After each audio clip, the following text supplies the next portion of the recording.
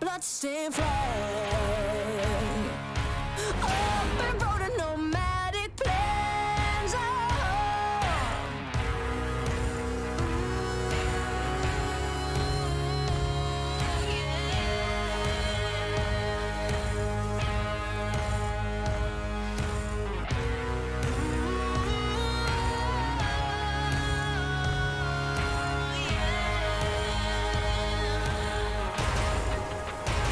I'm coming to get ya.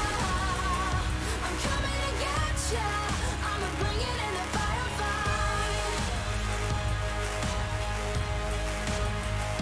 I'm coming to get ya. I'm coming to get ya. I'm the reaper in the dead of night. Lightning strikes in a quiet town. Bodies fall upon sacred ground. Burn a flag and a king is crowned.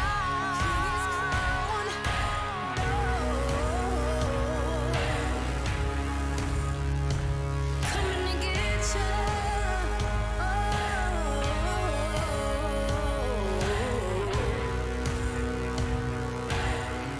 I'm coming, I'm coming.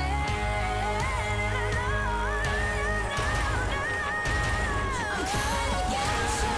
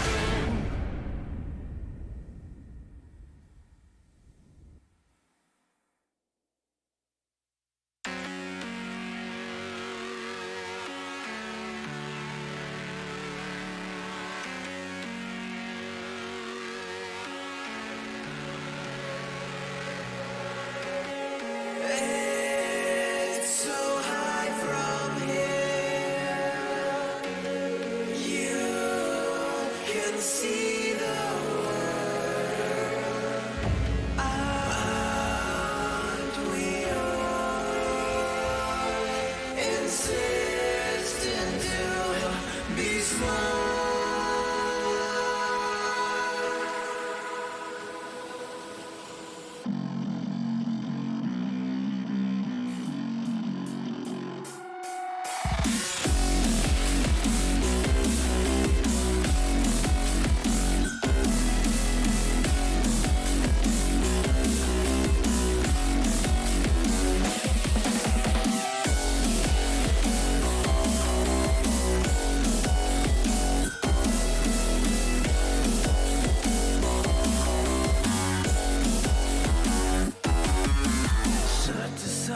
Subdivide. I'll show you how it's done. There's no sight, we go inside. The many is the one. You build your walls with faith in God. They never come around. Then wonder why we all defy the burden to be born. We're coming home with a mission to bring an end to a terrible land. We are here to your mission. We are many of one. We're coming home with a mission to tear you down from your undeserved throne. We can take your conviction. We are many of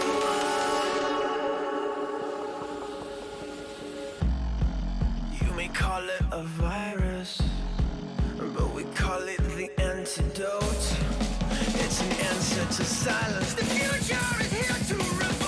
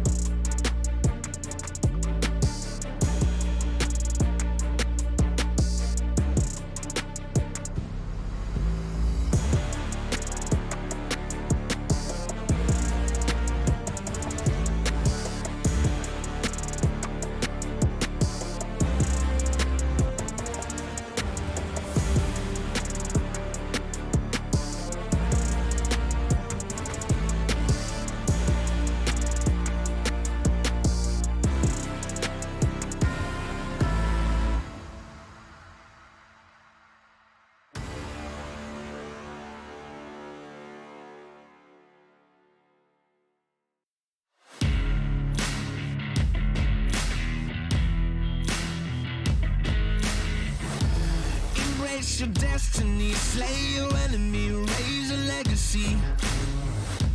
No more apologies, trust your abilities. Gather the energies, pull yourself back together. Been staying off track forever.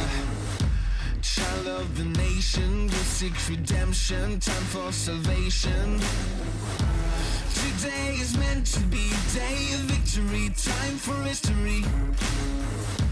Rebirth's a tendency. Fight the entropy. Channel your rivalry. You're praying for fortune to come. You're hearing the sound of the drums. It's too late to backtrack, but pack your bag now. Keep your feet on the road and stand up. You've got what it takes to fight back. Don't stop until you black out, out, out. Stand up, up. You've got what it takes to fight back, back. Don't stop until you black out, out. Give all you got and show them how to make a miracle. Stand up, up. You've got what it takes to fight back, back. Don't stop until you black out, out. Give all you got and show them how to make a miracle. Go save your team, be a hero. Take home the cup, be a star. They waiting for you, take aim, shoot your arrow. It's your time to shine, show them who you are. Stronger, gotta go faster, gotta get better, gotta work harder. It's fight or flight now, get up now. Go with the move, go for the goal, lead up the stadium, you know how it's done. Stand up, up, go what it takes to fight back, back. Don't stop until you back out, out. Give all you got and show them how to make a miracle. Stand up, up, go what it takes to fight back, back. Don't stop until you back out, out. Give all you got and show them how to make a miracle.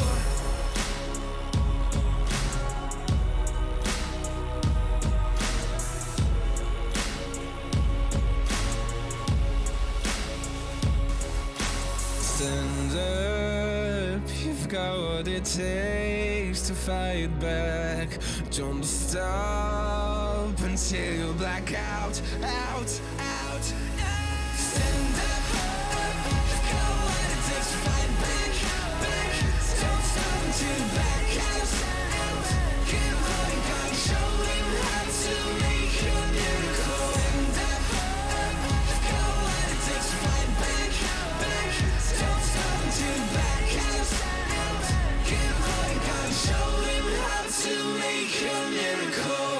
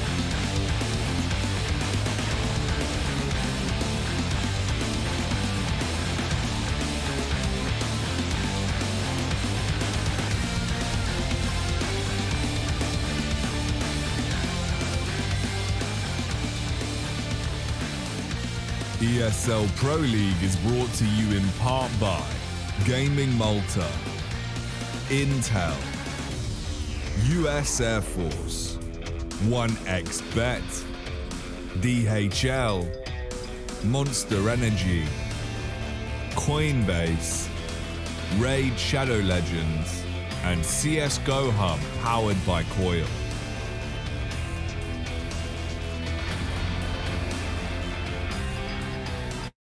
These are those moments I don't think anybody else is going to forget.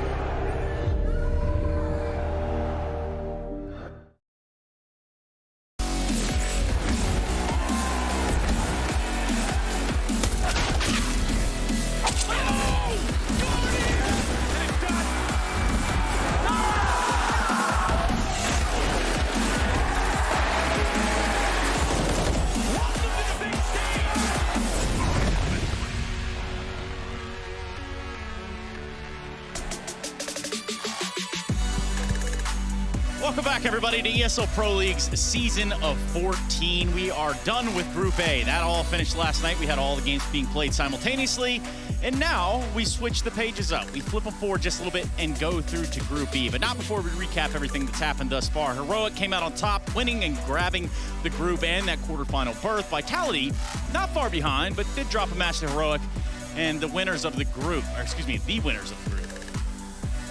Also, they secured themselves a round of 12 berth, which actually goes pretty far for them. The little Finnish team that could in Ints also secured themselves a round of 12 showing. So Yanko here with me. We're going to begin to walk you into this one because we're ready to start Group B. We got to kind of bring everything back together with Group A.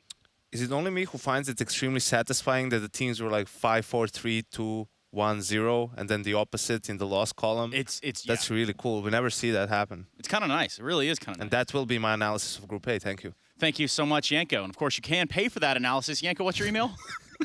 No, but I think for a team like Heroic, obviously continued where they left off last season, securing that #1 spot, and Vitality getting the job done. And here you see Zaiwu. Who would have expected him to just, as well, like Heroic, pick up where he left off? Just had an amazing tournament so far, great group stage, and on top of all the Heroic players. Yeah, a bit of contrast too in comparison to what Zaiwu was showing in Cologne. Now, we go back online and it's starting to come back together for him. Perhaps he can find that form a little bit later in the season. For Vitality, they also secured a berth in the round of 12, so they do stay alive to fight another day. Hey, he's human too, right? Like, it's Group A, so right after the player break, had to probably end it a little bit early, so I think he deserves like some leeway, just like everyone else, but he's proven so far that I like it. It's always with Simple and Zaiwu, it's always the same. He has like a 115 tournament, where his rating is like around 110. It's like, is Zaiwu in a slump? Like, for any other player, that would be a great tournament. Yeah, it would be. But it's because that's his average is like 130 or something. It's like what he does every event. So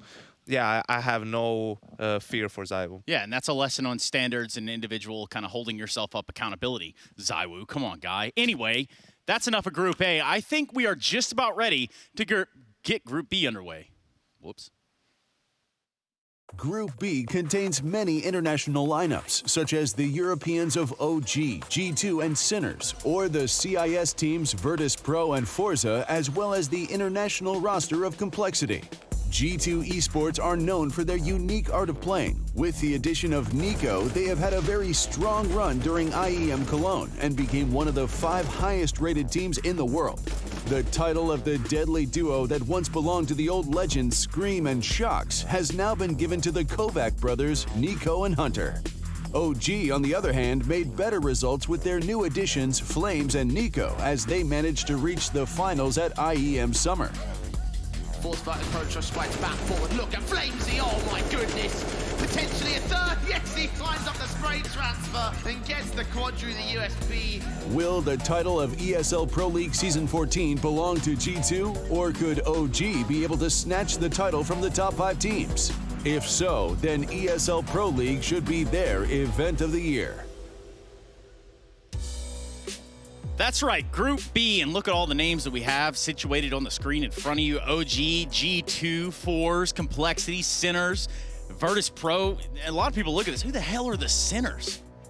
And why do they need to go to church? Yanko? Yeah, well, you might not recognize the team, but you'll probably recognize at least one player from that team, and that's Oscar in the top 20 players of the world in 2017 and 2018, right?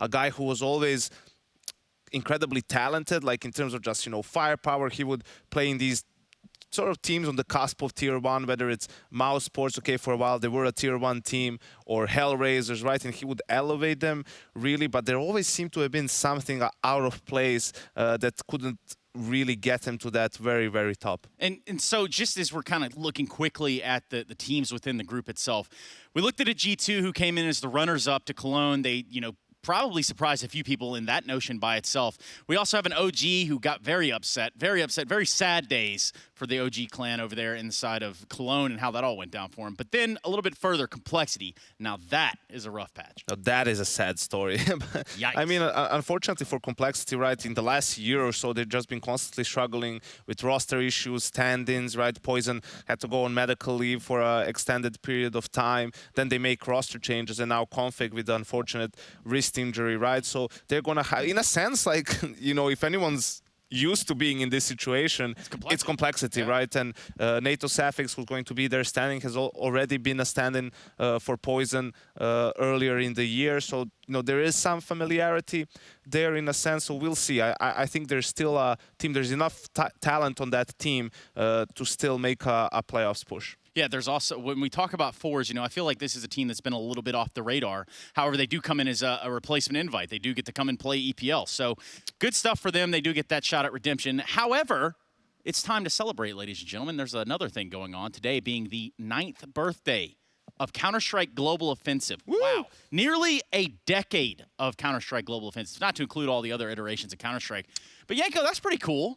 That's a lot, man. It's already been 9 years. It's crazy, yeah. Right, to imagine. It feels like, time just flies by. But yeah, I think game that's influenced a lot of people around the world, us especially. Everything's been revolving around CS for the last 5, 6, wow, even more, like 7, 8 years for us. So yeah, it's fun. Hopefully it's around for a very, very long time. Yeah, that's what we can hope for, at least. Shout out Valve one time for making that happen at the very most. Thanks, Daddy. Or, yeah, something like that. Hey, we're going to go ahead and check in on our new sideline reporter as well. She's coming in for this week. She goes by the name of Frankie. Frankie, are you there? Hello, I am here. Lovely to see you, boys. I'm enjoying that jumper as well today. The T-shirt's also very good, Yanko. I don't want to leave you out here. Yeah, nice T-shirt, Yanko.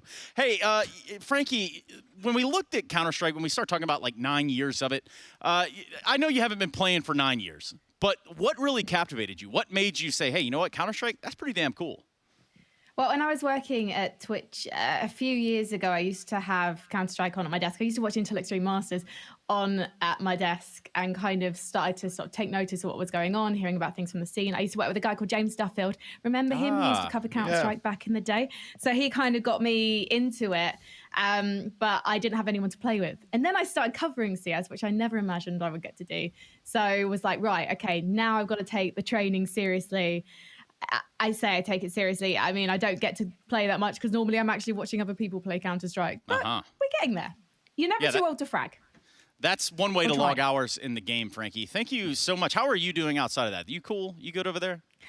Yeah, I'm cool. Thank you very much. I'm excited to be here. I am organising a wedding at the moment, and so I'm not around as much as I would like to be, but obviously trying to keep an eye on things. And I'm really excited to be here for Group B. I'm going to be talking to Valda about OG bouncing back later today, and also have compiled a little report on Complexity's struggles, in case anyone out there on the internet hasn't heard what the hell is going on. But also, I have to say, I'm extremely excited because we get Jerry. We get the legend that is Jerry from Fours.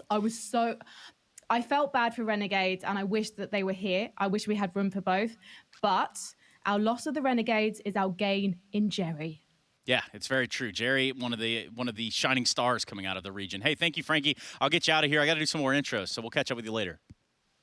And that was the last time anyone ever heard from Frankie. No, I'm kidding.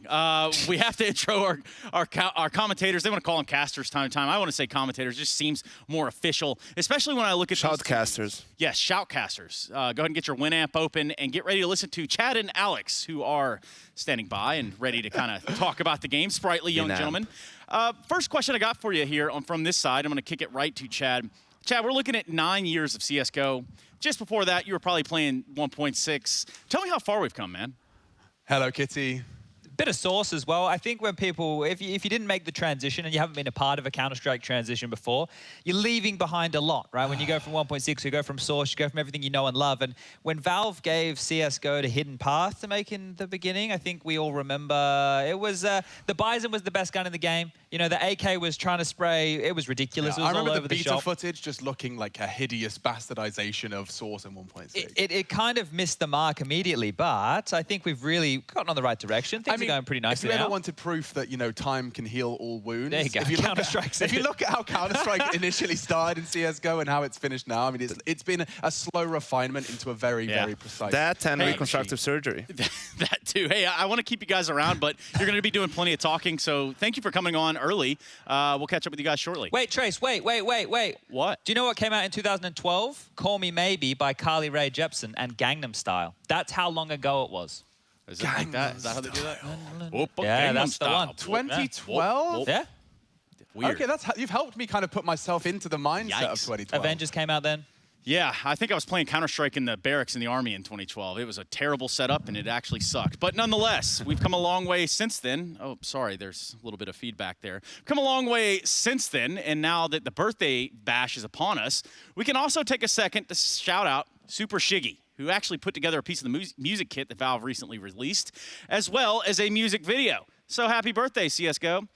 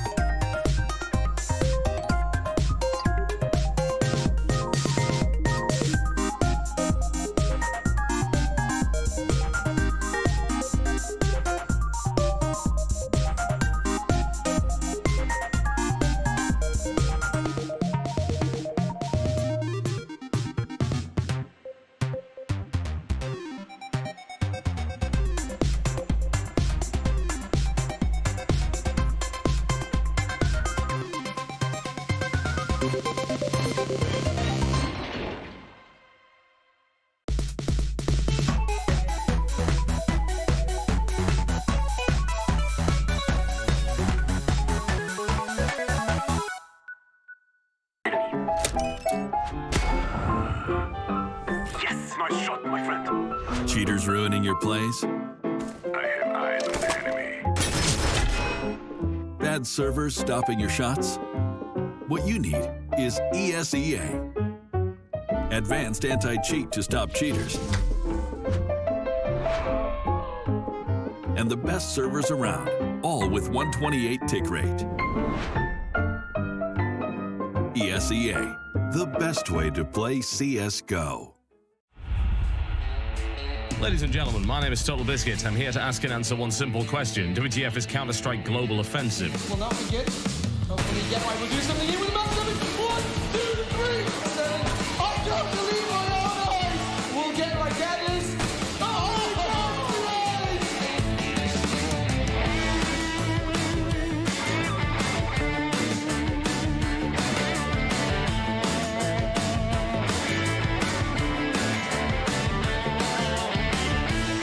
They're going to go in here. Goes for the defuse. He has to get it right now. If not, then they lose. He goes for it. Is he going to get it? Oh, my God. Oh, my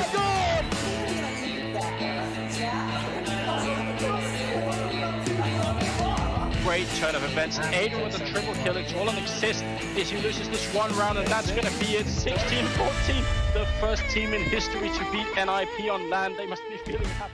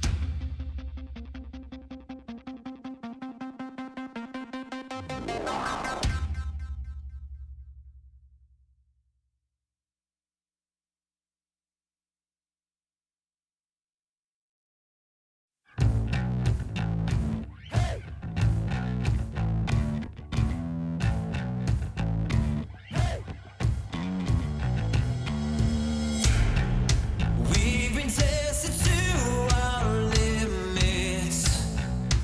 Don't hold back, won't surrender.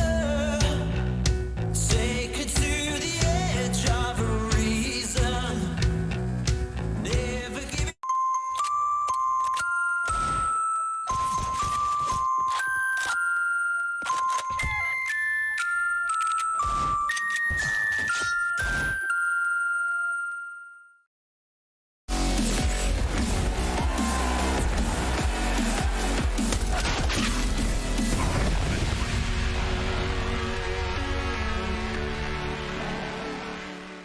Sinners are exciting, I think, just for the fact that it's a full Czech Republic roster. We haven't got to see these guys in a pro league, certainly not as a five-man squad.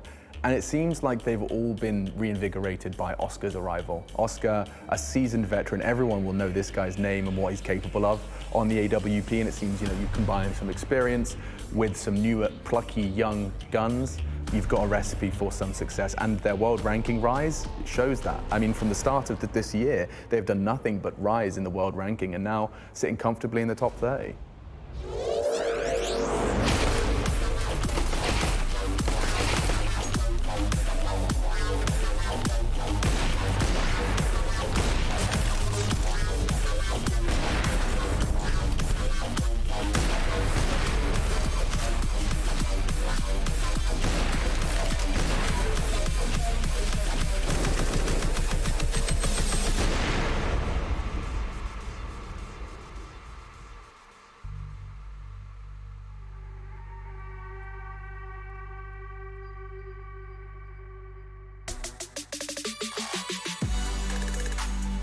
So check this out, everybody. ESEA Premier winners taking on the most recent IEM Cologne runners-up in G2. So Sinners versus G2. That's the matchup that we're going for here. Yanko with a massive smile on his face, and rightfully so. Group B does that to me as well. Before we get started, we took some time to catch up with a guy who celebrated a few birthdays himself and find out what the Sinners are bringing to ESL Pro League Season of 14. Let's hear from Oscar. Our team is going to bring, I think, a lot of energy to the Pro League. Basically, we have nothing to lose, and we don't want to create any fake pressure on us. So we are still the underdog. So we're going to have like the big power to prove ourselves and do some damage on the scene. And that's it. So Yanko, let's grab that. Let's run with it. Let's look at what happened with Sinners in ESEA Premier Season 37. obviously a few recognizable names there, but overall different caliber of opponents. Yeah, I think definitely, we're digging into tier 2, tier 3 of the scene, but listen, there's already a lot of names we've seen here, Endpoint, Sprout, Movie Star Riders, and so on. You can see that when it came to actually the playoffs, they took down Big, right? That's a huge name in the scene, definitely a tier 1 team. And really, from that point on in the playoffs, they haven't dropped a single map. They were 5-0 in the upper bracket final and in the grand final in the end. And you can see even recently, they've been having some good win against Ants, right? They're a playoff team in Pro League now, and so forth. So they've definitely been, when it comes to that cusp, of making it into the tier 2, they've been there. And one of the reasons for that is, as you can see, they have the third most maps played in 2021. And in the first 3 or 4 months, they were the #1 team, and by a large margin. So, G2, on the other hand, you can see obviously different level of opposition that they're playing. But if there's anything that could go Sinner's way, it's the fact that they have played so many maps with this roster just in this year. And sure, maybe you have less time to practice, but officials are also practice in a way. They're the best kind of practice. Yeah. So you learn a lot from every official game, win or lose, and it's going to help you improve faster. We see them talk about Oscar. He brings a lot of experience. With his experience, he helps them, resolve conflicts, work on communication, right? So that kind of maybe, fast tracks you over some problems and helps you improve in a better manner. Now, on the flip side of that, with G2, what do you think they learned in Cologne? Because I feel like there was a few lessons there for them. I think they learned that, they can beat Gambit. And they definitely think they've learned that they're a better team online than online, which is something that I feel like they knew already. But I think they've also learned that they're not there just yet. Like, that was a 3-0 in the grand final. Sure, some of the maps, it was a close 3-0, as close as a 3-0 can be, right? But I think it's obvious that there's still things for G2 to work on as a team. They still need to get better at some aspects. Some of the older things came back to haunt them in these games. Either having bad starts to games has been probably the reason, or one of the most glaring issues that they've had. But on the other side of things, you have the Kovac brothers showing up in full force, Nico having a great tournament on LAN, and yeah, there's definitely a lot of things to look forward to if you're a G2 fan. I mean, we can mention the Kovac brothers, but also the Kovac cousins. They're tearing it up right now, at least in terms of being comfortable playing on the same team and whatnot. It seems like there is a gel or a sort of mesh that's happened here with G2 that gives them just that strength to push them a little bit past where they, might otherwise falter in the past. I don't think we're going to be running into them forgetting to defuse and stuff like that anymore. Yeah, I know, but for me, like, the most important thing for G2 in this group is, obviously I think they're going to make the playoffs. That would be an absolute disaster if that doesn't happen. But what the important thing is, they gained even more confidence. They beat Gambit. That was the big thing for them at Cologne, obviously making the grand finals, beating Astralis along the way too. Not a small feat, and it's important that they don't screw up here too much, right? Like, don't lose. Like, I don't think they can lose to Sinners, but hey, don't lose to Fours and some other team and barely make into the playoffs, because that confidence cannot take a hit right now. You need to continue going in that upwards trend. And especially, when you look at it with Sinners having, not really coming into here with a lot of pressure, we start to look at a map veto where it can also kind of play it. They don't play Dust 2. G2 don't play Overpass. Yeah, so I think probably a Vertigo here for Sinners is their most played map. G2 can go for an Inferno pick. That would make the most sense for me with Mirage as the decider, but G2 has been known to surprise us when it came to the map vetoes. Maybe a cheeky Ancient pick. Oh, no Ancient pick. So yeah, I think here they're just going to decide to go for Mirage. And yeah, I think the veto was pretty straightforward. No surprises there for either team. And we'll see what Sinners have in store for us, right? On some of these maps, like Vertigo, they have been, I said, the most played map, but also the highest win rate for them on the map. So there's definitely, you look at the map pool, there's chances there for them. And we'll see how G2 looks just coming out of that player break. Yeah, that's, I think, a lot of question marks, right? Are they going to be able to pick up where they left off in Cologne? Because they showed some dominance there. They showed that they could do it. I did play 2 Faceit games with Nico last night, and he looks solid. Okay. So I think we can expect him to perform. We'll see about the rest. Now, there's a correlation there, too, because you were playing with Madden not so long ago, which was, I guess, last season. So Yeah, not so long ago. Yeah, and for that, I mean, they were winning games up until you guys didn't play one night before. Do I have that right in my memory? Yeah, how do you say? I'm a tally for him. How do you say it? Like a good luck charm? Yeah, that'll work. Like a rabbit's foot almost. For us to look at this matchup and say that G2, might falter a map here, is that fair to say? Do you think that, potentially Sinners could grab a map off of them? I think they could, and probably map number one, I think, over the course of the series. That's the thing, like Mirage as well as the decider, like sure, I don't believe in Mirage or Dust 2, everyone knows how to play it, and, you can't, there's a reason why some teams are better than others, even on those particular maps, but, that would be a dangerous decider to go on because you can gain some momentum, right? So I think for G2, it's important that they don't start complacent, that they just come out and come out with a lot of resolve. Come out swinging, I think is what we're looking for right here. For us, we're going to go ahead and swing things on down to the commentators. It's Sinners taking on G2 in the opening matchup of Group E. Cheers, fellas. G2 starting on the defense of Vertigo. And Sinners, a roster rundown for you. We got B-Stick, Zedco, Shock, Neofrag, and of course Oscar, the aforementioned superstar in the top 20 players in the world 2 years. A couple of years ago, admittedly, Yanko covering that. 1xBet believes G2 is the hot favorite, and as Oscar outlined, and as the desk have as well, that's the case. This is first Pro League for the Sinners, far from that from G2, and they want to have a knock on Nico's door here on ramp. Not bad, they've actually forced him off the line. Knock. Yeah, it's a very loud knock. Jax has been called upon. They go quietly, though, so there isn't that instant sound cue confirmation that it's an all-in. Yeah, and it's looking like a retake setup on A right now from G2. You can see Nico now passive, there's Goose. You got Jax here supporting Amanek next, and Hunter still floating towards mid and B right now. 2 flashes on Jax for this retake. The U2 coming on in. Molly towards headshot, smoke towards the left hand. Well, actually, it's a deep smoke towards elevator. Okay, Nico, that's one way to kick things off. Oscar is down and out. Yeah, it's going to be up to Shock as well. He's taken a lot of territory off of G2 here. So for this retake, if he can be set up for success, Elevator's a threat, but they're actually all coming in towards Shock's angle. This is perfect. If he eats the flash, it's a problem. Need another one. Needs Zedco to bait and switch. They clear his corner, does go 1 for 1. A lot more needed out of Zedco. Got nothing to report. Neofrag and B-Stick do find the necessary first. And time about half gone, half tick. Nico's low, but it's Amanek forcing the fight. He's got the kit on him. Needs to sit good, doesn't he? Does need to be getting on that defuse now. And it's Amanek still dancing off the bomb just in the nick of time. Damn, G2, they were playing with some very fine margins there.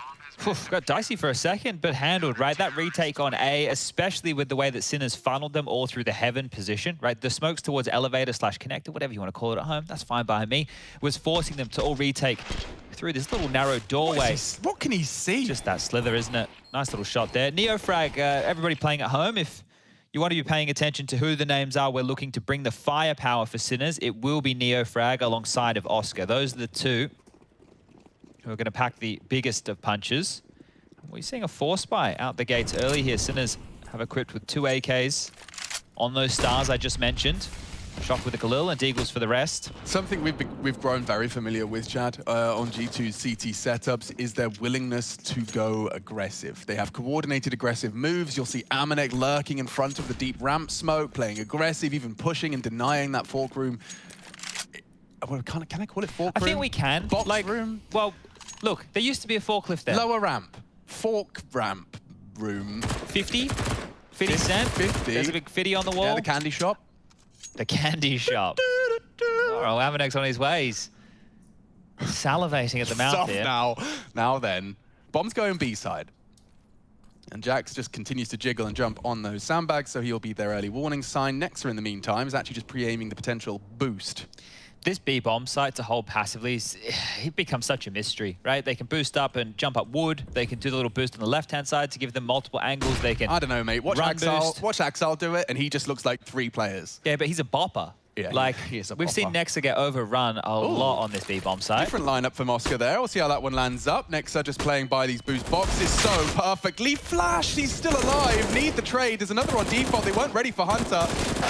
Oh, and a solid defense so far. Left in the 2v2. And bomb down default. So this force buy far from over. You can see Shock dipping down towards the stairs for the afterplant. We need to see Zedco at least find some safe passage out of the site, and he'll happily take the AK upgrade. No armor. He'll be first contact on that defuse. Speaking of defuse, the kit loose. It's a bit further forward towards that sandbags and snacks corner. And perfect from Zedko. Gets the one, but it's Jax with them both. And he is a high-impact player. We talked about it. We saw the stats as well. G2, since returning Jax to the starting roster, since removing Kenny for Jax, they've done nothing but place top 4. That didn't seem like that was going to be the solution, right? That didn't seem like that was going to be the solution for this team whatsoever. All right, I hope we get this Jax kill on the replay here, because that was quick as you like. You knew the setup, right? It was very likely they'll both be playing from deep. The first is fantastic. The second is brilliant. Shox that just getting his head absolutely ripped off. So frustration because they got to the side. They did everything they need to do. And if you're shocked, you know that if you just don't die there, the round is yours. That was a 10-second defuse out of Jax. He had to hit that shot. Oof. And that was their fourth, Chad. So much lay on it. I say that was their fourth. Look at their buy. Yeah. Getting the bomb down pays dividends. Yeah, taking 4 players as well helps. And here you go, kicking off another round. 2 big openings. Neofrag, he's got one to his name. Zedko with one of his own. Here we go. Now we're talking. G2 did a good job of clawing back that retake, but I don't think it's going to be as easy this time round. Now that the numbers fall heavily in the favor of the Sinners here, and they haven't even had to apply too much pressure onto the sites just yet, they can regroup. They can use this bunch of smokes and flashes they have and just trade out efficiently as Shock's starting to have a look mid, see if anybody's home. Nobody up close and personal. And they are being given A for free right now. Amanek will be the only one close enough to do anything about this, and if those smokes land as foretold, shouldn't be able to do anything at all. Bit of a flubbed flash there from Neofrag, but that's the early jitters. This is their second game against opponents at this level ever, right? Yeah. It was only big before that. Shock's on a naughty flank. He's actually got a really good timing here. I don't think Amanek's going to be ready for this. He should knife him, but he won't. Oh, wait. Maybe he can't get that kill at all now. Amanek has slipped away. Ah, there you go, the frag. Then Orbs on the ground. You'd love to get a knife kill in early. You know, your first game of Pro League. I don't know if Shock's a knifer. Maybe he's not a big knifer. But were you implying for the financial benefit? No, I was implying that, you know, just really just like, we've just knifed Amanek. Yeah, we've just started the game. We just knifed, you know, just, it doesn't matter. Get the mojo flowing. Yeah. He looks like a very serious lad, though, doesn't he? I don't know how much knifing we'll be getting out of Shock. I mean, especially considering round 2, you just had a round you were convinced you'd win, and probably would every time in ESEA Premier. Taken away from you by a very, very sharp Frenchman. One of the best when it comes to aim in the older boys is Jaxie boy. Yeah, he's sharp, and he's great at the off angles as well here. And you consider the names around him, Hunter and Nico, we talk about how fantastic their individual ability is as well. Obviously, Amanek has, I wouldn't say Amanek has the toughest role on this team, just purely because he's not a primary AWPer, being now a primary AWPer and playing it as a supportive. Think about it like Nitro. That's probably a good way to paint it, right? He's not a star. He's not being set up like a star AWPer. But necessary impact required. Yes. So you're not getting all the goodies, but you're still expected to perform. Here we go. A bit more pace to this one. 3 G2 members here. Amanek with the util to set up Nico, but he's so blind. He's actually been booked, and there may be more. Jax on the retreat. Amanek bails him out, but damage done again from the Sinners.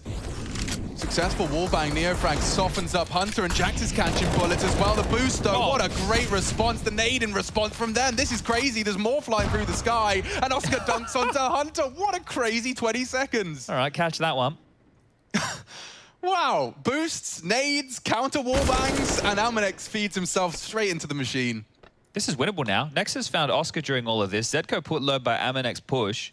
It's just really B-Stick operating with the HP, and he only has a Galil to his name, so they're trying to hightail it out of here. But the sound cues, Nexo can be hearing a couple of these faint footsteps as they run away. B-Stick's got a head start. He should be, like, up to Jenny's by the time Nexus and CT. Nexo doesn't have a kit either here, so as soon as this bomb goes down, start the 40-second timer. If he gets that first burst, like the first jiggle, first contact needs to be a kill here at Nexus. That was his contact. B-Stick tagged up. They know where he is. Might need to reload here. 4 bullets. Yeah, you're right. That could be a problem for him. Might have to opt for the pistol if he doesn't choose to reload. Admittedly, Zedka's low, and 4 bullets is plenty. Deagle to finish the job, and he's already softened him up. B-Stick getting a bit nervous now, and the fight's given to him. Nexus so close. 10 HP separating him from the 1v2. B-Stick will recover, and they equalize nicely. That's going to put the CTs on their bottoms, and it's time for the Sinners to take the lead. Important they won that one there, right? We obviously had the 1-on-2 that they lost it just a little bit earlier to Jax, but now they've gotten that one out of the way, right? It's more about just pushing these jitters aside, because this is a big game. This is the team that represents a region, and for the longest time, it was just Oscar representing that region. Czech Republic. We've got the full squad here. I know Striker from HLTV will be watching on. His boys. Ouch. Some of my first and best LAN memories are in Prague. Nico, however, has dunked onto NeoFrag on a weapon down. Won't be retrievable. It's good util usage there. It's nice to pepper them up on the ascent. He's going for more, and they are all partnered up here. So Nico, oh, already with another. Zedko's not going to be expecting the party, and that enables Hunter to get another. G2, solid setup, but Sinners just feed themselves into this, and they're going to have to recover. You can't just let this one slip away. This would be a bad one to lose. Really bad one to lose. I mean, they didn't even fully invest. I mean, didn't flirt with investing more than just a sidearm. And now, B-Stick and Shock called upon. Hunter does walk in. If he gets the second Nexus, Deagle's too threatening, and they know exactly where you are, Shock. He said he's got a serious face on him. Well, he's going to be a whole lot more serious now. The bomb under enemy control. 50 seconds, and they are unarmored, but this is G2. He's starting to feel the pressure every bullet that misses its mark, confirming his position. He's still worried about a flank, and understandably so, but they've got the bomb. They don't need to be anywhere else. Molly and a smoke. He's not going to get too many more opportunities with these fights here. X-ray off. We live in his own vision, clearing his corners. One spotted. Did he spot the one on site? He has too many targets. Does well to snap into Amanek. Jax, however, baited in. Crosshair pulled away.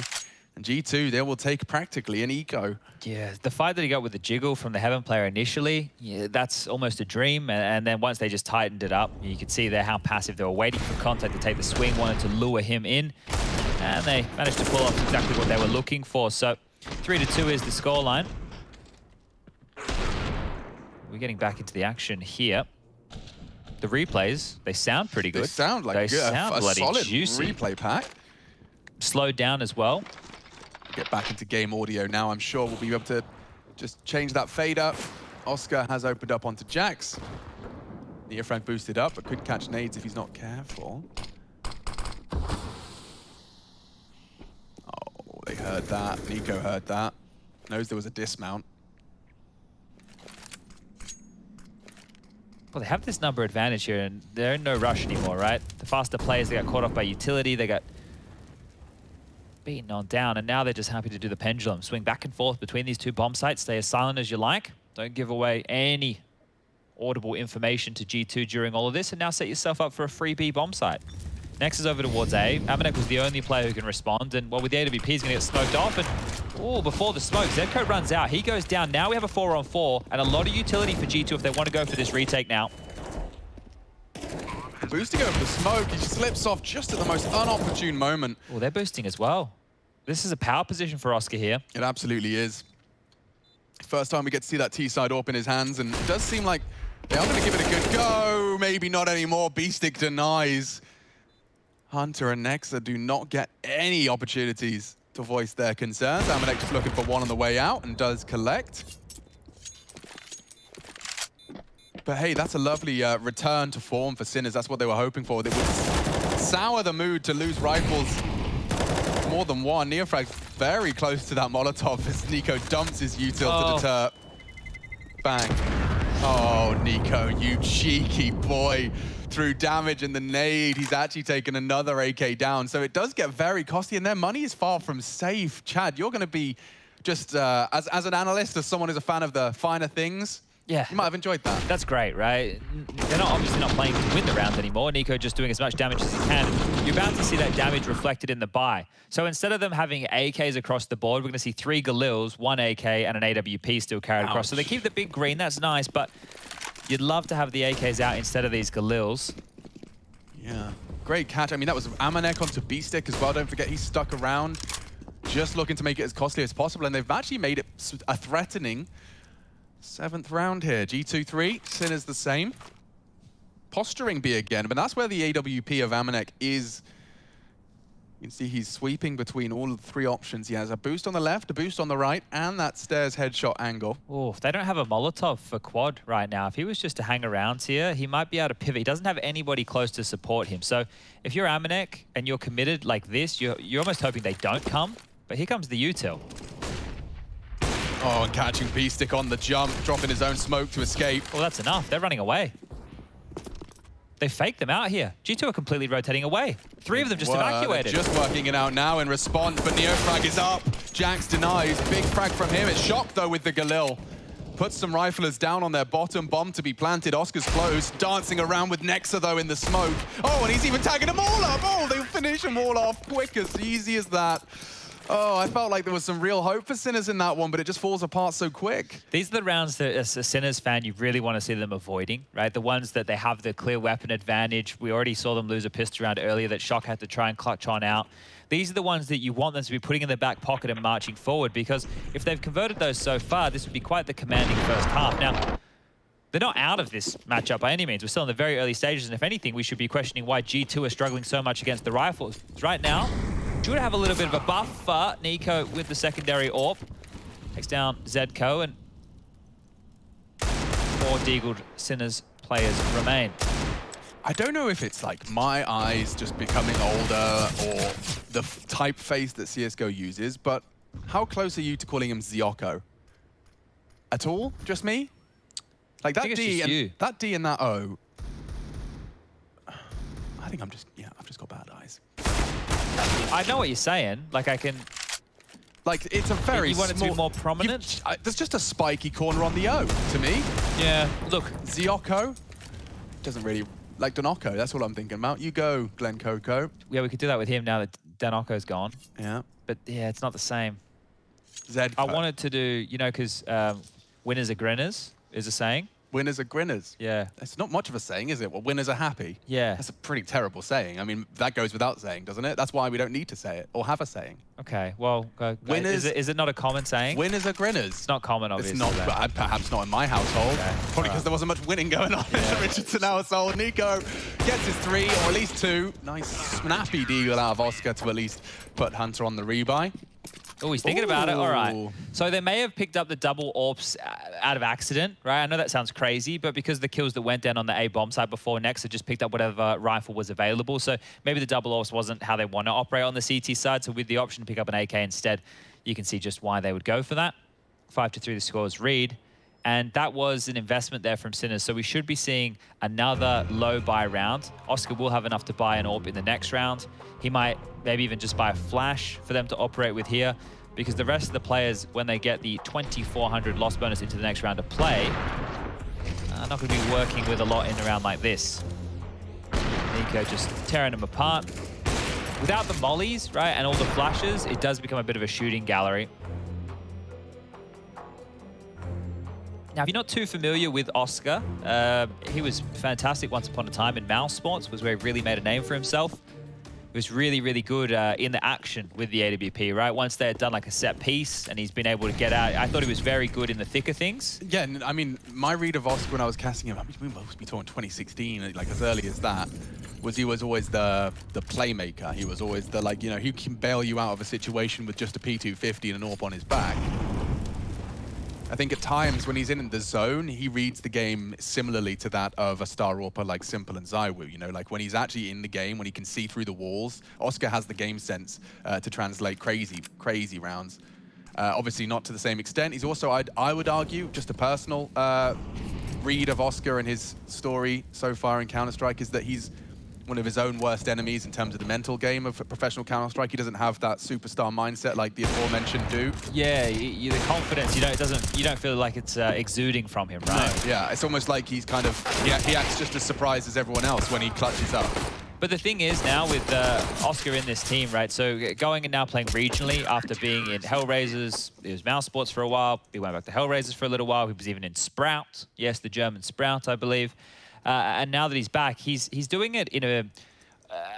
he's an older player, right? I think he's 30 years of age. So for him to be going back, and what he is doing within this team is helping out the generation of players younger than him, helping out his scene in a massive way. And this is probably one of the last options you kind of have left to go from nothing to try and ramp on up and build something. I mean, I think that that's something that a lot of players, as they get older in their career, start thinking about. I'd like to hope they do. Well, I mean, Alu, if you don't remember, ages ago, I think during NIP times, when he joined NIP briefly, he was like, one of my career goals before I quit is to have a full Finnish roster again. He wants to bring that back. We saw it briefly, of course. And it was good. And it was good. And then it all fell apart. Maybe this is Oscar's ends. Oh. Well, if they get a major final, I'm sure they'll be happy. I don't know about the falling apart. Getting rid of your in-game leader. We'll stay away from all of that. Yeah, like playground politics, but with giant salaries involved. It's funny how that happened. Human beings not addressing their feelings, letting it manifest and fester into resentment and envy. Welcome to everybody's lives. Fester is a good word, though. It is It describes exactly what I'm talking about when I use it. Neofrag, hello. He's a bit of a lurky boy mission, and isn't he? I'll tell you now, it is hard to shoot through those grates. I can't tell if it's 0 damage or if it's just something in the CS engine. They are committing to B through this, and bombs on the back of B stick. Nika, however, ready to deny. Hunter's still there as well. They haven't found them. Such a heavy price to pay to get into the site. Oscar claws something back. He'd need another instantaneously. There is a generator player in the form of Amanek, but he's not gone aggressive. Oscar has, though. Just pushed up high to the scope, and he walked straight into Nico. No hope for Zedco. I doubted myself for a second there. Zedco. It's a D. It's a D. 10 HP. One from behind, and yeah, it's as easy as that for Jax. Slips away. Couple of opportunities there. You can see their hopes and plans. A 4-man B with an A lurk to catch and punish. Yeah, it's just a shame when your lurk goes down first, right? Yeah. So Neofrag's dead. At that point, you're not worried. He can't come through lurk. He can't catch anybody off guard. He can't even call you back to the site. Let's say if you get some traction and you fall flat on his take like they did. But you can just see that is just an absolute gauntlet. So that smoke save to deny front sight just channels them into one line of sight. And there you go. So G2 up to 7 now. One more round needed. Take the half. And this is Sinner's map choice. It's one of their better maps, if not their best map. But Neofrag gets a chance at redemption. Okay. Well, they are in max loss bonus territory, right? So at this point, you can understand why they might want to go for buys like this, but they need a plant. If you're going to invest this heavily, a bomb plant almost seems like a minimum. Trying a new avenue this time round, so through middle.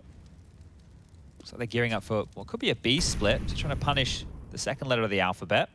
You can see B-Sticks lined up the smoke for the cross to construction counter utility deployed. They'll have to disrespect that, and they are rushing up the connector. G2 to respond, Hunter's there, as is Nexa, and yeah, it's as easy as that. Solid attempt, the rifle from Neofrag does post one, but now he's all alone, and he's not too long for this wild either. 3 quick from Hunter's B defense. And you can see how reactive G2's setup was. It wasn't even questioned, it wasn't even doubted.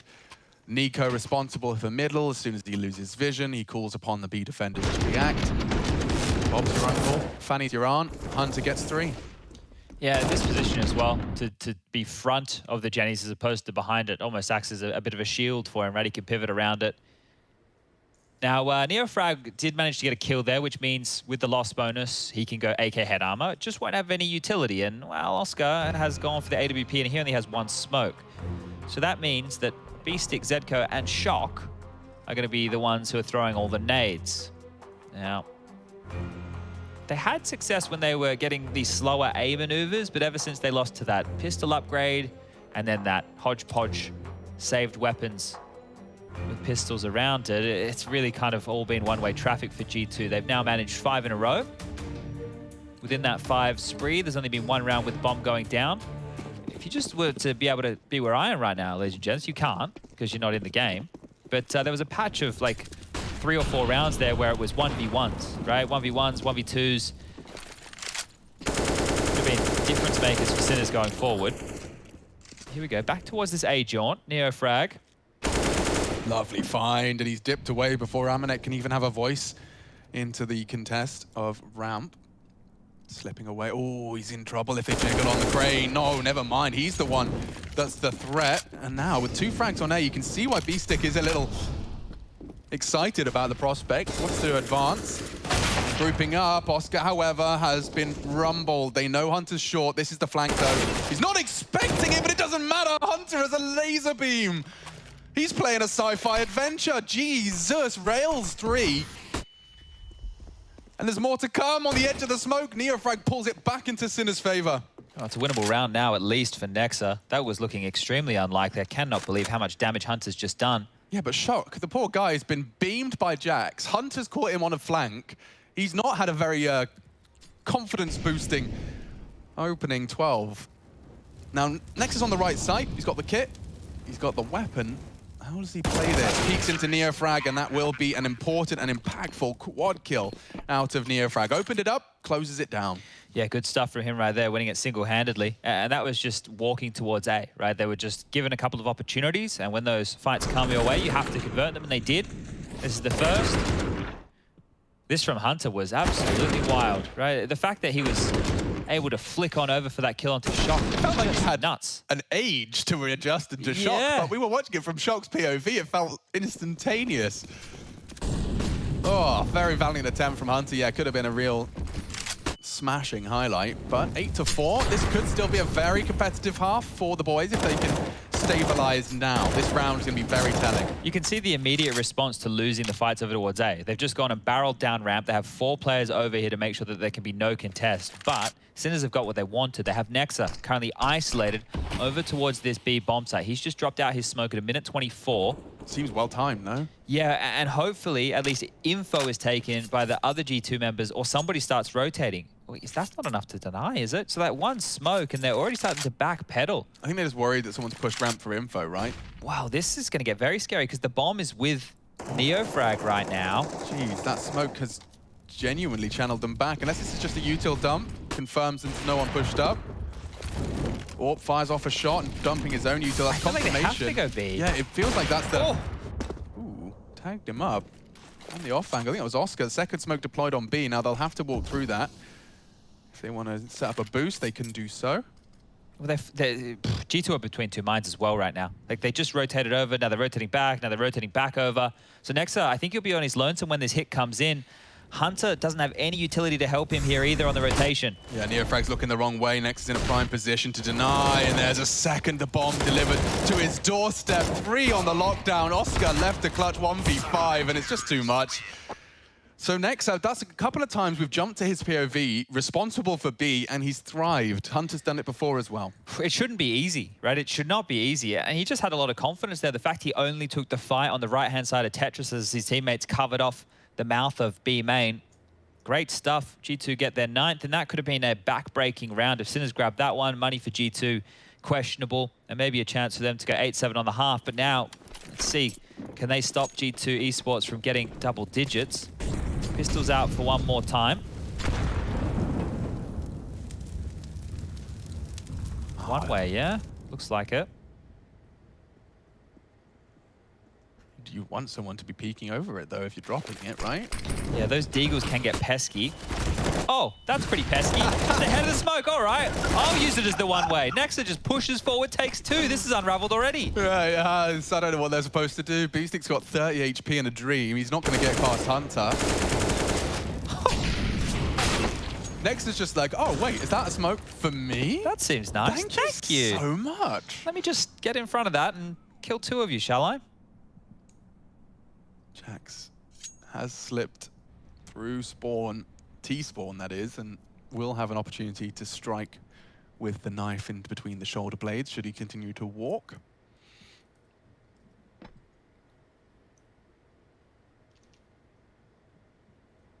The unenviable task of a 1v3 against a fully bought up G2, and with only a $700 pistol. Great shot onto him, but that should be the counter. He went for the pistol. Amanek gave him just a small window. Someone said he's low. That always happens. Someone like he's got low, an AWP on his back. You know, when someone goes 10 HP, and then you as an AWPer, I guess you don't want to be missing the AWP shot on 10 HP. Yeah. And then when he's not. This was it. Hunter finding 2 as Oscar and Beastick were knocking on that B door. Solid work. It was actually all down to Shock, who actually managed to not only get those frags, he got away, reposition, came back for another onto Nico. But a 10-5 half would sound a whole lot better than 11-4. Heading back towards A, and 3 members of G2 here to contest, dumping util and likely bullets as well. More nades. Beastick swallows one of them. 50 damage to the intestines. Might catch the toes here, Beastick, if he's looking. Not looking. Just a jungle of smokes on ramp at that point. Like, you have to be a real nerd if you are ready for that. Shock was ready for Hunter's off angle, though. There you go. Good equalizer. Ooh, he's taking a real gamble here. Amanek's not going to call it. He will now. Neofrag does catch Jax. At least it's kept level. No one else to report on A. But he was so pushed up. Well, the bomb's on Oscar right now. Oh, and he's got nothing. It's a free runway. Completely free real estate. Well, they could double nade the plant spot here. Nexa and Nico both have HEs. Oh, Oscar does deal with the Nexa aggress. It is only Nico. He's gone 10-5. Sinners make good on their promise to keep it competitive. Vertigo, our first map. G2 firmly in the lead. Just 6 rounds separating them from a 1-0 start.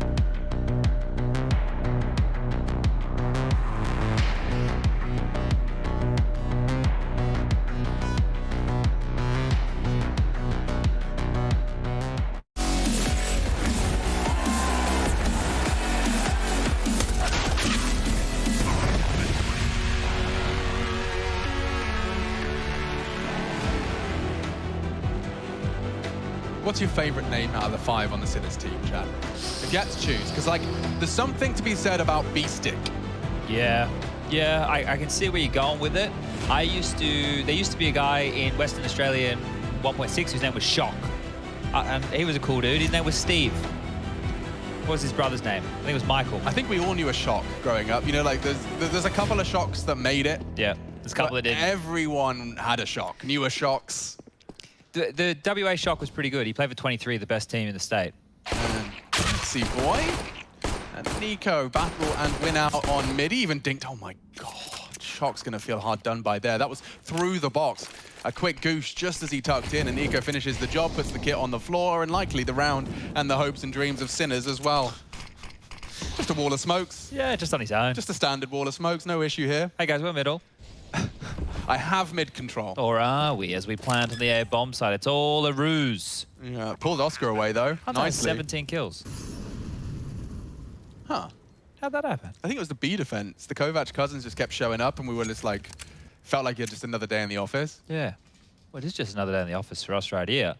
But for Sinners, I think they're saving Alex. I think they're going to hold on to that Kevlar and Oscar. They're going to pick up that kit. That'd be pretty tidy to have.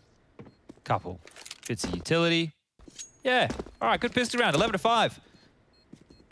One within the first, I don't know, 15, 20 seconds of the round there. Just walking out mid, bopping off some heads, cracking some skulls. What's your professional opinion? Here we go. When you look at a team like Sinners, who have slowly, like, they didn't get off to a flying start, right? Like, we're talking, they joined Premier, they do okay. Every time Oscar joins, they've slowly climbed up the world rankings. They've been slowly taking bigger games off of bigger teams. Like, it's been a very developmental team trajectory.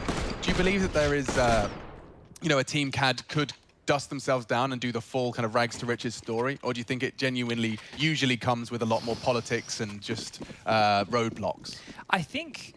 I definitely think it's possible, but some of the bigger issues that need to be considered are just talent, right? Is there enough talent, right? Because you can spend hours and hours a day playing Counter-Strike, and some people don't get better, or some people are never going to cut the mustard, right? So I think that a big part of it is just having enough talent.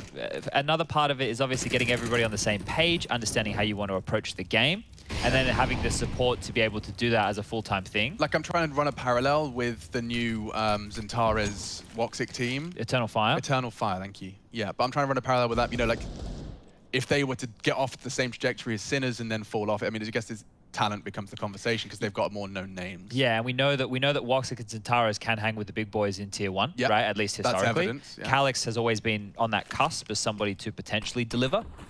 So I think Imor was considered the best player in Sangal. Yes. And then Issa coming in is where it's like, oh, you just wanted to do native language, and now you've all just made it more difficult for yourselves. But I think... A Furier, if you will. Yeah.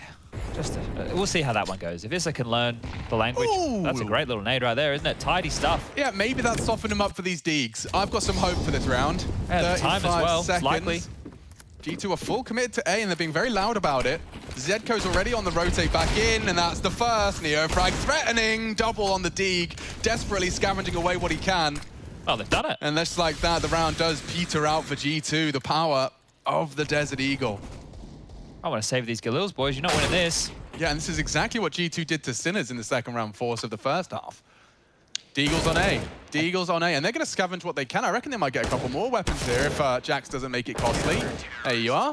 That's at least 2 rifles. Mac-10 scooped up as well. 2 Mac-10s, no rifle, I lied. Would have been much better if they could get their hands on those Galils. Where did that Galil go? I think Jax just had it in his hand. It could have just disappeared off the map. You know how Vertigo goes. Or they're a bit slippery. You know, you're mashing your W key, trying to get there as close as you possibly can. But this is good, and I think that being restrained with their utility, that one-way smoke towards the top of the crane was dropped at about 30 seconds. So that was really good. The utility, you can see that softening up. So G2 may be taking a little bit too long on that one.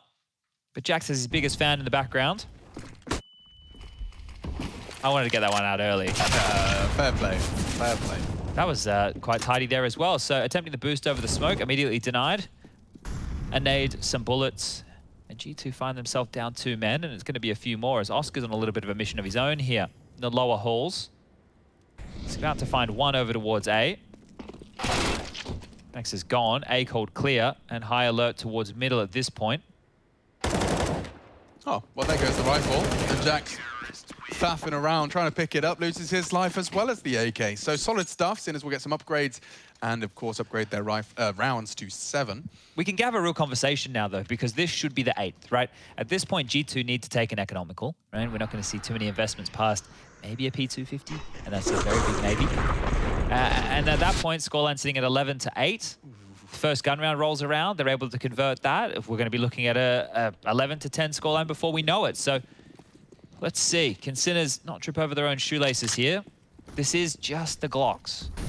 Not a P250, not a flash, nothing. In a round like this, you want to keep as many players alive as possible, and realistically, you should be talking about 4, right? Yeah. You should keep probably 4. Let Oscar go hunting. Maybe knife someone. Maybe get B-Stick involved. I can't. Beast. Beastick. Beastick. Ick. Beastick. Beastick. Could you say it one more time to me with a straight face? Beastick. That's the final answer? Okay, cool.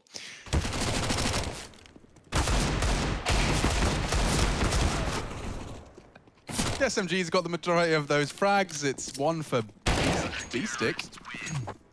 Ick. Beastick. Focus on the ick. That's what I'm doing. I'm just making sure. You don't think I am? I know how your mind operates. No, I know how you think I'm saying it. I think you. I think that you're saying it that way.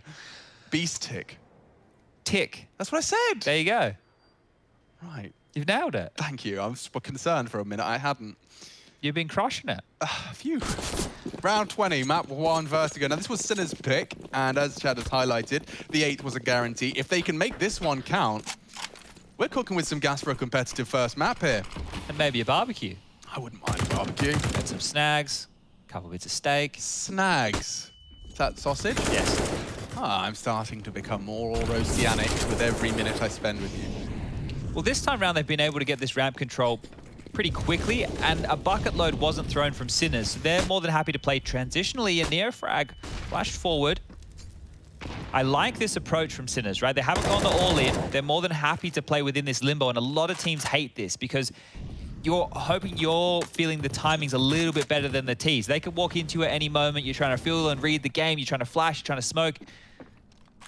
Trying to find those timings. So who's got util for B-Stick? It's going to be Neofrag with a flash. They will flash when B-Stick feels under the pump.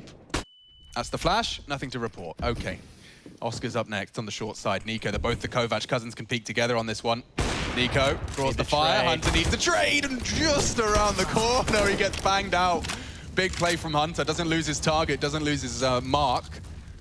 And that's all they wanted, I guess. Nexa has been poking and prodding at B this whole time. It's Zedco given the responsibility. And good timing on his They're smoke. so good It's with a the very util. passive smoke, though. Their timing on the util has been great. Really good. Oh, did he spot him? Zedco's being hunted. Timing is everything here in that power position. Takes a strike, 1-for-1. Needed Amanek, 10 HP. He gets away with murder.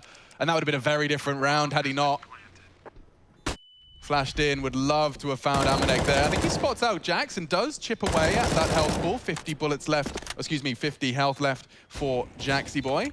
Now it should be the save. Oh, he's still going, all right. Okay, well, Neofrag's convincing a couple of us. You can see B-Stick's picked up the AWP. He doesn't want to lose it. And just on the boosted platform, Hunter spotted, finished off. There's a kit there. Amanek's 10 HP. Yes, Neofrag does have it. He has what it takes. And they were flirting with the idea of saving. I think Neofrag just pulled them across the line with sheer confidence and willpower. Yeah, I think he just wanted to get stuck in, right? Because the AWP coming in so late with all of that, it's on Neofrag. It's 100% on Neofrag during all of this. So fantastic work for him to be able to pick up the kills necessary. Wins out the clutch. Well played. Ooh, and there's Malik, the coach.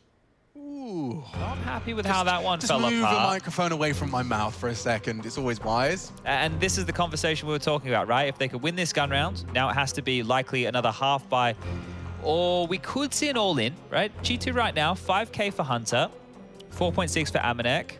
They could buy if they wanted, but they'd be operating with Galils instead of AKs. So G2 are going to be putting themselves down a deeper hole if they buy here and they don't convert. And Sinners are really in the conversation now for this map. They're looking not flush for cash, but starting to work on a bank balance. Most players with 4K plus. And the G2 perspective as well from the analyst desk. Obviously, don't forget Janko Paunovic, G2's biggest fan. Biggest / least favorite fan. I Yes. mean, like he At loves, the same time. he loves and hates them simultaneously. I think that is what true love is. Yeah. But what Janko is saying is that they just can't slip up now. You're just in a LAN final. Vibes are high. Momentum's high. Don't come in, return to online, and return to some nasty habits of losing to tier 2 teams. Yeah, I think the conversation, right, obviously this opening matchup means a lot more to Sinners than it does for G2. We just saw how Astralis losing to Ents cost them a spot in their group. Yeah, now the ramifications maybe not going to be as big for G2 considering complexity of broken, right? Ooh, hold up. I see what you're saying. Either way, Amanek's free's not gone far. It's Neofrag again, just making short work of this attack. He didn't fully invest, but he's taken down the lion's share of Oscar the knows this is coming. weaponry, and he's ready for Hunter with a deep hard clear. Easiest frag. Oh wow, he's living in the past with the hype beast. Hyper beast AWP. Frag for 22 when he's lingering in the smoke. Nexa should have him dead to rights. Can't put this crosshair on the head. It's 4 for Neofrag as he puts his team on 10. We're getting what we were promised from Neofrag, right? If you guys have been keeping your eyes on the Sinners conversation, it's Oscar, the veteran. He's now playing with his countryman, and Neofrag, the rising star from the region. Those two are the workhorses. Now, one of them is delivering in buckets in space, and that's Neofrag. Oscar's chipping in when he has to, right? But Neofrag is really getting it done. And he's going to be talk of the town here, coming into his second game with Sinners against a big opponent, and the last big opponent, namely, was big. So to go up against G2, to be doing this on your map pick, this has to be doing wonders for the confidence. And they've also flubbed a couple of rounds. Remember back to that first half, they lost to some Deagles, they lost to some saved guns. Now these things happen, but they haven't given up. Yeah, you scrapped it down to nerves. I don't know why, and maybe this is just us being a bit over-romanticizing it, but it does look like some of those nerves have departed. I'm seeing a bit more pep in the step of these CTs, starting to believe it themselves as they stare at that scoreline. They touch tab and realize they are within touching distance of taking their map pick up against G2. Amanek 10's out to play, so maybe that'll spur them forward for something a bit faster. 2 towards middle. Amanek 10. He's got the bomb, though. I usually, considering the playstyle that comes with him in his signature SMG, would expect it to be somewhere else. Neofrag again patrolling. He wants to make ramp his own, and Oscar is posted up for this mid test. You'd expect a flash, and they do. Neofrag caught on ramp as well, so now mid is under G2's control, and they have a man advantage. They need to be careful. They don't give anything away for free here. So lots of util towards mid. Deep molly. Oh, he can't rotate through. That's actually really nice. Oh, but that's a counter utility. Great play. Locking it down from Sinners. It's Shock and Oscar combining. The Molotov on towards construction, really isolating. And on the edge of the smoke, Shock had the right idea. Nex has got the right result. Oscar, responsible for a lot here, as Zedko takes the fight, B stares down, and now Sinners have the advantage. That was huge. Re-aggressing on his own. So that was the difference maker. Just against Nico as well, like he was just about to start doing exactly the same thing. Well, this is looking like 11-11 right now. Amanek and Nexa both operating without any utility whatsoever here in Zedko. He's going to continue to push forward. He's just going to lock down the stairs here. Playing to contain looks good. Sound cues of Amanek will be heard going over towards A. Beastic can hear that from his position right now. And now we're sub 30 seconds. They have to make a choice. There should be a rifle available for Amanek to pick on up. But time is the big issue. Lack of utility a problem, and there's still so much utility left for Sinners here late. This is very good. It's very hard to plant, especially now there's an incendiary on your default. What do you do? Just about find a safe spot. There's nades as well. He gets it down. He's done it enough, at least to get the bomb down, but barely. Zedko locks it down from the B side to the A. He locks it down and makes it 11-11. Yeah. Angel number. Well, were you doing something there with the alphabet? Zedko from B to A? A to B, A to Z. Yeah, I don't know if you were, but I felt there was something good going on there. This was yeah, well, just say you were. Yeah, I was. Yeah, nice. This molly here was clutch, right? The one that landed to deny them being able to push over the construction mid position on towards that B bomb site, and that kill from Zedko was absolutely everything. Now, this plant is great for G2. They have the max loss bonus, so getting that down means that with that max loss bonus, they can buy again and have all the gibblies and wibblies that they desire, and Amanek is deciding to operate with the Krieg. Now, we know he does the AWPing duties, but the fact he's going for that SG, I think we saw Nico try something when he was taking over the lion's share of the AWPing duties as well. So it's interesting. It's an interesting experiment. Can I just say I'm glad that phase is over? You know, everyone has their emo phase. They had their Nico AWPing, Krieging phase. It'll come back. These things are cyclical, just like shocks. And just like flared pants. They'll always be back. Zedko opens up again, and you can see this boost from Neofrag. You can did he see the see a tip of the head. It's possible. Feels like he's seen something. He'll definitely be able to catch anyone that fancies their chances short. He's willing Nico to jump up here. As soon as he mantles from that sandbag position up towards the wall, he will die. Yeah, his life is determined by about 3 centimeters of steel at this point. And his team have joined him now, so there's a good likelihood that Sinners will be able to manufacture a 3v5 before G2 get to even attempt to commit to the site. There they go. There is the head. Oh, he's dropped off instead. Plays to delay. B-Stick set up for success. And this is the go. Oscar holds his nerve and does pull the trigger onto Amanek, leaving just 2. Jax surrounded by opponents. Bullets through the smoke, every angle uncertain. He's found something to work with, and it's a very slither gap. Nico from the sandbags, at least drawing attention. It should enable a first opportunity for Jax. Neofrag shouldn't let him leave. It's unlikely he lets him leave. Suddenly the frags keep coming. Nico, 100 HP in a dream, and already tapping another. Jock caught out. Careful now, Sinners. You can't let this slip. Nico could happen at any moment. They lock it down in the end, but a solid attempt at a 2v5. It kind of feels to me like G2 are being blanked on a lot of these. I'm sitting here watching, and Sinners feel like they're in full control. They do. They really feel like they're in control of this one right now. When it's Jax and Nico alive and they get those kills towards the tail end there, and you look at how the round ended, oh, 2v1, that was close. No, it wasn't. It wasn't at all. They traded efficiently. They stalled them out. Look at this. Jax is stuck on the tightrope with 20 seconds left. They're not getting into this round unless they give it away. So great stuff from the Sinners here, continuing to impress. I'm still loving the way they use this util. They're great at holding onto their nades until late, not dumping it too early. And there's another kill for Neofrag. He's up to 26. Oh, man. Hey, Mum, I killed Nico 10 times in one map today. It was a good day. Zedco tested on B and happy to collect a quick spray. This is 13. This is 13. This is Sinners making Vertigo look like not only their map, but potentially their first map of Pro League. What a great way to kick off the debut, isn't it? Going into one of their strengths and converting against a big name like G2. I mean, yeah, this is like the curveball that was supposed to be bad news bears of Group A, but actually pushing G2 here. Good to see a first map in their first game, first bloody map played. Neofrag 13. He's actually closing on 30 as well. 27 in the bank account. 30 for his first of Pro League certainly wouldn't be too shabby. And that's not to dissuade any of you G2 fans from sticking around. G2 definitely are looking a little wobblier since returning to this T side. They've posted, I think, a grand total of 1 T round, and that was the pistol? Yeah, losing to that force buy, but that force buy came down to some of the keys that Sinners are doing on the gun rounds. Their use of utility is really impressing me here. They're not just, a lot of teams on Vertigo will just, you dump that deep A ramp smoke, we're gonna molly, we're gonna deny scaff, we're gonna fight, we're gonna force them back, right? Because nobody likes getting executed on an A. Sure. So the way that Sinners are dealing with this is, we'll put a little bit of pressure early, right? If you really want it, we'll let you have it, and then we'll limp our utility out, right? And they are just smashing them in terms of the timing on the util, the one-way's late, the stalling out.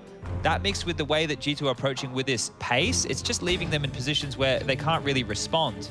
I'm just having a look at the utility damage. Zedco's been doing a huge chunk of that. He's got 253 to his name, 141 for Neofrag, 108 for Shock. So definitely keeping up with G2 in that department. Oscar up to his usual antics. I'm not sure if the leg break will have been audible, but regardless, it's another Neofrag opener. Supported, but perfectly. This time it looked like by Nico's flash. Speaking of, Nex is holding this off angle. Oh, not clearing. Oscar should get the trade and at least keeps the numbers in favor of Sinners.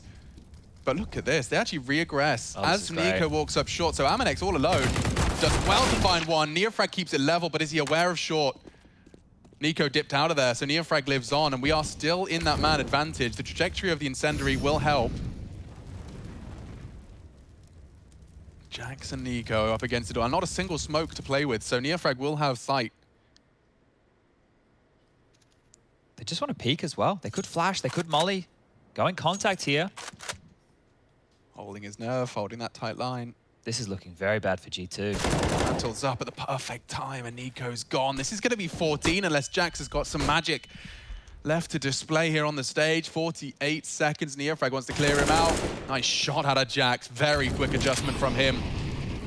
And if he gets the bomb down, a 1 versus 3 to put G2 right back into contention starts to become more and more of a reality. A very slow rotate out of Oscar. It means that Jax can slink away. Oscar still has a smoke, a molly, a flash, and a HE. He can smoke the bomb, can molly the top of the ramp.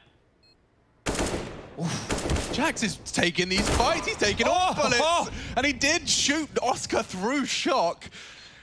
Both of them pulling the trigger at the same time results in a 14th. G2 completely absent without leave here on the attack.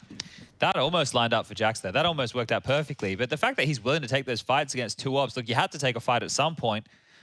And it's probably a good thing when I'm pointing out that utility that's left over. It only gets more awkward for Jax when that all starts to hit the deck as well. Just 2 rounds now. This is looking great for Sinners. Can't sing their praises any more highly than I am. Nico looks so done with it, though. Next map, let's go Inferno. Come on, though. G2, I mean, let's not forget the highest highs they were sailing. 10-5 on the half. Yeah, not even that, but like, I mean, they were within touching distance of the silverware over in Cologne. They took some huge scalps back to back, like it was Astralis, Gambit, and I believe there was another one as well. Look at this, Alex. Counter-Strike, it's a visual game. Yeah. So I want you guys at home who have played lots of Counter-Strike, when you see all these different stuff happening on the map, use your imagination with the sounds. Use your imagination. What are you hearing? What do you think those sound cues sound like? So peaceful. It is, isn't it? Like all the killing and death and grenades, but the sound, it's just tranquil. Just imagine the breeze in the trees. So they start their campaign. Seems to be leaning B-side. And this is going to be the audio descriptive version of Yeah, it's like an audiobook. Commentary. So we see 5 members of G2 mustering outside of the B stairs. Jax the exception to the rule as he advances through for the mid split. Zedco is aggressive here on the ramp side, will do well to at least take down one. Shock partnered up nicely with his mid AWP. Oscar, this double AWP setup now being truly tested. He dances around the electric boxes, and the bomb yet to be planted late now with only 15 seconds. Marvelous. Trying to cross on into the site. He'd love a frag prior to his bomb plant, but Oscar just seems to be not having any of it. And with the time like this, Amanek would need them all in quick succession. Good God, they nearly lost that, Chad. You almost broke character there. You almost broke character. But that was great. They were down a man. That was a 4-on-5 disadvantage. Fantastic work, right? I don't know where the sound is, ladies and gents. I hope that you can hear it. And it's maybe, maybe just, they can. Maybe they can't hear us. We're just being... Oh, they can. Oh, they can, we can't. Oh. A fun twist. Okay. So I'm just being weird for no reason.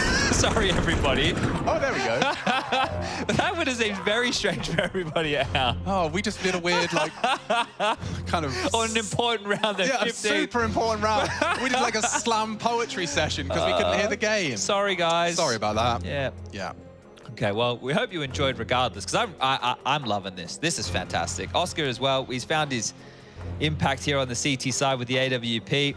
Looking good. 30 for Neofrag, 19 for Shock, Oscar with 18, 16 for Zedco, and Beastick, well, he's got 10, but he's got one of those daily cases. I know you all have them when you play at home. Who's got 10? Beastick. That's Tick. He's got 7 assists, though, Alex. That's where I was going with that. Like TikTok. Yeah. All right, all in here. There's the one way. And up they go. So quick.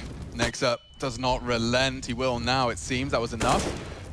Counter flash from the CTs, and the nades do rain down. Looks like G2 a little better off this time around, and Shock is in the right place, but the smokes will likely deny him. More damage to Jax as Team Molly forces Nico wide. Ugly. Chaos. They can't find a safe place to plant. Oh, it's real ugly. And this could be it for G2. A bit of a floppy T side. Oh, Malik, throw in the towel. Oh, throw it in. Another incendiary. Nico just wants to plant. He can't get close to the site. The smokes will fade shortly. Neofrag's already taken down his teammates. And Sinners. More nades. The first map of their Pro League adventure, and they can take it right here against G2. Oscar's already contributed. Only one man left, and Nico, he's down. Sinners will take it. Vertigo is their map. Not only their pick, but they'll take it. First of ESL Pro League Season 14. Sinners 1-0 up against the G2 Samurai.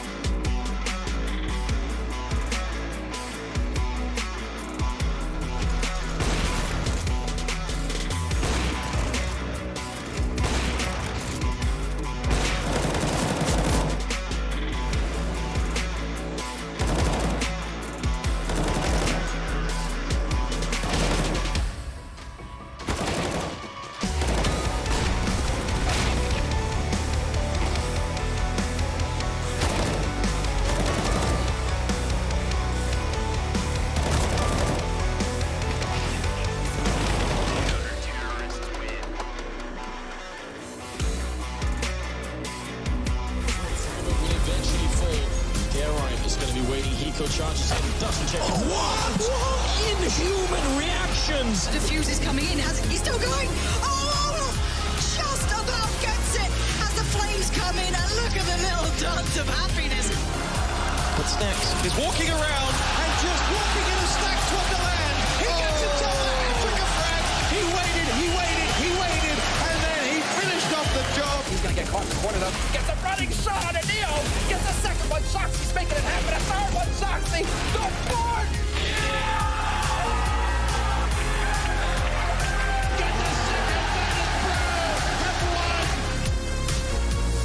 NIP have won Gamescom 2014. It finally happens. They are the champions.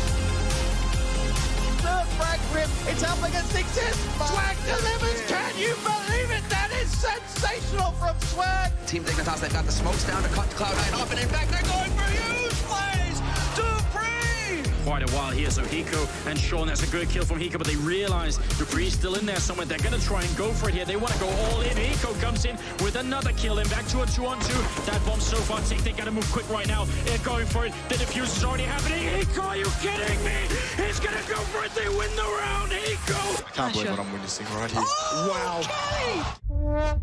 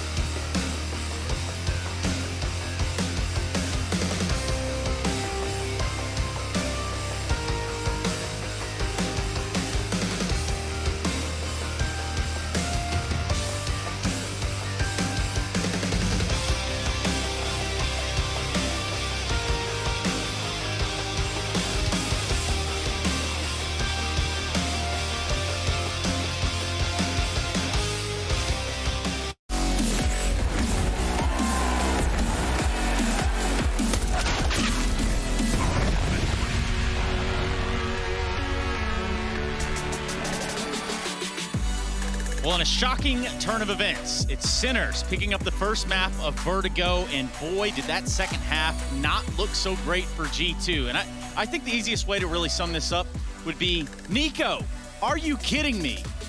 Yanko Paunovic, of course. Yeah, I mean, well, what did I say, Trace? They like, could win at first map, yeah. Yeah, you know, like it's the best, most played, most successful map for Sinners, and they showed you exactly why. I mean, in a game where they lose both pistols off to a bad start, I mean, not necessarily bad start, but, you know, losing pistols, but they won those early force buys. Like, they managed to wrestle control of the economy early on. I think the nerves were also playing against Sinners in a sense of, you could see early on in the first half, they were losing some rounds with advantages, some rounds against pistols. I think it was probably a little bit hectic in TeamSpeak as well, because usually that doesn't happen. You already have a big advantage, and that really allowed G2 to, you know, run away with the first half, so to speak. And you're thinking, especially after they win the second pistol, okay, this is just going to be routine for G2, but it's anything but, right? We see them lose the anti-force buy in the second half, and then also from that point on, like, Sinners was just outplaying them really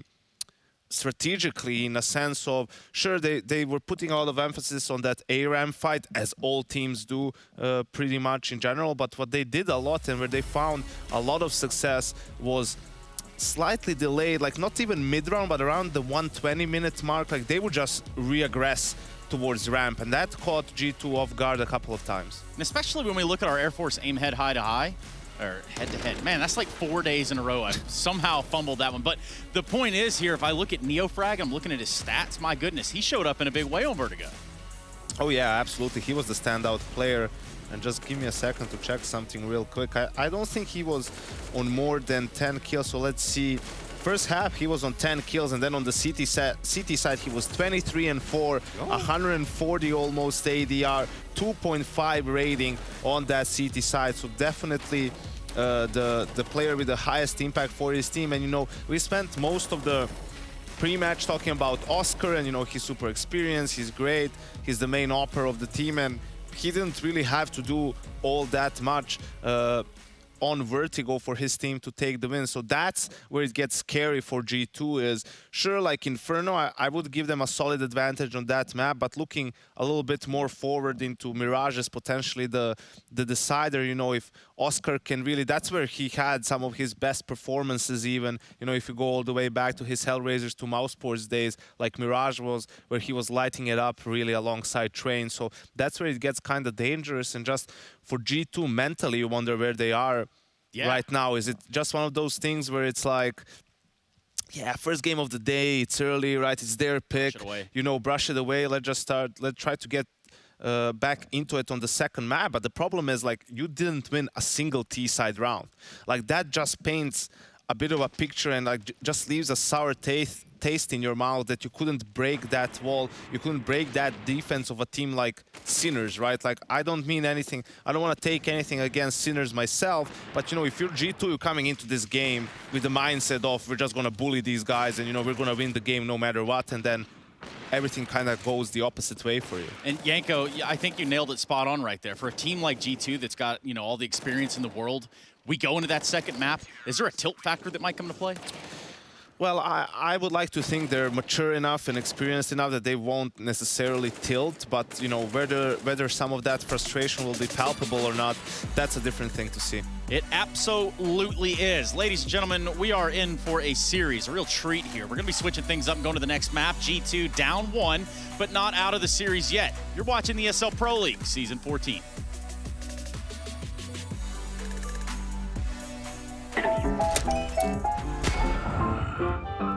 Yes, nice shot, my friend. Cheaters ruining your plays? I have eyes on the enemy. Bad servers stopping your shots? What you need is ESEA. Advanced anti-cheat to stop cheaters. And the best servers around, all with 128 tick rate. ESEA, the best way to play CSGO.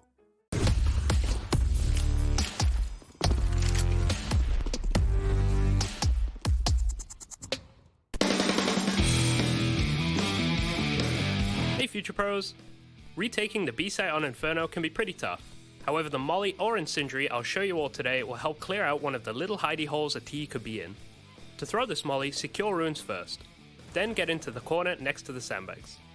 Aim up and place your crosshair in the midsection of the ruined roof between these 2 points. Get your crosshair in line with this kink in the scaffolding, then simply running jump throw the Molly. As you can see here, this T did smoke the Molly, but from this angle you can see that the Molly does in fact completely coat the area in flames. Good luck and happy retaking.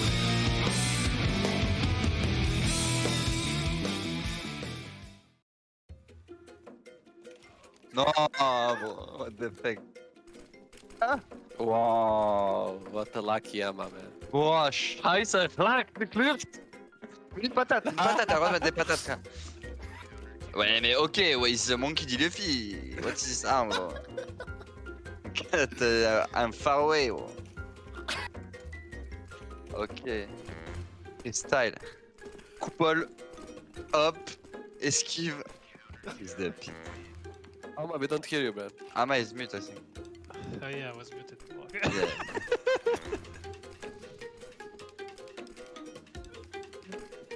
Mais c'est pas possible! C'est pas possible! J'ai fait le truc, frère! It's my story of my life, to be on the bottom. Tiens, voilà. Let's go. Allez. Ah, Jaco. No. What? What? Yeah. Oh! No! Oh. Nice! Allez, Sheb. Sheb. Nice. I'm back to the top. Let's finish them, Nick. Oh my god, Jack, you're so lucky. No, I'm so good. Allez, pour toi. Oh là là là là. What? Time to shine, maman. Mais je dis ça. Oh là là, tu vas... Ramène-nous dans un coin, frère. Ah! Stop speaking French! It's English! Eh? That to me. Allez. Jack, you're so lucky, man. Ah, gros. Oh, super mon pote, frère. Oh! Nice. We let them think they have a chance.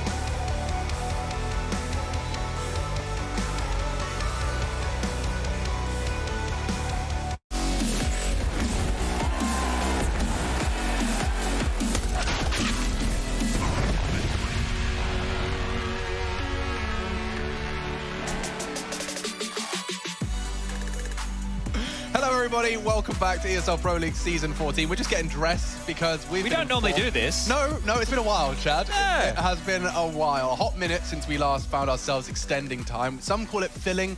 It is the broadcast... It's an art form. It is. And it is the broadcast equivalent of treading water. Yeah. I want you to imagine that the broadcast, typically, it's a very simple 200-meter swim. You get to the side, you go back. Right now, though, for some reason, the pool is just not working. And the lifeguard's nowhere to be found. Nowhere to be found. So, the pool brackets Counter-Strike just decided it's closed for business. Yeah, so this could be a problem that is fixed I didn't quickly. finish my analogy. We're treading water. sorry. No, what?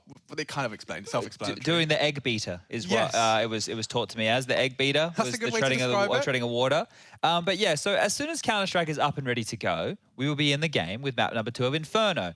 Until then, you're going to have to watch two clowns juggle unprepared thoughts. Can you juggle? No, I cannot. No, nor I. I trained, when I say I trained, let me try It again. does sound like you went to clown school I or something. tried. Okay. I tried for, about 30 still minutes. on the Siberian snooses, Oscar. He was always an advocate. Oh, yeah? Yeah. You and him, you have a lot of the talk old about Siberia. the snooze? That's the crazy stuff. Only crazy people take All right. Siberian snooze. No, I'm not a snooze expert, and I don't want to be. Also, I'm just glad that I'm not saying Siberia anywhere near Yanko, because for the last 4 years, I've been desperately trying not to introduce him as the Siberian analyst. That would be something. Yeah, I don't think he'd. Do you reckon he'd play with it? Yeah. He'd play on? He'd definitely play. I'm pretty sure Trace has done that multiple times without realizing. Okay. All right. One of the notes, I guess. Oh, we're back. Hello. Hello. Hello. Alex has a fidget spinner. Yeah, I saw Magic's had one. Okay. And And I you was wanted like- to get. You bought it. Is it a new one? I stole it from an office just over there. Oh. I was looking for a phone charger and I was like, well, they've got two. That's sales. They don't need. Oh, is it sales? That's sales. Sales don't need two fidget spinners. They're not even in the office anyway. Exactly. No one's in the office. But yeah, it's been great. I've replaced my mobile phone with a fidget spinner. Okay. And it's infinitely less depressing. It's not Okay. like a blue box of light full of just all of the worst parts of human characteristics. Okay. That's what That I just absorb. Isn't it great that which direction do we want to? How wide do we want to go? There's no longer a blue bar above Counter-Strike. Oh yeah, you're right. Hold So on a let me second. try. Let's Hang on. do this. Let's do this. Wibbly one. whip. This is live, guys, that we're seeing when Counter-Strike wants to return itself to our screen. I'm connecting to the server. Me too. And from an interior design perspective, let's go back to Nico's cam for a second. We'll just take a little conversation about the use of texture Okay. and how it can be used to make a feature wall make the space feel more at home, more homely. Is it homely? Is that the reason? I wouldn't describe Nico's setup currently as homely, much more so than it looks like a rental space. Okay, it looks like where we've got Hunter here up on the screen. It looks like he is in his guest bedroom. Yes, that's what it looks like to me. It does. Like it's gaming den / guest room. Yeah. So if someone comes over, I don't know how that's going to be managed. No, he because demotes into the sofa when it's late game time. All right. He's like, hey, sorry, I do have to go. I have to go to work. So get out of bed at now, and you can come back into this room after about 11 o'clock at night. That's how that would go. The guest bedroom, I'd say those pillows probably never getting moved. You know, that bed has probably been made like that for a while. So, Chad, we've been having like a bit of a back and forth about, feeling like making a house a home. Yes. Do you believe scatter pillows add anything to your feeling of like home? Like, could you argue the corner of the scatter cushion fan? Is it for the bed or is it for the couch? I'm talking bed. I'm talking taking 12 additional cushions off of the bed when you actually want to get into it. For the bed, for us, I would say no, it doesn't add anything. It doesn't add anything. No, but I would say for people who, maybe they have a pet that sleeps on one of those scatter cushions. Or maybe they have a really nice, setup. You're where looking for a logical, rational justification of said scatter. Just looking at it. Very manly approach you've got there. Yeah, we're just looking at them. They don't really do anything. Well, certainly, but I think someone could argue better than you could for them. I don't know what they add. Maybe like if you treat your house like a showroom and like, how you have those... Visually it looks nice. Yeah. But that's it. That's it. And temporarily. Temporarily, visually. Well, temporarily and visually, we watched some Counter-Strike as well. Of course, Vertigo did go the way of sinners. Look how stressed Malik looks. He does. It's like, boys, this is supposed to Guys, be... we just lost map number 1. What happened? We did all the hard work. We did all the heavy lifting at IEM Cologne, and now we're struggling against Sinners. And to be fair, I think that's also a product of Sinners' hard work as well. Like they did that CT side, like the T side, it looked like a team that were the underdog and were nervous and were playing a caliber opponent they're not too familiar with. And now we're in this position where I felt like that CT side was them just playing their game and G2 unable to really buckle them. 11 rounds. It was 11-1. I like the stat line that Yanko pointed out where Neofrag, I think he had 10 in the first half, so that means he had 23 in the second half. So that just shows, how much he contributed in those 11 rounds as well. I know that, he was having a lot of multi-frag rounds, so huge impact there. They're talking about readying up, guys. So only a moment until we get this one underway. I can tell you, all 5 players from both squadrons currently reside in the server and the coaches. So that's everyone we need. That's everyone we need. Okay. Now all we need is the communication lines where League Ops goes, hello production, the plans are ready, and production goes, let's send it live. Wow, look at him just breaking the fourth wall. Well, people want to know. I'm sure there's some people that want to have internships, doing some gaming stuff. Yeah. Maybe you want to know. It works. And just to give everyone a bit of a motivation about that, I see evidence of it all the time of people that just volunteer their services. I know everyone's going to get upset about being paid for work you're capable of, and there's a Twitter thing once a month. But just being there and showing that you're passionate and capable. I've seen so many people's careers just launch. I'm thinking of a couple of people, I'm not going to throw their names under the bus, but who have just showed up, shown that they're passionate, and then eventually you end up doing what you actually never knew you were capable of. Traveling around the world, doing stuff with video games. Yeah, dude, I mean, Rush is an example of that. Do you remember when Rush used to just be like an Arma 3 YouTuber? Oh, if I recommend for everybody at home. Arma 3 YouTuber, guys. Imagine that being a career path. If you want to, you should go and get some pro tips on one side that Rush has done recently, and then go watch the Arma videos, and it's so sweet. His accent, does he have an accent? Yeah, it hasn't fully become his international accent that he has now. Yeah. Where's he from in the UK exactly? Is it up north? All right, boys, settle down. Okay, well, I love her. It actually melted my heart. Dude, me and Henry watched my old ESL 2015 Dubai video vlogs. Okay. I was a different human being back then. You were. I was a very different human being. But fortunately, we can focus on the game. Sinners G2 map 2. Sinners 1-0 up. Will G2 seriously slip on this banana skin? Will Sinners throw out the blue shell day 1 and take G2 down on their map pick of Inferno? Everyone knows how to play Inferno, Chad. Just like everyone knows how to play Mario Kart. I think that's fair. Drive the car around the track. Yes. And our track is one that starts with 4 players over towards the second letter of the alphabet. Neofrag, Shock, Beast, Tick, and Zedco are holding on to that real estate, while Oscar has been tasked with A. And as we finally leave the T stairs, we see the creep with the bomb towards top middle here. Nico, P250 in hand. Bullet rings true. Nico dispatched to Cellar B, and there's 4 players on the other end of this, so assuming they will eventually just contact into this A site. Just waiting for Nico to find it. Oh, he's caught a glimpse of many players. That's going to be a queue. They'll start to walk in. Oscar needs to ready himself for action here, and he's actually choosing to advance, so he'd need some very good clicks. And Jax is not having any of it. All right, can I call the round done? Well, they do have the kit. Yeah, but we already saw them save on the CT-sided pistol of Vertigo. So, yeah, they're just going to save. You can call the round done.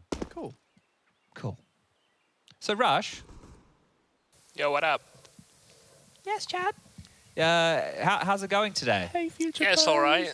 Hey, Future Bros, what's going on? It's nice to be speaking to you guys. I miss you both quite a lot. Hopefully soon I'll get to see you in person again.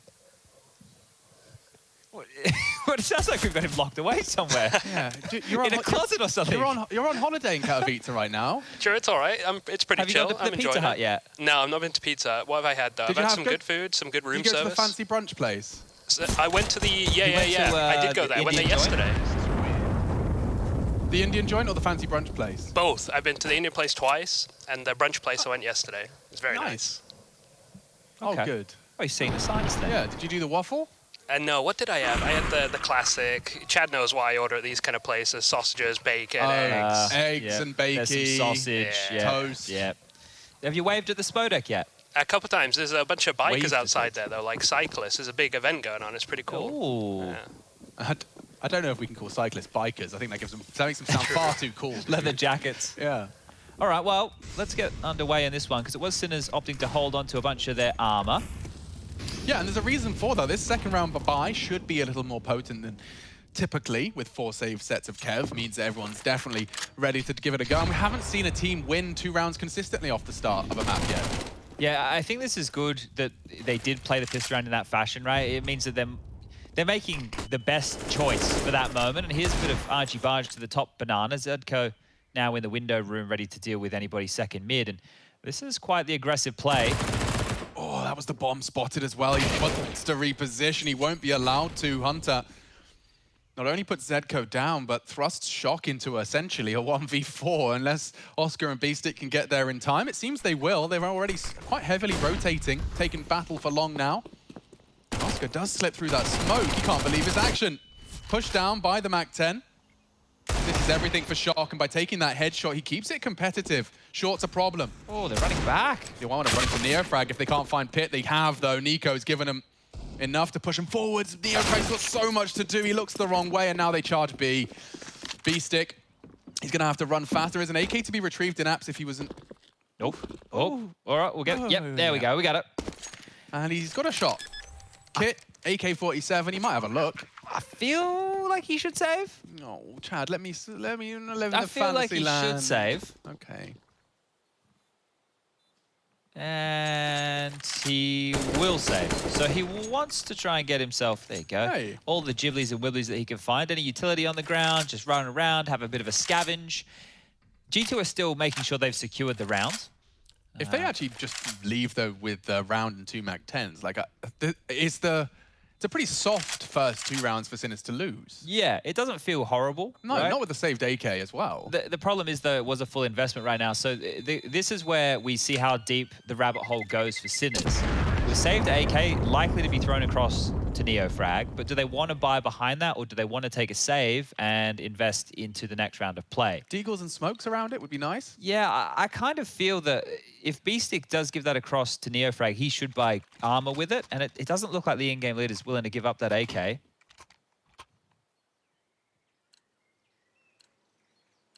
So, okay, they could have done a lot with this, but they're going with the, let's say, safest of the options here. I'd argue that G2 have got the safest counter to it, which is some very highly mobile SMGs that can shred through your unarmored sidearms.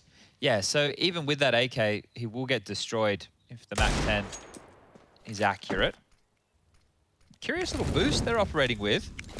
Yeah, what's he... I think they're hoping that they get smoked, and then he can peer in over the smoke, potentially. Depends on how deep they throw it. I'd love to see it from like Nico's POV, like what's he seeing as he comes around the corner. That's a pretty cool, nifty approach. And it's also good as well because on that jiggle right here, he's in an elevated angle that you won't be pre-aiming, right? Ah. Well. That's the end of that. And the AK.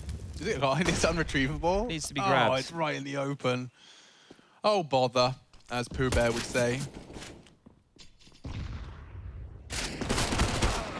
And the Amanek 10's got nothing to report, I'm afraid. Neither do we. Bomb to be heading back towards B, admittedly. Maybe Neo Frag's got more on his Deeg. He keeps firing off shots. They know he's there. See, the kit's close, right? So if this gets a bit sketchy in a moment, they keep it competitive. They go for the last few second defuse. Ah, well. Jax doesn't want to have any of that. Through the smoke, Neo Frag goes down. Bomb going to get planted any moment. You got the flank coming in from the arch side of Hunter here as well. They'd love to get their hands back on that AK. Jax does exactly that. And now it's about withstanding any more of the onslaught. Sinners would love some more damage. And there's a great shot from Shock. Back of the head. Execution. 3 remaining. Woo! 2 remaining. Whew, was almost 1 remaining there. Yeah. Nico tagged up as well. They are threatening, and they're going to make it costly again for G2. Nico's got to leave. I don't think he can. He's going down with the ship. Please, can I leave? Please, sir, let me leave. Jax is coming to bail him out. And Nico. Oh, no, they're both going to go. They're all dead. Oh, brilliant work. So Sinners, they haven't won a round yet, Chad, but I feel like they've got a little baby win in all 3 of these rounds. Yeah, they've really just disallowed G2 from building anything of a bank here, and they've made all the rounds frustrating, right? It's frustrating, right, to have to play out in that fashion. The rounds have been close. There's been some great shots hit. He tagged him on that. Very quick to the draw. And yeah, the fact that Oscar does manage to catch the full HP Jax, who was only called upon to bail out his teammate, forces the rebuy on all of them. They've only got, what, 2K in the back pocket of the highest end for G2. Oh, double balcony. Okay, this is curious. It's a great angle to play, right? Now, the close mid sweep, Zedko's actually going to take that first fight. I like the setup, actually. Look at that. Oscar and Apsa means that they are essentially safe. The only threat is long. It actually gives them a lot of options as well, because another angle that they're not going to hard clear, right? On the jiggle, they're hoping to catch it. Don't even worry about this. Don't even worry about the boost. If they don't see this, they can continue to use it. G2 have already lost 2 players. Yeah, you almost want to just, like, save it for a rainy day now. Yeah, this is going to be a great setup when they do get to pull it out. And then Oscar can fall back and support, like, long and apps from Moto side. Yeah, it's very versatile. Yeah. All right, well, they are going to stick around in these boosts, so it will be spotted out here by G2. Fully blind, spotted out, and executed. This is the element of surprise, though. They're not going to be ready for a second. Your crosshairs are going to be much lower. Jax pulling out a pin, does go down. A great incendiary to force the fight. Nex is in the flames, and he's finished off nicely. Oscar. Pair of frags from the AWPer. Flanked a little bit here, but he's not going to miss his chance. And so, Sinners, 4 times the charm, they post their first. And that money situation we've been talking about, you can see the ramifications of that immediately going into the next round of play. If G2 in the second round kept it a little bit cleaner, in the third round kept it a little bit cleaner, then they would be having an investment that was better than Tech9's Deagles at a bloody Galil. So Sinners have achieved what they were working, what they were chipping away at. They just need to convert this one. Now keep in mind that MP9 are a FAMA, so their buy's not perfect either. They have to weather the storm here in round number 5. This one cannot go shy as Oscar posts his big green up, down, middle. You got 3 going second mid from G2. There's a lot they could do with this util, right? Bit of an apartments pop. And it's been red there with that nade, so good damage done.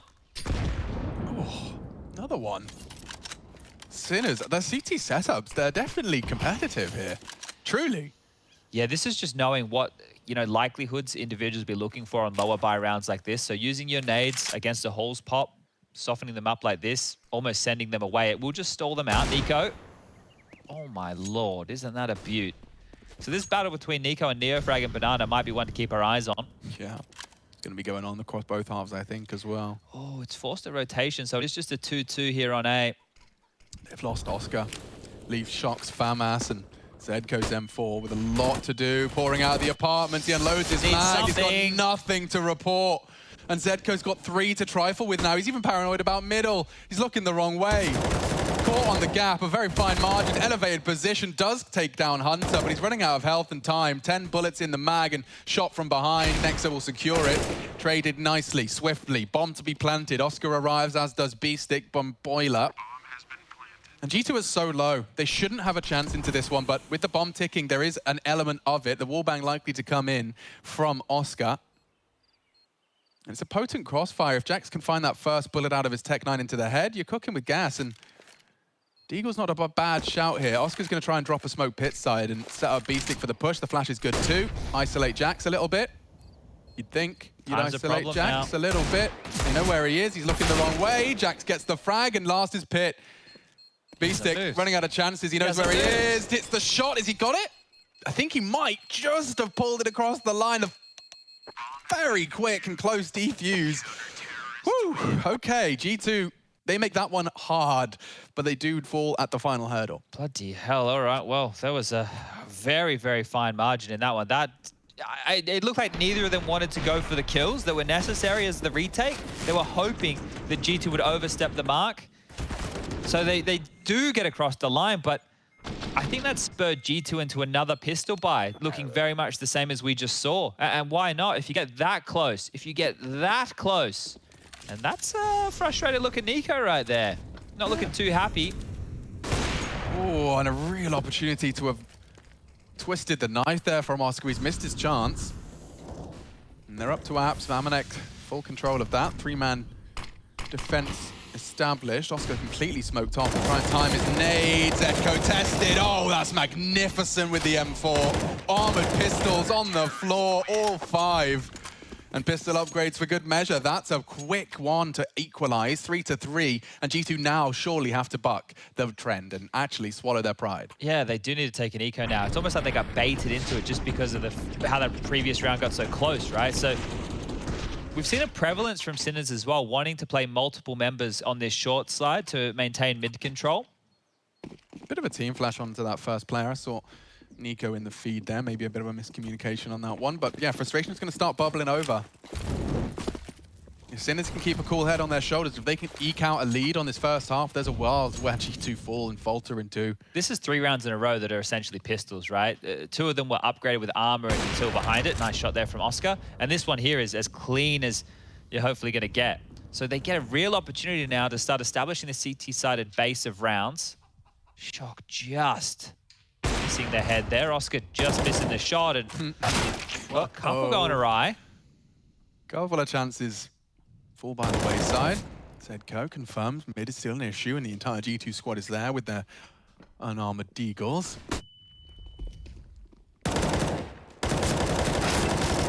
Sketchy, sketchy, sketchy.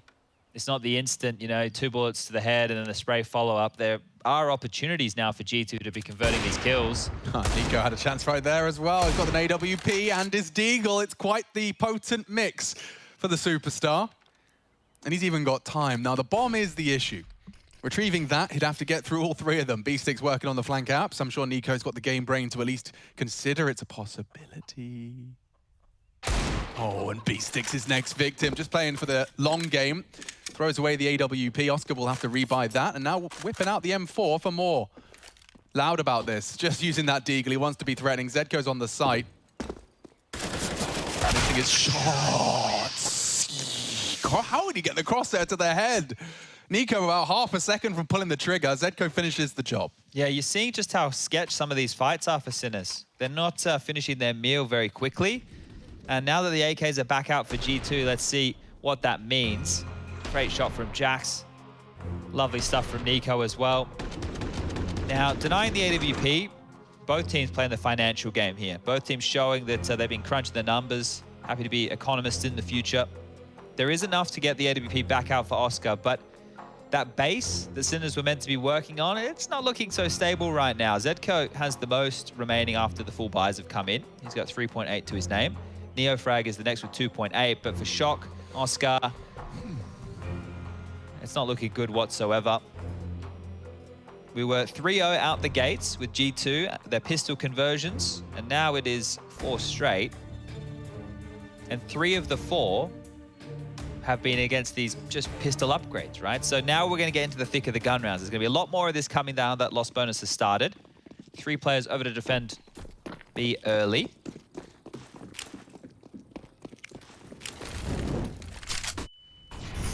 Oh, EOFrag. Oh, he wants to bring some pace to the mix. And Nico's quick to the draw. He'll at least avenge his fallen comrade in Jax. And Nico continuing his campaign up Banana. He wants to battle for this control. The nades are good, the bullets are better. B-Stick pulls the advantage back. What just happened there? I'm pretty sure we just saw G2 throw a molly top Banana as well as a smoke. I don't think that Sinners had to extinguish that to push EOFrag down. I'm confused. They're into the site. Shock in trouble. He's dropped his smoke, but maybe that's baited in for Zedco. Yes, 2 backs are turned. Amanek quick, though. Through the smoke, it's going to be another for Nexa. He's battered, he's bruised. But that bomb's going down. 2v2 in the afterplant. Molotov could buy time.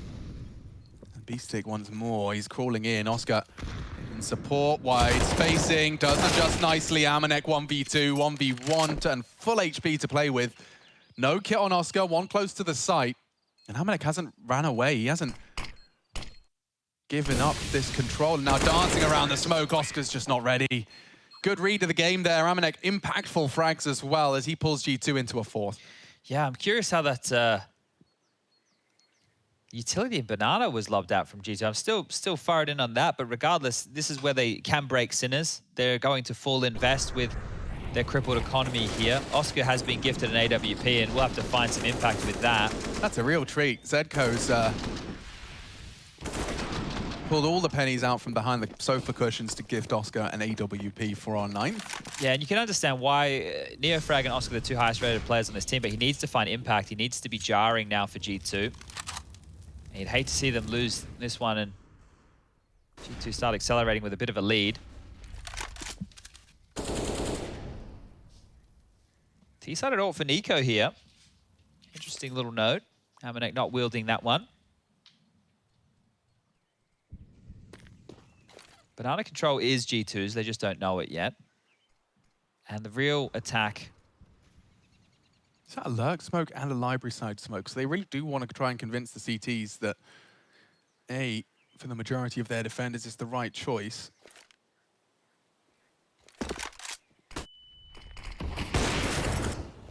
Good use of his smoke. B-Stick's timed that well.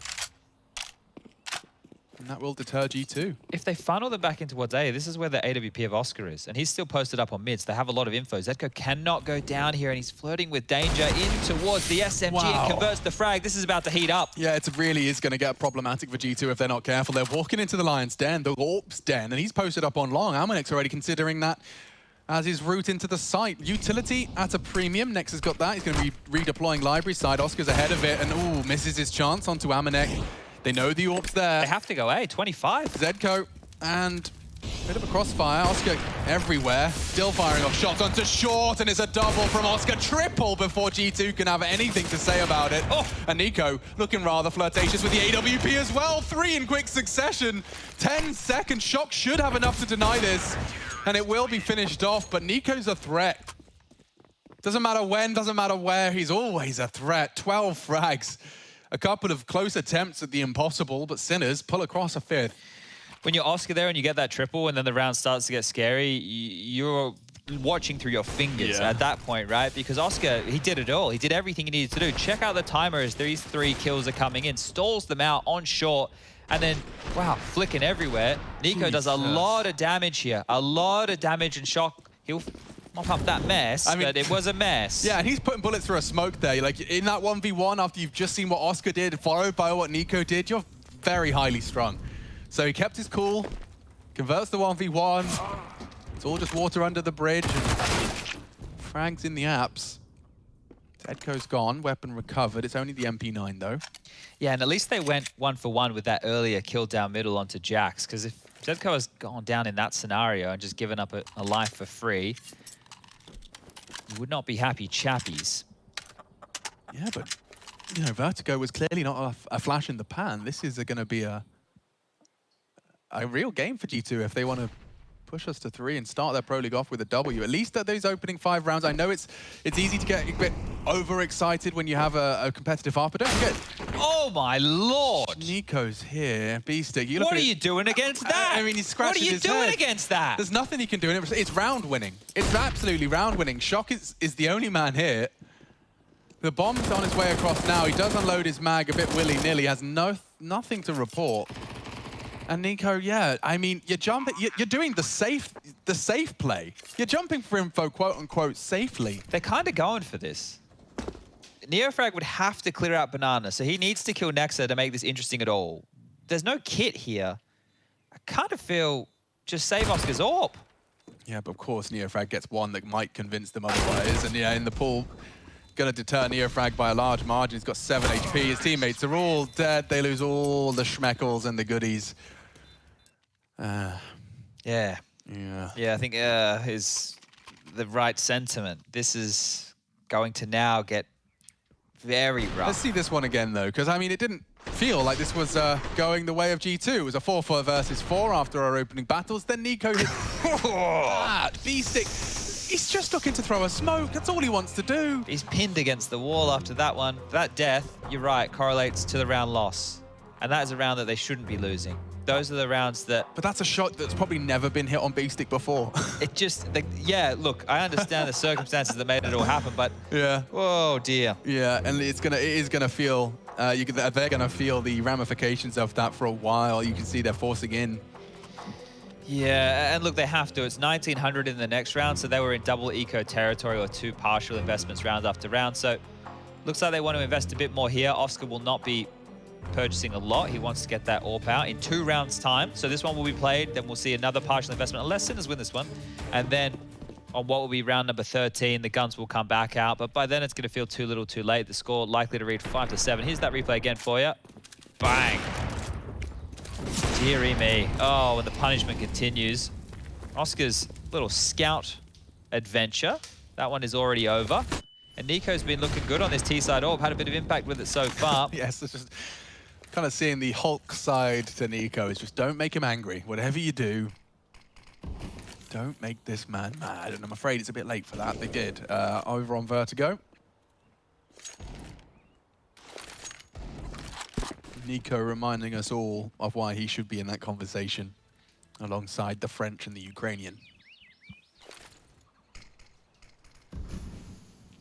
I find it much harder to see G2 fumbles in this match, right? Like G2 fumbles, we all know the ones where they don't plant the bomb or they don't defuse the bomb. Or, yeah. You know, we know the severity that we're talking here. It's just much harder to see those level of fumbles here. I wouldn't say losing Vertigo like the was one of those fumbles. Cancel. That was the one that was most recent, wasn't it? Oh, yeah. Lower sight. We thought they'd actually... We watched it back, didn't we? It was electronics from Ramp that was the real catalyst to all that.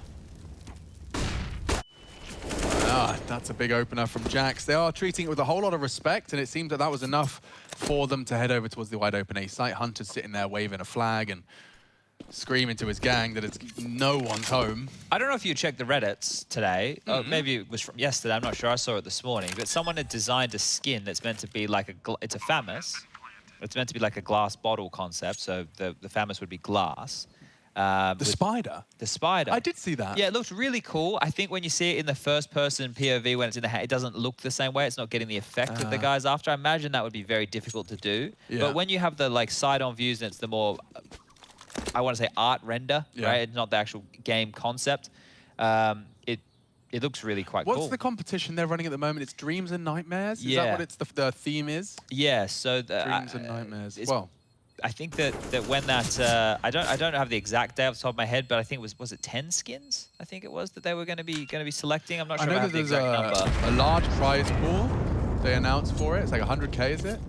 Yeah, I think it's 100K per skin. Yeah, per one they accept. Yeah.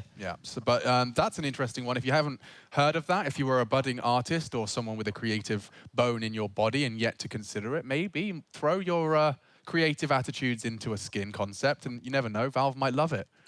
The community might love it. It's going to be interesting to see how they go about like passing which skins they like. They're obviously not going to go through. Well, I don't know. Maybe they go through ones which are more upvoted. I'm not sure. I mean, how it works. Yeah, if you're looking for the information, by the way, you'll find it with just typing in CSGO skin competition. I'd imagine Dreams and Nightmares is the official term. You'll find it on the Steam community website, if not on the game itself. They tweeted about it as well. If you're a tweeter. Well, this is where we likely see ourselves get to 7 for G2. Still pesky Deagles. Beastic gets this all day in long sun. Oh, yeah? Yeah. Okay. Hunter's a more patient man than me, though. And he results in a frag. That's all he had to do, was wait. Just had to wait. Yeah, the kills come to you.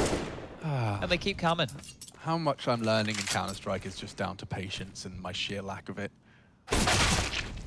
Lovely stuff. Wonder why Steam went down before. It wasn't a very. It didn't go down for very long, but it did go down. Someone well, just walked CSGO, over the power cable in Bellevue. In Bellevue. Okay, well, this was that 7th we're talking about here. Running into the site, Hunter will get the bomb down. 40 seconds, thrust onto the clock, and Neo frag. I don't know about you, but I feel like these new chickens have really pulled CS into the modern age of gaming. Oh, you think so? Oh, yeah. Those polygons were holding us back. It's just so good to see the game making changes in pursuit of returning to world domination. Well, some people are having the conversation that they need to update the chicken sounds as well to be a little bit more realistic. What's not realistic about our chicken sounds? I don't know. I haven't been around a lot of chickens in my time. No. I saw a great, I'm going to call it a TikTok, but I saw someone talking about how millennials have very quickly gone from, I'm going to live in the city, a high-paced lifestyle, partying with my friends on a Saturday night, and now all millennials are like, we're going to live on this is where Emma will keep her chickens. Yes, let us get It didn't take us long. It did not take us long. I was exactly the same. I was like, I'm going to have a Bluetooth headset in, I'm going to be on the tube. Screw all of that, bro. Yeah. Put me in the mountains. Nice and with quiet. a fiber internet connection. Yeah. Beautiful woman by my side. A little lake to my own for morning swims. This is an A-go right here. And not the team. Yeah, and but Zedco has an opportunity if they don't go long side. Now, it seems like Jackson, the whole squad, in fact, are going to charge through long side. So only Hunter's apps lurk. Now the CTs have at least apartments control. This might spur them to go for it. Zedco, be careful. Yeah, you've got so much power in your position. He is being hunted down by a rogue. Nico, another highly impactful frag. This should spur the Czech squad into going for this.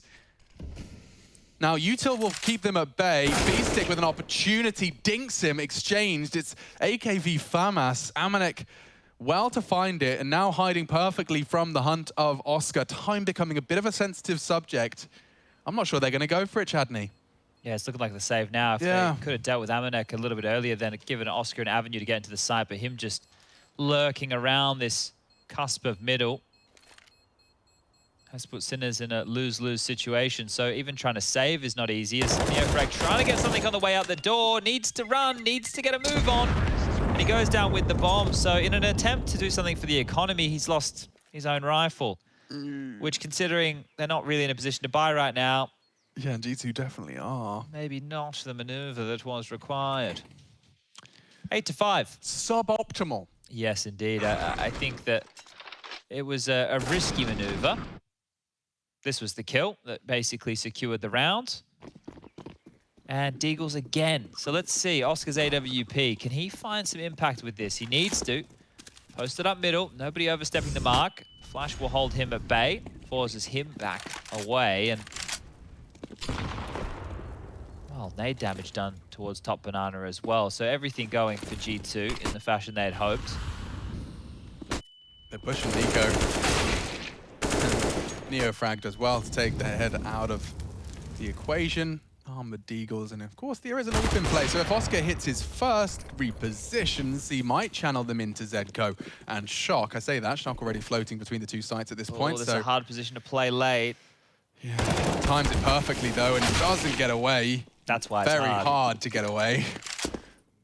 But it's bought enough time, and smokes will be deployed. 2v2 here, and yeah. Not an easy AWP retake, especially with low HP, and they're spraying smokes. Oscar is hanging on by a very, very fine line. The only way this plays out nicely is if Shock can somehow deal with Banana. Oh, he's found Nexa. Now he knows where the last is hiding. First click has to be a banger. Oh, he gets the fight, but Amanek does weather the storm. That's 9 for G2 on the T side here, and it could very well be 10. They'll get one more full buy out of the Sinners. And their shortcomings have come down from a lot of those early banana fights towards the end of this one. We saw, of course, Beastic getting deegged by Nico. We saw the double aggression there opening up the B side of the map. What's it been since that round? They've lost every consecutive, I believe.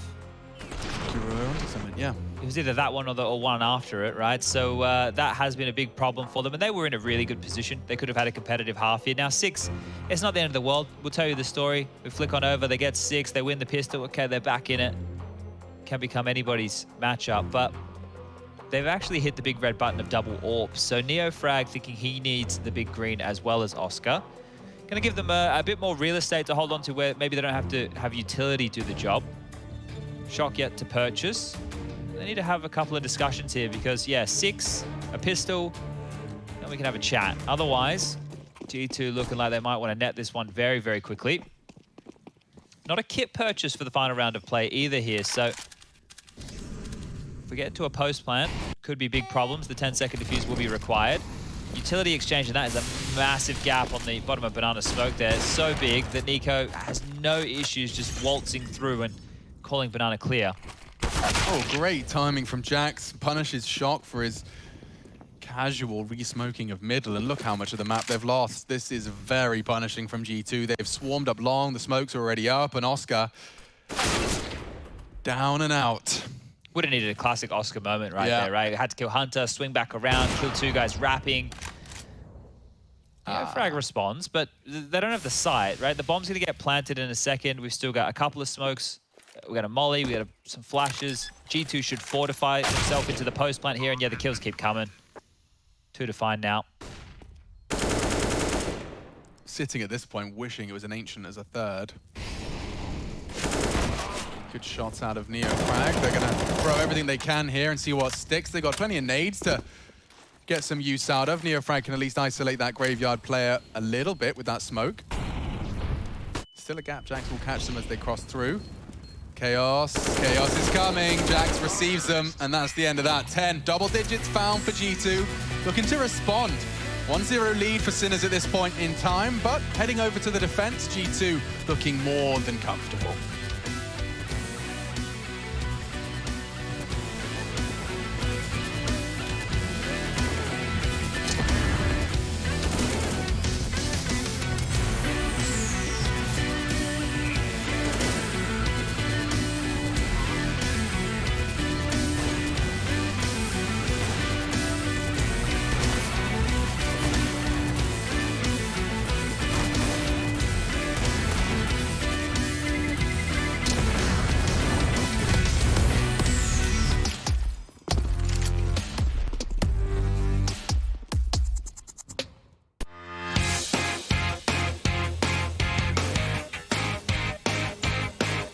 Hey Future Pros, sometimes in CS you just want to get aggressive and take the fight straight to the enemy.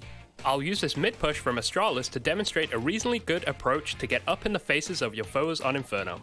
It really helps if you're keeping track of the T's economy, as doing this against a fully bought T side will have varying results. This strategy requires 3 Future Pros, 2 HEs and an AWP. Future Pro number 1, you'll be the player who pushes deep into mid. As you make your way to mid, get your HE out and lob it down mid. This makes sure that if anyone does face you, then they will already have taken some damage. Make sure to push along the right side of the wall so you don't get killed by a T holding steps. Tuck yourself into this corner and listen for any noise or calls from your teammates. When Future Pro 3 has made some kind of contact towards T steps, this is your cue to peek out and hopefully get a free kill. After this contact, keep your head on a swivel, as multiple Ts could be about to flood out ult mid or T steps. Future Pro number 2. You will mostly be holding ult mid, but first throw this HE just as Future Pro 1 does. Once you have thrown your HE, it is possible for Ts to be close to you already from ult mid, so be ready for a fight. You can cycle between holding mid and ult mid depending on how the Ts are pushing. Be confident in your aim and quickly process any information you receive. Future Pro number 3, you'll be holding T steps from the top of mid with an AWP. Your role is to relay information to your team and act as support so your fellow Future Pros can't be singled out. And that's it. Going aggressive as a CT is always a risk, but if you and your lads are feeling dominant, this can be a great way to control the flow of a match. it could completely fail as well, and if it does, I don't want to hear anything in the comments. Get some DM in instead and keep improving.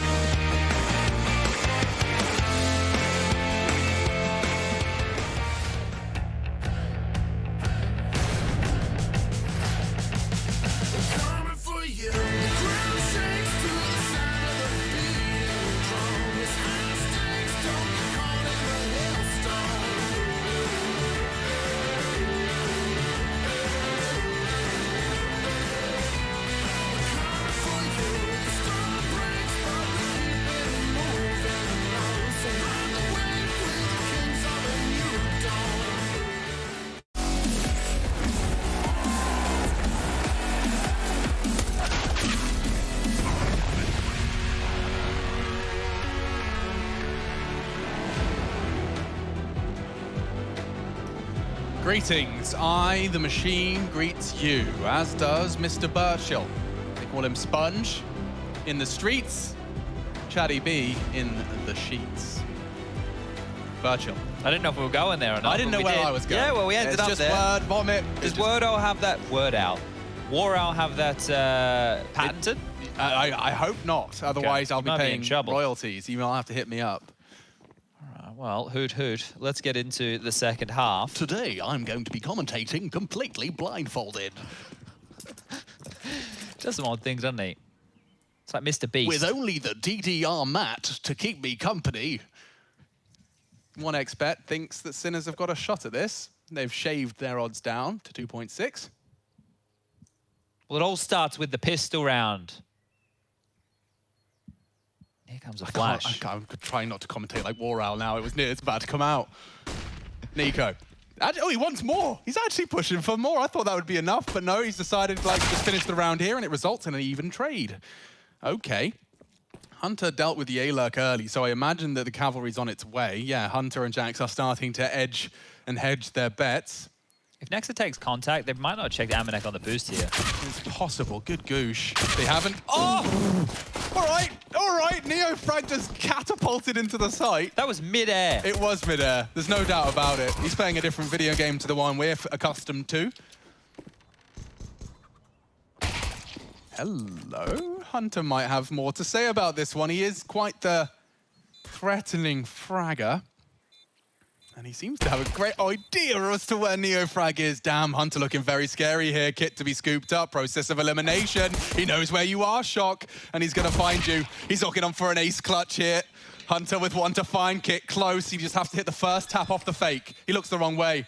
Zedko can clear him. He needs to tap now. Oh, I think he might have God. it. Hunter is a god. No way. Is a god. Ace clutch. What a performance on the USP. Ooh. What? He saw NeoFrag and he said, I can do better than that. Like, it started at A, but the rest of this, I mean, yeah, NeoFrag did everything. And then some. Jesus. Hunter. See, the thing is, Shock steps out and kills Jax. Wow. I didn't even compute on that. That is one to fumble right there. Yeah, I guess on the other side of the coin as well, Sinners are going to be feeling pretty red-faced after that one. Yeah, great stuff from Hunter, but more salt in the wound for Sinners here. Another round that should have been theirs by the wayside, and G2 being given a couple of liberties to have some wiggle room now. 11-5, they win this. Pick up a couple of AKs. Yeah, we might be quickly heading on to Mirage, which is the third map here in our first series of the day.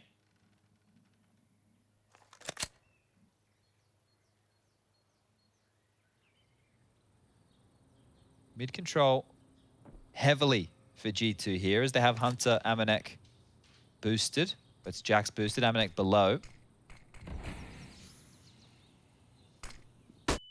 You've seen how these rounds finish, haven't you? Oh. Actually, they kind of perfectly isolated that duel. Jax had to go anti for the flash, and by the time he turns his mouse back around, the 90-degree swipe, they've disappeared, and so has one of his teammates. I don't think they know the boost is in play, though.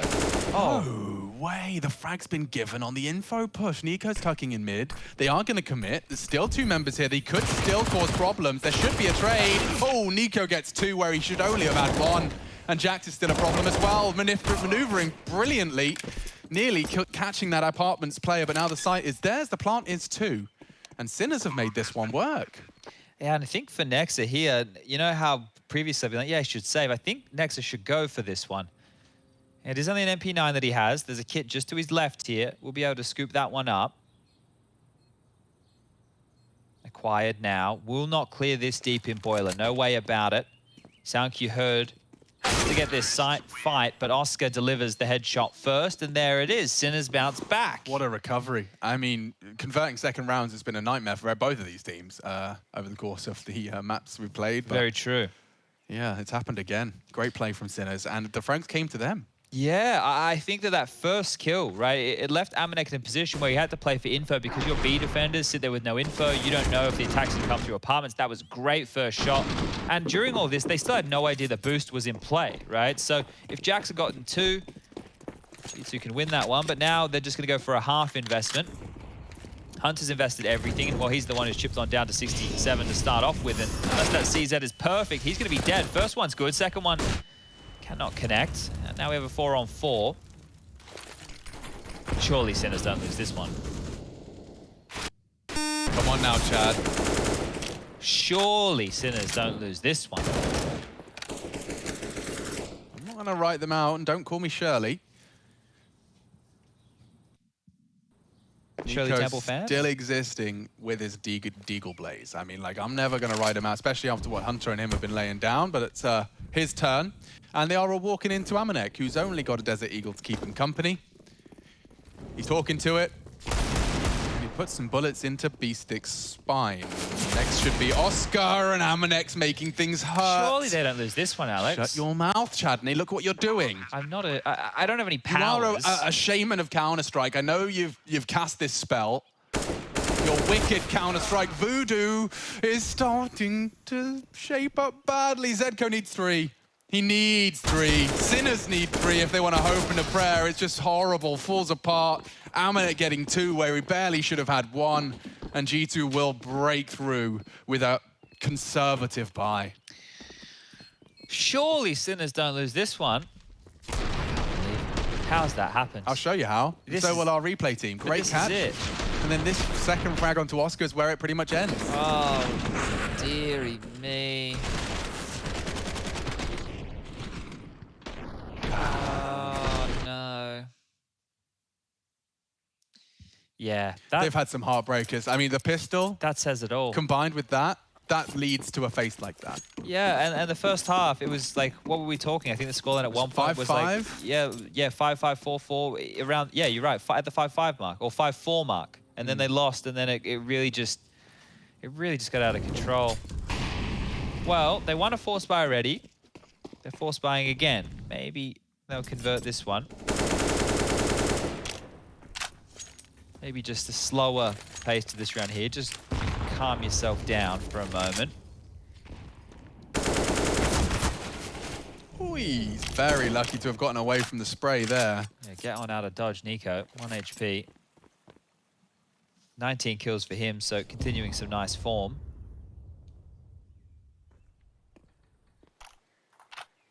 Nico's actually going to swap places with Amanek, so he's rotating over towards A. Meanwhile, that's left a lot of pressure on Hunter and Jax, who are in a passive graveyard, and Bike set up over towards Pit. Not a whole lot of utility to force back this push. And they're actually going for a smoke gimmick, which can work against Nico's low HP here. He can't hang around and take fights. That's enough for him. And they're wrapping. 3-2 split. This is everything you need for an A take. It's just a question of execution. And oh, Hunter and Jax don't need any help. Oh, Hunter looks so sharp today. Slices through the Sinners. Mincemeat. And I mean, that was such a passive setup. You didn't need Nico. You barely needed Jax. It was all Hunter. It was beautiful. That was beautiful. The fact that they can have the faith in Jax to cover off that arch side is what allowed Hunter to peek and go up his little head here, right? And just isolating every single one of these fights. It makes it look like deathmatch. He's just absolutely obliterated them. It's not a multi-kill spray down in one area. That crosshair just moving and darting around. And I think that's the hopes dashed for Sinners here on the second map. They're into Glocks, right? This is looking like 14, and with the heartbreak that we've seen, come into play with some of these rounds. It shouldn't be too much longer until we are moving on to Mirage. Now, Mirage still can be a different story. There have been moments in this. There have definitely been moments in this where Sinners could have put up a bit more of a fight. Yeah, but they have awoken Nico and Hunter on Inferno, so we'll see if those boys are in form on Mirage. I know that Hunter is a lot of fun to be watching on Mirage sometimes. On that T side, he just likes to be playing a lot of naughty boy plays in middle. Seems like they're done with it right here and now. The Glocks charge into the spray. Nico puts himself up onto 22 for 12. I'm done with normie maps. Can we get rid of the... Can we have a day with no normie maps? Okay. No Inferno, no Dust 2, no Mirage. No normie maps. What do we put in instead? No, we don't put. We just have the other 5. Just get rid of the normie maps for a day. We do Cobble. Oh, you want to bring that in? You'll be the next one. You'll be saying Tuscan. Then you're gonna be Season. I didn't say Tuscan. You were thinking it, though. I was. And then Season. They're always talking about Season. I liked Season. Some people really didn't. Someone's gonna say bring Train back. Oh, I forgot Train existed. I'm joking. But yeah, Train was fun. I don't know if I really miss it though. No, me either. I think, well, we like Ancient. Yeah, we're early adopters of the new maps, so we like it. I do like my Ancient games. All right, here comes Sinners. Foaming at the mouth. Zedko, nice start. Very quick shutdown of the Amanek peak. Oscar's waiting for that, but Jack still gets the better of him. Hunter does manage to somehow find 2. And now a 2v2.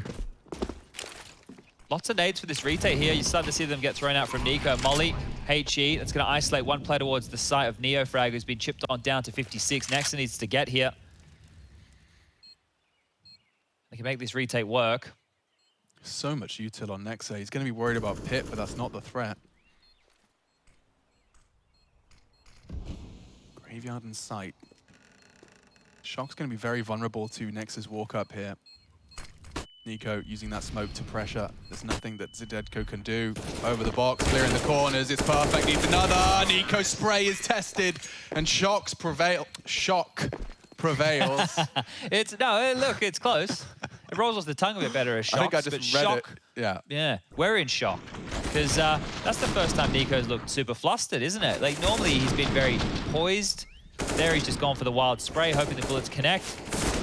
Shock clutches things out here in the one-on-one. I think it was also just by the nature of the way the frags timed. Like, as in, Nico heard Nexa's call as he's focused on him finishing his frag, and by the time he's kind of put 2 and 2 together, he just ends up having to commit to the spray. Shock's already shooting him.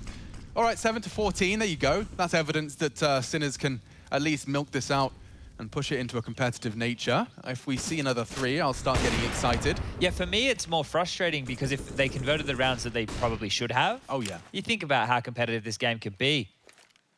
But that leaves me hopeful for Mirage, at least for a competitive 3rd. No, I like that. I like that angle. I think it's not like Sinners are unaware that they had more opportunities than they've actually seized.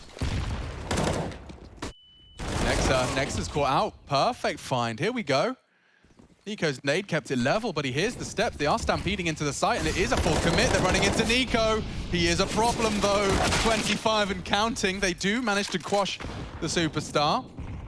Hunter mantles up, and they are holding it. It doesn't matter, though. Hunter's just quicker than you. These 2 cousins, man. Both of them firing on all cylinders. Both of them nearly combined at 50 frags. 48 and counting. And now just Shock to defend his honor and Sinners. Taps away at the Hunter's first. low. He anticipates Hunter's another low. and very stylish from Shock.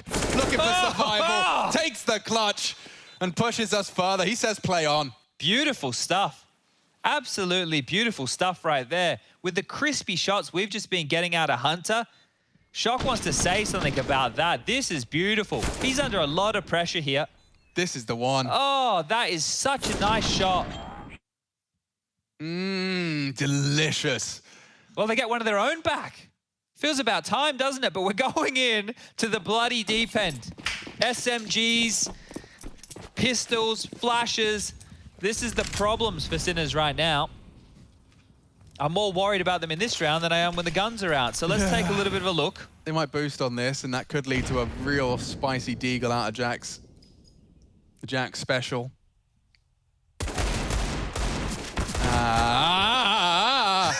Oh, God, no, not gets 3 with his Desert Eagle. I mean, 1, sure, 2, all right, but 3. Oh, no. I can't believe it. The Jax special, though, they do like to throw in that boost and boiler. Let's see if Shock's got anything left to say about this one. He's just come up with a 1v3. Nico's caught him. That will be 15. And Sinners let it slip at the final rung. Eesh.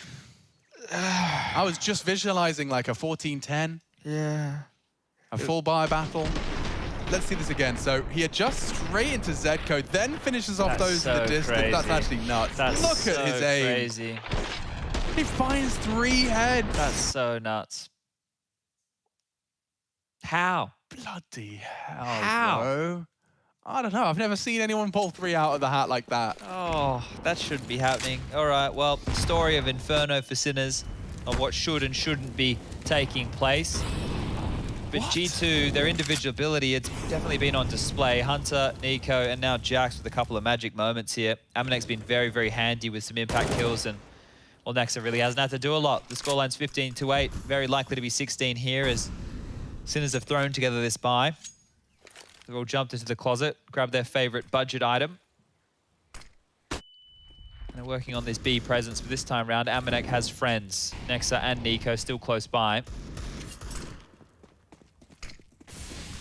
Oh, something's up. They've smelt a bit of a problem over towards A as they're floating with the rotation. Long has been open. That seems to be the mystery that G2 are trying to solve right now, and leaving Nexa on his lonesome. If he backpedals now, no dramas. There you go. If he hung around, could have had some real issues. If Shock kills Nico, he'll sell this so good. Oh, okay. Okay, he can even start flanking B or lock down the rotate. He's got a choice to make. He's got 2 players to try and cage. Hunter and Jax will be unable to contribute if Shock can catch them rotating through. Almost a double. Nearly, but they have the sight unless Nexa can disturb. He does reveal himself. It's down to the Deagle of Oscar. He's got an AWP in play as well. Hiding in plain sight. Neofrag with 1, Oscar another. Now we're cooking. Bomb can be planted. Sinners say play on. Neofrag, though, ooh, could have been caught by the Jax.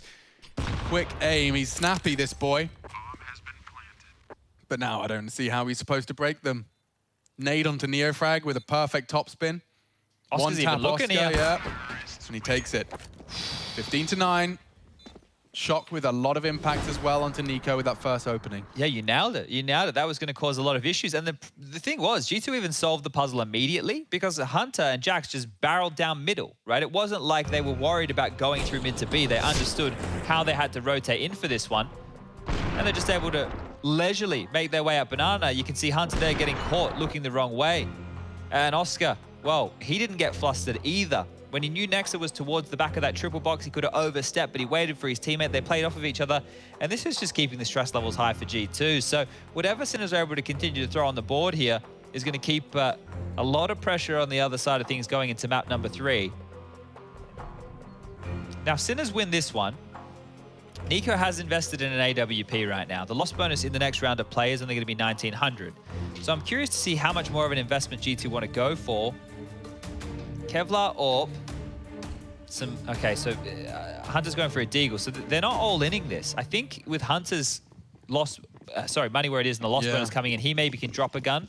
Lets Nico just off the leash for this one. Yeah, and then they just give this one a crack. Or they're happy to concede 2, and there's no reason why Nico can't go for a buy like this, because it might catch Sinners off guard and be enough. And we've already seen them win so many low buy rounds that this isn't out the realms of possibility at all. No, far from it. Sinners have given us enough evidence to believe that that is a possibility. Now, Nico had a choice there, and he's chosen to commit to Banana, which now means he's getting hunted by a Mag-10. Looks like it's not there at all, but it's thousands of dollars now thrust to the floor thanks to Beastic and his Mag-10. Sinners 110.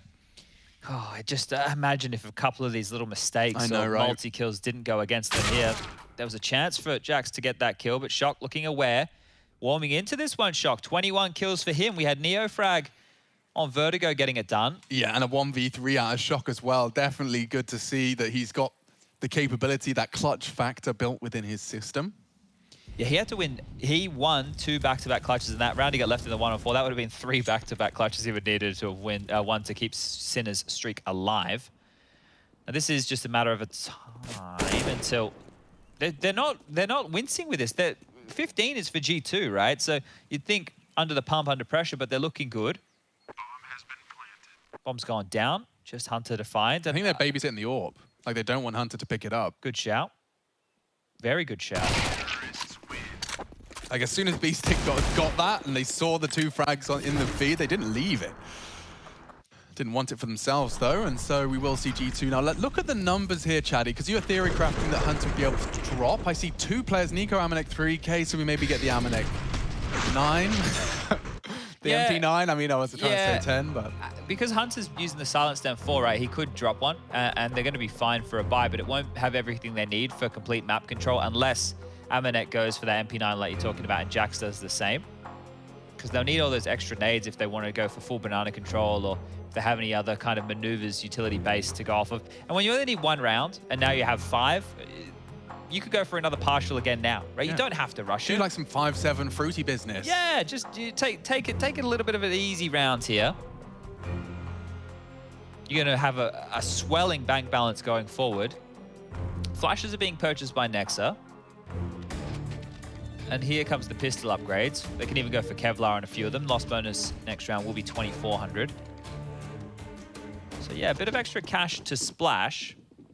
Oh, and Hunter's even gone for an M4. So yeah, this isn't going to be easy for Sinners. You don't know what type of buy you're going to be up against. Last round was pistols and Hunter's an AWP. On one today. Yeah, now it's Hunter with an M4 and a couple of flashes, a couple smokes. Hunter's going to get flashed in.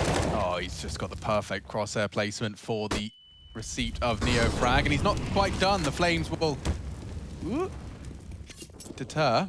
Well, now they know that Hunter was over towards B early, right? Maybe that's information that Sinners can operate with. If they get a move on now and disrespect this top mid smoke, never mind, he's back over here. Yeah, big problems. Yeah, and they're going to wrap into short thinking, miss smoke. And he's here, ready to hurt them. Good catch on Balk. They know there's more. It's Hunter. Oh, he's everywhere. He wants to end it right here. Good damage. 3. And it sets Amanek up to finish. Oscar up against 2 to defend his team's honor here. Nico not going to succumb. Hunter's done so much. They just need to finish the job. Oh, they're going to boost. That'll catch him as well. He'll plant default, though. Tucked in on the close box. Is Oscar ready? He's not, and that's the end of it. A stylish finish as well from G2. Boosting over the smoke. Oscar had no idea, and Weezy are ready. And I think this sets the scene perfectly for Mirage, our 3rd map to separate them. G2 Sinners, the opening game of Group B, ESL Pro League Season 14, and it's a competitive one. Looking forward to seeing if Nico and Hunter can keep that form up, and if Sinners can push them on our 3rd. We'll see you for Mirage in a minute.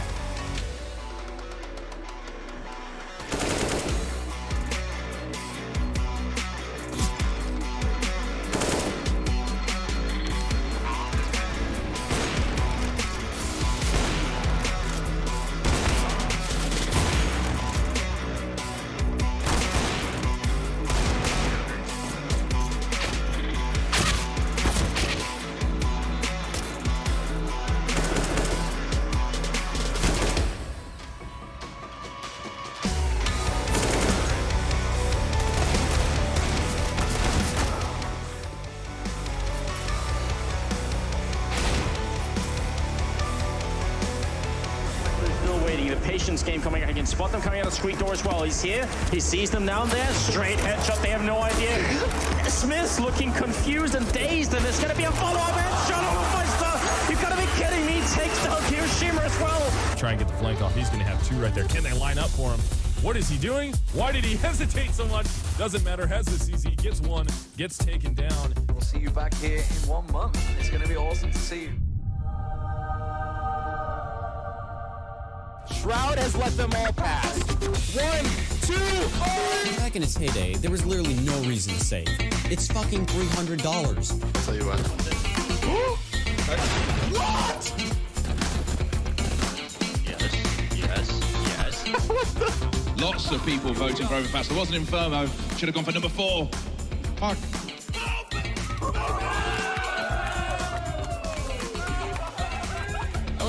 He's on ramp.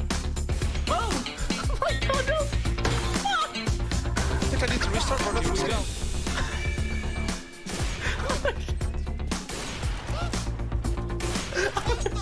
He's got a lightsaber. Oh my goodness, he's a Zed Jedi.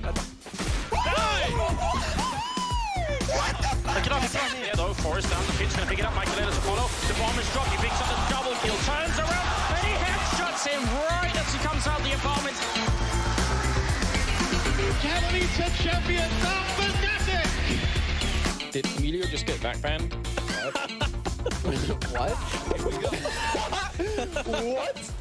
Chicken in the lobby here. Really wants to play. He has a good rank as well. You can see that he has the level to play in this semi-final, you know? I'm leaving mid. Boost here, come on. I'm blind. Bomb there. Here we go. Blind. We're not mid. Wow.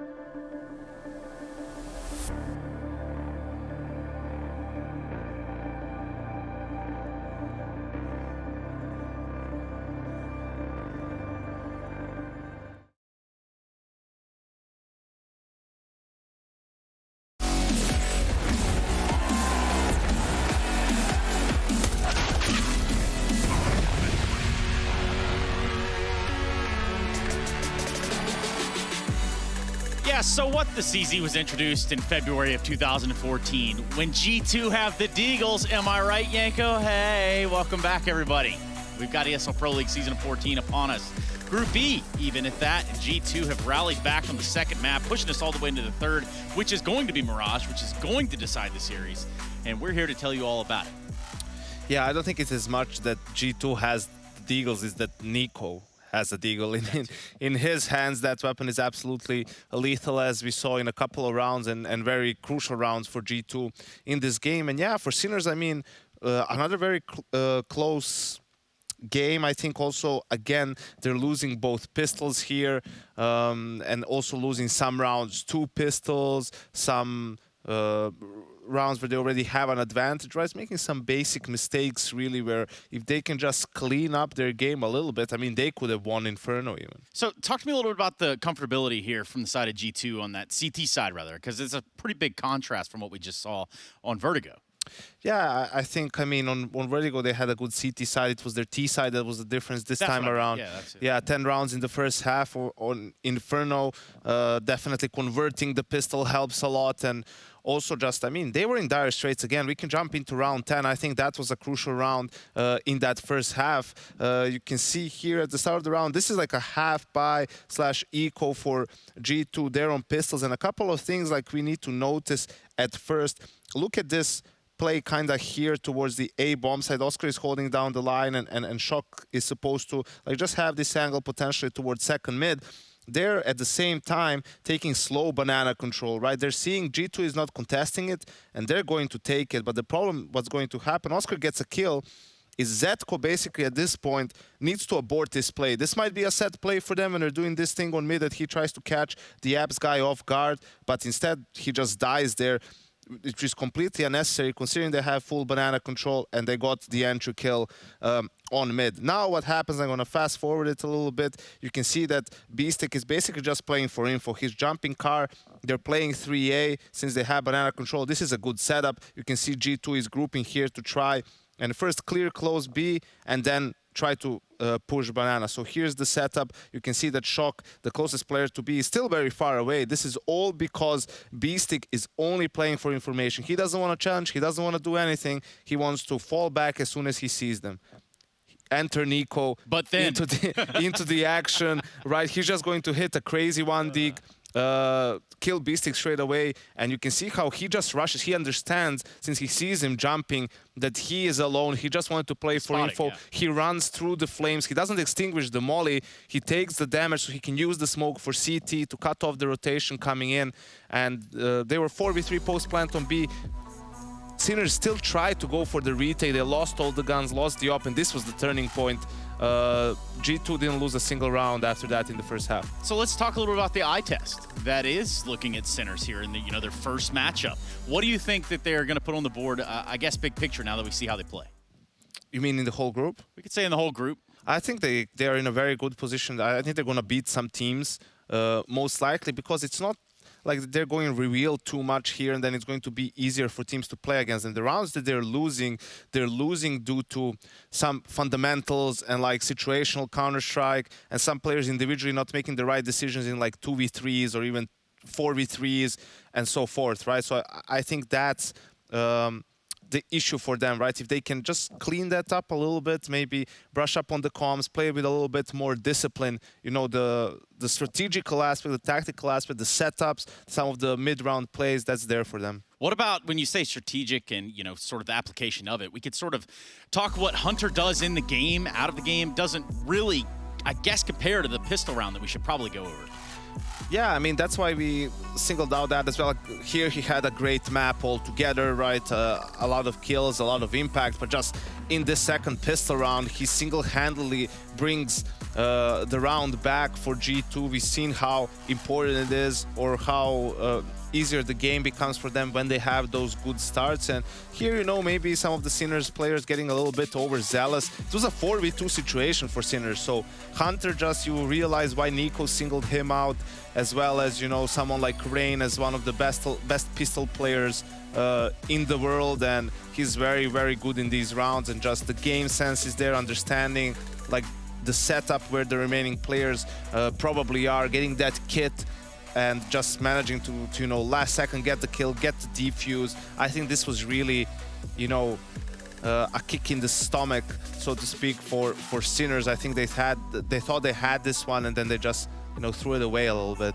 So, I mean, I'd imagine you also have G2 picking up Mirage. And this is also why, this is like the star power. This is what is the luxury of a team like G2, having players who can just pull off rounds like these. And yeah, they're the favorite coming into Mirage, but I'm not impressed by any means. I think Sinners have a fighting chance still. This is not over. Well, damn. When you say it like that, Yanko, you make me a believer that Sinners could maybe make this one close. What we're going to do is find out after this break. Mirage on the cusp. You're watching ESL Pro League Season 14.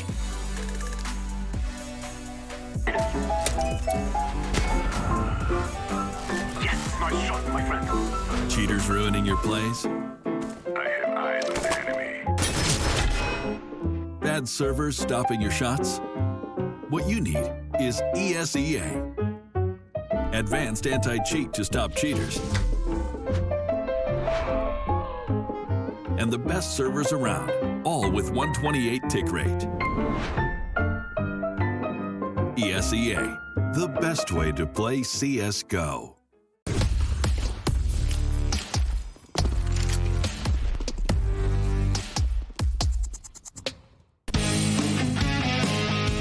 Hey Future Pros! Continuing the advanced pro tips trend, I analysed a pistol round strat that Liquid like to perform on the A side on Inferno. For this execute, you will need 2 Future Pros, 2 smokes, and 3 flashbangs. It also helps to have some form of apps control, just so you don't get caught with smokes in your hand. The idea of this execute is to isolate the CTs playing in pit and on the site, allowing your team to overrun each position. Future Pro number 1.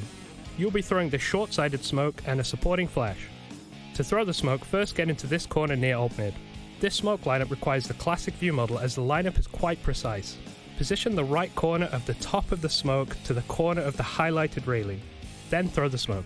This smoke will block off vision from any pit players. This will allow the rest of your team to storm the A site as one pack. There is no real specific lineup for the flash, so aim high and jump throw. As this flash is about to pop, the rest of your team should start making their way at mid. Then head into apps and peek out with your team as they make their move. Future Pro number 2. You'll be throwing the smoke to block off long, accompanied by 2 flashes to help your team take the site. To throw the smoke, line up with the middle of this grate while up against the wall. Find this plant part and aim to the top left corner of it, then throw the smoke. Next, you'll be throwing your 2 flashes. For the first, aim to the lower left side of this window and jump throw the flash while running forwards. This will flash anyone on the site, allowing your team to pounce. The second flash will land over the pit and also help Future Pro 1 get out of apps. Again, there is no specific lineup, so just aim above the roof's overhang and running throw the flash. That's about it. Unless one of the CTs goes absolutely cataclysmic, you shouldn't have too much of a hard time taking the site as long as your team sticks to the strat.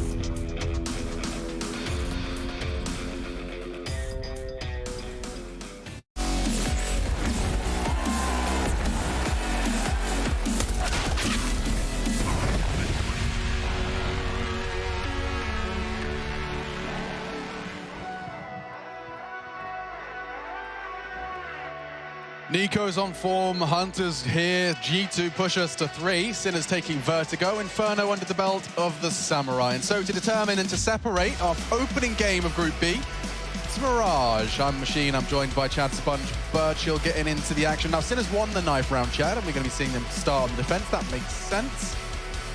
And let's see if we get any more pistol round antics out of Hunter. Watching that one back, unbelievable that he was still looking at coffins and still pulls that defuse first bullet. 2 bullets left in his USP, so he is on, and I don't see any signs that he's going to slow.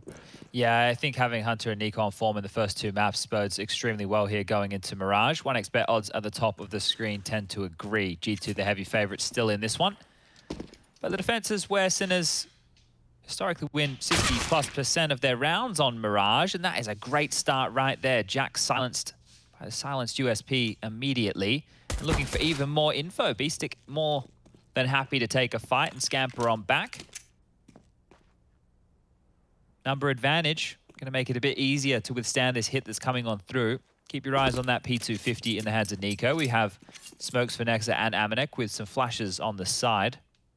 And we are heading back for an A execute. So now you've got a multitude of different ways you can approach this. You can do a CT smoke, you can get a stairs smoke in, maybe get one over towards jungle. Lots of different ways, and well, there's the easiest of the bunch. One you should all know from doing your missions once upon a time. It's just going to be the stairs and the cross smoke. So action will be on Shock here. In they come, leading the pack and leading by example. That P250 in Kevlar vest, a wise investment from G2 to put it onto Nico in his current form. Hunter's just grabbed a smoke here off that dead body, so a 3rd smoke now, and that's going to hold CT at bay. Smoke, that's actually so suffocating. Yeah, well, the kit is also right there under Hunter's feet, so they're going to have to push through if they want to retake this round, and Nico goes around the world. Yeah, it's a good plant for it as well. He'll be able to hold it from short. The rest of their job is just a delay. Buy time, and here comes the CT push. Nico already contributing long range. Beastic, however, makes it competitive. It's only on to Nico. The plans for him. He needs this now. Gets it. Forces Beastic off the bomb, and he will hit the shot. The one necessary. 4 in the pistol from Beastic. It's his turn to shine brightest on Mirage. Great stuff there, and some bangers of shots from both teams. I thought Nico had done more than enough. The fact that he pulled them off the defuse, I don't think Nico quite believed it. You know, thinking he was going to sit it in that moment. Fantastic shooting here. This was how it started. Like, Beastic opens this round, but it's more impressive is that he catches Nico on, because he knows, like, it's all about a mind game at that point. Yeah. As the teammate of him, who was it, Oscar, dies, he knows Nico wants to glance to see if he's on the bomb. That glance is his only window into winning that round, and he hits the first bullet out of his pistol. Banging stuff. Let's go, round 2. Play on, and Oscar's already got an AWP. Yeah, well, helps when he gets 4 kills and the defuse. Flush for cash, and you can see he still has the armor that he had on pistol round, so he didn't buy into head armor here. That's how much of a heavy investment he's done here to give Oscar the big green. That's a good one right there for all of you at home to be able to help your connector player, right? And even if you got nobody in connector, it's going to keep the T's away. So it's good to have set smokes to be able to smoke connector from short, from window room. Put those in a bit of the functional utility bag. Yeah, I was watching multiple players with the lineup from short bricks now. Everyone's got that, like, just ironed out, big part of their game, the same way they have that window smoke. So yeah, I think that's the one you're just talking about. Exactly what I was talking about. So a lot of teams like to keep this smoked. It just slows down the advance of the T's here. Well, GC, they don't really want a whole lot to do with middle. Hunter hanging around under window. We know what he gets up to. But it's really back over towards A. Nico's going to be swinging out of Palace with that AK-47. And wait, Shock is pushing. He's getting close. Shadow. A good shot. He'll make 2 of this. Oh my god, MP9 versus 2 AKs, if I'm not mistaken. These 2 rifles, and this one's falling apart. Oscar does have to contribute with the AWP. Neofrag can't believe his luck as Hunter's there, and one single man and a mission with 20 seconds. He might want to just hold on to this. I mean, why wouldn't you? Next round, they will have to take the save anyway, so lopping off one head. Neofrag's dead. That might be the end of Nico, though. There's still about 15 seconds, plus 5 or so. Shox is on the T-spawn flank, so if he chooses to leave, he is just going to hang out in the Palace. And I don't think anyone's going to be too willing to push him. Things will wrap up there. They have a lot to lose as well if they were to hunt here, right? So just knowing Nico's going to have the AK, and I know I'm just saying just, it's obviously quite scary, but let's take the name value out of it for a second. Let's say, okay, well, we let them carry through 1 AK compared to we lose more guns and maybe they go for a force fight and still keep the AK. But this is where the round was just 1, like Shock, just with this fantastic little presence of mind to play closer towards the ramp, gets 2. They know Oscar's AWP is in play now, however, so let's see how they deal with that. They're going to smoke off window. B-call makes a lot of sense. Beastic and Zedco going to be tested here if they do go for it. Underpass could be a problem. Neofrag was in the window area. He's been smoked off for now. It does seem like the latter. Underpass is the option they've opted for. And Nico going to be the 3rd element of that push. Incendiary fades, room for them to maneuver now. Lots of unknowns here for Sinners.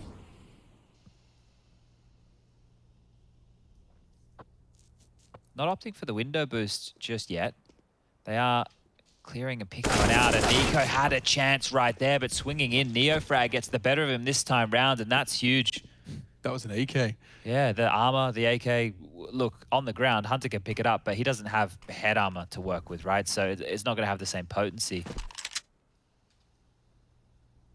Oh, they're trying again. Yeah, and Shock dismantles it completely. Wow, Sinner's spotless so far. Spotless, they'll take that. AK upgrades as well, 2 to be specific. Great stuff. It could not have been a better start so far for the Czech squad. Now, Nico's going to have to operate with a Deagle. That's just how the events have kind of unfolded here. Amanek investing into his AWP, and this is where you start giving Sinners the advantage. Not in the game, but in the AWP head-to-head, right? Oscar should have the number. Lovely timing here, a Shock. That's 2 rounds in a row. Is that great timing? Great timing. You're going to give the prowess on the AWP to Oscar over Amanek every day of the week here. So if they get in head-to-head battles, keep your eyes open. Could be round defining. Zedco out towards short here. Beastic just going to continue to do the jump spot over towards B. Neofrag holding a nade ready in window to lob on forward. Molly will deny the top mid presence for now. So they're stalling out G2 in corralling and getting this mid control. Seems to be the focus, like their primary objective, isn't it? It's underpass, top mid, take and deny mid control. Nico to return to a very understaffed A site. They don't have him for on the ramp push. You can see his hesitance about Palace as well. So a lot of uncertainty for Nico as he progresses to return some control of the A side of the map. Just holding the extremities so his teammates can start working their magic. Here we go. Window smoke, flash for the connector, and Hunter can leave his hidey hole of underpass to drop his own set. So that's your pretty standard two-man util dump in mid. It does deny any info for the CTs. You can see they're starting to scramble, potential up short. They don't have the answers. Oh, they've gambled B. They've gambled rotating B. So all that utility has at least forced the hand of three. Neofrag will be scarpering over to A just in the nick of time. Oscar's even considering it as well. Amanek smoke, as soon as he sees that, Neofrag will scream for backup and aid, because we're at that 25-second mark. This is going to be a sign of a full commit. Oscar's on his way. Zedco a little late to the party. Neofrag responsible for that connector. A lot for Shock to do, and he does so well. Catches the first head. Attention drawn. Neofrag plucks another from the shoulders, and they don't have time. Amanek hits the shot. The bomb's still down. Tetris, you need to be planting now. 5 on the clock. If anyone denies this, he's off it. He faked it. The round is done. And Sinners continue their streak. An extra AK upgrade for Zedco and B-Stick respectively. But Sinners 4, G2 0. Great start here out the gates from Sinners. This is looking very, very tidy, right? As the clock starts to whittle down, and the fact that Neofrag had the gauntlet of crossing connector, right? He has to cross through a visible to connector, is able to tuck himself in deeper in towards the site. That, comboed up with Shock being good for one, was enough. And there's a real tone shift now. Map 1, you lose that. Okay, first game back from the break, boys. All good. Let's shake it off. Let's shake it off. We'll get Inferno. It's our map pick. Sinners are really good on Vertigo. Don't worry about it. It's all good. You move into Inferno. You do what you have to do. You get a couple of lovely little gifts presented to you that they snatch with both hands. And now you're on Mirage. You do not want to be starting your Pro League season as G2, the team who were just in the grand final against Na'Vi at our first land back, with a loss, especially to the team who, for most people coming into this group, would be expecting them to be bottom of the barrel. Now, I might have complexity down the bottom of that barrel here, but it says to the level of Team Sinners are, right? We know that this is their first foray within the tier 1s. Yeah, I mean, and especially there is another conversation to be had, and I think maybe now would be a good time to have it, considering G2 are going to go for, I feel like a slow dig here, so we won't hold our breath. But just the conversation of like being the favorite team, as in playing against a quote-unquote dramatically lesser ranked team than you, is often described as very difficult for the good teams. Could you explain as to why people suggest that? Like, if the other team's going in such like you're underestimating them? Is that it? Is it like you can't try as hard as you would against the best? I think it's because the pressure is seen as less. You're expected to win. Yes. They're expected just to show up, and whatever they do, if they put up a fight, if they're able to press you at all, that for them is already a W in that column. So the fact that one team gets to play with perceived less pressure, I don't think that Sinners would be seeing less pressure playing in front of this kind of environment. Okay, wait a second. Yeah, it's getting a bit fruity because Jax has called B completely clear, and now if they just rotate this, it's down to Zedco and Neofrag. Like if they opt for Kitchen, it gets weird. Amanek being spotted in Palace is only going to affirm their suspicions. You really hate this. You'd really hate for Sinners to lose this one. Look at them scrambling back now. They've lost so much territory. Zedco is going into the dark. Yeah. Jax has opted for bench, which could hopefully mean Oscar's got a glimpse, pulls the trigger there across. They could even plant. Zedco arrives. Good finds. Bomb loose. Round saved. Thank God. Yeah. That would have been a horrible one for them to lose here. We can write this one off now as just an over-rotation that they've mopped on up, but if they had lost that one there, it would have been a real shame. Final kill. Cleaned on up 5-0 now. And yeah, I think that's the way it's framed, is the perceived pressure is on the favorite, right? All the fans at home of G2, all the Counter-Strike pundits out there, yeah, G2 should be winning this one easy. The thing is, look at all the maps that Sinners have played this year. They brought the stat line up for you guys, right? You guys saw the stats. Out of all the teams, this is recorded on HLTV.org, Sinners have played the 3rd most amount of maps. right? Out of all the teams. So they've played a lot. They've had a lot of reps. I think in the graphic that they compared them to, it was them comparing to G2, and it was over double. Yeah. They had more than double officials played than their opponent today. So yeah, in terms of reps, in terms of grinding and development, yeah, for sure. Sinners are lifting every day, and they're on the creatine as well. And you see it, the results of that here. Neofrag through the smoke. Jax is dead. Oscar on to Nexa. It's all falling apart. Round number 6 just started. I don't think Nico got the memo, though. Maybe Hunter didn't either, because he's already been parked in towards Connector. Oh, and Hunter's dead. Neofrag was so ready for that. He played that lovely anti-flash flick. Returns for the heady. Nico needs way more than one, and he's not even going to get that. Amanek, he just fired off a shot, so essentially closed for business. They know exactly where you are. He's just going to try and evaporate. But this is where, like, I'm not going to start, like, completely ringing the alarm bell, but I've got the bellboy out of bed. You know, like, I'm like, hey, Timmy, get in the tower. We might need you in a minute. Guests are coming. We don't know when. Yeah, there's a militia on its way. Oh, that type of a bellboy. We need to call every able-bodied man to the town hall immediately. Okay, I'm with you now. I didn't know where, like, what no, kind of fictional bellboy's in like a hotel.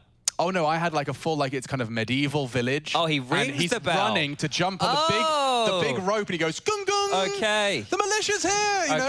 Okay. Yeah, alarm bell. That's what I'm. When I say alarm bell, I'm not thinking like a dinner lady going. Dung, No. dung, dung, dung, dung. Well, I was expecting the guy who gets your bags in the hotel. You know? But that's not very. That's a bell hop. That's a bell hop. There's no alarms in those bells. No. But I'm imagining Timmy the bellboy, who's just been kicked out of his little lighthouse bedroom. Okay, I'm with you. Yeah. I'm with you. Okay, we're cool. So here's the lantern running through the street. It's maybe raining, cobbled streets. I'm with you now. Get to the bell tower. I was in the wrong time period. Gondor calls for aid. Ah, exactly. I should have known.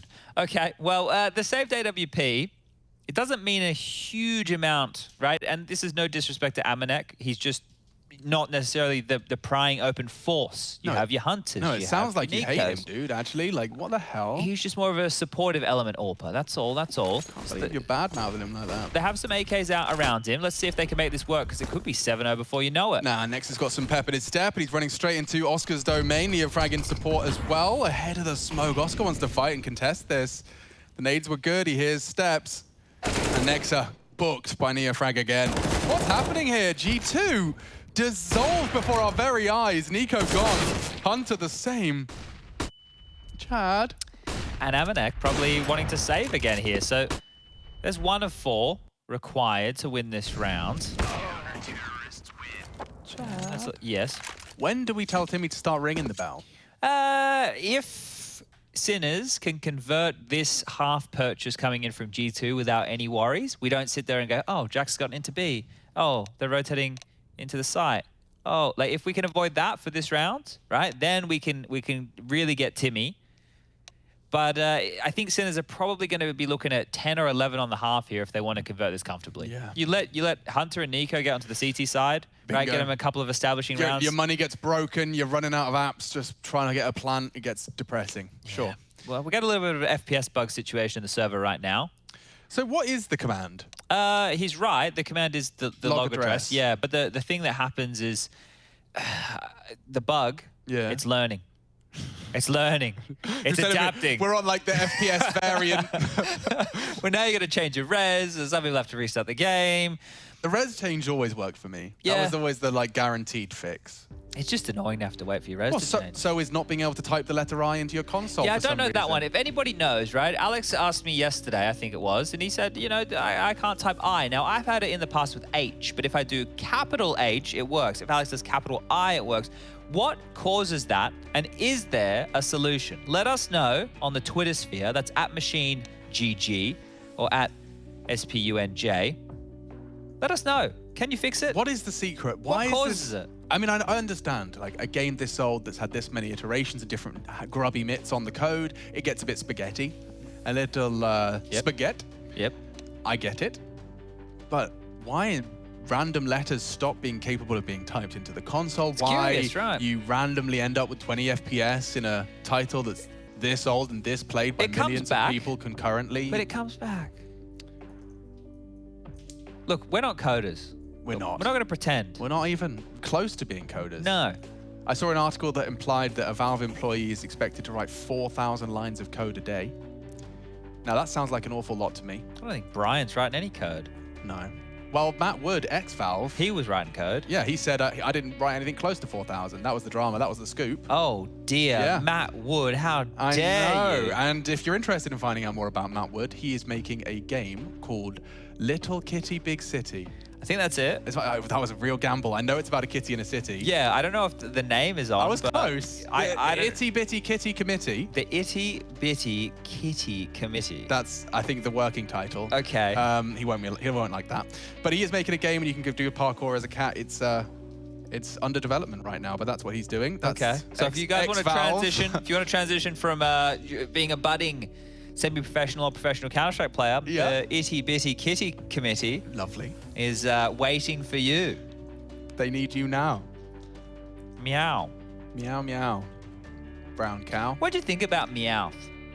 The Pokemon? It just bothered me. Why Team was Rocket's he the only Pokemon that could talk? He did feel Oh. No, I hadn't even considered that. He was capable of full speech. Like he was an antagonist. Full-on conversations. Certainly. Pikachu could only say its name. Yeah, Pika. Pika Pika. Yeah. Bulbasaur. Oh, they didn't have conversations, did they? No. What about the mimey one? The one that looked like a humanoid? Well, he just mimed. He didn't talk at all. Alex, that was the stupidest question you could have asked. I don't think Did the mime character talk? You twat.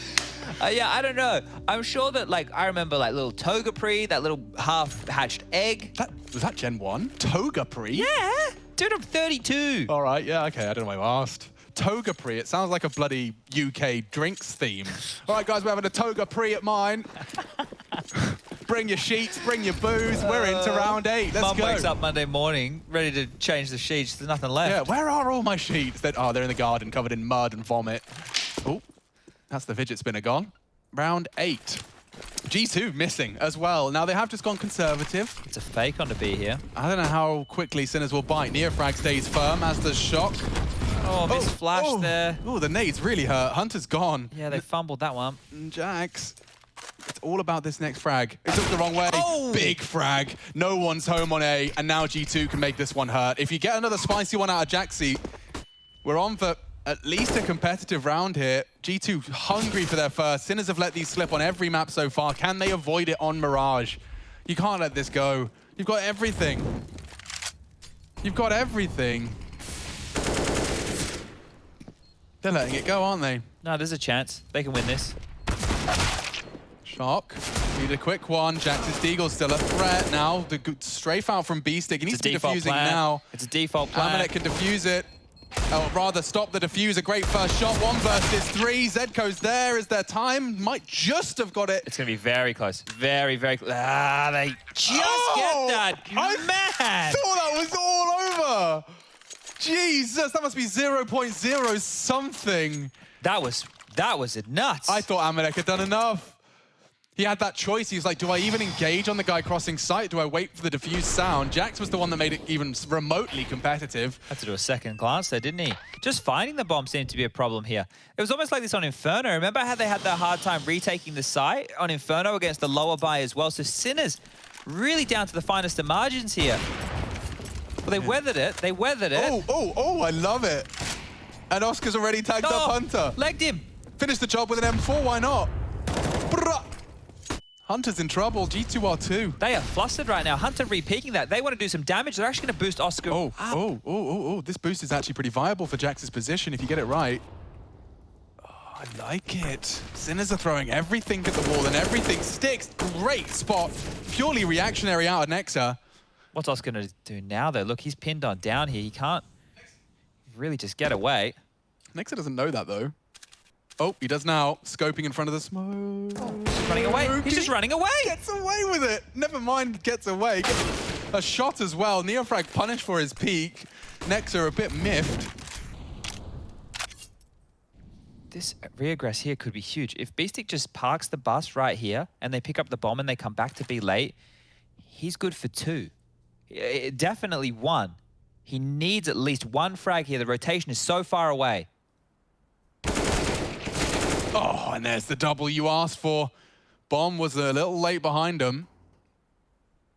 Amanek knows B-Stick's on this corner. This should be Amanek's chance to at least level it to 1v2. Does react, damage from B-Stick. 20 seconds, Amanek. What's your plan, bro? I think he's...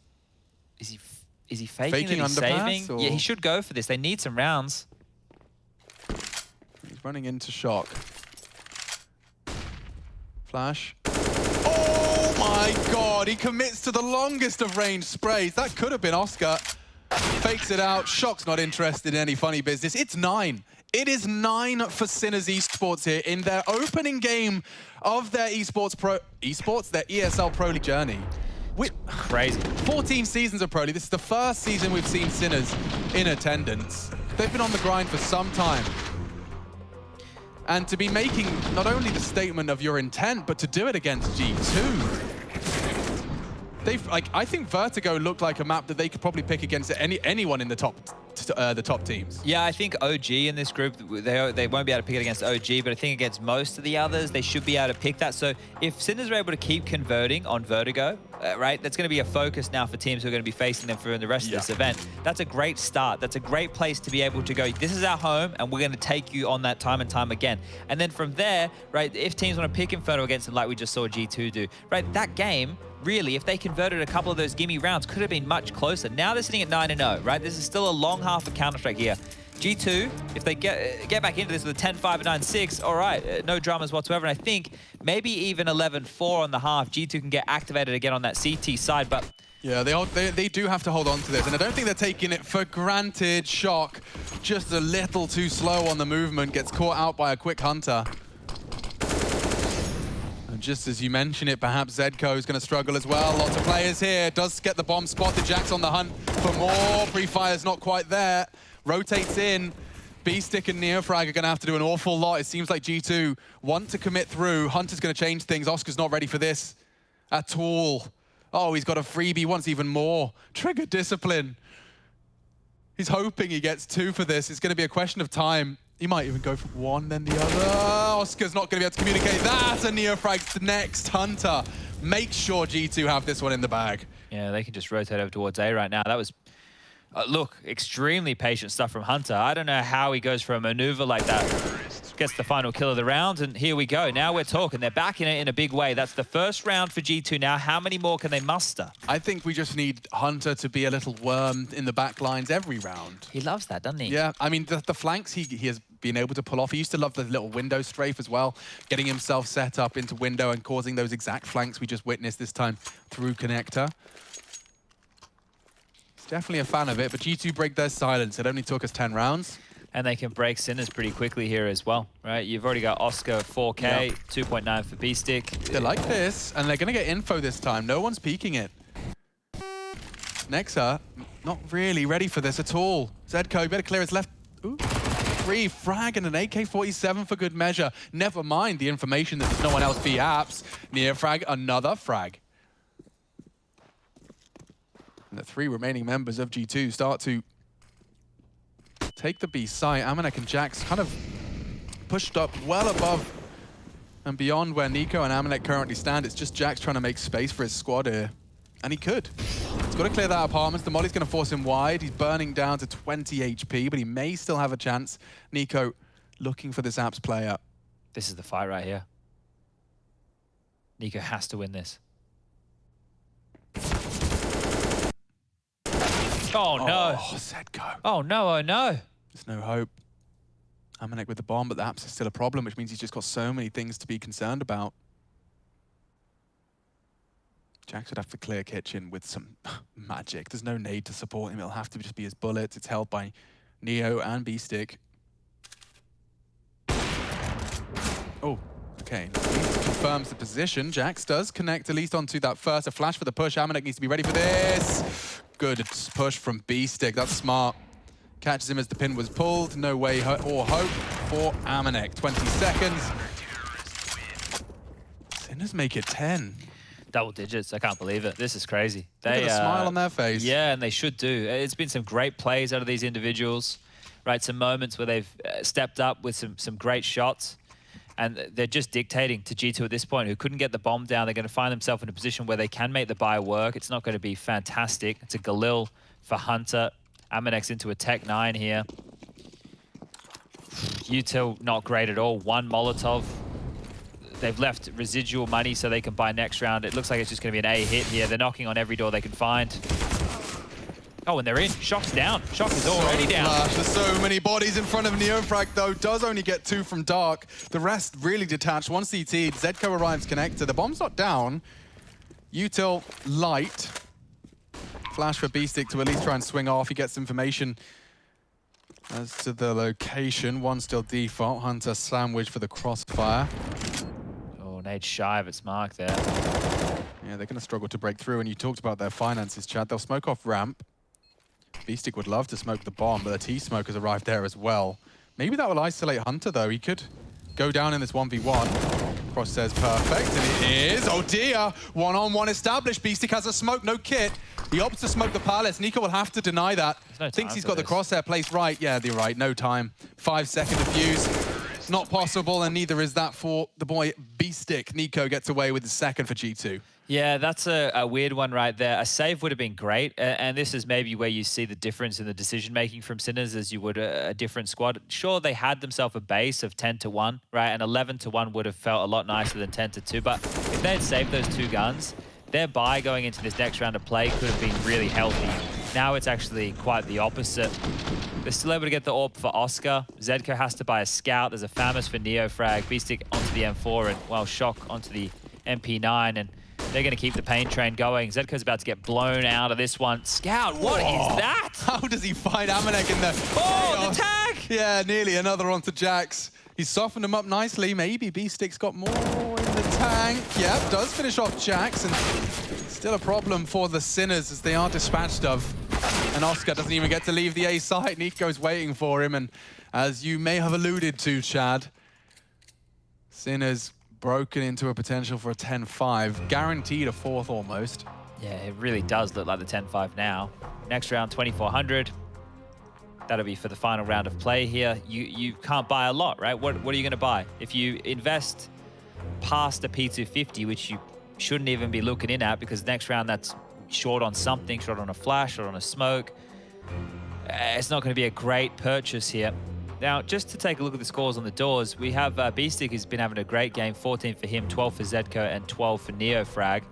On the other side of things, Nico and Amanek both have 9 apiece, Hunter and Jax with 7 apiece, and next down the bottom with 4. So it's only in the last 5 or 6 rounds that the individuals from G2 have started to get some impact going. But they'll be feeling confident, right? If you're gonna have a 10-5 half, I tell you, I'd much prefer to have the 10-5 at the tail end as opposed to getting the first 5 and then losing 10. Yeah, I'm with you in terms of just maintaining the momentum into the second half as well. Like, you're suddenly like, oh boys, we actually made a half out of that, yeah. As opposed to, oh, we started really strongly and sucked. Exactly, yeah, right? I'm with you. But you gotta be careful, because the robots out there, like Mr. Tommy Lurpers, he'll be like, you play both sides. Yeah, you do play both sides. Yeah. But we are human beings, Tommy. Maybe not Tommy necessarily. He's more of a lizard. Is he? Is he one of the lizard people? He is definitely one of the lizard people. Tommy's one of the lizard people. I've seen him blink by licking his eyeball. Oh, that's how he does dear. it. He just flicks his tongue up and re-wettens his... Is that all Finns? Or just Tommy? No, not going to get kind of attacking the Finnish people so much. Well, because Natu could be as well. I don't know. No, Natu's got too much of a human element to him. Okay. You know, right. He's got like a sauna and children. Yeah, that's right. Well, maybe there's just a really good cover. Tommy doesn't have a sauna or children. That we know of. That we know of. Maybe he's just a very private man. Yeah, I would be if I was a lizard too. All right. 10-4. 10-5 looking very likely here. No AWP for Now, Oscar. he's positioned those books because he wants us to read them. Do you see that? Yeah. Like, he's chosen those. He thinks those make him look the most cultured. Those show his personality the most. He's decided I'd like those to be the ones that I'm judged for. So we'll take a closer look at them next time and understand how Malik wants to be perceived by the public eye, because that's a choice he's actively made. Okay. Okay, looking forward to it. It's almost like book club, but without reading the books. That's pretty much how I did book club anyway. Just watch the movie. No, I just did my commentary bullshit prior to commentary, where you just talk about the book. Oh, I mean, with Hansel, Gretel, their relationship, it had its ups, it had its downs, the breadcrumbs, the oven. The oven. Yeah, I remember the oven. Of course I do. Jax off to the races, flying through, clearing an awful lot. GT just want to commit to this, and if they trade evenly, there's no complaints. Yeah, Nexus the one that falls flat at the hurdle. It was a 10 HP left on his finish onto Oscar, and that's the end of that. They'll take 11, not bad. Sinners, 5 rounds away from a W in that column, starting off their Pro League journey with quite the bang and kicking G2 up into a bit of a stir. Will they stir, though? Will Hunter and Nico recover and pursue that W of their own? We'll find out. 11-4.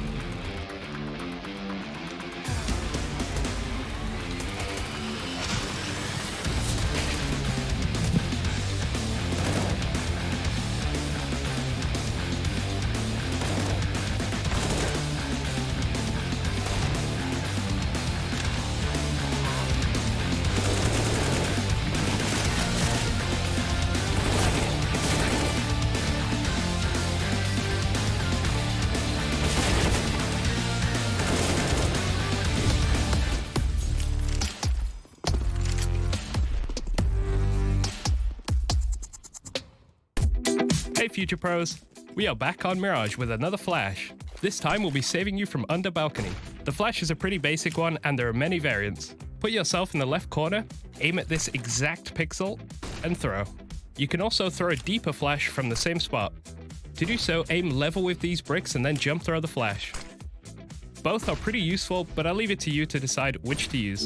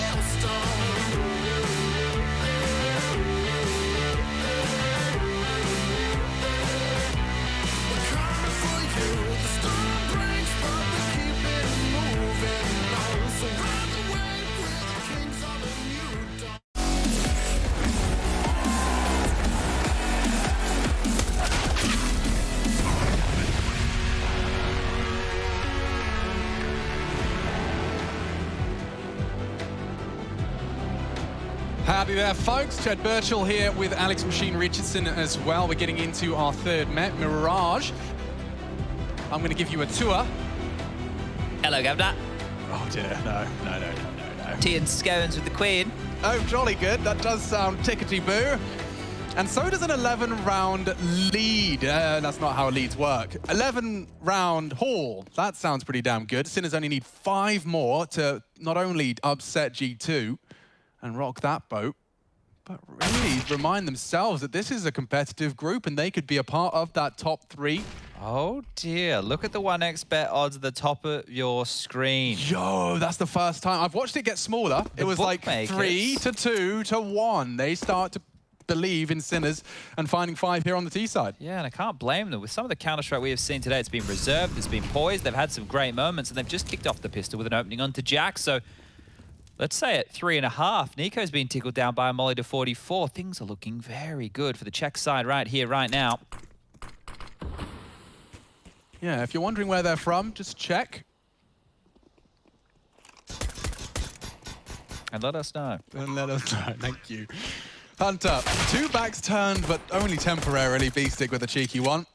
This is looking great. It is. It looks like it's almost impossible to lose, he says, as commentary curses aren't real. It's all determined, predetermined. Nothing I can say has any impact on this. You're right, there is a real chance here. Oscar's missed all his bullets as well. And there's a smoke and a kit heading towards the site. The kit is loose. I'm okay. 12 for the Sinners. Yeah, you can't curse these boys. Can't curse them, all right? Let these guys have it. I did curse my solo queue matchmaking game last night. We were 9-0 up. I said, guys, we might do a clean sweep here, and then we lost immediately. Was it 16-9? To like P250. Oh, okay. All right. Well, that's all right. That's all right. So I'm just quickly getting reports in from the ground. Yeah. From some of the men who are in the action, right? They're in the thick of it. What are you doing down there? Smooya reports in regarding the letter bug. Yes. He says to fix the letter bug, open Steam and type the letter in caps or normal. Now by Steam, I'm going to assume he means the overlay. Open the overlay and it fixes in console every time. Okay. So thank you, Smooya. Thank you, Smooya. Oh, Hunter's nearly got more than one out of that. He has to reload. Jax, however, Deagle, good for a headshot. And they actually have a man advantage here. Sinners can't afford to lose a round like this. And Oscar, with his Galil, does pop off some heads. There's another to be found. Can't quite stabilize. That's what you need. Oscar delivers a 3-piece that does secure 13. Nico looking to question my decision-making. And now tagged by the scout. Gotta watch the flames. Burns extinguishes down now with 14 HP. He's got no hope in the world. Shock can just play safe. Oscar does put his head into Nico's crosshair, but finishes it, runs across the line with 4 kills. That is the most impact we've seen out of Oscar at a crucial juncture. And that's what you need from him, right? To step up in that moment, because if they lost to that force buy, then we could be in a bit of a tailspin with G2. They surge with confidence, their individuals come online. We didn't think there was going to be a way in the world the likes of Nico and Hunter wouldn't show up with absolute bombs that they've dropped on Vertigo and now Inferno. And then you were coming into Mirage, a map where that crispy aim can do some fantastic work, and they've been silenced. G2 are running out of time, though. They're screwed right now. This is... Well, okay, hold up. We can't say this is 14 just because of the nature of how these rounds have gone against the Sinners here, but they have to be having some confidence now that they can actually do this. They only need 3 rounds. It's not over till it's over, though, and I think for Sinners especially, like, you have to have a mindset, like, the score right now is 13-13. Yeah. Like, just whatever you do, buckle your shoes. Round at a time. Round at a time. This would do such wonders for their confidence, though, as well. Like, don't forget the quality of teams they've been posting results against. Like, they recently have gone on quite a win streak, but no one in the same category as G2. Perhaps ENCE, which was an impressive victory when you look at it now. Yeah. In reflection. Post-mortem, right? The big game is one that stands out. Yeah, big clan, ENCE, and now G2, perhaps. Don't clear your corners, you get in trouble. He's all cool. Cool in the hood. It didn't look like he was going to get any, and then he gets 3. But now it's just Nico. Yeah, he's done that a couple of times, a Shock. Yeah, he's actually impressed, I think. He's been having a pretty handy Mirage. 10 scavenged. AK-47 scavenged. Yeah, will they let him hold on to it here? Looks like they dive into window, and oh, great sneaker with another head. He'll take that. He gets to live. I can't believe it. Nico gets to live. He's been able to hold on to the AK-47. That is a great weapon for him to carry through to the next round of play. So light issues for Sinners in that one. They did give away a lot of lives there. But yeah, you can see that he overextended, and then he overextended again, and then he's in the open. So he should have been a sitting duck right here. The fact he didn't go down, 2 HP remaining, fluffing his lines next to from the site. Well. This better be quite a convincing first full gunny out of G2, otherwise the Sinners can stick a fork in this one. Didn't think we'd be here. I think Complexity, it's hard to make a case for them. Like, I think Sinners could probably beat Complexity. Is it just the config announcement where you just lost all hope? Config is the best player on that team, right? Like, people could say, oh yeah, blame F and JKS, they placed higher than him in the best players in the world last year with HLTV, but Config is without a doubt the best player in that team. Yeah. You also have Esatag coming in. We've never seen the team, never mind Config, we've never seen the team with Esatag before. And then you bring in Netis Affix, right? So Poor Esatag. I mean, poor Esatag, like, he's been given a couple of dud hands as of late, hasn't he? I mean, like, he got that momentary bliss in Astralis where it's like, wow, this kid's nuts and he's playing for the best team from his region. And then Cloud9, then this, then an injured config on your return to the tier 1. Just feels like he's had a couple of road bumps, but who hasn't? I mean, I've been sure I could accrue or create a list of names that have been knocked down 3 times but got up 4. Shout out to Rocky Balboa. Seconds. I don't think I've ever seen Rocky. Is that weird? Adrian. Is that like the Wilson moment from Castaway? Something like that. Yeah. Oh, it's a B split. 20 seconds. Here we go. Yeah, they got a good shot at this one. Zedco into the side, that's the bomb loose, and they're just getting minced. Oh, Hunter with the double as well. That boosted box, a perfect position. And it's just the Jackson Hunter show. Sinners stamped their tickets. They were let into the B site. Like, they didn't have any resistance up short, no resistance in apps, just let on into the melting pot that was those M4s. It's crazy to see a team defend the B bomb site like this, just so passive, and do it with so much ease, right? Very, very good stuff. I think the Jax Hunter combo, another position that you can see them playing together well. I think we had a round where it was Hunter and Jax locking down A. That round where Hunter popped his head up from Graveyard on Inferno and bopped everybody, and Jax was holding the long side from Pit. You know, I think that they have a pretty good synergy. It's been spoken about before that Hunter likes Jax in the team. Yeah, he brings it up more often than not in interviews. Like, he wanted to make it really clear that he can play his best game when he has Jax in the team, which is an interesting something for the player to address and for the player to identify. You think it's like a Taco Cold Zero type thing?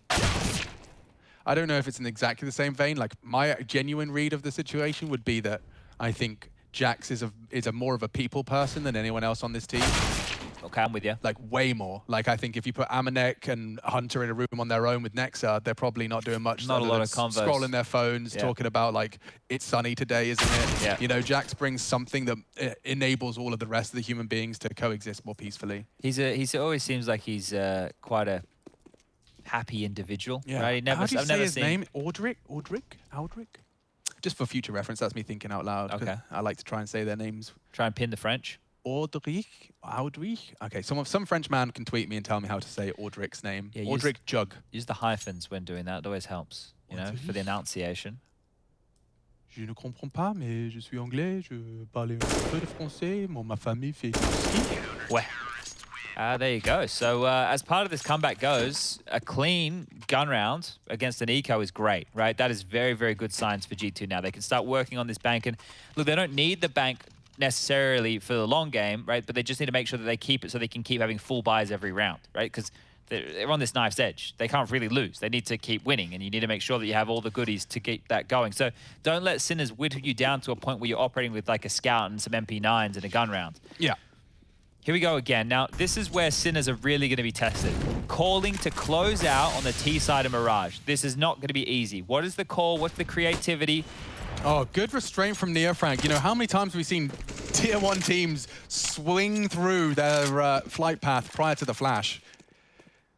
And then you lose, and slowly that gap closes. But they're sticking to their routines, sticking to their rituals. One of the things here as well, and you said they were given free passage to the B bomb site on their last gun round. They're given free passage to do a default again, right? At this point, G2 are not pushing them in middle. They're not taking the fight. They're allowing Sinners. Oh, Shock is going forward. This is a massive risk to take. Molly thrust him into that. They've lost the man early here. Problems for Sinners now. Absolutely, and Nico just looks destined for greatness. Oscar catches it. And we're pulled straight back into an even field here. They'll park NeoFrag towards Delpan. The rest heading back in towards the stacked CT site. 3 on A.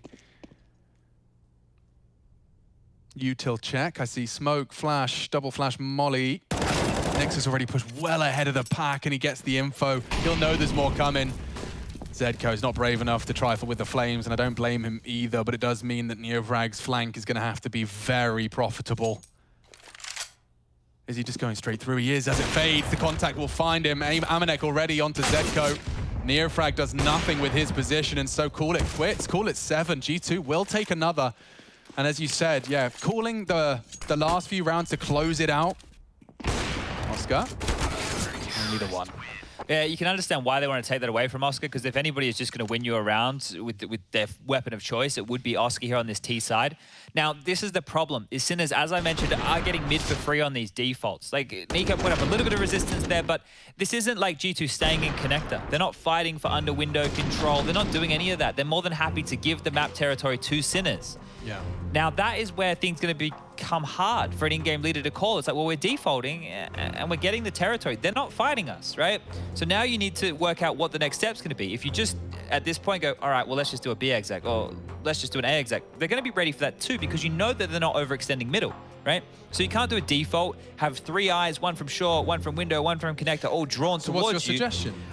It's going to have to be something a bit pacey. Yeah. And they're going to have to hope that they're able to find a bit of a gap in G2.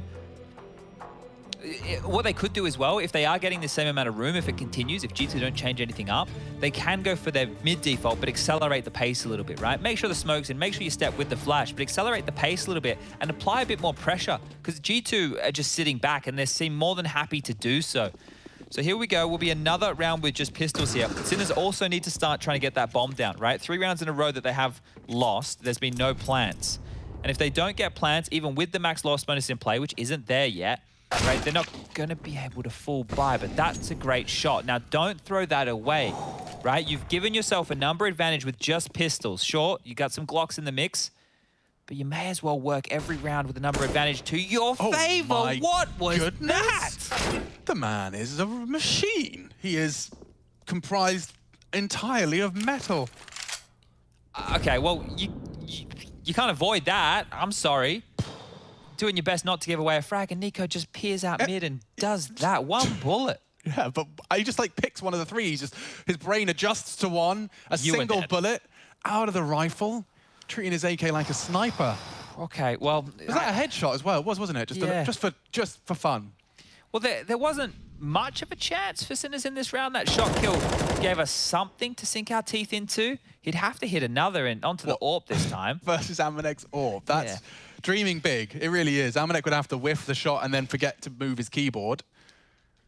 35 seconds, as it does look like they're going to go for the A pincer. Ooh, baiting the shots a little chances. He did shock him. He actually did kill him. He killed Amanek. Why is Shock's deagle so damn spicy? Jesus, he's not firing bullets. He's firing straight Scotch bonnets out of the barrel. Somebody stop him. It will be finally finished off by Hunter, but damn, Shock, okay. Reminds himself, perhaps, what he's capable of, and now just needs to do it on the gunny. G2 are closing this gap. Is it too late for a comeback? And also, people are wondering who the in-game leader of Sinners is. As far as I know, it's B-Stick. Okay. Now, I think Striker, if he's listening, which I'm sure he is, could probably quickly correct me. Okay. But I could be wrong. I've been wrong plenty of times before. I'd love to get the correct info. I'll make sure you guys have that too. So here we go, here we go. Let's see, is there going to be a bit of a pace change here? It looks like more of the same. So just out towards top mid, the default looking similar. They get the control, and this is what they're after. The smoke towards the window. But they're not spamming, they're not forcing anything awkward. G2 are just sitting back. This is odd. This is not the Mirage we're used to seeing.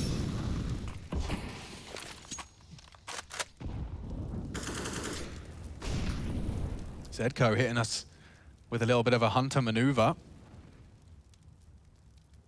See how wise Nico is to their tricks. He's going to walk in. His toes tagged down to 26. Didn't quite shape that flash up as he intended. So they're regrouping here for the A commit. Sinners, the elusive 15th, could just be a couple of clicks away. Util check for the CTs. That is the last of their smokes in a gap. I think. As Chad has outlined as possible. Under the toes, yeah, for sure, on Tetris box side. Yeah, that's enough here to at least spur the T's forward. Oscar completely blinded, eliminated. Nexus ready for the double. And the rest should just be a problem for Sinners. How are you supposed to get that bomb down? You got 2 people posted up on CT. Zedco. Oh, a real opportunity by getting himself at least set up for it. That smoke should enable the plant if they can't contest. A missed shot from Amanek. Neofrag's got it down. Sinners, 2 frags now away from 15. G2 counting on Amanek and Jax. Flash towards the CT. Jax is so disconnected from the pack. I think Zedko's frag onto Hunter might have been the difference maker here, because he's still here on jungle's side. There's nothing for Jax to do but to run away to save. Sinners have taken 15 here. I can't believe it. I cannot believe that whatsoever. How does he get away with it? And Zedko just patrolling that window. Absolutely huge impact and Shock coming alive. Think about the Deagle kill Shock got in that round not too long ago.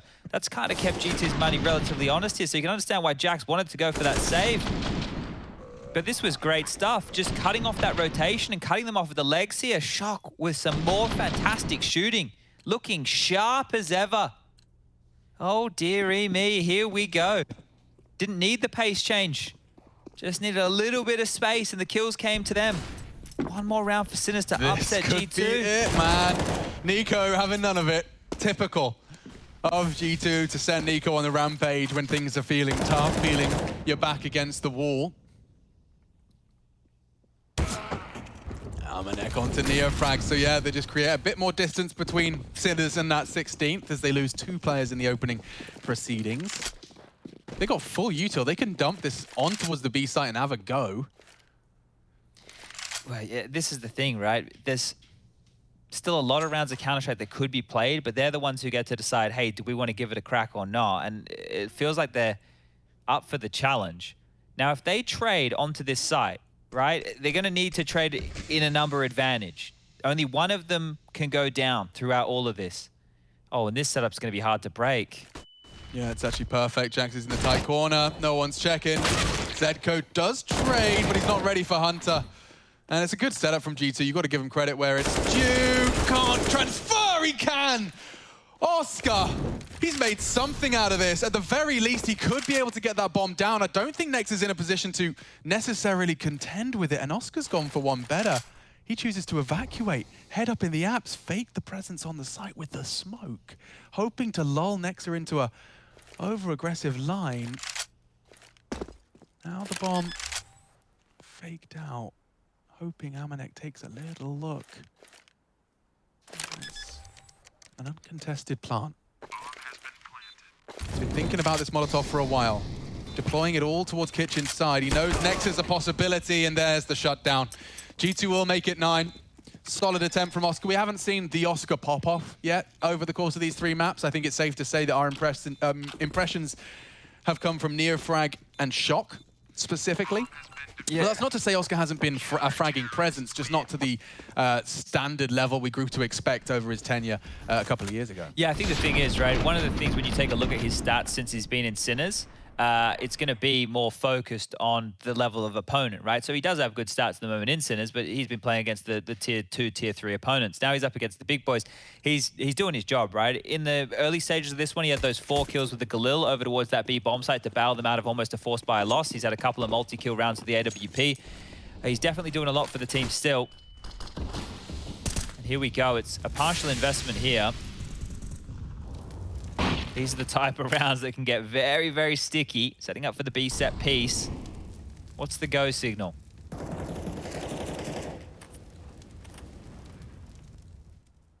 Might just be Zedko's contact. Jax is in such a good position. He's so blind, though. Oh, he's stuck? Oh, he got stuck. Fell He off? couldn't actually fall out. They know Hunter's a problem. He's always a problem, and again he strikes. Beastick does hunt him down, does well to evade the Nexa trade. And even Shock's Deagle's done it again! How is he not dead? How is Nexa dead? And now the bomb's going down, Chad. This could be it. They're pushing in 2 from kitchen side. Weapons have been recovered. Oscar, he's going to have to do a lot of the heavy lifting with Beastick and Shock with 6 points of health between the 2 of them. But the angle's perfect for Nico's walk-up. Does get spotted out. Damage inflicted. Doesn't finish the job. Nico 3 HP. 1 bullet is found. And only Amanek. He's gone too. There it is. Sinners. They'll take it. They take the win. G2 thrust into the losers column, and the underdogs on their debut at Pro League take it in a full 3-map affair. That's impressive. And some new names to remember. Shock, Zedko, Neofrag, Beastick, and Oscar.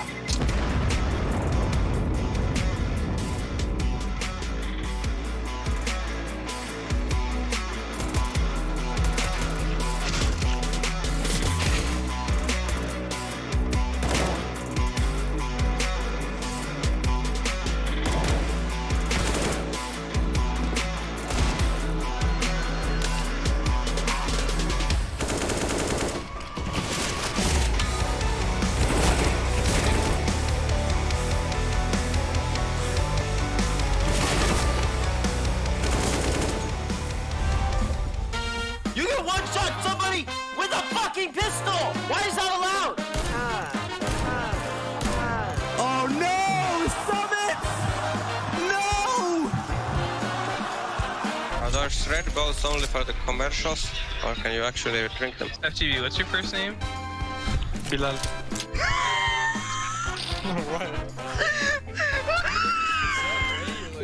Why'd you put an accent on? Because that's how you say it. I'm not gonna say. Dude, what the fuck? Chicken coop still. Chicken coop! Chicken fucking coop! You catch somebody peek on Envy's side, and well, that's what happens when you go around the corner. Happy with one dig. Oh, and another one! Oh, and a third! Happy! He could get another one here too, Dupree! Dupree is like sweating bullets! Happy's gonna get the quad kill in the ace! What is this? It's going to be torn away from them very, very quickly by Sighton. Oh my god, Nico gets 3, 4! Oh my lungs, I don't believe it! Deagle is on fire, and Shox is gonna walk into it as well. Nico is on fire. Hiko definitely not going down without a fight. Oh wow, there's the first boss frag. Hiko gets a double. There's still 2 players left. They got no health on them. Creeping around the site now. There's still time. Oh my goodness, how does he do this? How does Hiko do it again? Once again, just be Hiko. Is he about to pull off the Alamo? He's got 3 from behind quad. Can he find a 4th? He gets the 4th. He's on for the ace, and he gets it. What? They're ready to shoot some ducks as they cross the middle. It's going to be a challenge, and Apex not in this lifetime. Is he going to try and go huge here? KDS on site, straight in his face. Doesn't hit the no-scope, doesn't hit the pistol. KDS, would you believe it? On Crim's Flusher in the back lines. He's out of ammo. A knife is out. What's happening? Flusher, he's getting stabbed. He goes down. He drops Flusher. Why you bully me? You fucking bitch, why you bully me? Everyone asking. In the same place there, Simple just jumping casually into the side. He's gonna fall down again. What is this touch from Simple? Are you serious? What? Once again, the first base is a Dren. He's going to hit the ground there as Paul. Oh! What? Jumping double for Cole! What is going on right now? Porém, chutando você pode, não pode morrer por aqui. Tenta fugir. What's fucking going there? Like, shut your fucking mouth. Next one really is gonna blow our minds, and I'm just hearing my ear. As Pronax Oh finds my Snag. God! Oh, Basha! Elbow broken club! 4 frags in 4 seconds! A third major championship in global offensive. Envy winning the last major of 2015 taco. It may just be destined to be. It's Luminosity winning their first major championship.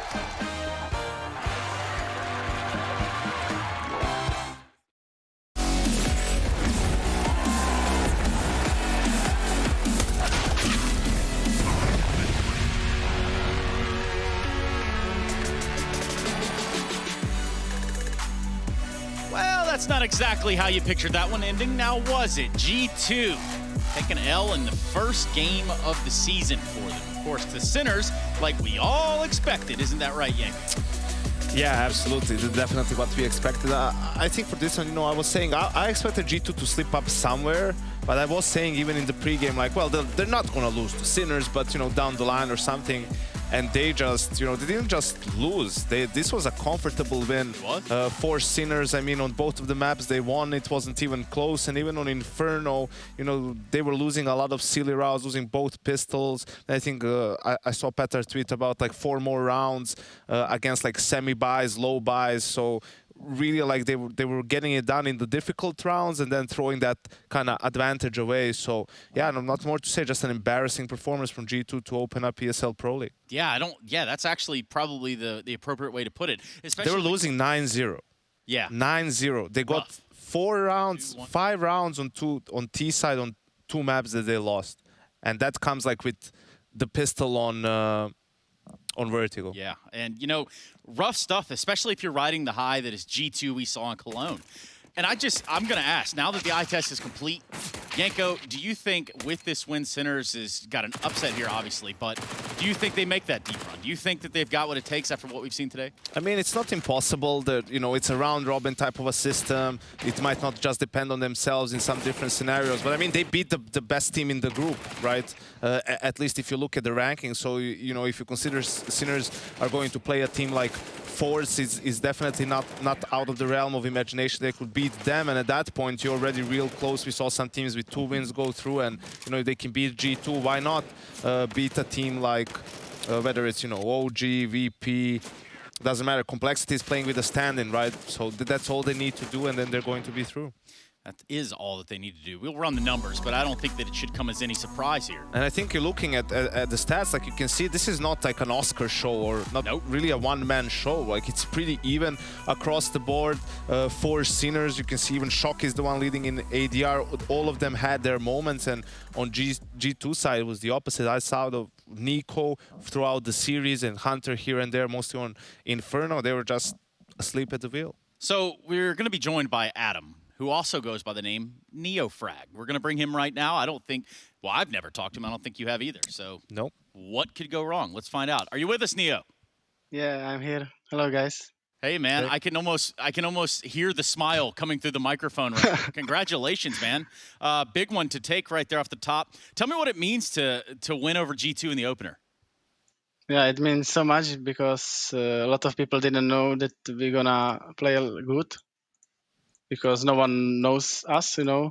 Yeah. And we just can surprise this on this event. So yeah, you guys had. I'm super happy. Yeah, sorry. I was gonna say you guys are playing really well. You know, you played a lot of maps. You went through Premier as well. Like you've been showing some good CS, but you haven't really played Tier 1 teams at all outside of Big in the playoffs. You know, coming into this tournament, obviously you're going to play a lot of them G2 in the first game. Was it difficult to prepare, you know, for them? How did what you were preparing for translate into the actual game? So we just play our game. We just knew what they are doing on default, and that's all. We just knew pistols and defaults, and we just play our games. Sound. Cool. That's pretty solid. Hey, speaking of playing your game, you guys have been playing a lot of games lately, a lot of officials, a lot of matches. We were actually talking the number. I don't have it off the top of my head, but there were a lot of games you guys played coming into this. So team vibes have got to be really good, right? You guys are playing a lot of Counter-Strike. Yeah, we played a lot. At one point we had like 100 games, and I was tired as hell. Finally, we can play against top teams right now. Yeah, and it's all right there for the taking. Hey, man, I'm going to get you out of here. I do know that you guys have Complexity tomorrow, and everything that's going on with them, are you thinking you're going to have trouble? I don't think so. Fair enough. Cool. Easy as that. Thank you, Adam. Mr. NeoFrags, everyone. And that just about does it for our matchup that was Sinners versus G2. Of course, G2 checked out, and so are the Sinners, but the Sinners kept the receipt. Imagine that. We're going to go to a break, and we're going to come back with the next game of the day, the second best of 3 at that. So make sure you don't go anywhere, because you're watching the ESL Pro League in its 14th season. Dang.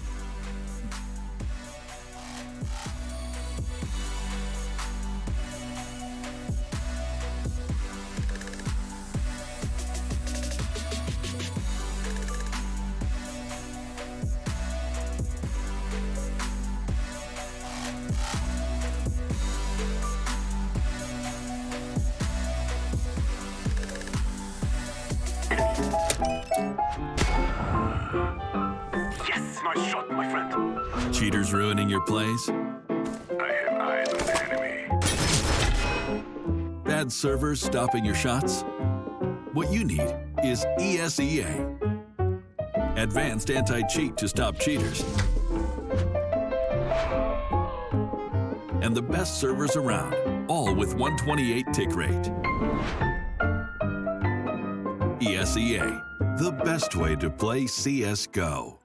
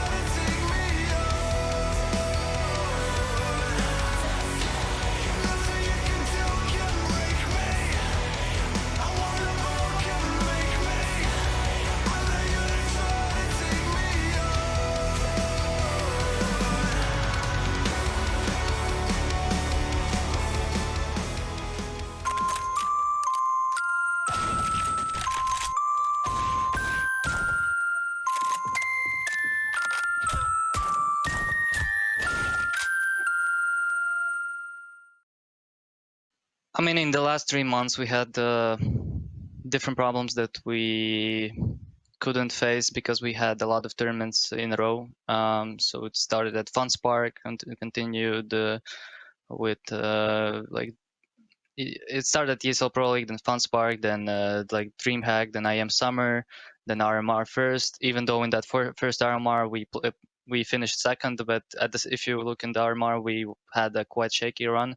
Then the last RMR and finally Cologne. Cologne was already better because between like RMR and Cologne we faced those problems.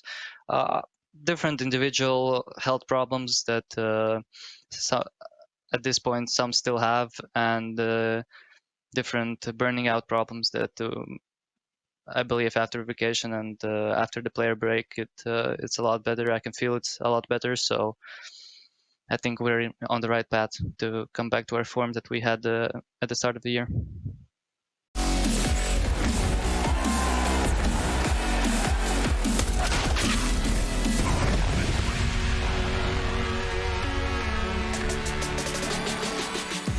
Well, hopefully a lot of those problems have been fixed going into their debut match here in the ESL Pro League Season 14 up against OG. And we've already had Group B starting off with the blast here with Sinners taking down G2 in our initial game of the day. But who knows what's going to happen as the day does progress along. I'm Jason Kaplan, joined by Moses, as we start to break this one down here. And, you know, Virtus Pro, we've always talked about them back in the Avangard days as well, being this insanely strong team. But they've had definitely some struggles, as we've been hearing from you, Kinder. I think it's struggles having to do with figuring out how to get to that next step, right? Like they're ranked number 5, I think, in the world at the moment on HLTV. So have a very good ranking, but trying to really break in and solidify that you can beat other teams. At the moment, it feels like they are, I guess, like the common term we use, like the gatekeeper for the top 5. Like they can beat the teams beneath them. When you start getting them playing against other top 5 opponents, that's when we start to see a little bit more struggle. So I think some of the frustration and some of the difficulty they're having is finding a way to get over that next hump. Well, let's actually take a look at their recent performances when it's come to events as well and talk about this hump that you're mentioning here. Yeah. Because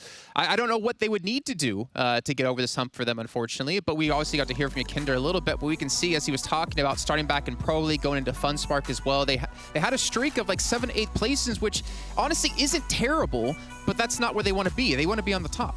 Yeah, certainly. I mean, those aren't terrible placings overall. It's certainly going to be disappointing for them. I think the real painful one is that 9th, 10th at the RMR, the Star Ladder RMR, right before Cologne occurred. I was casting that event. They did not look good. They did not look comfortable. And perhaps that's where some of the bird out was talking. This is Yekindar. Crazy start to the year. 1.32 rating at Katowice, 1.24 at EPL Season 13.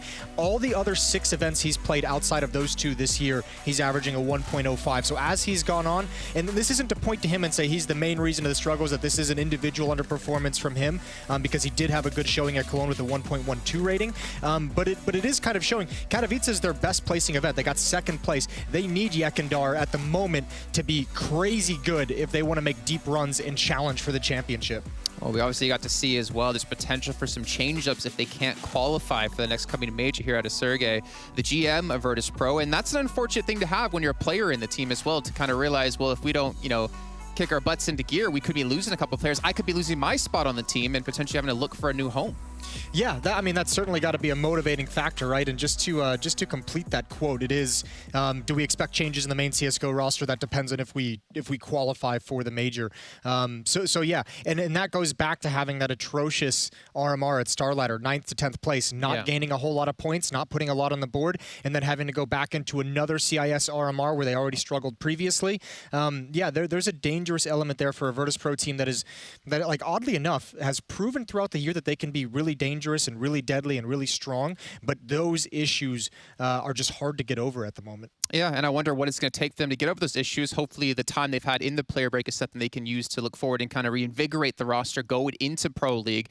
But going on to the other side of the coin here for the other team they're up against, we actually had Frankie coming in, not Sadiekiss this time, to actually do an interview with Valda from OG. So let's take a listen in. We'll be right back to kick off here our second match of the day.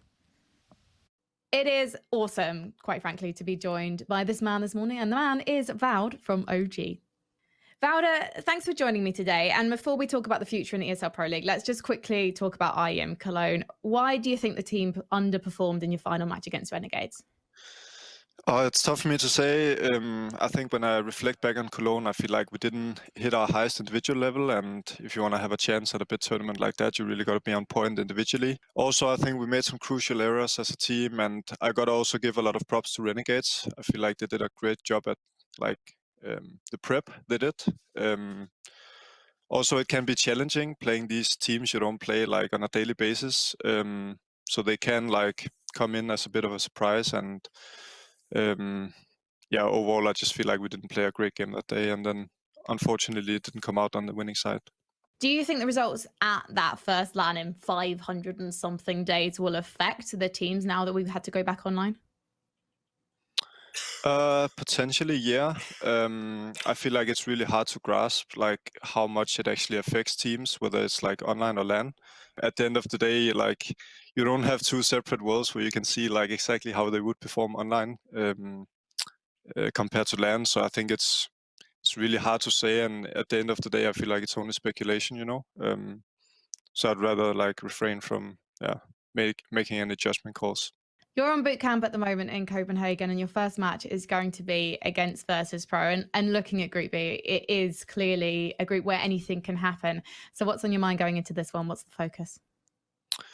I think we have probably the toughest games ahead of us, playing VP and G2 in the first two.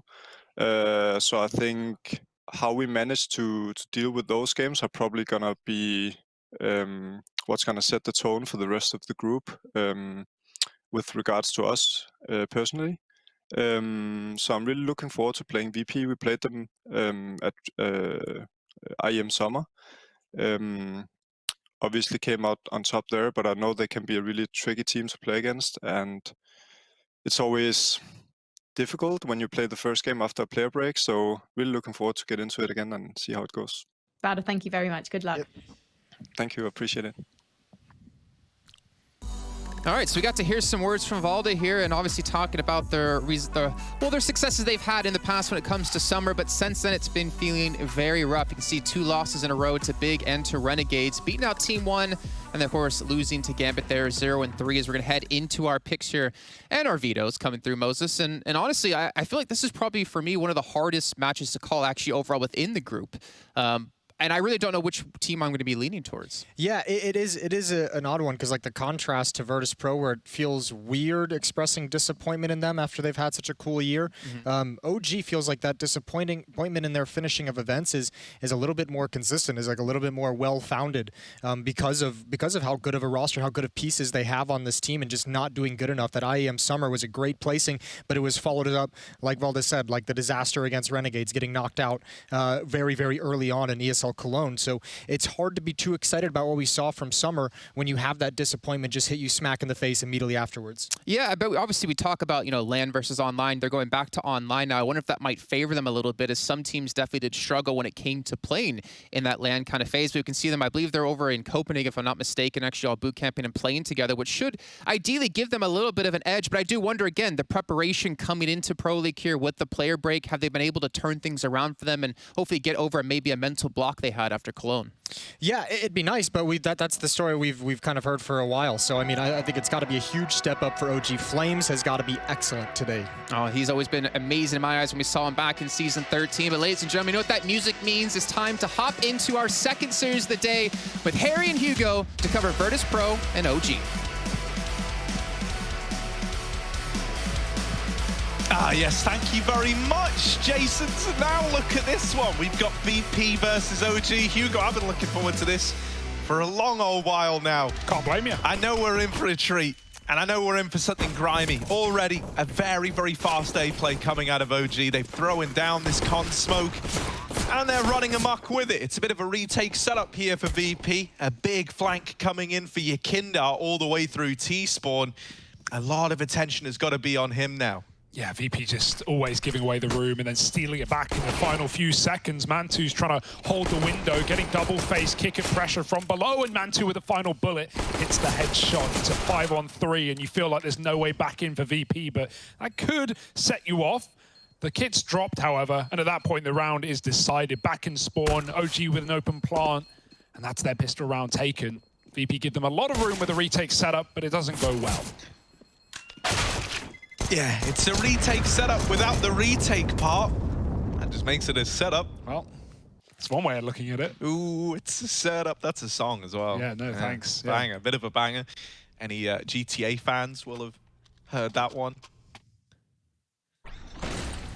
This is a banger though, Harry, right? The map was a bit spicy, a bit of mirage, bit of dust, finishing off. I know you like the ending the most. Yeah, the happiest of endings for you to go, Byron. That's how I like to do it. Yeah, Ancient is a banger for sure. If we get there, right, maybe in 4 or 5 days, right, knowing how VP this comically slow style, I'm excited to see, how they've refined it and what they focused on during the player break. That is the most exciting part of coming off the back into a new group here with new questions for these rosters. So double cat boost or through the window into ladder. And they're going to grab the first kill. Sanji, 1 frag all to do on this B side. Bust is helping out. He's hit a second shot. Flames is taking risks with that right click on the smoke. And his team have come in to clean up the pieces. Good grenade. And even the smoke out the market won't give you much room to move. Flames is going to push you down with a flash in the face. Last bullet out of ammo and kick it trades. Yeah, that's a little bit awkward. He runs out of ammo just shy of finishing the job. It shouldn't matter. It should still be a save, right? With kicker so low, they're going to see what your Kindar can find over in the apartments. But if he doesn't get this kill, you're not going for it. Your Kindar might hit this timing. Mantu just takes his eyes off the prize. And so this Apps flank is allowed to come in after all. Valde now all alone. Deals with kicker. Time's starting to become the problem here. You don't have a kit on your Kindar. And Valde is going to lock the round in. OG, they grab a second. They don't let VP back into that one. It's a damn good try, considering that really, should have never been around. What with the push from Flames into the market. Plus, Mantu gets timed there, and Apps, he just checked the flank. But, we always talk about not only the slow T-sides, but the last second retakes out of VP. And Yukinda hits this beautiful timing by tucking in the kitchen of the apartments. Doesn't work wonders. It doesn't win the round. Does do a lot of damage, and that's something that VP can look to capitalize upon. They won't reforce back in. If this was VP on the T side with the bomb plant, maybe, but instead just waiting for your guns. And OG have brought theirs to the table. Full rifles out middle. A default round out of them. VP grouped up on A with 4. Sanji just spotting that B bomb site for information. And every second that Sanji sees or hears nothing towards B, it only reaffirms Virtus Pro on this A stack. OG are starting to lean back towards it as well. Or are they? Bomb going in through middle. Leaves your options open.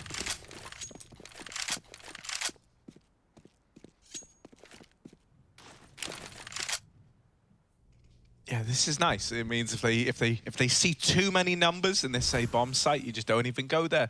And maybe you don't even go there at all. What with the top con smoke going in, Alexa B lining up this pop flash to try and take short control.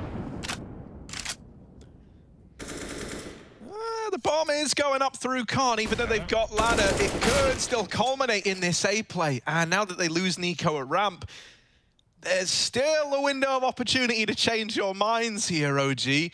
I'm hoping that these 2 forward scouts uncovering that the B site is clear means that bomb just hightails it out of connector.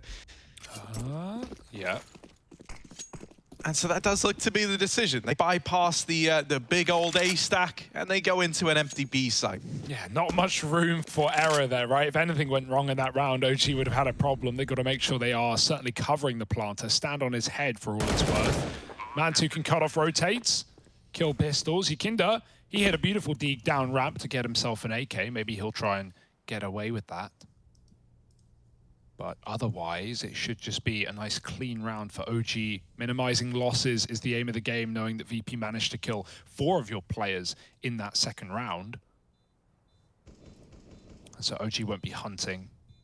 They know that there's not much to hunt.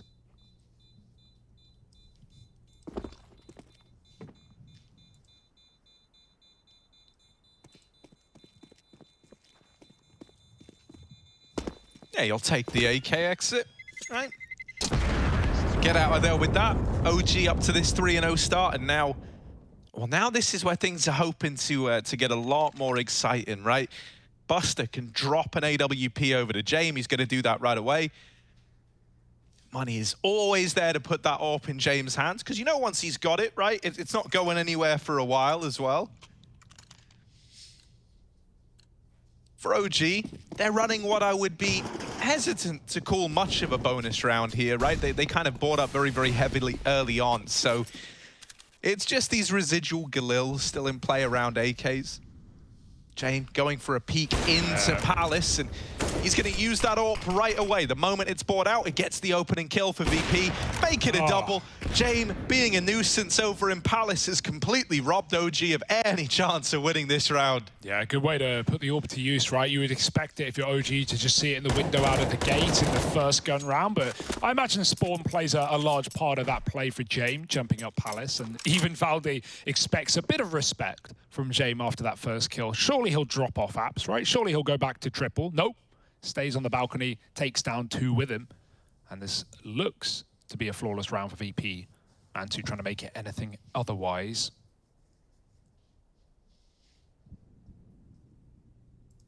VP have just pushed middle, so the timing needs to be kept in the back of their head. Buster's now left this position. Reinforced towards A. Yakinda's coming into clear. And he's got the info. Definitely saw Mantu there. Now everyone adjusts, everyone reacts. Mantu, even in the 5-on-1, not being given a way back in. Yeah, it's very VP of them. You know, they never give you the room in these clutches. James just holding on, and he's going to collect that 3rd kill in the round. The hat-trick for James. That's why they give him this AWP. He puts it to good use right away. And for all things considered, right, for Jame, that's a reasonably aggressive start to the round, taking a Palace peak with the first AWP he dons. Yeah. I think it kind of surprised OG that they got that out of him. Even hanging about for the second, like that's the part to me that's very aggressive about the whole thing, but he feels comfortable there. I was having a little look at the numbers. Jame, no longer the save king. He used to have the lowest deaths per round. He's actually been overtaken by, or undertaken maybe. Could you guess? I'll give you some hints as we try to build this up. Let's think. Who could it be? Well, no, I thought you were going to give me a hint. Oh, you want the hints right away? I have no idea. Okay. Give me a hint. He's another CIS player. Okay. There's your first hint. Gambit player.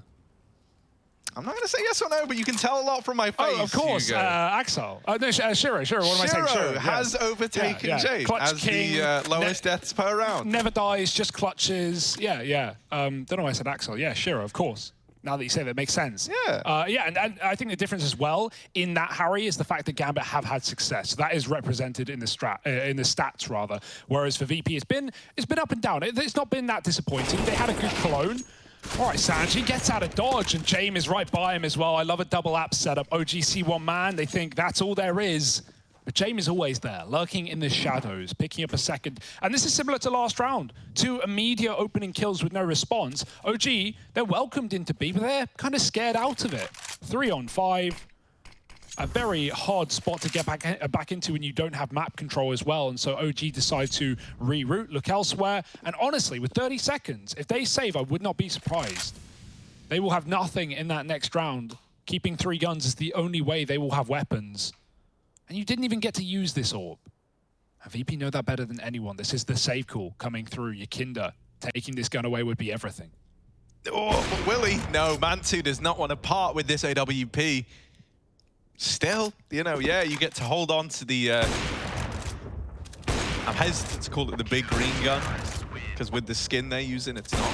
It's still the big green, whether you like it or not, Harry. It doesn't care what you think of it. It doesn't care what it's wearing. No. Underneath all that skin, we're all just flesh and bones, Harry. Wow, dude, yeah, that's pretty deep. Okay, I can get behind that, Hugo. Yeah, the big green anyway. They get to hold on to it. I will call it that. You've turned me around on that decision. Thank you. So they get to keep the AWP in play, but you never really got a chance to even play that round. So that's pretty brutal as far as second rounds go for VP. Oh, nice little boost over the top, but James also giving himself a little gap here, extinguishing that smoke over in window with the Molotov. Remember when those bins were there at top mid Mirage and you used to do the old... The good old days when you could boost over the top of the top mid smoke. Scrawny strats, you know, drop the smoke, climb over, no one can see you. It's like a one-way. Oh. And I don't know anyone who is requesting for those bins to go. No. And yet they got the axe, like... Well, yeah, they got replaced with the bench and middle at least. You know, there's some small positives. I like the bench and mid. I've enjoyed the self-boosting window, the options. I will say this now, because I know Valve are listening. Yeah, The window pixel edge is still broken, and it always has been. And I don't know if it's purpose. That's why I never really talk about it. But if you self-boost window, you've got to, like, once you get on that window ledge, you have to jump up again. There's like an invisible little pixel that's in the way. If you've ever climbed into Mirage mid, you know what I mean. I remember when we were casting a team, they had it happen to them like 2 or 3 times in a row on these There's no way to mid-takes. avoid it. Literally I think it was no way. Furia it happened to like a hell of a lot. Yeah. Maybe I'm wrong here, but Like, it might be on purpose to force a second jump, because otherwise it might be fairly OP, like, you know, just being able to sliding constantly into silent. window. Yeah. But regardless, back into this round for OG. They've got a lot of space up on middle. The orb. The orb. Oh, James, he gets flashed off. He misses the timing. Now they're splitting B fast. There's 3 CTs here. Yeah, the rotations are released in, but the pace on OG is pretty blistering. That is the bomb, however, cut loose at the front of the pack. Really not where it wanted to find itself.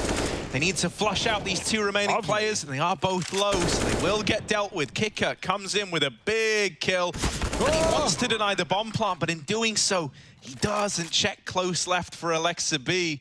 Or close right, rather. Don't know my lefts and rights, everybody. James, though, this is a guy...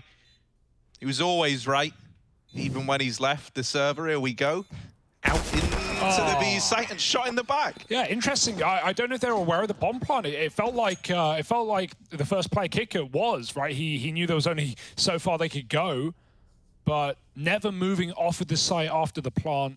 OG are going to be able to pick it up. That was a desperate round, right? And I think that flash over A makes all the difference. James still got this kill to Mantu. He still took down the orb, but he could have found maybe a couple out of that round early. Instead, OG with 10 seconds left, manhandle their way through the triple B setup and get the plant. James, AWP is back. And same for Mantu. Right into middle. Yakinda's under, and he's going to try and get supported by James. Nade's going out window, and the flash is perfectly timed. Yakinda can't cover Buster, but he can trade him. Lexi B dead, Yakinda trying to get out of dodge, and they've got him trapped here, but they're not trying to keep him in. Player moves behind the boxes, but for all Yakinda knows, he could escape right now for free. Now they cross back, now they get ready to lock him in place. Notice Valdi's up in the B apartments. His entire round now for OG is just about getting Yakinda killed. And they're giving him so much respect. Not much else you can do. You know the supporting elements are coming in off Catwalk and Con. Yeah, and speak of those supporting elements, they'll arrive now. Sanji swooping in. Finally, the guy they dispatched to deal with Yakindar is able to do good on that promise, right? Valde does wrap the lower tunnel and flush out this 1-point man for VP. But it's left him and Mantu in a very rough situation here. And unenviable position to be in. They're pretty far apart. They maybe look to set themselves in towards B, smoke in the window, hoping this forces some reposition, some way for Valde to find an opener. That bomb's going to come in through lower, and Valde is quick with his AK. Are they ready for James? The second man, well, it doesn't matter. He's nailed that opening shot. And for Mantu now, he's got to embark on a 1v2 clutch. He's going to be given room to get the bomb down at least, and a bit of time to get into CT. Does he want to follow this up with a peek? Yes, up and over triple. James on the receiving end of that one. And so it's Sanji now left to finish the job he started earlier over on the catwalk. Yeah, Kit Smoke is the means to an end here for Sanji. He's going to throw it in CT spawn. That means Mantu can jump up if he pleases, but Molotov for the bomb. Will it land perfectly? Yes. Sanji with a tap. Now Mantu rather knows there's nothing going wrong. There's nothing that can go wrong. Perfect Molotov. Tap again. Now the stick. Mantu spots it. He's going to jump up and take the round. Lovely stuff out of OG. Mantu with a 1v2. And even though Jane was holding for the ticket peak out of connector, Mantu's very fast. Great round out of him and Valde. Even that frag from Valde into the jungle in that 2-on-3 got Mantu back into the round. Dicked on the corner. This one here. Peeking with the flash. Very audacious. But the last thing Kickit could expect. 5-2 up now for OG. And VP out of bucks. Out of bucks. Yeah, E-bucks, that is. E-bucks. Electronic dollars.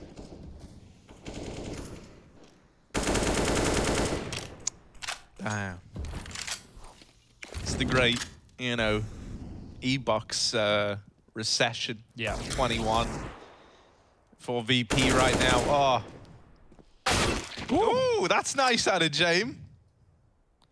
They always make these rounds scary. The Deagles, like Kinder's Deeg, James Scout, and Sanji's got one as well. 1-for-1s, as long as OG are trading. But it goes both ways. VP will take these kills, and Yakinda gets tagged by the Orb. Mantu, careful, nice flick. Almost gets a second, but down to 20 will decide to give that up for now.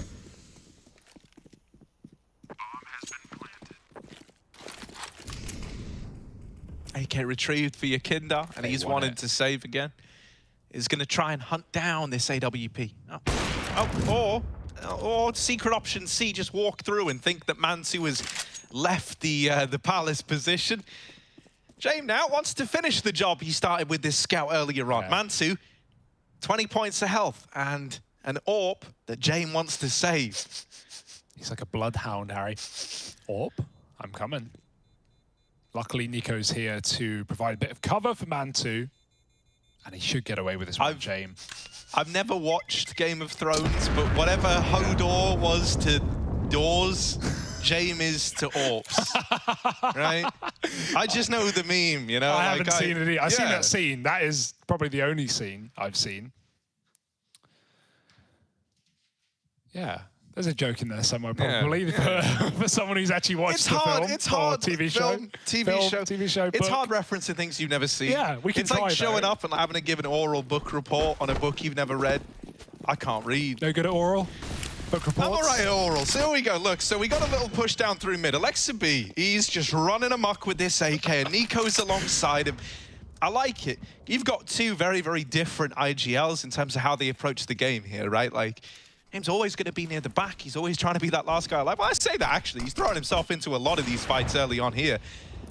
Yeah, you But want Alexi's your mad lad, right? Like, this guy's just going to run through smokes. Doesn't matter what gun you give him. He's almost like a Sanji in that sense, right? He's already done it with a Mac-10. And yeah, this round's a good example of that. He's gone through this stairs smoke, trading out one of these players in jungle. Now, Jane is here, and Kicker is supporting. The IGL's going to clash, and Alexi burns out Jane from beyond the grave, but it's all left on Valde. He was the guy to open up that 2-on-4, but this time a 1v3 not going to come through for OG. Virtus Pro on their way to a third. Yeah, I've seen a couple of rounds now where OG have been caught out by fading smokes, you know, not aware of that possibility. It was flames on short in a previous round, got caught by one checking con, and even there, Mantu, top con smoke fades. Kicker has open line of sight, freebie for him. Good trades as well, even though it was a double smoke push for OG, and Alexi does refrag onto Nico's death. James very quick with the AWP as he dies in the Molotov. Worthwhile, especially when his team pick it back up. He's been mollying window out of spawn to get rid of that smoke, and Alexi jumps his shot as he runs up the short side, dropping down into middle. Kinder will have heard that. He knows what to expect. Moving to a position where he won't be seen above the smoke. If Alexi goes through, it's a dangerous decision. Oh my goodness, no one sees anything there. Everyone's just shooting, and now Alexi trying to catch that timing. Can't escape the clutches of Yakinda. Quick kill onto Kicker out ramp. Nico smoked off now in Palace, or mollied rather, has to go back, and his team decide to jump off in the meantime. Bomb is committed though. You gotta love what we've been getting at Amantu so far, and if he's able to keep this up, he could be that spearhead that pries apart the A-bomb site. Valde over at stairs denies the bomb denial. Sanji throwing that nade is also just given up his position over here in jungle, and Valde's just going to taper off, just going to wait for Sanji to give this fight over. Yakindar is on another one of these ramp flanks. Oh, that's awkward, Mansu. Nail it second time around. Go on. Oh, third time's a charm. Oh, no. He's dead to Yakindar. But James also been wiped out back in CT, and so Yakindar is saving. OG seem very cognizant of these flanks, right? And it is a bit of a Yakindar classic, so maybe we need to see that switch up a little bit. I mean, he's gotten away with the kills both times he's done it, but I don't like how prepared OG are for that part of the game plan, right? Especially with in a lot of these retakes, VP are putting a lot of onus on that flank to open it up, right? And if OG are that aware that they have players watching it, normally it's never more than one. The other guys normally aren't even open to the wraparound, right? So even though he gets this control, it doesn't really, like, you know, launch that retake into motion like you're hoping it will if you're VP. James just begging that you can save that AWP after he took down Mantle on ramp, but he didn't want to go wide and risk it. So James on a deagle, saving for later. Rest of his team are armed to the teeth. And again, OG, when they want mid, they have it. Even with this, you know, smoke Molly combo that James keeps doing in window with him not there this time around, it's a free smoke down for OG. It's a lot of map control. Yakinda's back at B with that AK. And down in Edward is Sanji. Valdo, timing play, catches James looking nowhere. Kickers deep on ramp and Buster's supporting Palace now. But that's still not going to stop OG from terrorizing this A site.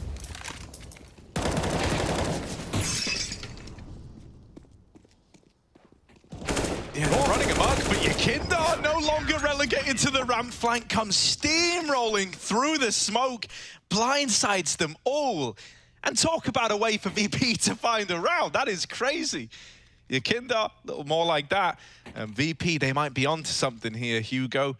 I do kind of love how this whole team is structured around, you know, giving Yakinda the space to work it.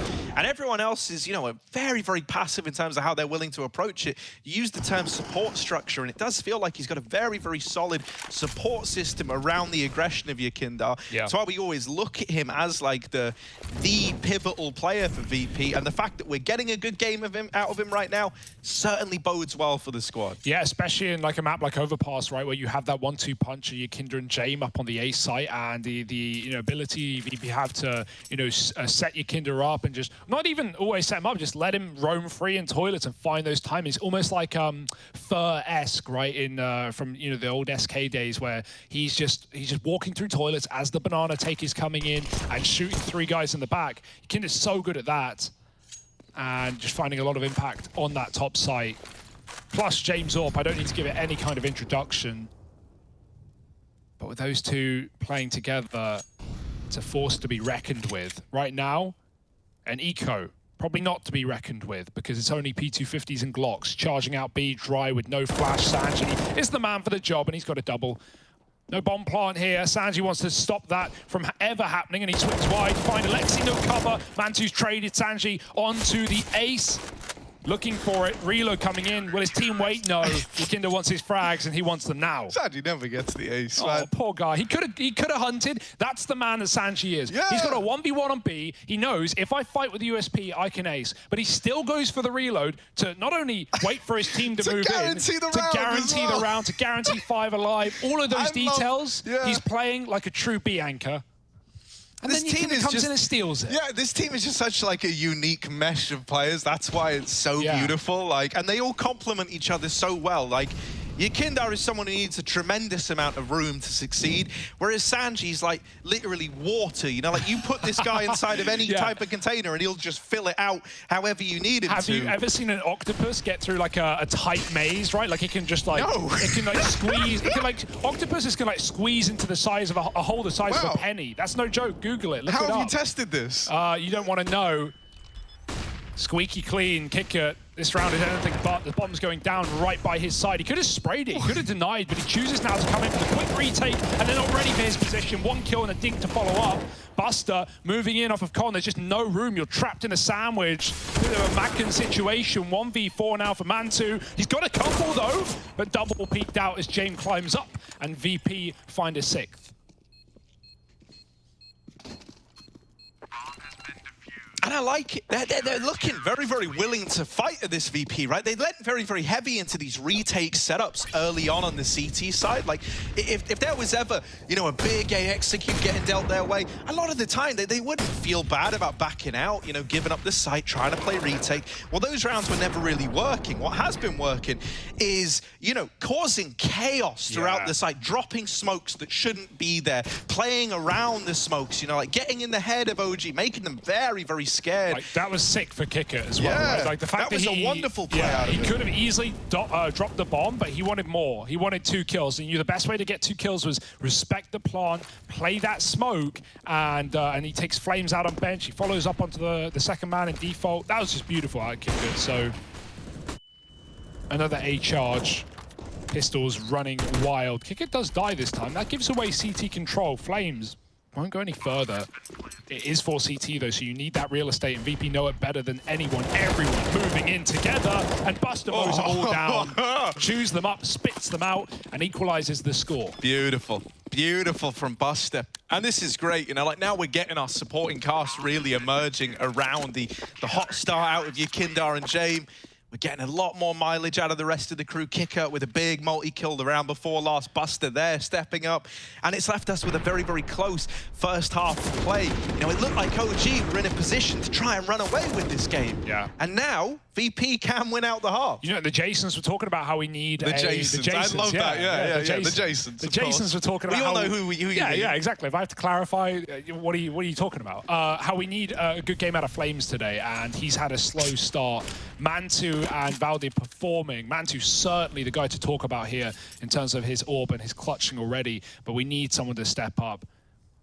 Oh, Kicker, he's gone up and over on top of the balcony. Valde with the entry, and he's low. Missed shot out of Jame, a rare case. And OG flood the site, but it's coming at a cost. Yeah, Kindar's going to spam out a player down under Scaff. And that was the bomb that's now dropped out in the open. That's, you know, normally not much of a problem with the full smoke wall down. But with how VP have been playing, with how disrupted these smokes are, OG have had to grind to a very awkward halt. Flames has alleviated some of that pressure now.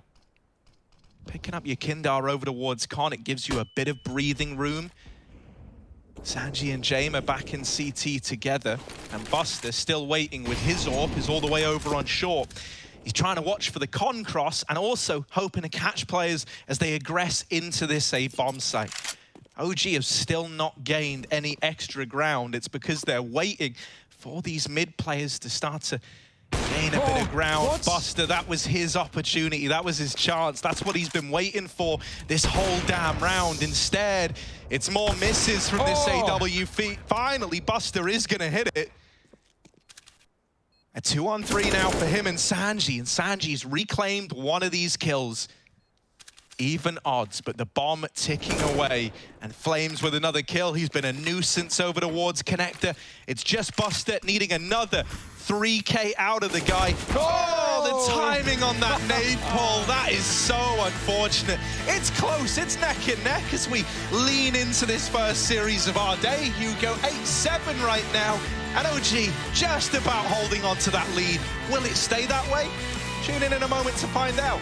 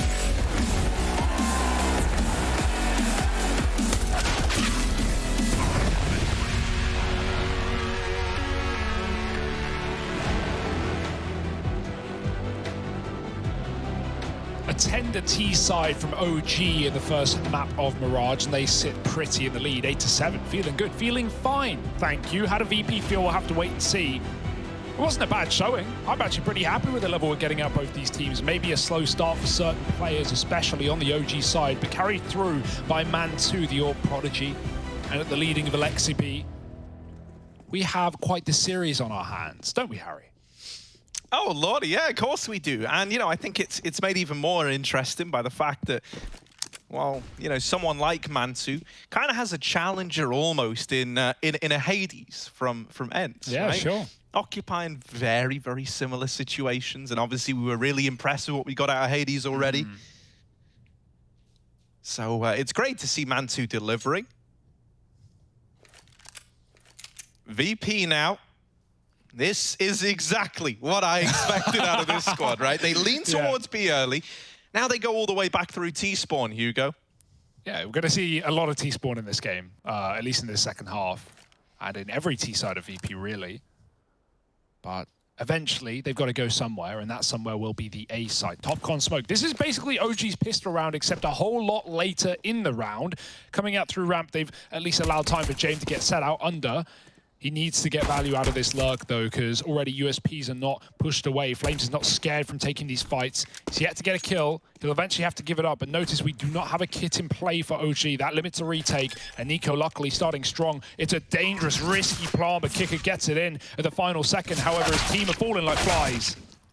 Yeah, it's a lot of kills in a matter of moments, but OG were the ones to win that out. That round is like, what, you know, one of those videos where it's like watching Simple's opponents die from their POV. It's like they peek at corner and they just get bopped. That's what it felt like. I do love those videos, though. If you make them, if you're like one of the 10 people that make them, shout out you. Yeah. Because they're sick. I saw a Xantares one got made the other day. They're all gross. Xantares' ones always feel like extra disgusting. Yeah. Him and Simple's definitely the gnarliest.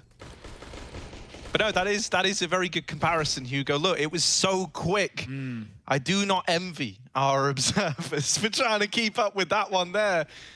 You got to be happy with the result, though. 9-7 up, pistol round, forcing a buy out of VP, and it's put to good use. Fouled it. He's been one of the other guys stepping up alongside Man2.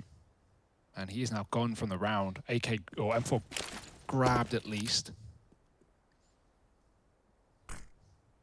This is a very old school buy. You're just really hoping Yakinda gets value. That smoke misses on top of the connector. Not what they wanted. Now Yakinda, hell, he's got to fight for it instead. And if there were any man for the job, it would be this one, leaning in close. Meanwhile, the Glock's going B, and Nico is ready to mow them down.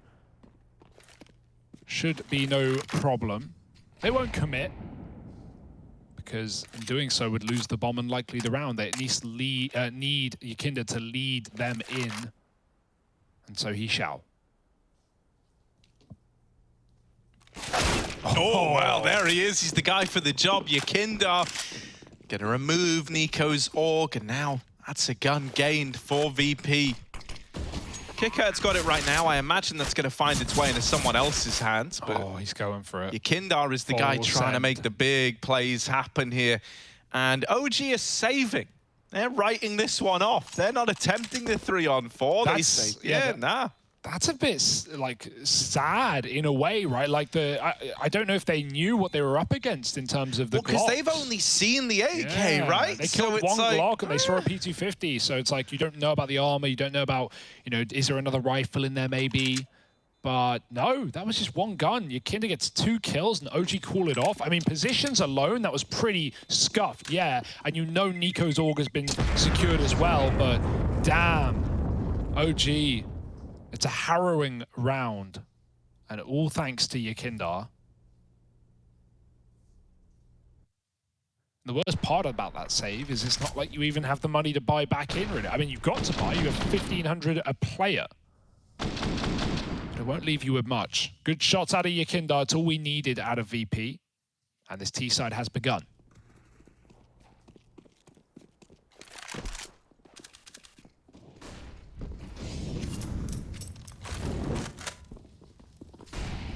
Yeah, save it on 3 is going to tempt you to reinvest back into this one.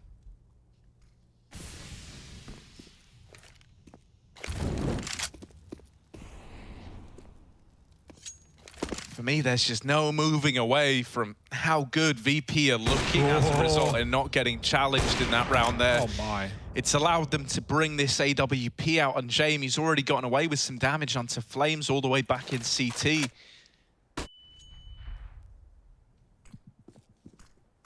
OG don't have incendiaries either to slow down an A play. They do have smokes, right? So they can replenish this ramp smoke a bit, but you know, you like to think that VP won't be deterred because of a smoke. So here they go, they're going right through it. Lovely. Buster with the opener. There is still one player here in the site, but they know about Nico, and Yekindar is going to spam him out. The A-bomb site is overrun by VP. And Yekindar's even hunting down these players trying to save. That's one of these guns removed. Oh, Valde will retrieve it, and he will just get out of there. He's actually pulling Yekindar away from Mantu in window. By making him commit to that chase through the market, he's kept the other M4 alive. Valde out here causing diversions, distractions, pulling the attention away from his teammates, and it's kept both these rifles looking good for now. I'm a bit worried because there is a flash on Sanji here, and I'm imagining he could look to flash in, kick out. Instead, they're just going to go for the trade game. Valde swept aside. Run. 5 health. Should be fine. Should be. Yeah, loses one. You think by Sanji don't know the exact to a meter how far he can survive? I'm fully sure he does, yes. 1 health removed, no problem, no pressure. And yeah, Yekinda, he's not only your worst nightmare as a CT player, but maybe as a caster as well. He's always so good at explaining his thought processes of doing plays like that, finding these timings up con. Many a time in an interview has he, said, oh yeah, this may look like a crazy play, but really I'm basing this smoke walk off of X or Y or this detail that I watched from a demo or this call made by my in-game leader. And he is such a nuisance coming through these con smokes and finding these timings on A splits in this map. And right there is a great example. Comes in through con, gets the first, runs a jungle smoke. That was a bit audacious, but he knew OG was saving. And really the CT side has just been OG trying to keep losses to a minimum, get out with guns. Mantu's got his, no one else. And so while he does push through on the ramp, he doesn't want a full flank. He leaves that to Flames while Mantu re-aggroes back to A. The danger of going for like a big flank right here is if you just completely leave that A site open and then you get split from con, you're wondering, damn, why did I flank for nothing? It's like the equivalent of what we saw the other day where you push down Banana on CT Inferno and then you get mid to B split. And you're like, kind of screwed myself here, didn't I? So Mantu hangs around. He even rotates round to that B bomb site because Flames has convinced VP away from A. They know he's in spawn and they just don't seem to care. They're going to commit into what is now a stack. Or do they drop out under? Because notice Buster. Yeah, oh, Buster is getting this foothold, but it looks like they want to commit. Sanji's dead right away. The kicker has the bomb and is leaving the apartments alone. At which point, I mean, you can't pull this off anymore. The Flames Wrap as well is going to drop the bomb out on plat. This is feeling unrecoverable. Oh no, it's all gone wrong for VP. Buster, he's got 10 seconds to double up if he wants to win this round. It's him versus the time versus 2. And in this case, enemies are his enemies, aren't friends at all, mate. He's got to win it. And he can't find Flames. He will get peeked off the time, and Flames hunts down the last man for VP. Yeah, I wonder what... I'd love to hear the comms from that round. I bet Buster's going while he's sitting in con. Guys, I see nothing A. Guys, you're walking into a stack. It's not like that. It should have been a surprise for VP. They went back in spawn. They see Flames with the USP in T-spawn, and they still eventually... It's not like they even go, oh, let's commit B quick before the stack comes in. No, they wait.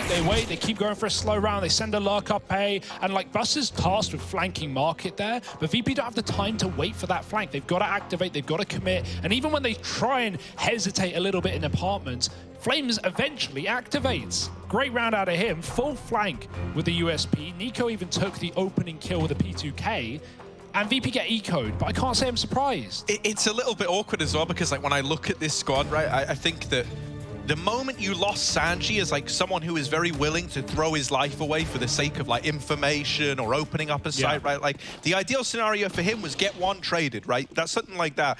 Instead he dies, he gets some info. At that point, like the only aggressive player you still have left to actually help you in the site take is your Kindar. And it's like the moment he's knocked out of the round as well, it looked really, really ugly. Yeah, and as you say, there just wasn't time to actually have Buster's flank play into the round in the way that you wanted it to if you're VP. It looks silly, but you've also got to give credit to OG because not only did Flames delay his flank so long and so well, but you know they still lent into the triple B. They still put the rifle in the right place. So yeah, it's a mix of scary decisions for VP, but also very good reactions from OG. Mantu, taking matters into his own hand, dropped under, taking down Sanji with a pistol, or rather who had the pistol. Mantu's on the AWP, 20th kill, and he gets out as well, back to this A site, supported by Alexi and Flames.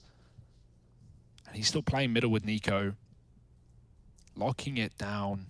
Nico with an awful off angle, not what you want to be facing if you're coming out under. But no one will. VP are going back to an A set piece. And I say that, they don't really have the utility to run and execute. Your Kinder's just got to open up, find some kills. Buster can't even flash him either. So it's going to be dry fights into this triple A setup. And then Mantu can immediately rotate out of Con as well.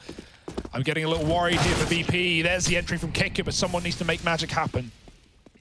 Yeah. Oh, Mantu doesn't often miss those, and your Kindar gonna deal with the AWP. He can't double down, but it will get traded by Buster.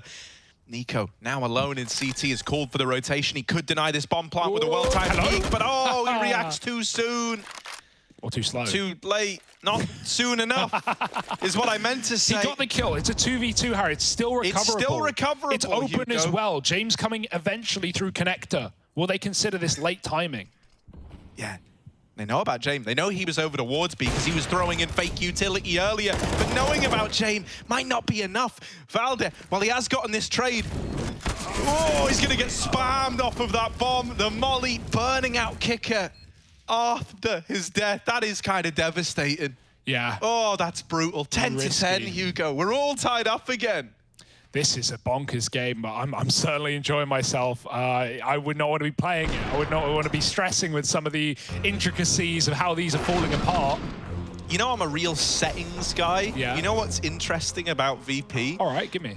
Well, 4 of the 5 players play with near-on identical sensitivities, all 2.2-ish at 400 DPI. There's a bit of variation on that, right? I like that. I'm not far off. The only exception, if you were going to guess who it would be, you know, it's Sanji. Oh, Sanji is the exception. He plays shockingly low. I think he's got a 1.1 sensitivity at 400 DPI. That is low. That Wow, is that is right? very I think low. it might actually be 1.2, but still very, very low.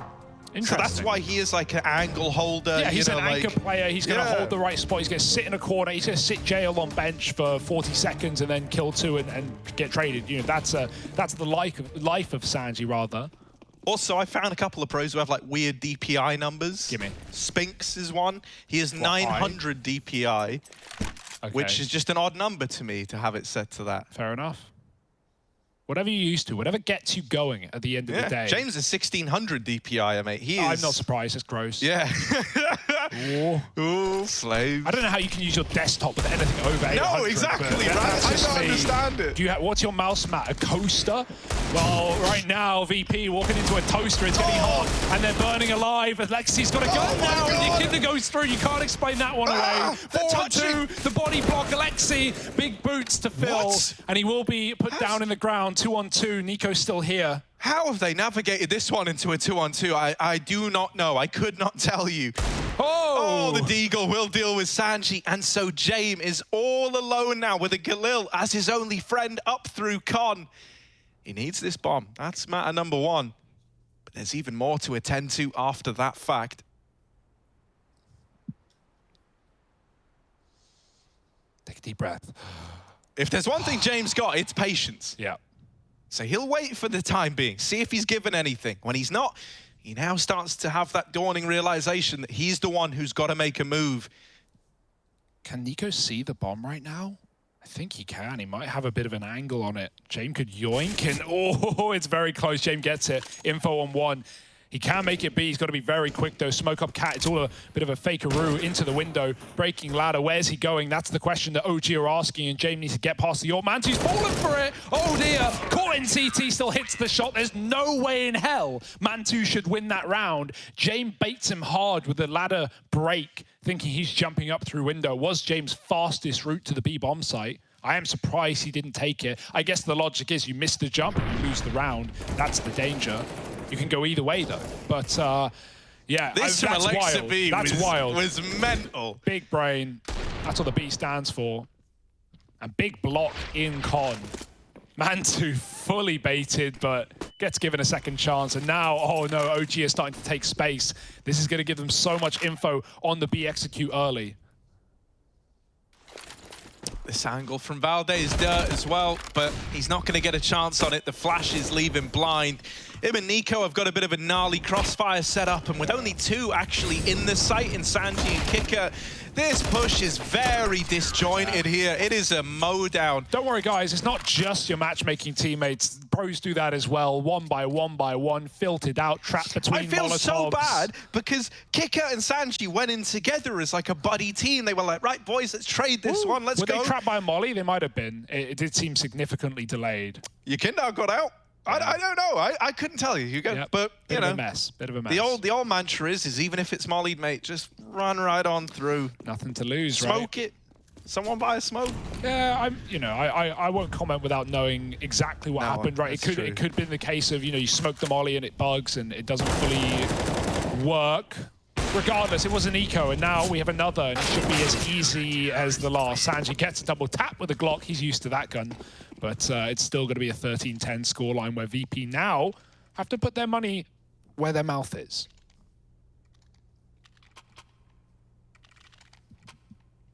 But those copper coins, man, they leave a bitter taste in your gob. That's disgusting. Yeah, they're also dirty. Money's super dirty. Don't put it near your mouth. Don't put money in your mouth. Ugh. Oh, I feel like I can taste it now. Yakinda out in middle. And, he's so good at getting that opener, isn't he? He's done it, what, 3 times this map? In middle. They're going to go B.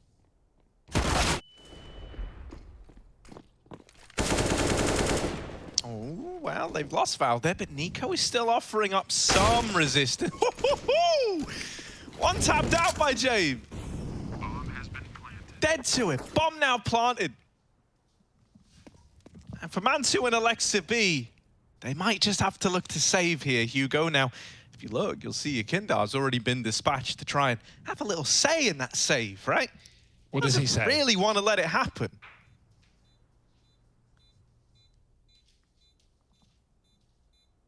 Even James hunting. What?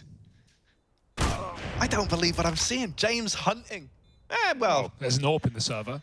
Yeah. There's a reason to believe, but I don't think he's going to be able to get anything away. No way you go through murder hole. Alexis survives. Mantu, 25 frags right now. And impact frags as well. That's one thing to be said out of Mantu in this game. These have, an exit here or there, but it has been, clutches, opening kills, taking down James on the AWP, covering his teammates. So, yeah, a lot of impact out of that weapon. Big round out of VP, though. They come back in with a stifling pace on that B take. A stifling pace for VP, keep in mind, right? Just walking out through the apartments after Yakinda kills Flames in middle. And we still don't have that AWP for James, but it's not the end of the world. VP running some hard and fast rifle rounds, and they're back for more.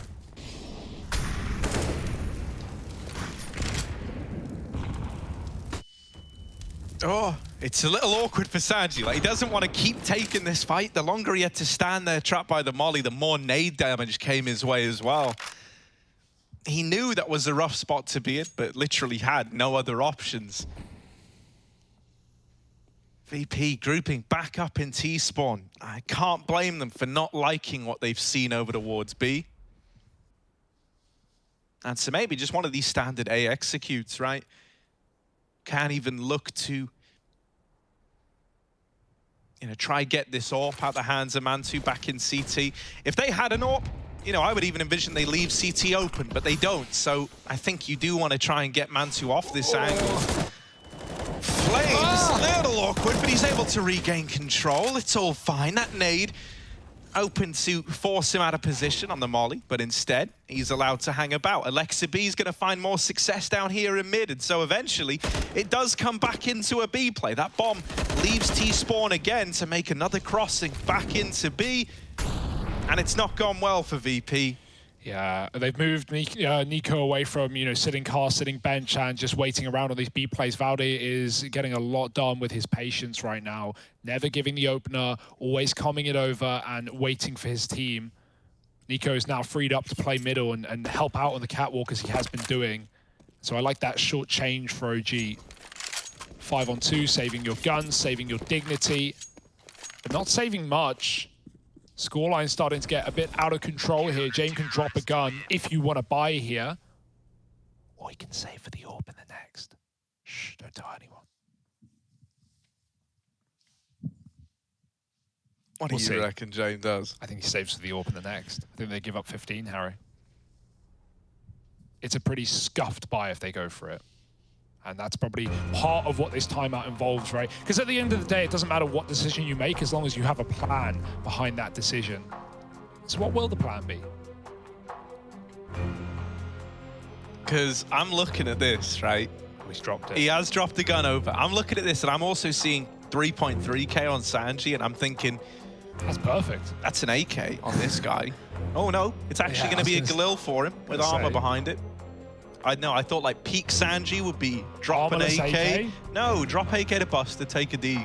Oh, okay, that makes sense. Yeah, that is like that's peak not bad. Sanji, man. It's not bad. Cool. This is fine. No, this is good. Right? Yeah, you got rifles, you got 3 AKs, 2 Galils. This is similar to like one of those second round investments that maybe you get. And VP haven't bought an AWP every time they could have bought an AWP in this T side. Like they've lent into the 5 rifles, so there's nothing wrong with this buy. Let's hope they've cooked something up in the kitchen for us, though, for this gun round. Yeah, I think critically it just needs a little more direction here, right? It's a lot of back and forth, like kind of hoping that you find an opener on one of the sites and you're like getting whittled down on both at the same time. That's a wonderful start. Yakinda, he's been a nuisance in middle. Dealing with him alleviates so much of the pressure that VP are able to bring to the table. I think, if you were worried at the start of this round, that opening kill on this player in particular has removed a lot of your worry. Yeah, look at Alexi. Flames' crossfire as well. Flames making noise. He just wants them to cross into Alexi's line of sight. Giving it a check, making sure Kicker's not out yet, but he is on the move and now starting to run. Buster's got the opener. Alexi can't swing out. Now they know he's here. He's shooting. He's trapped. And there's not far for him to go. Flashes from both sides. Alexi, are they going to clear this? No, he gets a freebie double up for Alexi off of Nico's flash. And Mantu's now on the AWP in spawn, holding the corner. James gets out of dodge, and he's going to try and hunt down Alexi here in the sandwich. Takes a chunk out. 2-on-2. Mantu moving back in. James now alone suddenly. He's got cover from the smoke, but Mantu, no scope. And 15 found for OG.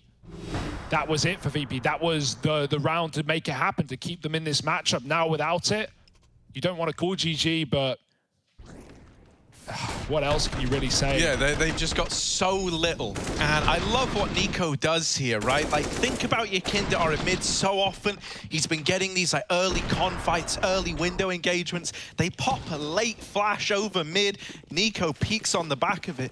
And like I say, mate, once you've taken out Yakinda, like that is the bulk of the aggression behind this VP team. He is the guy who creates a lot of the opportunities that we see them capitalize on. And he's a very, very hard guy to replace once you've lost him. This round, he's looking to give us a good example of the kind of pressure he creates. He's up in window already. Oh, they have no idea. And it really is just, he's been spotted and Alexi's going to deal with him. Oh, that's brutal. That's so sad. And with Yakinda being the first guy to fall in both of what could be the closing rounds of this game, that's pretty devastating. He's been so able to get away with consistently finding these openers. And now when it really starts to matter, when you get into crunch time, he's not able to deliver the goods. He's been getting shut down. That's also one of these rifles cut loose. And now we look at James and we say, look, mate, you've got to do a lot of the lifting here. Yeah, he was 5-1 in opening duels until those last couple of rounds, like you were talking about. It's starting to fall apart. Flames with another bomb is now loose, and OG can just start moving the pieces of this puzzle into the A site. and it's easy to put together. Only 2 more left up. It's feeling obvious. It's feeling done. Jamin middle, waiting. And if he walks up connect to Valde, should have the shot. Mantu certainly does. And James, the beginning of the end. They've seen him. They've got him locked in. It's a done deal. It's OG taking that first map of the series, taking their pick and going into Dust 2. OG winning their map pick. I'm a little scared. But should I be? We'll have to find out after the break.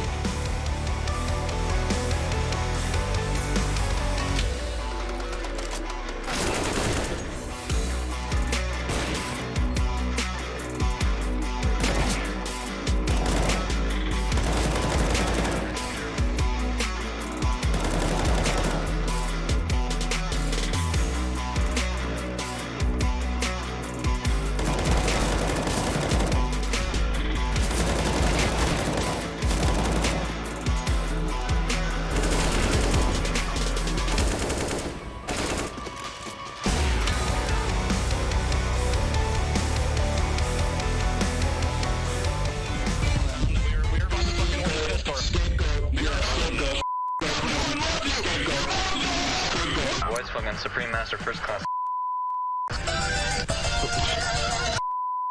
He's so excited. 16-12. Great game coming out. Yeah. What else is in your head? Like you think you're I'm not still fucking so Baby, I'm saying I'm not the only one who has this problem. It's just CS in general. No, I see other streamers. They don't lose it the way you do. What are you talking about?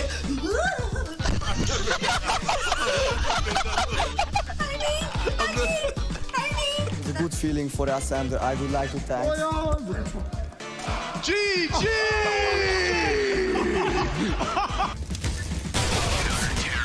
Like I'm playing with a coach, a manager. I just why did I reload? What the? Oh my god, I'm stupid, dude. Wait. Clara. Crisp, clean lock, boys. Hang up the phone, Timmy. Timmy, what the man on the phone wants you to do is something called match fixing. Don't do what he says. Rax was sight. Oh my god, didn't even open. Are you guys kidding me with that? Awful teammates. So awful. Olaf Meister, I love you. And second, God help me, and I won major. Spamming up through the bench, leaving Caldera in a 1-on-4. There's the first. Looking for a second, he connects it. Oh, and he gets a third as well. Surely he's not going to pull this one. Oh, Caldera! The man, the myth, the beast! I feel like this is our opportunity, you know? CT side. Yo, Mike, do they still want you to watch the demo? Oh, There's a team behind you! There's a team behind you! What? There's a team behind you, dude! What? Shoot him! Gambit has sent even more firepower there.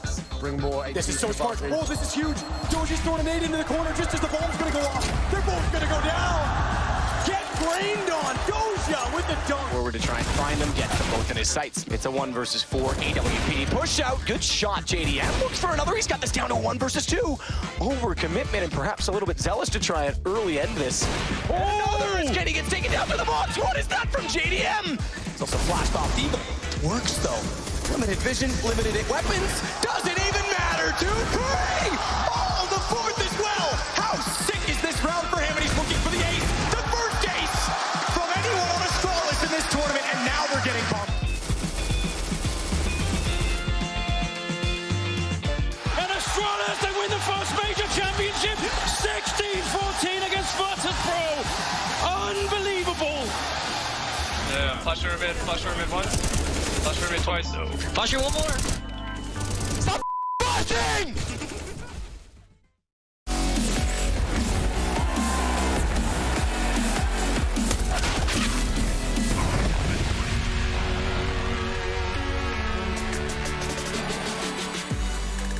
I've seen you in chat spamming that flower to give OG power here as they take the first map here in the series up against Virtus.pro in a very, I'd say, comfortable fashion of 16-11. Not too comfortable, but it is a win nonetheless here. And this team got to be extremely happy after coming back off the player break, playing together in Copenhagen to be able to start off their journey into Pro League Season 14 strong. Jason Captain still joined by Moses. And, you know, all in all, I'd say, honestly, both teams played pretty well. We got to see some flashy plays out of the side of Virtus.pro. Yakinder being so aggressive, like always, on that T side. But for you, Anything in particular that really stood out? I mean, obviously, yeah, the scoreline, you know, decently close, decently competitive, but really comfortable for OG on that CT side once they got money. Once they got past like those first 5-round obstacle for CT sides to establish some economy, that they ran away from it. From there, they won the last 6 of the last 7 rounds to close out the map. You had Man2 with the AWP primarily playing over towards the A bomb site, just being dominated. What, 27 kills, I believe. You had Valda over at the B bomb site with 21 kills, defending those hits very, very well. And I mean, against a team like VP, where really a lot of the mid pressure is utility from teammates, but most of it is Yekindar in mid. It's various plays that he likes to make, getting in window, getting up towards connector, getting up catwalk. But if you're going to be able to defend the extremity with 2 players performing like that, CT side's going to go real nice. Yeah, and I don't want to put you on the spot or anything, and I swear I'm not trying to, but I remember you saying before we got into the series, talking about Flames who needs to step up here. But funny enough, he didn't really even need to, because he had 2 players, like you mentioned, doing so well.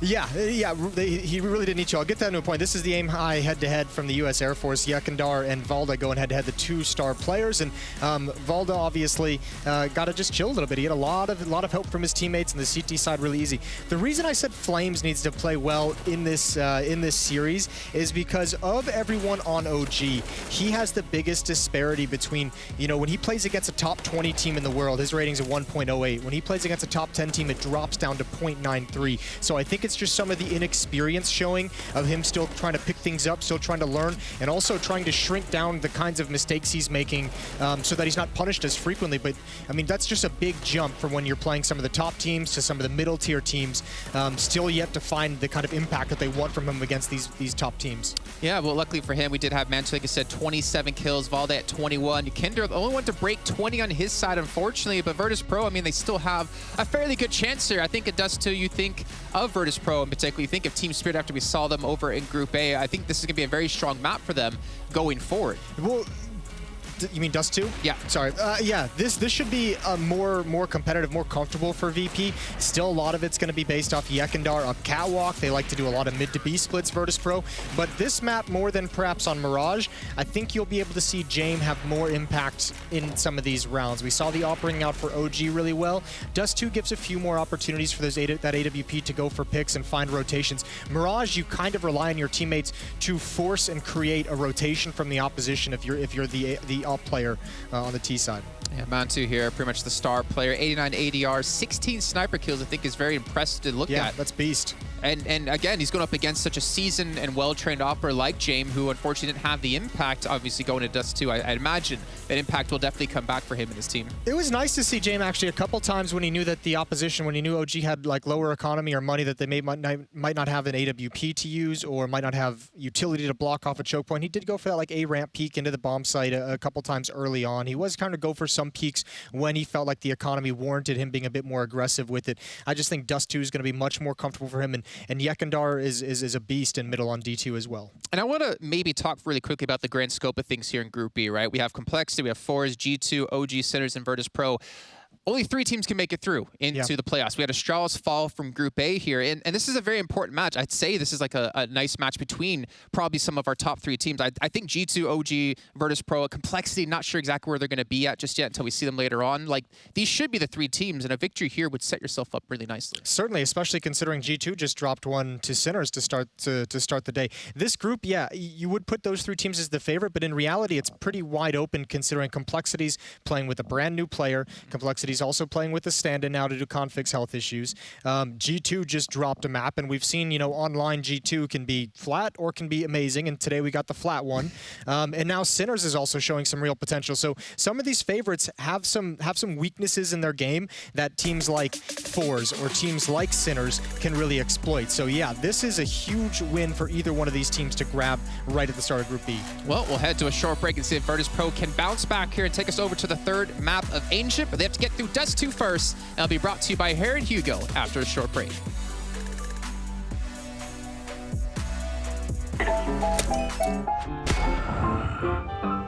Yes, nice shot, my friend. Cheaters ruining your plays? I have eyes on the enemy. Bad servers stopping your shots? What you need is ESEA. Advanced anti-cheat to stop cheaters. And the best servers around, all with 128 tick rate. ESEA, the best way to play CSGO.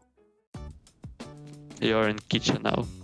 Boss on C-spawn, you have time to plant the bomb. More to the left if you want to jump out of window. More to the left. Left, left, left, left, left. I'm jumping out. Nice, you jumped out. I'm landing for short? Yeah. Yes, yes, yes. One bot is... Yes, you have smoke, you have flash, you have molotov. Okay, okay. One bot coming from catwalk towards short. This is smoke? Yeah, this is smoke.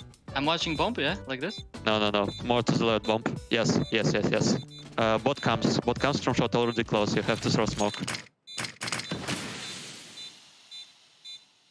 You'll hear him. He is inside smoke. He is but. Oh no! He's not. No, he has P90. I killed him with nade, no? No, you didn't kill him. You didn't hit him, and now he's P90, 50 bullets, unlucky, man. What is this? Bison. Oh, no time! Yes! Let's go. I want to be in the corner bomb site, you know? I'm there. No, no, no. A little bit. Yeah, forward, forward, forward. Now I'm good? No, no, no. Back again. Yeah, planting like for boost. More on the right. Повернись направо, еще направо, еще направо, еще чуть-чуть направо и вперед. Exactly. Russian communication, best communication. I have smoke? Yeah, you have smoke. Right now you have smoke. Yeah, the smoke, but watch down. He's coming. You have to throw smoke. He's coming, throw smoke. Perfect. One bomb, one bot is on bomb site. Inside smoke. Two bots. How he knows I'm there? I guess we are playing against Xipnex. Now you are going towards apps. You are close to okay. old window smoke. Yeah, now you are in Tetris. What I'm watching, I'm good? Yeah, you're good. I'll tell you when to shoot. Shoot. One to the right. Two more. You have 4 bullets. He has shotgun. Just run away from it. He's dangerous. It's dangerous. Default bomb, yeah? Yeah, default bomb. One bot. Я missed it. Fuck them. Where am I, нахуй? On this side. Go forward. The monitor. Stop mid? Yeah, there's stop middle, but 2 bosses coming. I'll tell you when more. No, right. Left.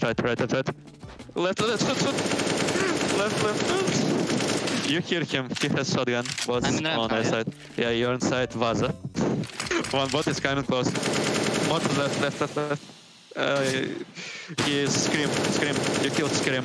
You have 5 seconds to plant the bomb. One bot is right watching on you with car. He is shooting you. 4 seconds. No time. Fuck, where is he? Нет, тут сразу надо бежать на точку.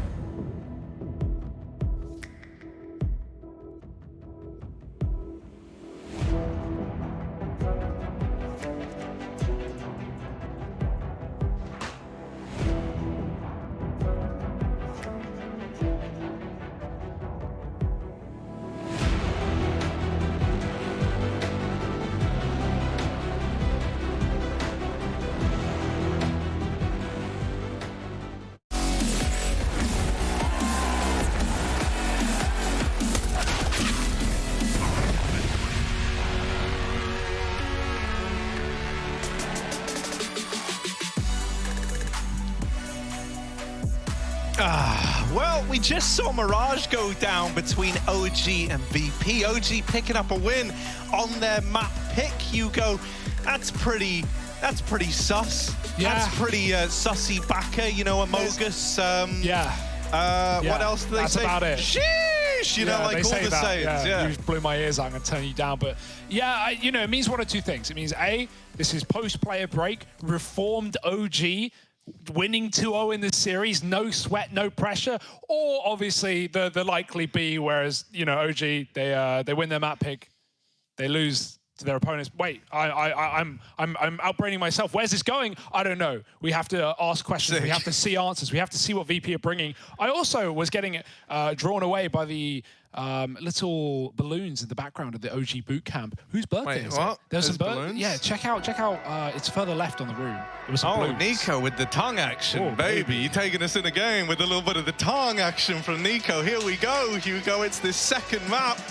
We won't get to see the balloons yet, but it is CS's birthday, so maybe that's it. Yeah, shout out Counter-Strike one time. We love you. We appreciate you. And thanks for tuning in, folks. It's ESL Pro League Season 14 OG VP. Yeah. And a bit of Dusty Musty coming down the pipeline. Dusty Musty, Hugo. It's 3 a.m. Say Dusty Musty in the mirror and see what happens. You won't. You're right, I won't. Terrifying prospect. Yeah, VP looking for a reverse sweep, and they have been known to long out a BO3, so I'm not worried for them yet. Yakinda had a great game, even if it felt like the other pieces of the puzzle weren't there. James in spawn, and Orpa's Paradise on this T side.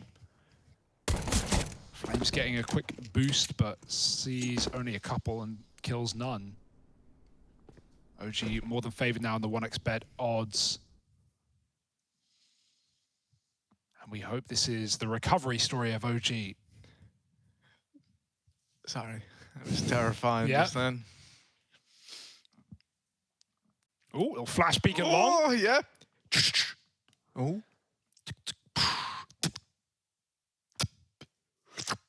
This is horrible. I'm trying to do the sound effects, Hugo. It's a very wet-sounding pistol round here out of VP. Buster, oh, he's good for another. But ooh-wee, it's OG grabbing that silent film pistol round before our very eyes. Need some piano music in the background, right? The good old days when it was all in black and white. You can't play piano with your mouth, Harry. That's not how it works. So 1-0. Feels good for OG winning a pistol now. VP. Gonna buy in, get a scout, get a dig, get weird with it. Even a Glil I see on the hands of Yakinda thrown over. Let's see if they can accomplish anything with his broken buy. Hugo, I gotta do the sound effects. I'm sorry, this is too quiet. Like, it's too quiet. I can't. You just say the words, and I'll make the. I've been waiting and you can make noises too. It's fine. We can both make noises. Well, a bit of onomatopoeia can go a long way, Harry, in a moment like this. Right now it's quiet, it's stale, it's cold. Ooh. Shot through the wall finds nothing. The noises aren't even accurate, Harry. No, that was me laughing. That wasn't. Pretend that one didn't happen. Here we go. Even then. Oh, look, little nade.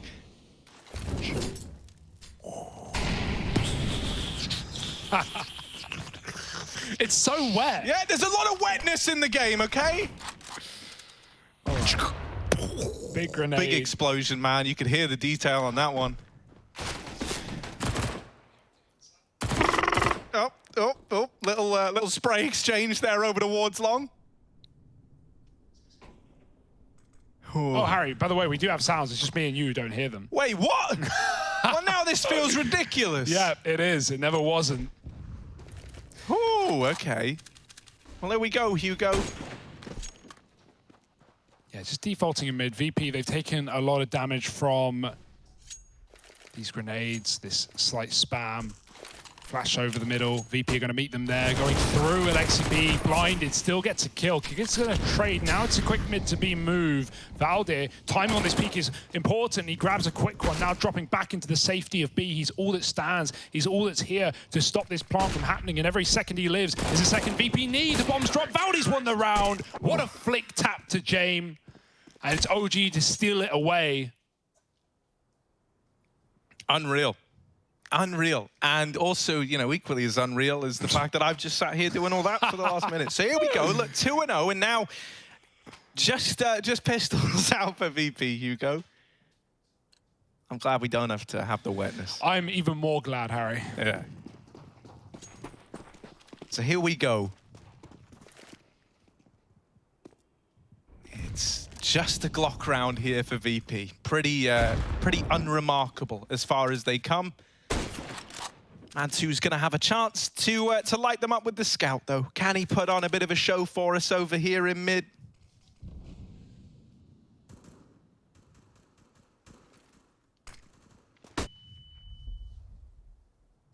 Yeah, Yeah, just looking for those one shots with a flash. Oh, he's jumping into the box. Nico, thank goodness, is here to keep him standing. Mantu with a flick. Any more? There it is. One more. Sanji glocking about in T-spawn right now. And it should just be an easy free round for OG. Going up 3-0. VP coming in with their first buy round. Sanji has a bit more money. Will James demand the AWP? Likely. Mantu, that's a field day. Shooting gallery, 3 shots down middle, 2 wall bangs. And now let's see what VP bring into this T side.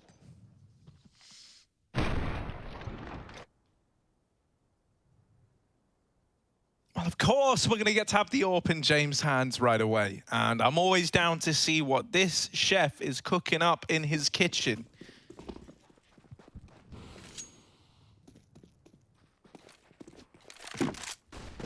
Mantu, also with an AWP. This is like watching 2 incredible chefs go head-to-head.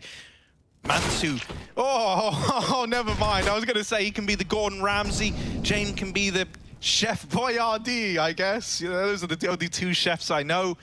And, well, Mr. Ramsay's already gone. Brought to his knees by Yakinda. Now the rest of VP working this long control. Flames has retrieved the AWP and he's seen an arm, he's seen a barrel, and there's the shot landing. Blinder from Flames with that AWP. Nico waiting late to emerge from the pit, and look at this, right?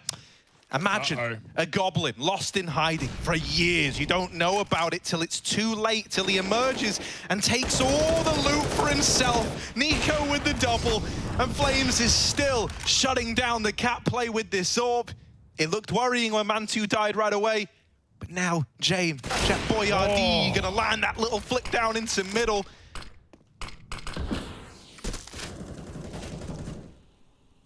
But it's not ravioli for dinner tonight. He's saving this AWP. Yeah. It's all they've got, Hugo. Leftovers, mate. Put it in the fridge. Reheat it tomorrow. 1-on-3, and you know, with so much time, you still have to hold angles. You still can't completely concede the entire map because OG could collapse on you very quickly, and in fact they are. Alexi right behind. James doesn't know yet. Could be the knife to the back, although James hit the timing, turning around, hearing the steps, and this is an unlikely safe position anyway. But taking one more gun with him would be lovely for James. But he's not going to be crazy about it. Respects OG enough to give them the 4-0 lead, keeping the gun, and now just buying likely pistols round. I mean, you could field a couple of AKs with armor. You would just be lacking the utility if you wanted to do that on VP's side. Great AWPing round out of Flames. That second shot was a nice flick on Cat as well, and Nico down on long. You know VP are going to be taking long and doing these slow rounds as well, so hiding out back in pit is nice. But it's something that won't work again. VP are certainly going to check that in the future. Yeah, you don't get burned by the pit hide twice. Oh, James, that is despicable. All right. He tagged Valde crossing to B and killed Alexi over in mid without ever having seen him. This one gun in this round has already done a lot of work for VP. Also, Hugo, those balloons are there. Can't believe this was overlooked. Mantu's birthday. Oh, happy birthday, Mantu. Today or recently? Today. Today being the 21st of August. Yeah. Saturday. I think the day part changes. Yeah, like every year. Yeah, that would make sense. Happy Saturday, Mantu. Happy birthday. And let's see if they can give him a gift, a little present. He's provided a kill on long. It's only the lurker. VP is split up in this round. They're looking for another mid to B. There's Augs here. We know how devastating these guns can be in the right hands. And boy, are they in the right hands. Valde at the back box. Nico looking for the mid crunch. And there's Yakinda dead. Valde gets one crouch, sees the jump, and he catches Buster. Traded by James, but was it worth it? James needs the clutch. He knows about Nico, and he does take him down. Yeah, now is to try and get past this M4 in mid, and he will survive the journey, but he's not planting bombs yet. Instead, he's looking to drop some. Scoped up with this AWP. Flames, do not give James this fight. Do not give it to him. Oh my God. Oh, James manages to get by. He plays with such a confidence and all. There's the first. Flames will trade it out. It's very, very close for James. That is a damn good try at winning that round, right? Yeah, just so scared of tunnels, right? And no need to be. Don't know if there was information given to him there that made him so paranoid, but never were OG retaking from that position. Just grouped up in mid. Very late indeed. Good shots out of James, right? Entry into B, the cross on Alexi, the tag onto Valde. Lots of impact out of James in that round, but not enough to win it. The solo orb saved is now going to have to be rebought and at least surrounded by rifles. This is where we expect to see, we need to see VP show up, or I'm going to be very worried about what this series includes.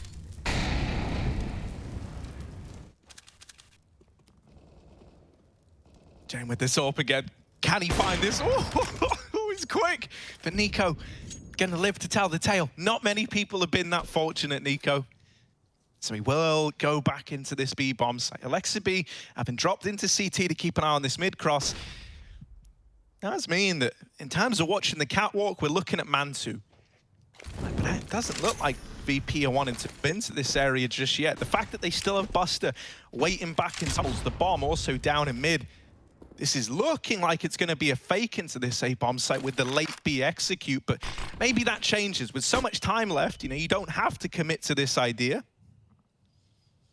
We could just see Buster leave the tunnels and rejoin the rest of the gang for a cat execute. However, 4 strong over towards this side of the map for OG. If VP did commit, they'd be walking into a stack, but instead, this is Yakindar selling an A play, when in reality, this bomb is coming out through middle. Valde, already tucked in outside of B, has got to do it all. He's got 25 seconds to stop this bomb getting up through mid, and Kicker has got Sanji's back through and through. Yeah, never checked it, but Kicker was ready. Sanji just happy he's still here. Alexi does kill that lurker, but Yakinda sold the fake so well with the opening kill and kept OG on the wrong side of the map. And they will stay there, 3 on 4, looking to hold on to their guns, giving VP the respect. It is Dust 2 after all. Some say like a big inferno, saves are plentiful. And so VP get away with 1, and that's good. That's nice. They've seemed very keen on these mid to Bs in the rounds gone by, right? They've been testing to see what they get away with, see how OG deal with these plays, and they do a good job of drawing CTs out of that bomb site in this round. Where will they go from here, though? Is it just a one and done, or do they have more to show?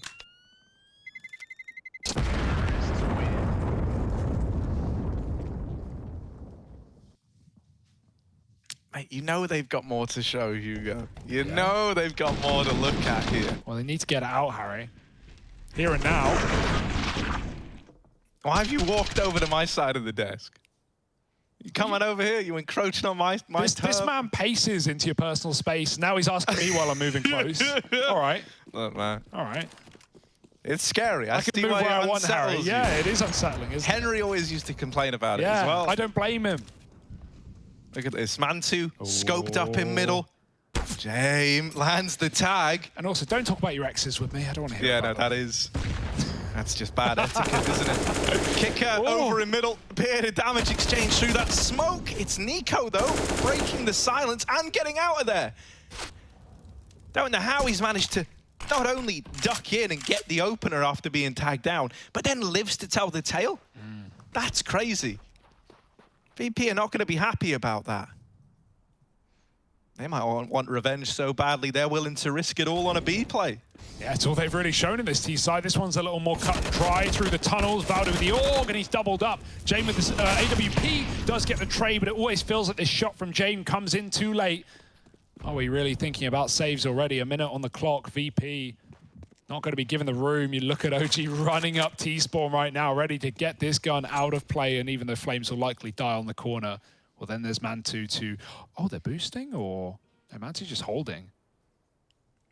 They seem aware. This is a very unique situation. Do they want to kill him after time? Is that the game plan? James knows he's here, but if he weaks, Mantu is waiting on this angle. Ducked under the shot. James has no idea he's about to die, and there's Flames to make it happen with the flash.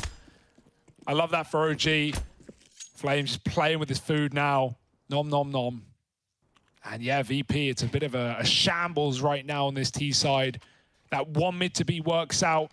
with a good fake out of Yakinda. But with him dying first, it does feel like these rounds, they look fairly one-dimensional. It was that case on Mirage, right? When Yakinda would get out mid, when you get these openers, okay, VP, you're starting to believe again. But when he'd be the first man to fall, you get very worried. The impact from James seemingly comes too late, and no one else is picking up the slack. Yeah, man, it's a bit of a shame because like there is this very unique beauty to how VP play, right? In like this war of attrition that's all centered around having only one player be like oh, I can't think of the word. Yeah. The objection to the rule that, everyone's very, very slow, everyone's very, very passive. Well, Yakinda is the aggressive guy. He is the space creator. And when it works for VP, oh, it looks lovely. It really, really does. And it's so punishing to play against. But when Yakinda isn't able to create that space, when he is getting shut down, right? He's been open and killed in so many of these rounds now. You are sometimes left, wanting for someone else to fill that void.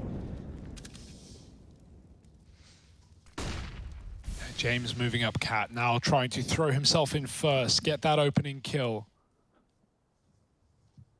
I love how passive OG have been in these rifle rounds. Think about that, right? When have they given Jamie the option, right? Nico has sometimes spotted mid, had a jiggle, had a wiggle, but really, ever since Mantu died first and then Flames had that double on Cat with the AWP, we've not even had Mantu making risks. And that's because you don't need to. Let VP outplay themselves. Let them commit into these B stacks. Yeah, time is the greatest enemy of us all, but it really is the greatest enemy of VP, more so than everyone else, right? Yeah. And so, essentially, like with this VP squad here, when they're not finding these openers that they so often get... Oh, well, that's nice. That's a beautiful pop flash. The bomb cut loose. And OG seems so aware of what they're coming up against here that they're saving everything, all this utility till the final 45 seconds or so, and then they really start to lay it on thick.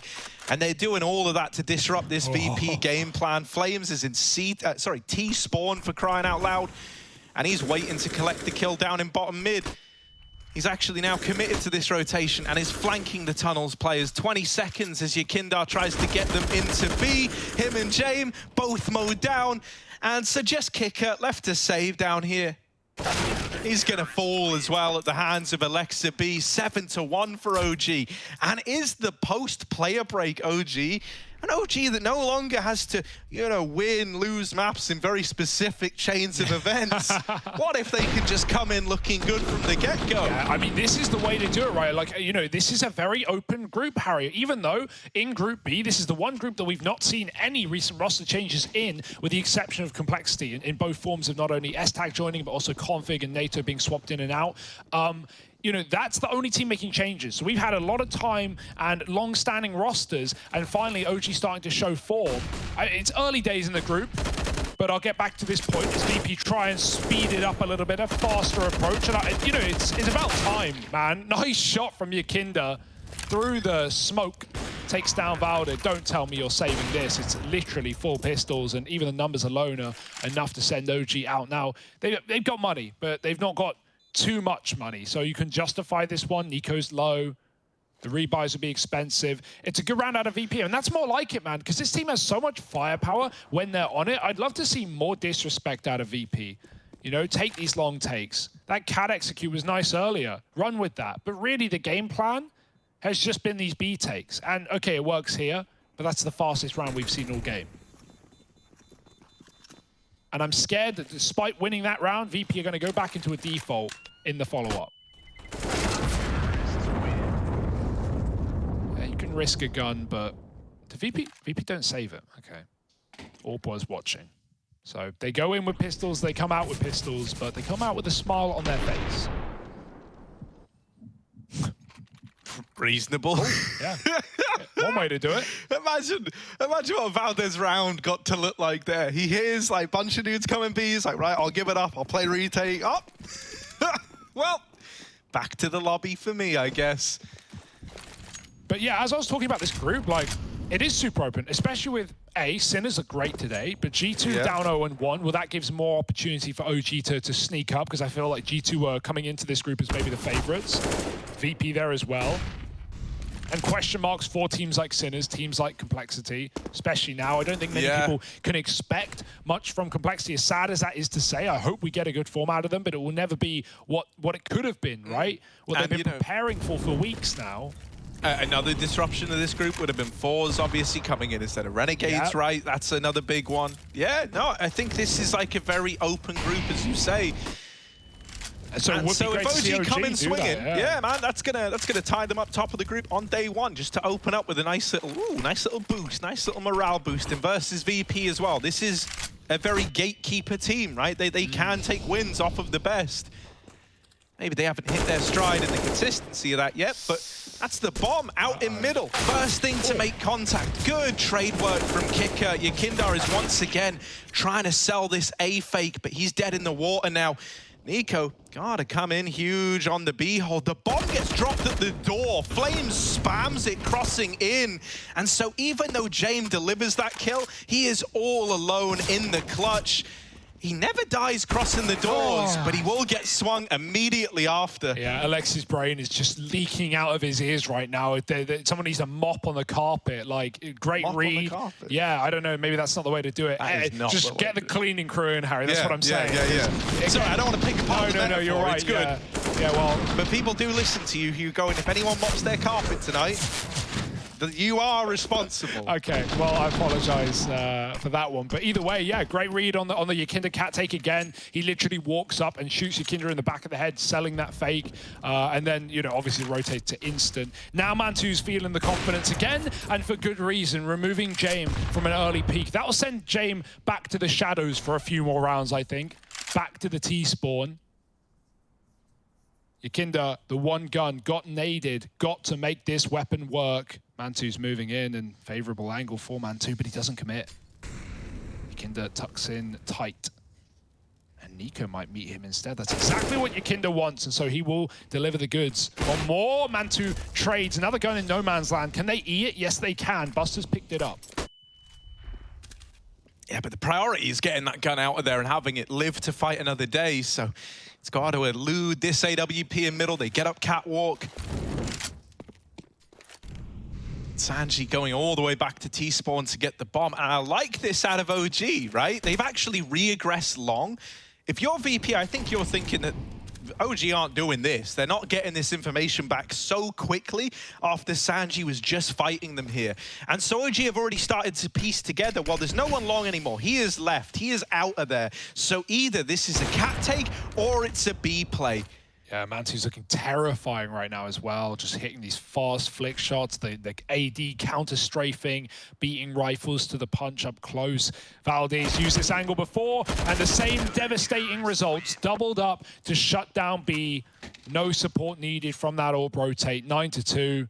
And it's just looking beautiful for OG. They're never giving away opening kills. The fakes for VP are being read now. It's starting to make sense to OG. Haven't seen much long control. Yeah, that is so this is what I was just about to say. I'm a little nervous because we've had a lot of, like, if you boil this down to the very, very basics of, like, how the round has ended up, what the kind of responses have been from VP, they all look kind of similar at this point. And OG are feeling that same way. Like, whenever they're being shown anything at A, they're trying to wrap these short players and deal with them because a lot of the time it's not been a threat of a commitment, like, to follow through on the back of it. They've been so used to seeing this A-bomb site faked out early on and then into late B plays.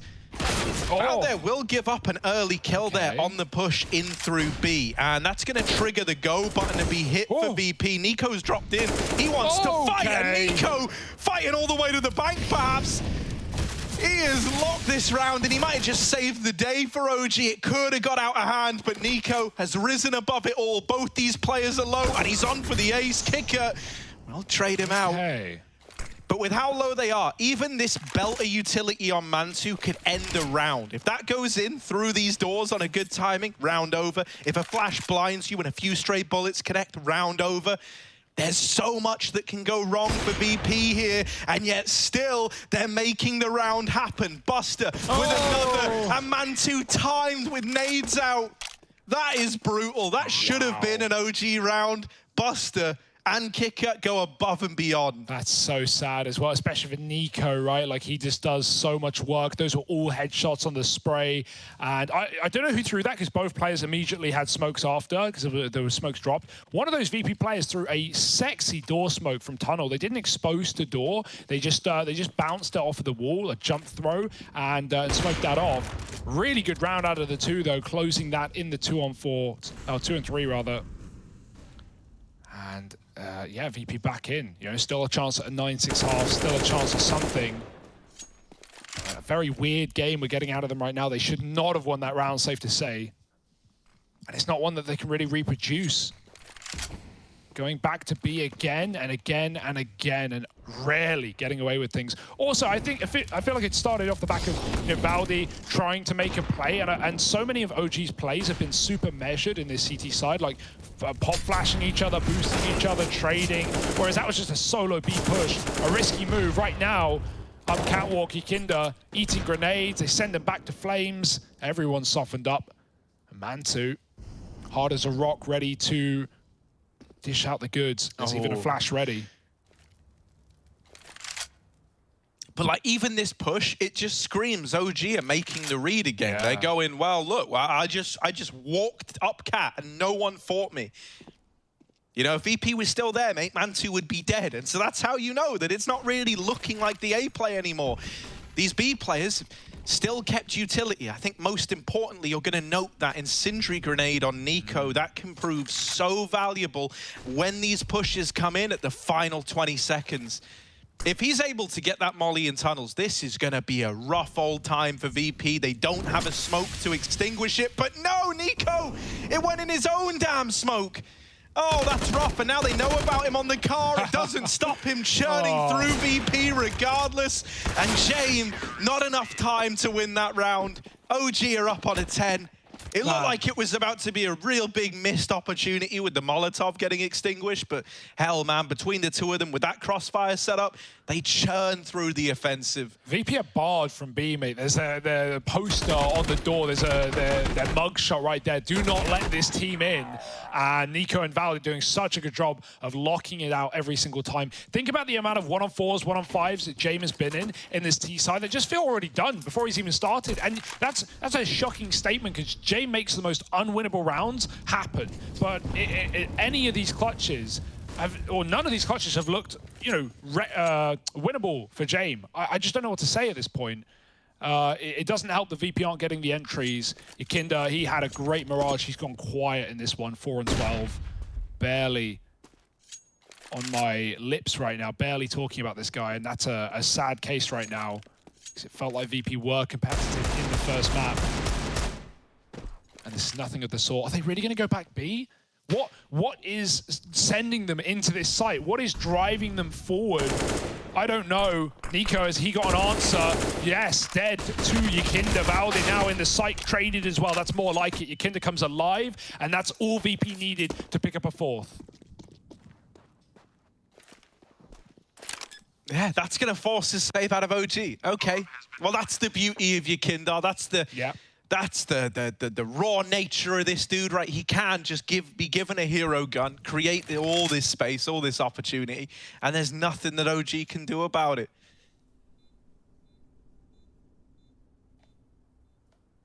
Even looking at the ADRs, though, paints a very, very clear picture of how this game's gone. Like, look, your two B-side players are both up above 100 ADR. There's almost 150 on Nico, for crying out loud. A players, this has kind of been their experience. Yeah. It's like, well, either B kills them all and then we're pretty much done, or the B players die and we have to save. Does feel like that, yeah. Oh, almost losing your guns at the end, but I mean, you have the money. It's the last of the half. You're pretty happy, all things considered. Even if you give up 5, OG don't mind. It's not the end of the world. What it does mean is, okay, if this happens again and Ikinda goes and gets a double entry, OG will give it a go, because they have been very keen to give up rounds, as you just said, off the back of numbers alone, right? And even in eco rounds, think about that. That happened on Mirage as well. Ikinda had an AK round with Glocks. He got 2 entries and OG saved. Well, hell, if we have VP go back to a B take here and they manage to knock down Nico and Valde, we might finally have a retake attempt, and to see what that would involve. This time it's Mantu AWPing B. It lets him play aggressive up close to the tunnel. He wants to get involved. And the saddest fact is, after a very boring half for Mantu, where they haven't come his way, the one round he goes B is the one round they go A. Yeah, that's typical. And it's his birthday as well. That is just CS in a nutshell, right? Like, he's like, right, boys, I want to actually get to play around. I want to actually do something with the AWP. The thing Mantu is good at is being proactive. And he's actually scoped on an aggressive angle through tunnels. Ooh. So he's getting the info that tunnels looks clear. And now they hear the footsteps out at long. Alexi needs to draw the attention away from Nico. And he's doing that by spamming the smoke. Kicker trading out what he can. Flames up in the site, in the meantime, is getting naded down, and Yakindar has completed this CT drop. They try to trade him, but in doing so, it opens them up to these Cat players. A 4-on-2 and a retake that OG have got to give a go, but they don't have a good chance in. No, this one's even harder than some of these, you know, man down B retakes. You're only in a 2-on-4, the AWP's on your angle. Mantu trying to get up, they're getting flanked. That's a good angle. Bounty catches a kill. Surely they don't turn around. Surely they don't check out Kicker, who looks to shut down this round and send them packing. 5 for VP feels inevitable, and so it will be. Couple of nice shots, but it's VP coming alive right at the end. Is that enough, or will it be OG taking the series 2-0? Stick with us and find out.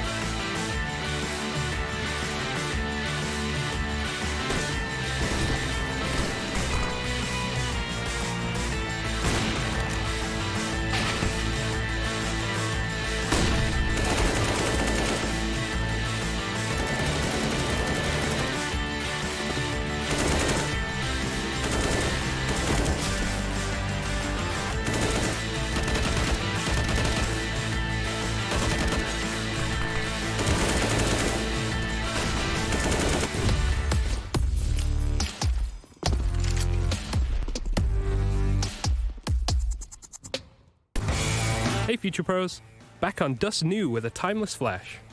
This is the new map's take on the old faithful short flash. When thrown correctly, this flash should affect any CT playing short for an easy frag.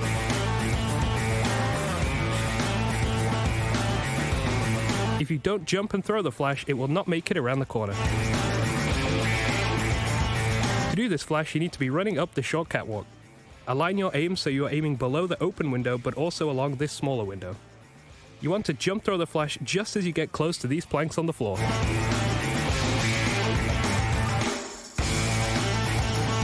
That's about it. A CT could be playing a closer angle, so be on the lookout for that too.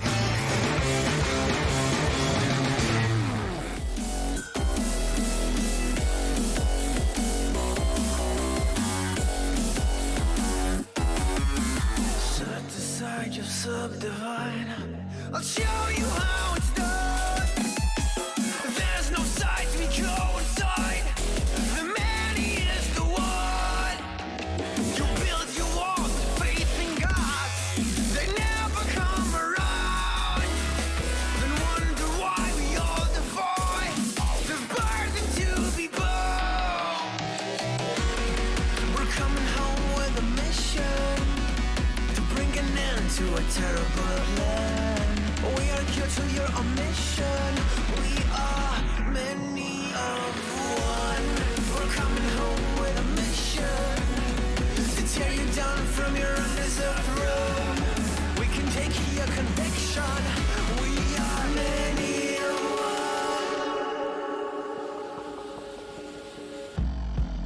one. You may call it a virus, but we call it the antidote.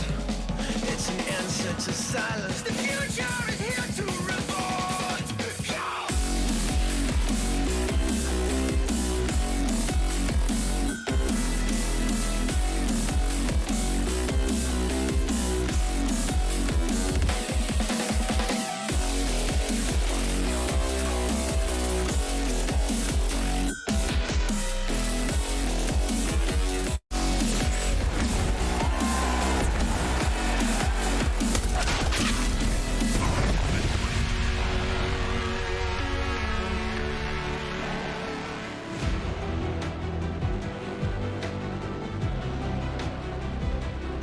Virtus Pro, with only 5 rounds to their name, they had a real affinity for that B bomb site, but it did not love them so much back, at least not till the very end. So now, with only 5 rounds to their name, Hugo, they're going to need to embark on a big old CT journey. The pistol round would go a long way in pushing this squad in the right direction. Otherwise, we could be looking at an OG 2-0 to open up their start here in Group B. Oh, don't jinx it, Harry. Don't curse it. But Nico, he has delivered on long with a Glock, just tapping out USPs like they're nothing. James, headshot angle, it's what he was made for, but he decides to give it up. A man down the jump, hits his head, and it slows him down, giving Nico the kill on the flank. Nico is having a hell of a game as a B anchor on the CT side, and he's picked it up in the second half as well. Corner play for Flames. The flash is perfect, and Buster gets hunted down, leaving Yakinda, the man of the moment, the talk of the town, in an impossible 1v3. Yeah, Nico. Oh my God! All right, Yakinda, maybe you can make us believe if you can keep landing shots like that. He is quick on this approach. Both players in the sight, and he doesn't check behind the boxes. Lexi hiding out is going to put that pistol round on the board for OG. They hit the ground running to open up this second half.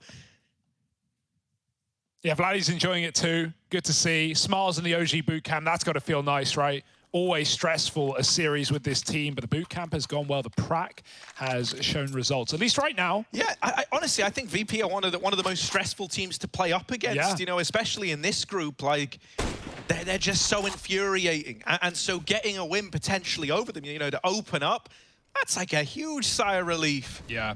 Gotta, again, I knew you wanted to talk about him. Gotta draw it back to Nico. 20-9, double entry on long there with no utility, no support. And, you know, think about the game he had, right? This is something we said in that first half. They were just coming B, so Nico's had 15 rounds, or, you know, maybe more like 13 rounds to get really warmed up and accustomed to this, mate. He's almost 150 ADR deep. He's having a great game. Okay. Here's the force spike. James scout over here in middle.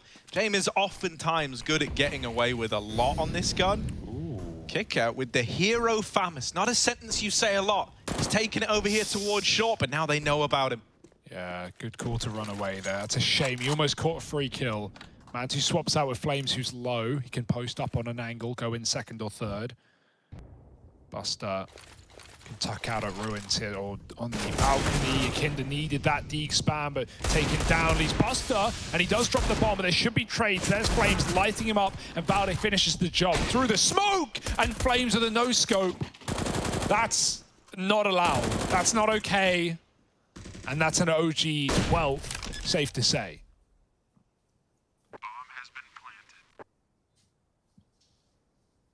That's right. It's a Shiro time for the boys on the zone. That doesn't feel right, does it? No, he's not got those stats because he's saving. He's got those stats because he's winning every goddamn clutch. But right now, you would bank on James to be that same man in VP, and while he was put into his fair share of 1v4s in the first half, none of them came through. Yeah, and you know, you can hardly blame the guy. Of course. You'd always get one. And then that would pretty much, you know, it's the golden mantra, rule, right? Yeah, the golden rule, yeah, I like the golden rule. Yeah, the golden rule. Okay. Never forget. Hope to see Golden back in a team at some point, sometime soon. Don't get me thinking about this new Fnatic squad, though, Hugo. Ooh, So, well, you know. Yeah, spicy. We'll just end up talking about that for the end of time. That's Group C. It's coming up, but look at this lovely little no-scope from Flames. Oh. Good stuff that, you know, Mantu and him traded as well, right? Very, very helpful. He hits the tag on the Balk player, and then he no-scopes. Yeah, it's all good vibes right now, and I can't say the same is being said in the VP camp. Got to wonder where their head's at. Yakinda with a Zeus. Got a Zeus. I respect it, but they're not coming B. Look at the one guy who's B, and look at where he is. Can you Zeus that far, do you think?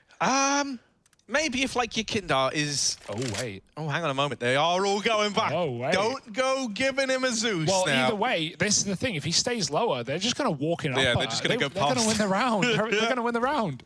It's already over. It's 13-5. Even if Yakinda hears this, which he will. Nah. Okay. Watch this Zeus maybe play, one. Hugo. Maybe one. No more than one. Even then. He doesn't have the Zeus out. It's just the USP. That's sad. And that's the round, really. It should be. Sanji, Deagle. No. No, he's going through tunnel. And so, yeah, that is the round. You were bang on, Hugo. I just, I like to believe maybe there's a little more out there. Maybe there's a little more meaning. No, I love hyping up a clutch, Harry, but sometimes you just got to be a realist. Yeah. And if there's one thing I've learned from this game is OG demanding your respect. Kick it. Doesn't care what we have to say, but it won't change the outcome of the round. A pretty kill nonetheless. 13-5 and, VP, OG just want kills now. They just want stats. They want numbers. They want rating. Okay. I rate that for Kicker. Magic number 3. Nico. Speaks. Yeah. Ooh. Gimme. Good shots. Right, so this is like potentially, the only proper buy we could have for VP in this game. That's obviously assuming saves don't come in, which is probably foolish of me with the Virtus Pro squad in this server. It's us too, after all. But yeah, look, they've got a double AWP, right? They've all in this with all the little shiny objects you can think of. But OG, looking like on this bonus round, they might want to deal you one of these fast B plays. This would be a perfect time to pull one in. Pretty heavy towards A. One of these AWPs is already knocked out. Jay on the receiving end of that lower AK. Now Buster with the secondary. They know about him in middle. They forced him off the angle. Now they're smoking him off in CT, but he goes through and he fights. Not wanting to concede middle just yet. Do you ever see an AWP on the cat boost go back for a repeat? I don't think you ever do. Like, that just shows the desperation the VP are feeling right now. James hits the tag on Alexi, and then Flames just holds the angle and kills him on the repeat. Flames has 4 deaths, right? We're talking about how, like, some of these players, Mantu was beasting on Mirage. He's 8-8. He has literally not seen anyone, and he's done a good job of not getting ahead of himself and chasing down kills on CT side, cat boosting, running into James AWP. But if you flip it over to Flames, who's just been anchoring A on CT, he's got 4 deaths, Harry. I think it also speaks volumes as to how little VP went to A, right? Like, yeah, obviously, that too. Ooh, dearie me. It's never a fun moment. And judging by the player cams, I don't think it's just us. Oh, dear. Well, this is where things get tricky. We know a VP match lasts long, and this may be the reason why. Right. So... What now, Harry? The thing is, this is all your decision, right? You run the servers. Yeah. You do the production. You observe. You cast. Yeah. So what do you want to do here? I might plug them back in. I'm just giving them a bit of time off, sure. Like for now. It's always important, little rest. Sure. No, we'll get this sorted. And when I say we'll, I don't mean me or you. Yeah. I mean all the capable people. They'll get this sorted, and they are much smarter than me and we don't talk about they. So, yeah. That's a shame that happened in a 4v4 as well. So I don't know what maybe they just replay the round. I'm not going to speculate any more than that. We'll have more information coming down the pipeline soon enough. That's actually how we get our info. It's like a mail, room. It's like there's just pipes everywhere. No one talks to us. They just drop little notes and they go flying through the building. Is that what we do? Content idea? Yeah. Me and you, we have to go work in a mail room for a day. Sure. And I think it would just be chaos. I think it would be like, I think it would be like Mac and Charlie when they do it. Okay. We got to talk about the mail, Harry. Yeah. And the mail never stops. So what I do is I set up forwarding addresses. Is this real mail? Are we ruining people's... checks and wills? I mean, fake mail wouldn't be enough of a... Real fake mail? Real fake mail. No, dude, I don't know. Like, it would just be fun, Hugo. Look, we're getting back in slowly but surely. I saw in the background there that we do have players reconnecting. Yeah, 8 out of 10 in the server right now, so hopefully not long to wait. Come on, Mantu wants to go out and, blow his birthday candle, so... He just wants to end this series, and he's not far from that fact. Let's re-itemize, Harry. Let's stack up things in alphabetical order. Right now, this is a map up for OG. They took their map pick. I know, shocker, on Mirage over VP. It was a competitive game. We had Mantu popping off, or clutching, opening, closing rounds. Yakinder on the other side looked really good. He went a bit stale in this second map, on that T side at least. But I got to say, I didn't like the leading. I didn't like the calling. And, I respect VP's play on, as wild as it can be, but that first half was pretty dire in terms of the depth, the same strat round after round, feeding Nico at the back of B. And just, yeah, and the funny part is the 2 rounds they went A, they won. So it's like, you didn't really even get to see much depth out of VP in that first half. And they're running out of time, Harry. They're in shallow water now. Yeah, no, it is really, really scary for VP here. Right, especially because this is their map pick. I was hoping we were going to see a lot more out of them, but if anything, it feels like OG are even more prepared for what they were going up against here. To clarify as well, both teams have agreed to a restart, so that round will just get replayed. It was 4-on-4, right? It wasn't, you know, yeah. Everyone, no one wants that to happen. Everyone feels the burn. Everyone wants to be playing right now. So the sooner we can all just get that fixed, the better, I think, and that's what all the players think as well. I think OG being on boot camp, though, that's a great thing for the team, especially when you just come back off of a player break, right? Having that ability to, like, you know, be with the team. We've spoke to no end with players from different squads as to the difference of, you know, being together and what that actually does, both to the morale, the kind of problem solving that you're able to do. You're just able to play off of each other better. And it's a very nice vibe, especially when we've all had, you know, so long cooped up in our bedrooms. It's just nice to be out and about and able to see the people you play with every single day. For VP, not looking like boot camp vibes. No, seeing a lot of bedroom gamers. Yeah. And, you know, this is probably where you've spent a lot of your player break anyway. So yeah, that is hard. That is hard for sure.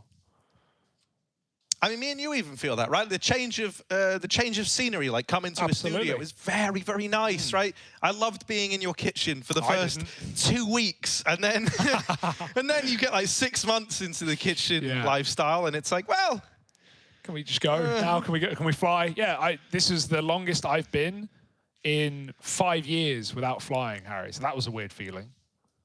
We went 8 months, 7 months without flying. Strange change, but everyone's back in the server, so should just be going back in within the next few minutes. And, you know, you talk about those boot camps, Harry, we're seeing a lot of smiles on the faces of OG. They're not letting it get to them. Why would they? They're 13-5 up. They're feeling fantastic right now. There's birthday cake in the background. Everyone's feeling fine. And yeah, like the camaraderie in this team is certainly entertaining as well. You got these little duos, you know, everyone seems to get on.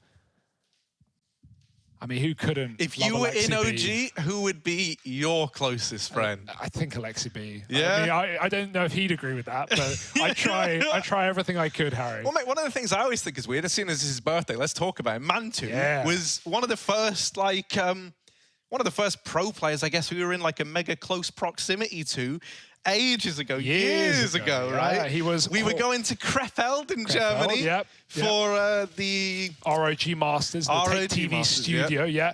Who was Mantu playing? I know Panthers. Panthers, of course. Yes. Yeah, Mantu. He's quite the player. We were all shy and awkward back then as well. Like, you know, this was years ago. Some things never changed. We're all looking at our phones, not saying a word to each other. Little did we know Mantu would go on to be this good of a gamer. Remember, he was in a German team, coming in German, right? Just speaks German, Polish, English. You know, this guy's a talent. Anyway, we're back in. Thanks for waiting. Server restart and round replay. 13-5. Forget what just happened. It's the here, it's the now, and it might just be the beginning of the end for Virtus Pro.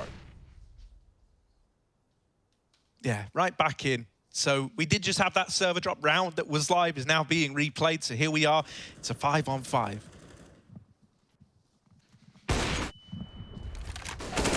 Oh, Flames going to trade that kill out, but it's a bit of a difference here. It was VP to open up last time. Oh, sorry, it was OG to open up the last time. And now Flames is doubled up over here in middle. He's keeping it belonging to OG. Nice nade from Yakinda. Reclaims that frag at least. Leaves the retake open. Sanji is having a very rough game. He needs to win this fight, and he will. You know, it's not about winning every fight you take, but it's about winning the ones you have to. And at crunch time like this, that kill was a necessity. They no longer have to worry about losing this long angle. Having someone bearing down upon you from there could have made this retake feel impossible. Now, just Nico and Mantu left to beat. Buster's flashing high. Nico's blinded. We got him! Oh my God, Yakinda just got wiped off the face of the earth. 2-on-2 flashes for Mantu, but Sanji and Buster both find a killer piece. Yeah. And so VP do come in big with the retake. Oh boy, Yakinda there. That looked like a freebie right there. Fully flashed on the corner. But yeah, like you mentioned, that Sanji kill, it's everything, right? Even though OG actually get an open plant because Sanji's preoccupied, you know, if they get that open plant and they have long control, it's like an unlosable round, right? VP are a man down. They you know, Valley can play from the pit. He can just close it. So instead, OG, they can't even play the bomb there. They have to play Gandalf and short. That's not even for the plant. So yeah, they're kind of constricted in that 2v3. Buster waiting for the flash, and he hits the shot onto Flames in the leg. Flames not deterred by that damage, even dishes out his own to kick it. Gotta watch out playing close on Cat. He's very low. James does offer up the goods on long, but Nico's there to trade, and they know the orb can't be far away. Flames has pushed another Molotov. He just doesn't care. This guy wants to close the series, but Kicker will not let it happen. Lexi trading that frag. Bombs out on long. It's another 3v3, but OG gonna lose another man. Yakinda this time wins that cat fight via Lexi. And you can slow it down here if you're OG. You have time. Yeah, but they've thrown the double smokes in, and with Mantu collecting that kill, bomb now looks to make its way across. Buster waiting an elevator, and he's trying to get tricky with the timings here. Even a one and done on the push would be huge. James coming in late through long. Flash goes over the top, and James through car has removed Nico, but that is a quick shot from Mantu. He was holding for James, and he deals with them both. Oh, the birthday boy, take a bow. 14 on the board for OG. And Mantu, that is a gnarly 1v2 out of him. Not just one strong AWPer to go up against in James, but the double AWP retake, and Mantu beats them both. Wow, super nice. These smoke pushes, VP keep getting away with them as well in man disadvantaged positions, but it's not going to mean a round. It's not going to mean much in the grand scheme. 14-6, a broken buy for VP. Eco buy, doesn't really matter what you do. You just don't have the room. Long flashes and the smoke from a safe position at least keeps Flames out. But OG, they can have whatever they want. You can seize that cross. Luckily, Alexi doesn't take him down in the double scope. And it might be the orb to do it instead. Mantu. Oh, he's crawling, but it already just disappeared. Has Yakinda leaning into a triple B. OG flashing out middle.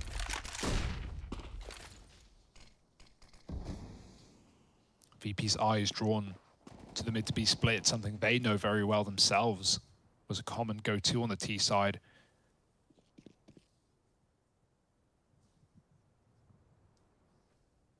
But OG, they don't want it. They won't bite.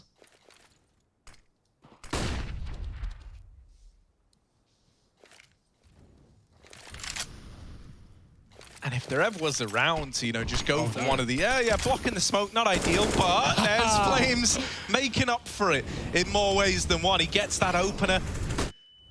That's a one rifle gone. And with it, the round. Right, VP just going to save the Deegs and armor. Take them with them. Give it another go up against 15. But to say this is less than ideal feels patronizing at this point. Yeah, and to say this is done feels realistic. VP have never been in this game. Not really. Certainly not in this half. And I don't think the crash helped, but I don't think it changed the outcome either. No, I mean, they were on their way to a loss, and then they come back from it and they end up losing. Like, yeah, maybe it sucked a bit of, you know, the steam out. But yeah, man, like, I'm inclined to agree with you. VP never really felt in this, Dust 2, and that's very uncommon of this team. Absolutely, you know, I'm not used to what we're seeing here, Hugo. But also, I think a lot of that comes from OG and them looking very, very fresh right now. Like, the amount of just audacious cat pushes Flames has done in this T side makes me wish we saw more out of that from Yakinda. When he went up on cat to sell fakes often, he would find opening kills and his team would fall on B, but like Flames, he blocks that smoke and then he just goes like, bop, wins a round off that kill alone. So you can't complain, you can't cry. 15-6. An AWP for James, at least.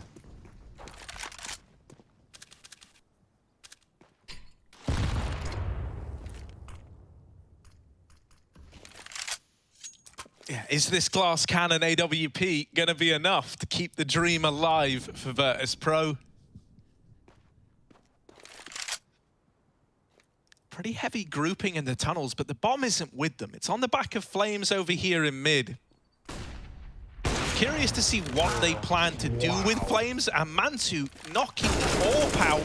That is big, right? That is the big ticket item on the big ticket player removed from the round. Now this mid to B is in. Yakinda might just die to the mid lurk of Alexi, and indeed he will. This is looking done, Hugo. It's a 5-on-2. The bomb going down in B, and you've even got Valde lurking late through mid to cut off these rotations. I cannot envision a way in which VP could ever hope to get back into this one. Sanji had a very quiet game, and so all that's left to do now is the honorable thing, and that's to give the victory over. Flash is down, he's low. The birthday boy is the guy trying to get this kill, and they will let him have it. OG, they 2-0 Virtus Pro to open up here in Group B. They're looking good out of the gate. VP, it's a little slow. Let's see if this was just a slow start. How are they going to do throughout the rest of the group? We'll have to find out, Hugo.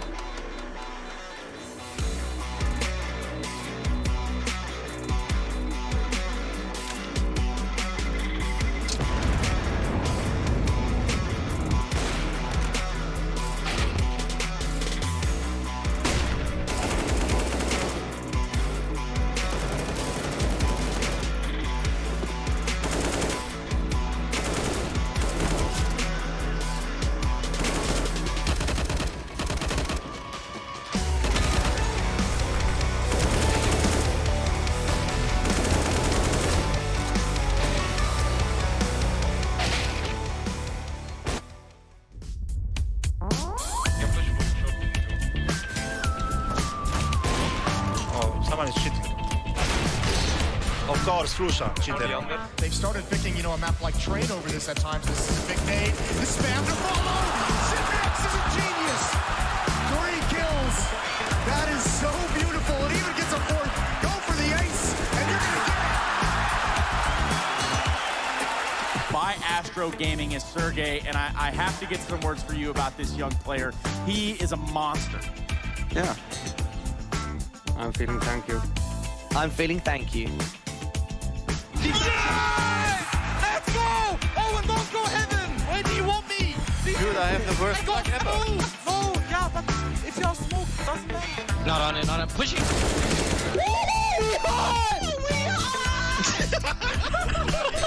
And Tizian gets the shot. Great mid-round calls from Big, from Guppy, and now it's on to Electronic. Trying to isolate. Oh, himself! He reads it! He reads it! And an arc! A power surge right through 2! Look at it, 5 minutes, 7 seconds to blow the bomb. They're trying to build pyramids, but there's no more play. Stewie's won the round. We're going to overtime. Talbot have done it! How have they done that? Patiently, as Cloud9 sets the push up. Oh! Cloud9 are your E-League major champions!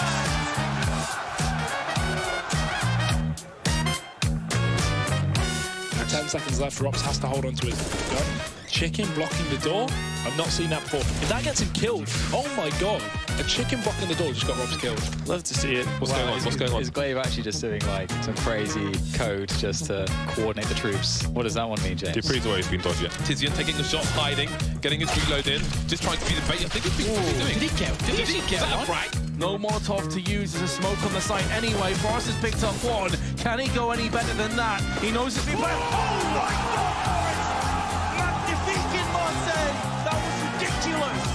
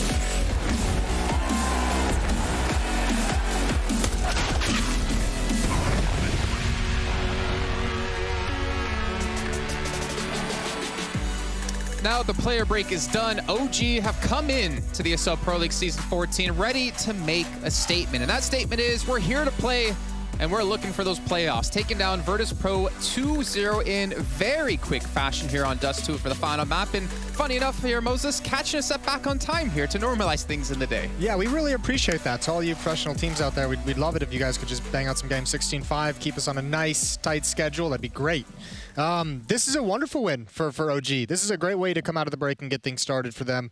I got to say again, Valda had a huge role to play over at that B bomb site. Nico there also with them paired up. They were the two top fraggers, especially on the CT side for OG. And I mean, that shut down a lot of what Virtus Pro wanted to do. A lot of their gameplay is control mid, generally falling into mid to B splits. And when those are getting shut down, when your two defenders on that side of the map are just absolutely dominating everyone, it's tough to make that work. Yeah, I don't know what you do in that situation to change things up. I know Harry and Hugo were talking about the two players over towards the B set had 100 ADR plus. Well, the rest of the team, I mean, they weren't doing bad in any means, but they weren't really getting a lot of action coming their way. Well, they also pointed out the Flames as an A defender had 4 kills, like going into like deep-ish into the second half, where it's just like he just didn't get a whole lot of attention. They never really reached him. So he also had a good game as well, much improved from the first map. So again, I really hate asking this question, especially after just only one match has been played, but I want to get your at least thoughts on this, right? Was this OG playing extremely well, or is this Virtus Pro just not playing up to the standard that we know of Virtus Pro? It's both. I thought OG played really well, especially noticing on Dust 2 a lot of like really proactive plays in middle to get information, to have peeks, to find an early fight. They had a couple pop flash setups at the B bomb site to be able to shut things down. Did a good job of neutralizing Yekindar and players on Catwalk, finding that 1 kill with the AWP and backing away. And then on the other side of it, it's Virtus Pro that it feels like they haven't really done anything to change up what didn't work for them previously throughout the player break. They mentioned, I mean, I imagine those guys, they were on a huge grind leading into the player break. They had to have just disappeared. But it was obvious that they haven't changed a whole lot. And when you don't have Yekindar having a phenomenal game and finding you entries, you look a little flat. Yeah, I mean, he was saying in the interview we had with Frankie that they've been having even some health issues within the team that I guess aren't really too public. But, you know, it has kind of hurt them here. But one player that hasn't been hurt, Nico. This man, I mean, in both matches played pretty damn well here. And then, like we're talking about with him being the B defender for OG, just really shut things down. Yeah, he was great in this match. And, I mean, it shouldn't necessarily be too much of a surprise. He also performed great in short stints within other squads prior to this. But obviously finding some comfort and finding a little bit of a permanent stance within this OG roster.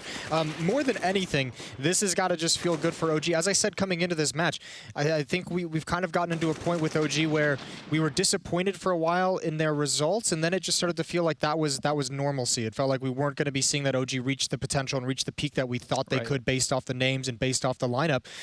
At the very least, I mean, they still have a long way to go to prove that, but this is a good first step in Group B. Yeah, I mean, again, big win for them. Who knows if Virtus Pro is going to activate coming in the next few days, like we saw Ents losing their first match in the group. 2 of the favorites. Well, I mean, this one had kind of 2 of the favorites to go out anyway, so one of them was always going to lose, but certainly this is a nice upset. But, I mean, G2 now losing, VP now losing, those would have been the top 2 teams you'd put in the group. You know, 2 of the 3 going out, but definitely the top 2. Now the question comes into Sinners, can they carry this momentum over into the next day? But before we can even talk about the next day, right, we need to talk to a man here from the winning team of OG. We got Mantu joining us here to talk about a couple of different things. And Mantu, well, first of all, we bring you into our virtual studio here.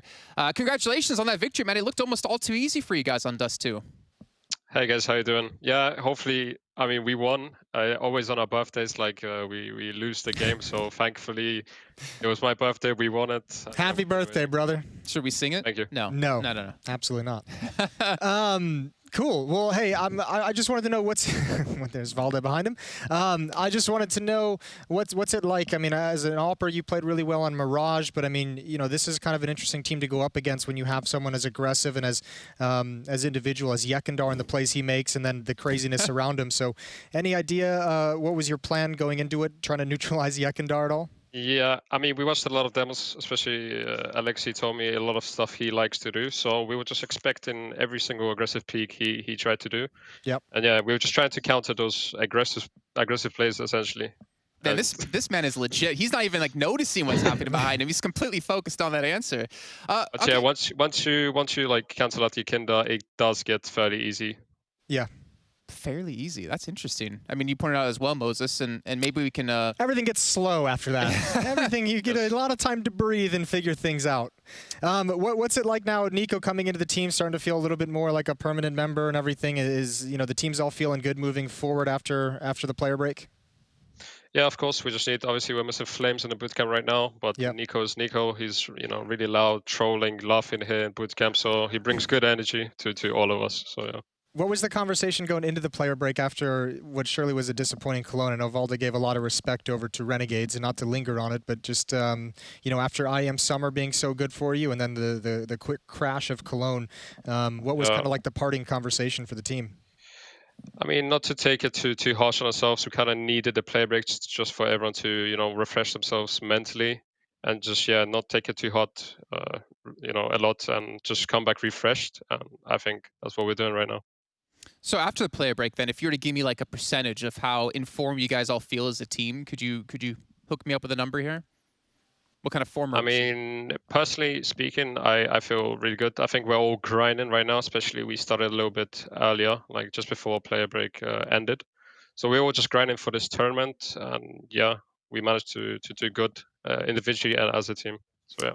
Well, I mean, hey, you guys are looking fantastic. I'm not sure if you caught into what happened in the match earlier on today with G2 losing to Sinners, but with that little bit of information there, how are you feeling like the top 3 might end up in this group at this rate? I mean, to be honest, like Sinners is a really, really strong team. If you watch the previous games just on HOTV and like other tournaments, they are a really, really good team. So you never know what the top 3 of this group will be, but hopefully we will be within it. Yeah, I was going to say, hopefully you guys are confident enough to say OG will be in the top 3. At least pick yourself. Well, get out of here. Go celebrate the win. Go celebrate the birthday. Congratulations. Thank you, guys. Thank you guys a lot. See ya. All right, good stuff. Playing on his birthday, getting a victory on his birthday. I don't know what else he's going to get tonight. Hopefully a couple of drinks in him and then some relaxation, but not too much, right? Yeah. They have matches coming up tomorrow. They still have more games to play here in Group That's D. the fun of Counter-Strike events. There's a game the very next day. We've got to get ready to go for, so no celebrating. Sometimes you get home at 5 in the morning and your match is at 9, but you try to make it work. For some players, it does. For those night owls, yeah. All right. Well, good stuff. Really great to see again. OG come into this one in strong form. I do have a little bit of worries about Virtus Pro going into the future of this group. And speaking of the future of this group, we still have another match to come up today. Complexity. We're going to see how they're going to fare with some recent changes in their roster up against Force, the replacement for Renegades. We'll see you guys in about 20 minutes.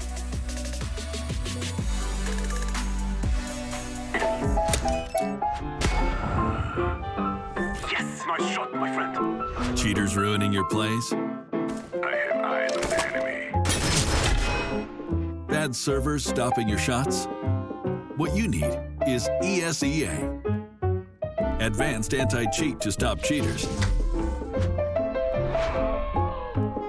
And the best servers around, all with 128 tick rate. ESEA, the best way to play CSGO.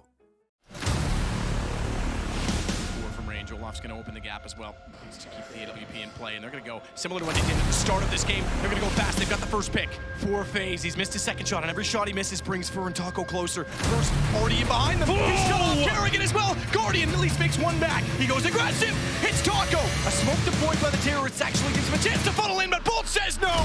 And SK in 3 will take down FaZe once again.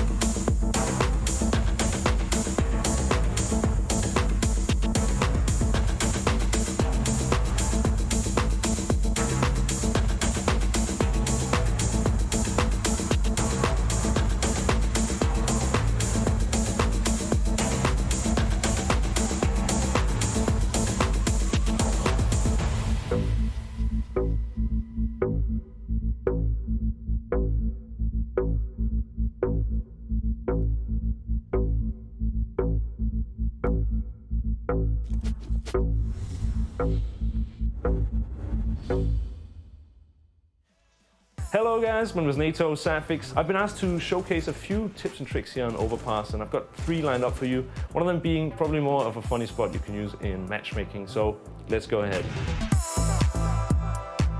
When I was playing AWP, one of the tips that stuck with me on Overpass is if you can jump up on this here.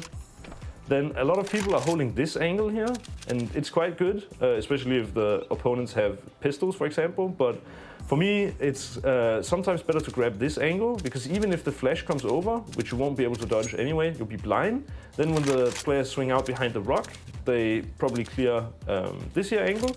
And then when your flash starts to fade, the players will be pretty much in your vision, and then you can like just slow clear out. So typically you won't be flashed for that long unless they flash like really super far. If they just flash in your back, you won't be blinded for a very long time, and you'll be able to get some easy kills. If you're going into the underground area, it's a pretty funny tip, I guess. I use it a bit in matchmaking because I find that it works quite well. And if you just smoke off the underground, for example, you can jump up here on the ledge of the pipe. Then you can go up on the pipe, and it's actually quite a hard angle to clear. So if the terrorists are not aware that you're going to be there, it's a pretty neat self-boost. You can also get a teammate to boost you up, and if you do so, it might be a fun off angle. Not only that, if you're up on the pipe, you can actually look through the windows out into short. So if someone's taking short and they haven't properly cleared connector or underground, or however you would like to call it, you might be able to get a sneaky kill. So if you're playing CT side on Overpass, what many terrorist teams do is that they do and execute with a smoke wall. So you have the 3 smokes here on the bomb site. And the problem with this is that if you're a CT, you can't really get any clear vision. One way to get impact is simply just jumping off this trash can. So if you do that, you can get some info. But not only that, you can actually also boost on the corner of the trash can. So when the smokes are up, basically you're able to sit on top of your teammate's head. It's just a way to get a clean kill without potential for a refrag.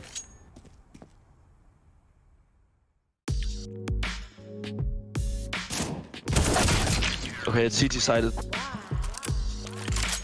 Should be. Therefore, it's way more accurate.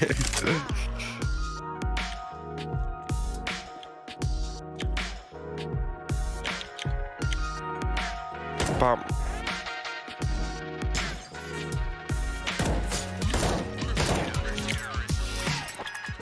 I don't even see you when you kill me. Your reflexes are from like a child. What about this?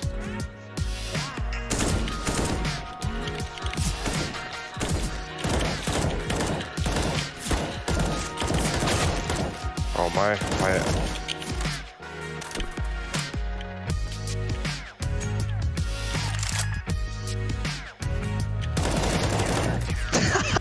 Bitch. Oh no.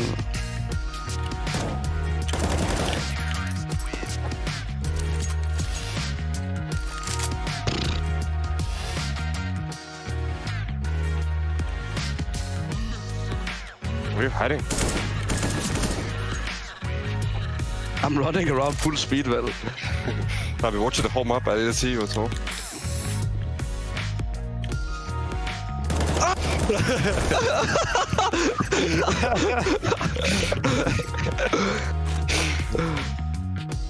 For fuck's sake. Not again!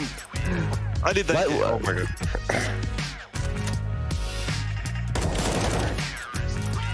Valentin, the best player in Bulgaria. Nice, good to know. Thank you, boss. Oh, you're lagging. Yeah, you also lag as well for me, but it's... I think... man. I thought you were done. Boogeyman, where are you? I'm afraid. Oh. No. Oh.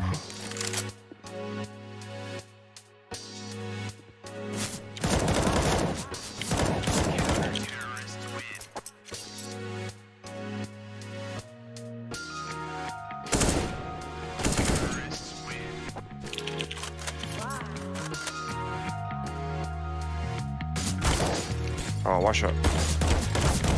Not really.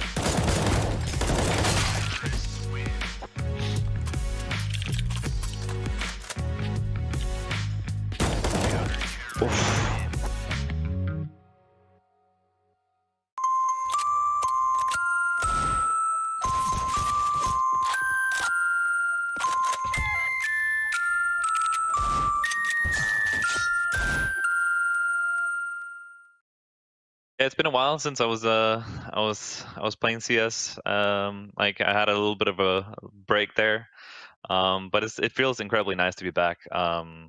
It's been too long in my opinion, and it's just really nice to come back and play some elevated CS where everyone knows how to flash stuff and like throw and communicate stuff. Like it's something I've been missing, and it's really nice to be back.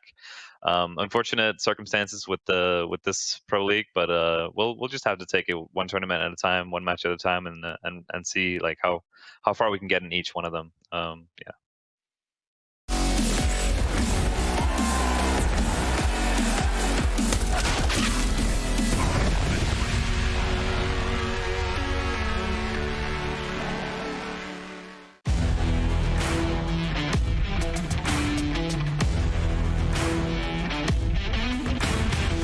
During the player break, one of the biggest roster swaps saw Complexity's fifth, Rush, a man always ready to flex to his team's needs, be it entering or more supportive roles, exchanged for Ezetag, whose promise as a player back in his heroic days saw him bound for Astralis and later Cloud9. Like coming in, like, you know, a bit of turbulence kind of happened in the sense that, you know, Config had something unfortunate happen to him, which meant that we had to play this tournament with a stand-in, and you know, like it's already not easy, you know, with like 2 weeks, you know, getting 6 maps ready and play an official, or let alone an entire tournament. So doing it in like less than 5 days is mental. But yeah, we're gonna try and make it work. I feel pretty comfortable in my roles currently, so it's not gonna be the issue. I mean, despite only having 5 days, right? So. The Danish newcomer is being reunited with his former heroic teammates BlameF and coach Peacemaker, and recently told HLTV that he'll mostly be playing in his supporters' spots from his Astralis stint. As for the incoming coach, he's only had 5 days to work with the team, not to mention the emergency swap of Nato Safix for an injured config. Well, I'm the person to help Complexity pick up the result in the sense that I'm very hardworking, and alongside Ben, I feel like we can ping pong off of each other and come up with great ideas, and really polish off like the strats that we have and how we're gonna work around the default. And yeah, we have some insane talent on this team. Despite Krelle being out, I think we can still pull out some dubs in this tournament, and we'll just have to see, like, one match at a time, how far we can get. Because I feel like it would be insane to think that we can just go in here and sweep the entire competition with just 5 days of practice and 2 new players essentially. So and a new coach, right? So we'll just take it one match at a time and do our absolute best. And I'm sure we can pull off some upsets and make it competitive at least. Config has previously spoken about betting on himself in the entry fragger role, so perhaps we'll see him busting open sights on his return. Being a stone cold killer who needs to take up a lot of space in-game, his absence could see a very different version of Complexity hit the server this EPL season. I think we did a little bit of swapping, but it's nothing huge. But like I said, 5 days, 6 maps, it's it's insane, like literally. Like I hope people don't have too high expectations of us, even though like we come in with the mentality, of course, to win everything. But it's insane to think that we're just gonna sweep it.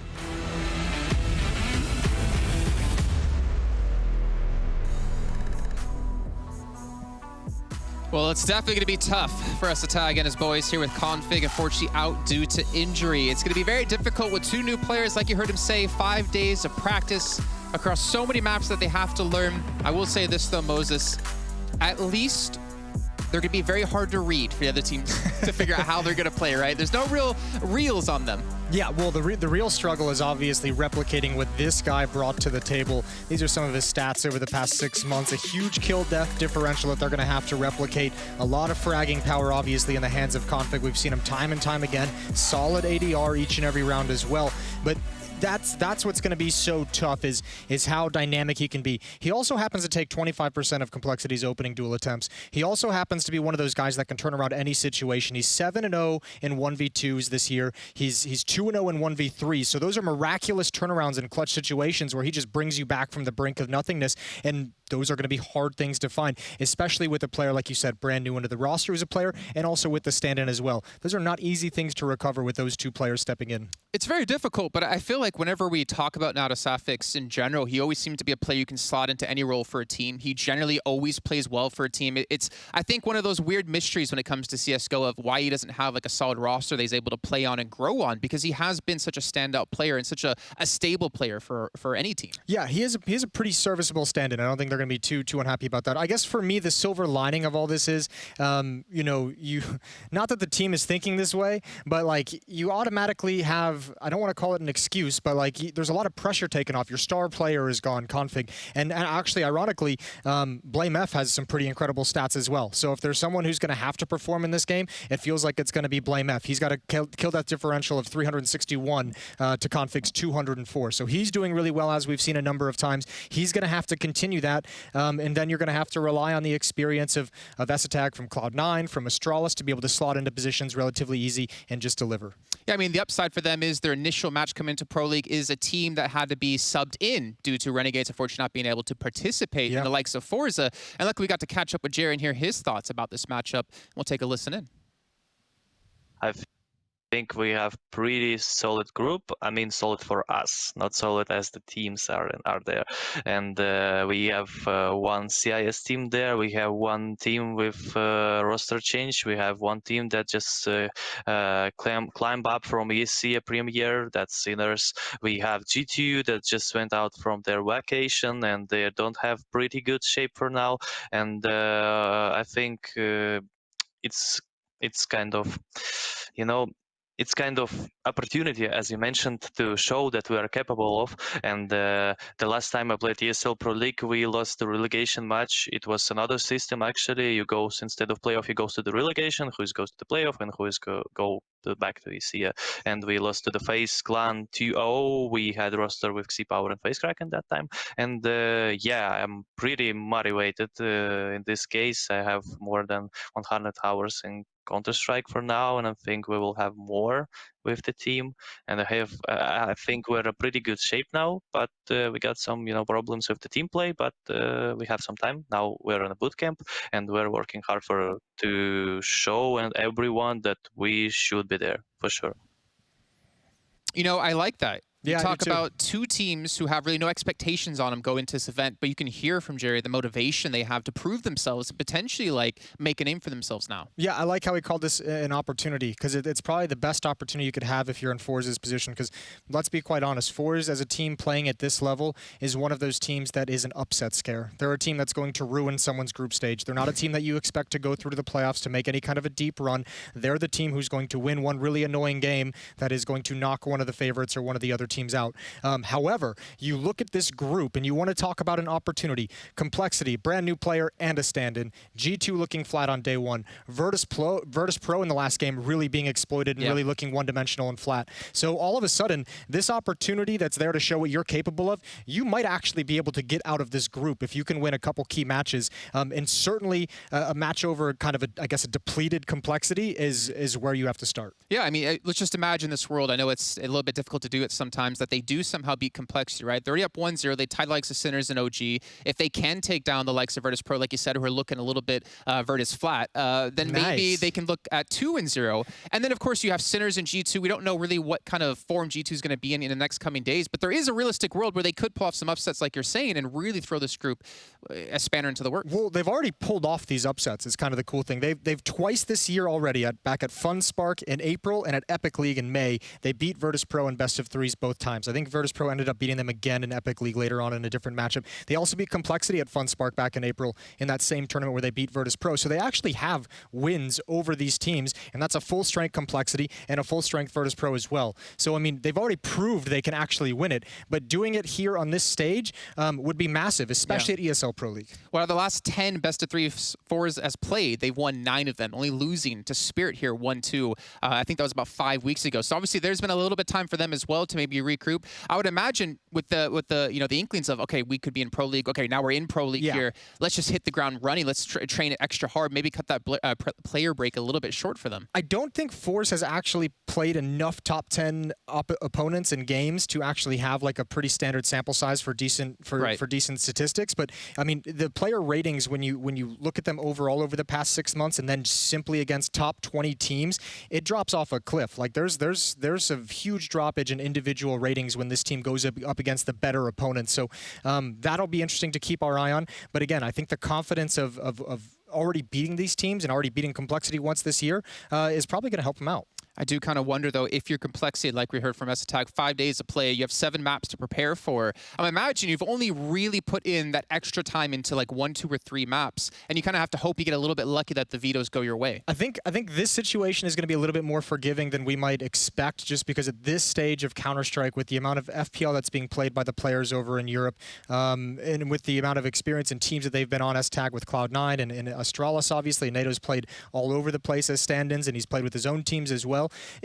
I don't think there's as much of a difficulty of stepping into slots and performing admirably in certain roles. It'll come down communication, reactions to different scenarios, understanding the protocols. Those are where you're going to be missing things, but I don't think we're going to see any like catastrophic, this guy cannot handle what he's doing in the server. We're seeing now the Safix here on your screen. This guy, again, I mean, his history is very rich, and again, with some decent success, but find it, for some reason, so hard for him to be slotted into a team fully. You know, obviously... I feel like every time I see him playing, he's like, yeah, I'm standing in. I'm going to try and get my name out there to get on a team. Yeah, exactly, right? But he never actually gets onto a team for some reason. We're not sure exactly why. I know Tom Biz, who's over doing a different FPS, always loves this guy, and for good reason. Now, obviously, if he does well here in Complexity, I don't think they're going to potentially pick him up, because why would you get rid of Config, right? But then where do you go from here? My eyes as well are looking towards maybe JKS, because we talked about him for such a long time before. I remember last Pro League season, we were talking about how much of an impact player he can be. I'm wondering if we're going to see a little bit of vintage JKS come into the mix here. Yeah, I think we always wonder that because of JKS on Renegades and the various Australian lineups.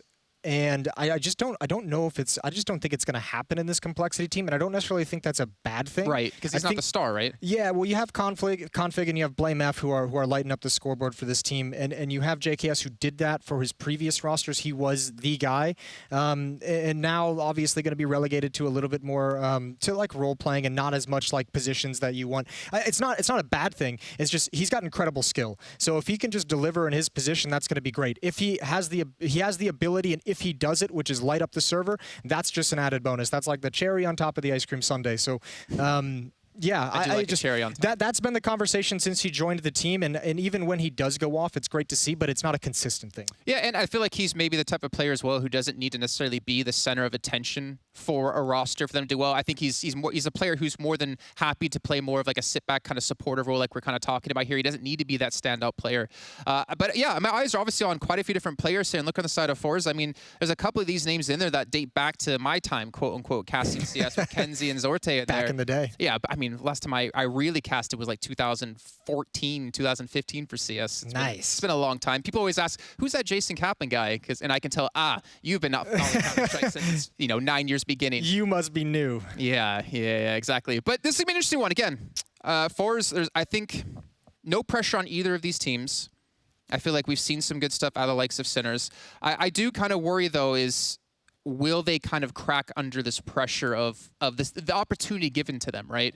We know the motivation they have. We know the drive they have to do it, but I feel like the mental game for them is going to be a very big part of this. Yeah, it'll be interesting. It sounded like he was coming in with a good mentality, though, and if that's going to be the team mentality as well, I'm not super worried. I think at this point, if your fours kind of stepping in as almost like a stand-in team, as you said, for Renegades who couldn't make the trip, I don't think you can really feel that pressure. Like you said, it's an opportunity, and that's what you have to focus your minds on and say, look, this is an opportunity. This is a huge tournament. We have some beatable teams in our group, some top teams in our group that are also beatable, and this is a tournament where we can climb the ranking system and start getting more and more of these opportunities. Well, we'll see if their opportunity will pay for them. See if they make the most of it here as we're going to head into the first map of the series. It's over onto Mirage, Forza's choice, with Complexity up against them, brought to you, of course, by the lovely and handsome gentleman, hopefully in green today, Harry and Hugo.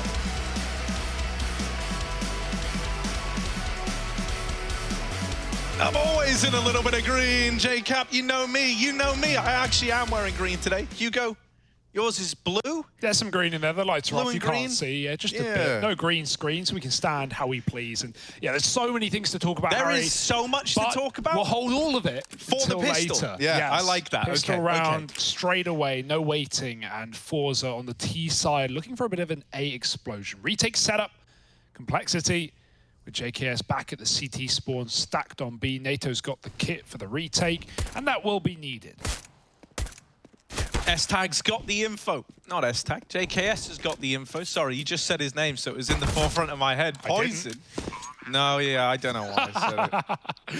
Hugo, I tried to offload the blame to you. Yeah. And it didn't work, but look. It's a little retake set up in at the A site, and time's already ticking away from Cole. They've got to be quick. Ooh. Oh, that's nice out of Zorti. Oh, that's naughty from Zorti. Maybe number three. Maybe number three. Oh. No, NATO's going to take his head off, but Jerry comes out swinging with a response in the meantime. And Forza, they're going to get this pistol round locked in by the looks of things. Poison's getting hounded down. And Forza, they're going to find success here to open up Mirage. Everyone's waiting to finish off the round, and they will. Yeah, this is that's a good start. It's a good start, right? Forza, they've. Oh, you look like you want to grab this. No, like I want you to start offloading some of our. Let's start with Cole, I think. Okay, let's kind of walk down, all these talking points. Because as you say, there's a lot for us to try and set up here, Hugo. Yeah, it's funny as well because obviously now with a Danish roster, even without NATO, Danish roster obviously hoping Config rests up and comes back in good form. But this is a core we've seen before, Harry, in terms of NATO, Blame, and S-Tag. It was back in Heroic 2019. We had this same formation with, I think it was Freiburg and Stown in that roster as well. They played a few events, Chicago, Cologne, And yeah, so it's nice, you know, I'm sure Blame has always repped NATO, and that's why we've seen him stand in for this team in the past. This team has been rifle with stand-ins, Otto as well, even last year. And obviously, you know, some of the problems inside of Complexity, some of the problems with the players' health, it's just such a shame that it's held these guys back from their true peak. Right now, Fours, they want to make the most of the opportunity, as Jerry said in that little interview. Yeah, I'm really sad about Cole. Like, we were trying to, you know, we were kind of reminiscing about this, and it's like, mate, you know, it was like Blast all the way back in 2019 that felt like, you know, one of the only times we got to see a Complexity at full strength, and it was also London. Yeah. Start 2020. Yeah. Oh no, that's the one. That was the last event. The last event before everything happened. Oh, time is all weird and out the window. But yeah, 2020. Yep. And that team looked incredible. Poison was popping off, and you know, then we had. Then that was when Poison had to take his medical leave. Now Config's injured as well. Oh man, yeah. There's been a lot of ups and downs with this Cole squad, but hopefully, you know, I think they're coming into this with their mindsets in the right place, right? They've tapered their expectations. They've had 5 days to get ready, so yeah, and it's funny a lot of time. For sure. And that's the saddest part about that is they had the entire player break. I'm sure Config was pracking for the majority of that, like getting ready with S-Tag, getting this new Danish formation together, and then boom, suddenly this all happens, and that goes out the window. The entire player break wasted, not completely wasted, of course, but to a degree, yes. And that's such a shame. Well, let's start looking over at Fours, because they weren't meant to be here either, right? They're filling in for Renegades, who couldn't make it. But this Fours squad, you and I were actually lucky enough to cast them back at Fun Spark Ulti, that event that the Jasons were talking about over on the desk. Where they beat Complexity in the BO3 series. They did beat Complexity, and they beat VP. So some notable names there. They've been grinding as well, have Forza. They've been playing in a lot of these like kind of tier 2 cups online, and usually faring well in that regard. They, most notably, I think, removed a name that you might be familiar with in Z-Power. He was, like, touted as this incredible AWP player in the CIS region. Well, they actually took him out, and they replaced him with Zorti, who has been a treat to watch since his addition. I thought, when you're taking Z-Power out, it better be for a good reason. Yeah. And Zorti is starting to look like a, a good cause. We saw his taps of the pistol, right? That was a nice kill from JKS, but he won't live long to celebrate it. AKs are coming out into the A site. Fours are ready to start tearing open the site. Zorti with a nade, smokes down, jumping over his NATO. He won't last long either, and this should just be the clean 3-0 start for Forza. He's talking about, like, you know, limiting your expectations, and that's something that certainly S-Tag seemed to do in that interview as well. Whereas on the flip side for Jerry, it was quite the opposite. He was, you know, bringing up all the reasons why, yeah, okay, you know, it's still a hard group. It's still, again, at the end of the day, Forza weren't supposed to be here. But there are opportunities open, right? Sinners obviously look really good today, but G2 and maybe shaky form to start the event. Obviously, Cole not only having recent changes, the only team in the group to do so, but as well as a stand-in. And VP, we just saw today, did not look hot. So, yeah, there are really good opportunities for pretty much anyone to get through this group. And, you know, this isn't a case where like, you have a team filling in and you go, well, who even are these guys, right? Like, you know, this is, Force have a proven track record versus the other teams in this group. So, yeah, I think that makes it very, very exciting. Plus, you know, I'm a Jerry fan. Yeah, who's I'm not? just going to say it, like, I'm a Jerry fan. There's no getting around it. Nope. This is the kind of guy who does like to, you know, shoot for the stars, as it were. Whenever he's given these little opportunities, he tries to milk them for all it's worth. Yeah, absolutely. Forza, obviously, as Harry mentioned earlier, if you're not informed, Renegades couldn't make it here to Pro League. So Forza, coming in as the 20th team in the ESL World Ranking, were handed an invitation. And yeah, looking to make the most of it. 3-0 start. Here's a gun round, though. Poison's AWP, raring to go up on Catwalk. NATO locking in B. He's going to be filling in a lot of these harder roles, but he's a good man for the job. Trust me when I say it. Ready and waiting with a jump spot, Molotov in hand. Yet to see anyone come his way. Oh, quick and easy for Jerry. Bounds out, but S-Tag saves his Danish brethren. NATO now still has the util to drop off. Dropping that bench smoke, the orb coming in off of Catwalk. Poison jumped up here earlier and he's dropped the bomb. Yeah, that's a bit awkward for Forza. They don't really have a choice now but to commit to the B play, and they don't want to anymore.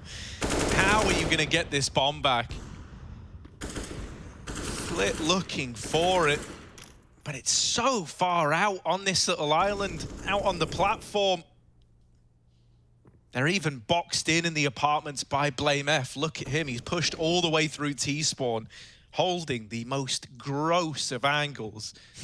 Like, no one's checking that. Nope.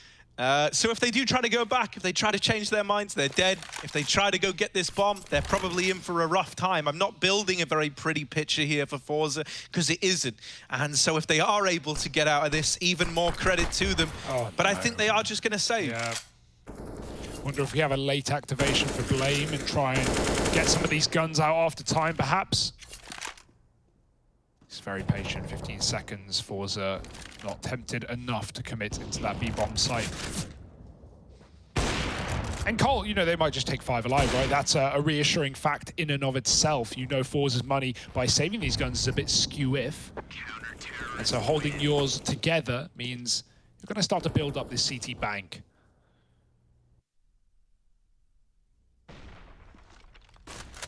Obviously, I think the config story is taking a lot of attention away from this team, but I am excited to see what S-Tag's going to bring to the table. His time in Astralis was incredible, seeing that unit around him, setting him up, letting him succeed. But obviously, Cloud9, a bit of a flop for everyone involved, and it was sad to see, but S-Tag, I've got high hopes for this Cole roster, especially when config does come back. Nice nades, double dunked onto Poison. They see the fact that he's mollied their smoke in the window, so they know there's an AWP fighting through it, looking for a kill. The nades do a lot of damage, but he lives. And on 10 health, with an AWP, it still will be a threat. Some early defaulting from Forza as they re-smoke the window. Group back up for a bomb site. Looks to be a B-split right now. Almaze is pushed in deep. It didn't work out last time for them, but I want to try again. Deep smoke. Almazer up and over. Ahead of it even. NATO, will he be ready for this? Oh, he almost saw the arm knife out. He's a dead man walking into Almazer. Not ready for another at car. Means S-Tag does grab a trade quickly and try and drop the Molotov that hopefully won't bounce back too far. Meanwhile, this is all a bit of a ruse. The main play is coming in from Catwalk as they try and split this B site. Poison now in position. S-Tag has changed his and they might not be ready. Oh, yeah, he's trying to hold on. S-Tag still delivering. Only had 2 more bullets left there as he's brought to his knees by this AWP of Zorti. However, he's got to now embark on a 1v3 clutch at the B-bomb site. I mentioned this guy, you know, he came in replacing Z-Power, who was quite the AWPing talent. Well, let's see if he can show us why. This is not an easy clutch to try and see through. He's getting wrapped by Blame F as well in the apartments again. Zorti gonna spot it, and now Blame out of the round. Zorti looking for even more. Scoped up on market, no one out in the open yet, but this is a Zorti kill, and now just one man! Zorti with the clutch, and 4 kills for the man. Take a bow, Zorti. That is quite a way to make a name for yourself in that round there. Yeah, Pro League debut and looking damn good while he does it. Like you said, everyone was wondering, why the hell would you get rid of Z-Power? Why would you take this talent out of the team? Well, Zorti, he doesn't waste any time in showing us why. He's had a really good year. And now looking to rise a tier. Look at people staring in through the windows. They want to watch it. I couldn't blame them, but that round was not pretty for Cole. They won't be happy with the result. Double AWP comes right out. It's usually config running that strong second AWP. But S-Tag now here to take the reins. We know NATO can do it too, but often when he is playing these substitute positions, he is filling, he is playing the hardest spots, he is playing the worst weapons, and so it will be up to S-Tag, who can really do it all. We've seen him lead, we've seen an entry, we've seen him AWP, and that's the start that they needed. Zorti dead in the water to begin. It's an A split for Forza, and Jerry gets caught by JKS on the FAMAS. Fresh kill from him. And a fresh upgrade. Flit can't trade. 6 health. He's trapped. Nade might do it. Nade would do it, but he doesn't want to get caught throwing nades at a time like this. Poison scoped in. Keep seeing a little bit of leg. Not enough. Yep. Molly forces the peak, but Flit was ready for that, and that's going to push Poison back into Almazer. Flit's ability to find entries and just apply pressure, second to none at the moment. Ooh, Blame dead. Mesa with a double kill, and they know they've still got JKS trapped and low up in the palace. He's like a caged animal right now, is JKS. Did they hear that? Oh no, now they do. Know. Now they know about NATO, all right. He's looking for a gap under this smoke. Oh, no, NATO Sapphics, you naughty man. Kenzie shot through the smoke, never even given a chance to play. They're creeping into the site now. Not hurt him. Nade gonna go in onto S-Tag. He still needs to do damage with the spray, and there it is. The defuse denied. NATO dead as well. And Flit with a 1v3. It's back-to-back clutches in 1v3s to keep Force in the lead. What? Unreal. Zorty in the round before last. And Flit stepping up there. Everything was so weird. I don't know how NATO, there must have been comms, right? NATO doesn't hear the reload. Flit just drops a reload in the bottom of con. NATO's barely away, but they must be talking. They must be overcoming there because he doesn't hear a sound. Don't know how that happened. No one was ready for it. The lineup, the nade. And, you know, he almost used that nade earlier on in taking down JKS. Didn't need to. Shoots him through the smoke. Nice double dunk. Zorty dead first. No clutch for him today, but we've seen others step up. Jerry might have to be that man. Backing out of Palace. He's been double peaked here twice. Or, sorry, peaked here twice by JKS. He's still up in position to do so again. Nice wallbang. 4-on-4, getting rid of the pistols and not proving to be much of an issue. S-Tag low.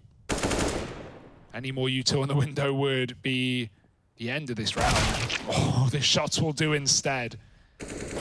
And this is nice and clean for Forza, not taking any casualties other than that nade dunk at the start. And so this should be a 6-1 lead when it's all said and done. Nice. Yeah, they're looking clean, right? And I think that's something that maybe caught G2 off guard earlier in that Sinners matchup, right? You're just thinking about the level of opposition you're on, the experience they have, you know, what this roster has done. You go, oh, it's not really that much. I shouldn't be scared. Well, no. The individuals are there, and they're looking to make the most of this opportunity. Yeah, I think the scariest thing about a Force squad is, like, first of all, don't underestimate how strong their game plan is by default. And also, don't underestimate how much guys like Jerry are going to research into everything you do. Yeah. With complexity, that's not really going to play into it because, but I mean, for later on in the group, right? Yeah. This guy, such a geek when it comes to CS, and I mean that in the best possible way, right? And it's so good because so often when teams do play versus a squad like Forza, they go, well, we're just going to play our own game. We're the favorites. We're meant to win. You know, we're not going to do loads of research into Forza and, you know, try to, you know, risk outbraining ourselves. But I think the more you lean into that comfortable style, the more you make Jerry's work pay off for him. Nerds win trophies, Harry. Yeah, yeah. Nerds make millions, and Flick gets caught by Poison's fast AWP. Flick 3-on-4. Trapped in middle now, Forza. They don't have a split play, but they have a gap under the smoke, and they keep abusing that. They want to clutch off in the 4. Kenzie, oh my goodness, saves his teammate's life. Zorty won't live much longer. NATO does take him down to a wall. 2-on-2 now. It's up in the air. Forza have all the time in the world, and they have the window control as well. Almeza doubling back to join up on Con. He's going to try and walk this AWP. S-Tag. Danger close. This needs to be a shotgun scope, and he's ready for the peak. Easy peasy, up to Kenzie now. Another clutch, maybe? Surely not, right? Surely it's not another one of these 1vx's out of Forza. They're going to try and wrap this bomb through the murder hole, perhaps. Now, that would be certain death. Kenzie takes a little look in. He just wants to find this second man of NATO. You know he's been over towards the B bomb site, so you're paranoid about short. You're paranoid about this jungle rotation. The tap on the bomb, not planting when the molly's down, is going to give time. And missed shot on the spam from S-Tag, but now he's going up and over ticket. Kenzie, not an easy clutch, and they double peak that one together. Complexity, they finally shut down one of these clutch attempts. That's a bit of a sigh of a relief there. You don't want to have another one go up against you to find yet more rounds for Forza. Yeah, double AWP saved as well, so that's going to keep your economy, I won't say in good standing, but above water at least, allow you to buy up full. One of the things that's kind of interesting is that, like, if you remember, in 2019, I think this was, as we were getting towards the end of it, if you were going to look at CIS squads, it was Na'Vi and it was Forza. Admittedly, different looking Forza, right? But it still had a lot of these core components in it. And so that's why, like, you know, I think when we look at this, like, rebuilding of the squad around Zorti and Kenzie coming in and, you know, taking a bit of a new approach, they do look reinvigorated. And it was a squad that dropped off the face of the earth. Like, do you not remember Forza at all these big events? I'm thinking of, like, that Blast Pro Moscow as well. They were there. Yeah. They had a good run as well, if you remember. That was like Zeus's last event with Na'Vi, if I'm not mistaken. And Na'Vi got banged out. So, yeah, man, no, like, Forza were right up there alongside Na'Vi as, like, these CIS squads to watch out for. They dropped off the face of the earth. Now they tried to rebuild the team around these two new youngsters.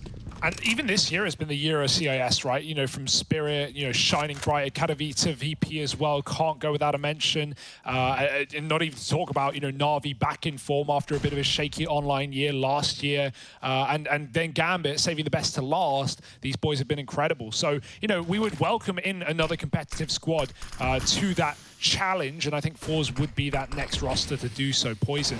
Hello, see some hands, can't take the kill. Flick grabbed the Deegan, jumped up window. That's so annoying. Poison misses his opportunity, but it's up to Blame to patch the wound, and so he does. 4 on 4. The Deagle dead, and now the rush. Yeah, in they come out through the apartments. NATO Safix, this is a pretty tall order from the stand-in. Here he is, back of B. He's been spotted now. They know where he is, but Jerry, none the wiser, still shot down before that trade comes in. 3 on 3, so Cole definitely keen to give this a go, but they double peek the AWP, and it's beautiful. They peek from the top of the van.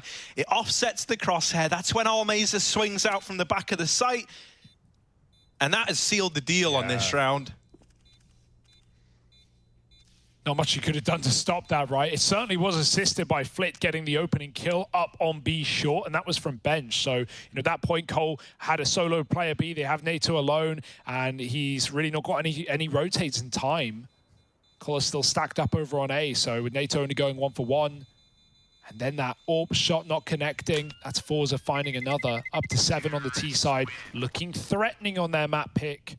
I like the veto for this series as well, Harry. A bit of Ancient to close. Nuke as the pick of complexity is nothing new.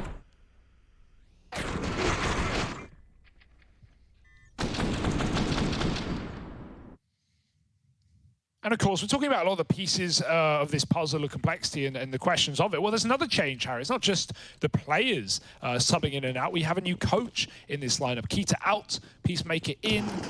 What do you make of that? Do you have any strong opinions? It's you know, Peacemaker, he's been around the place. He's been in Tyloo, all the way over in China as well. Now he's back in a European team. Yeah, I think it's pretty interesting from. I think, you know, he needs a shot to you know, like to get to build up a squad like Complexity. He hasn't had much time to get to work right now. Is like the big downside, right? But I think this is going to be nice in a way because you like S-Tag said in that interview, you're able to kind of get a feeling for it, you know, like see how you mesh, see what needs to happen to get the most out of these individuals, and that can be quite handy to deal with those growing pains. The start of this round, by the way, was hilarious. They Molly nade comboed deep into apps. Oh my God. Don't you dare, Jerry. They Molly nade comboed deep into B apps, and they trapped Zorti in the kitchen, and then S-Tag spammed the wood. He knew the only place that player could be was through his wallbang. Lovely little nade combo there for Complexity to take that first kill. Zorti, you know, he's had some rounds, he's had some shots, but it was that spam kill. He's often been the first dead for Forza. It's not helped at all. But that, you know, he couldn't have done much about that. Going for a B peek and denied. Okay, this is where Complexity can build back in. This is where Cole can start to find their footing again. Glocks out, Deagles as well. And a bit of a B round. Yeah, just some immediate pop flashes from Almeza. That's going to try and get these pistols in close. You got the jump peek out at NATO. S-Tag, this Molly going in, and that's a double Molotov there. So Zorti is in the site alone. He glocks NATO Safix out of the round. The AWP only legs the first man in. It's a Glock kill, a P250 kill of the round. Oh, it was starting to spiral. Oh, no, it's still spiraling. It's still going down. Oh my word. Poison, JKS, 2v2, and it's only pistols left to beat, but hell, they weren't meant to get this far. How much further can they take it? Yeah, shame Almeza peeks there. Kenzie survived the molly. He just tucked and no one's grabbed a gun. He's looking for it. Hiding out in the smoke, they might just spam. He swaps sides, they're looking for him. Good read by Poison, and he won't fall for the little tomfoolery. 3 kills in the round on the retake, double up saved, and the round as well. My goodness, it never should have gotten that close with almost nothing to show. With a double dink Glock entry onto NATO, but still, Cole get the round. And the result, I guess, is all that matters. It's not how you get there.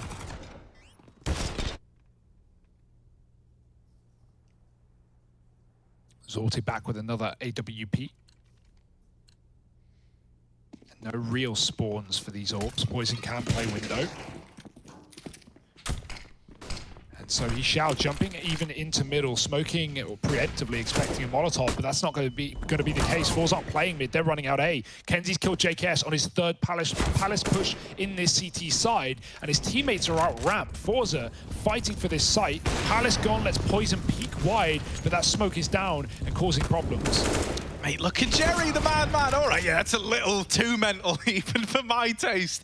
He runs out all the way through A. He is someone who likes to lead from the front. He's not afraid to, you know, really push the boat out and see what's possible, but it has now left him a man down. That's until Flit starts taking names.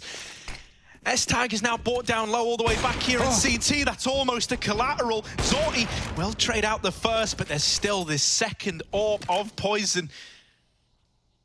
This would be another 1v3 for Zorti. He's got it down to the 1v2, but will he be ready for NATO Safix's wrap through ramp? Oh, no. That's the question right now. He's going back. Zorti dead.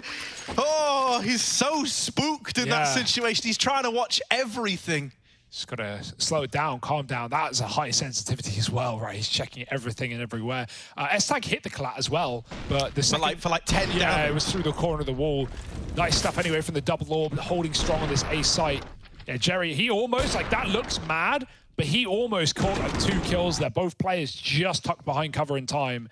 And yeah, Zorti, if he slowed that one down, he might have had it, but just looking everywhere at once. Eyes in the back and sides of his head. Bullets in the front. Eagles out now for Forza. No utility to pop them into middle, means Blame will hold the line. But careful, these Deags can be terrifying. Run boost perhaps, and timed well with an underplay could give Forza the mid control for free. There's no one here to stop these Ts. They're getting close, Blame doesn't know. They're walking in. Kenzie, oh my goodness, they just hit these pistol shots when they never should. Blame gone through the wall. They're going to try and get the gun. Poison wants anything but. Timing behind, and NATO scopes early. He heard it. Flit does take down the AWP. Now left to 1 man, and Poison peeked from middle. Does get dinked out right. He go back. That's a dangerous one. Bomb getting retrieved, not going B, instead rerouting, and the rotate somehow not denied by Jerry. This round is a mess, and luckily it should still come to its logical conclusion. Cole in a 2-on-1, unless Almeza has something sick.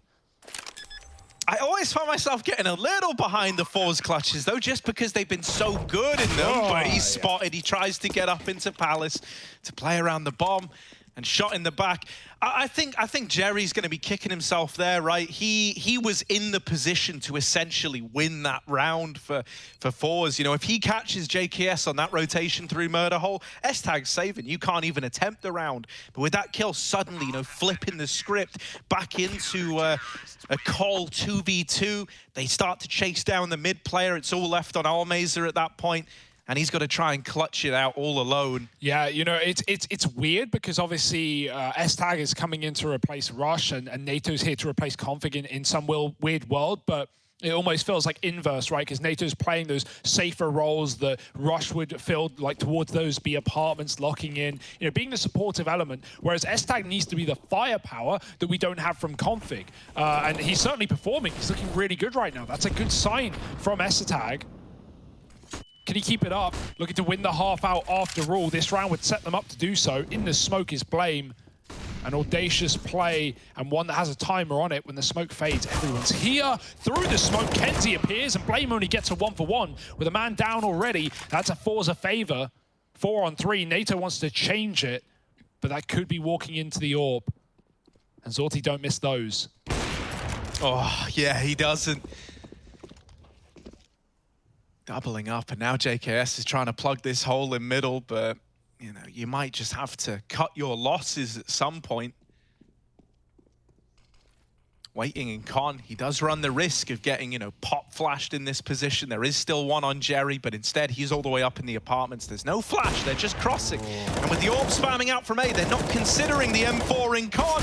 JKS has saved the round. He's dropped the bomb over on short from a 2-on-4 to a 1v2 in the blink of an eye. Jerry is now going to try to clutch this round for Forza. He gets the bomb back at least, and he's given a lot of room to plant in B. They're giving him a little bit of time to get set up here. JKS doesn't want to move in too early, being this low on HP. There's a Molotov for the bomb, but there's also smokes on Cole, double incendiary as well, so they can burn out a lot of these spots in the site. I don't see a world where Jerry goes un-Molotoved. Although they've thrown it in on the back pillar, not for truck. They might use the other in the apartment, smoke on the bomb. Now the peek out from Jerry. He knows they're not on it yet. That's JKS dead in the water. That second Molotov is going to force the reposition out of Jerry, but in he comes like a speed demon. Takes the head up of S-Tag, and it's 8 on the board for Force. Another clutch going in favor of the CIS squad. Oh, it's just got to hurt so much for JKS as well. He even knew he was there. He did clock him on that quick tap at the bomb. He was holding car, and after that mow down in middle from JKS, it's all for nothing. It's all in vain. Fours win the half at a worst case, and you know, if they lost it, they would have still had money to buy a good bit. It's not the same case for Complexity. They've got triple deagle right now. Forza. I'm loving what we're getting out of this team. The clutch potential is there. 3 massive 1vx's in this half already. Blame under. Now they know, now he's trapped. But he does have his escape route gained by JKS. Instead, he takes it out through middle. JKS had cleared the apartments, and Blame knew the A play was inevitable. It was coming, and here it is. Almeza taking down Poison. Blame wanted to get into the action. Instead, now he's into the second half, and so will the rest of Cole be in just a moment. Oh, wow, there's a response from S-Tag's Deagle. Is he trying to blow the gun his way? He got stuck on the car. Yeah, that's awkward. And then the molly burns him out. JKS needs another mow down, needs another spray down, but Kenzie's already on the angle. Kenzie will lock in the 9-6 half for Forza. And so here we go. If any of you were sleeping on the little CIS squad that could, they're trying to give you a reason to root for them. Jerry and the boys, it's a good first half. Can they keep it up? We'll find out.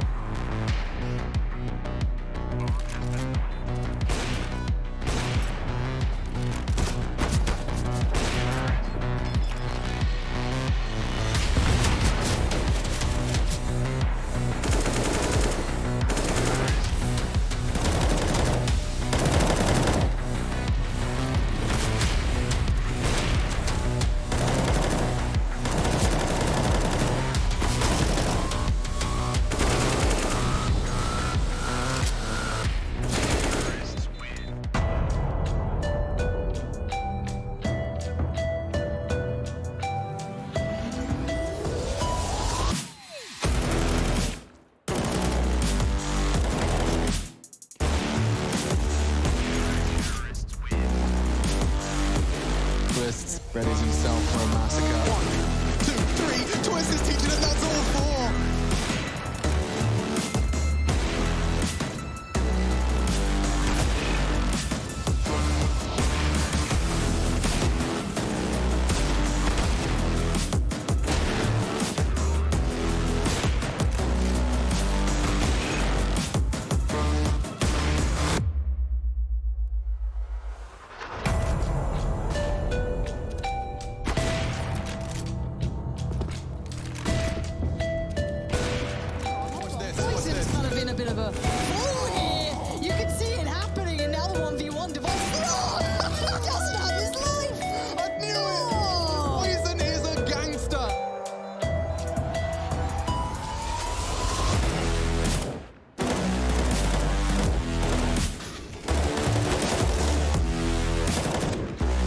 Frozen left with a Julian mask.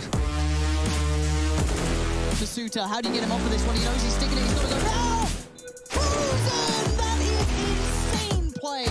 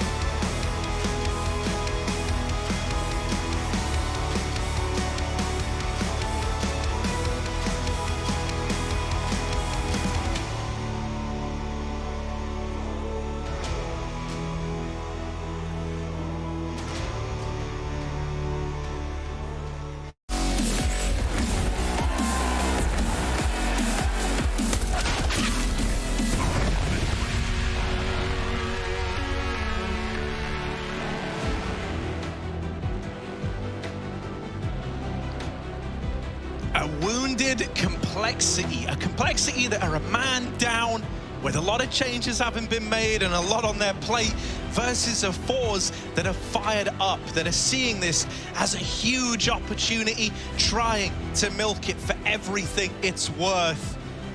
And in this head-to-head, in this battle, you know, Fours coming out on top of the 9-6 half, things are looking good for them here, moving into the second half of their map pick. Cole are no strangers to Mirage, though. Often the team to pick it in series gone by. And while that's not always done them justice, I have faith in Juggernaut supremacy. We'll have to see, though. Bit of a T-side comeback. No nades to do it. A contact play out under to set them up for this A split. Flit here to stop them. Well, you hear the jump up, doesn't look like it. We've got a lot of middle here for complexity, and those Ramp and Palace players are ready to go at a moment's notice. Sorty spots NATO, doesn't know about that second player, though. He might get backstabbed as a result. Blame putting in the work. ESL dead on the jump. NATO not cleared, and oh dear, Flit's going to be able to drop two with the bomb. Somehow living to tell the tale. Blame takes him down. Now the con rotates her in, and it's a 1v1. Another Fours a clutch. Kenzie has the bomb. He's trying to tap out Blame. The health advantage. Blame trying to play the long game. Drops in from middle. Kenzie hears it. Reposition is perfect. But he's going to try and bring the fight to him. 10 rounds to Forza. And I don't know what happened in that pistol round. It was a mess. How did Flit stay alive so long? Jumping. How did Flit stay alive on the stairs? Spinning. Looking at the ground. Anything to manipulate your hitbox. Wild, yeah, that was a lot. A lot just happened in a very short amount of time, but it's another clutch going the way of Forza.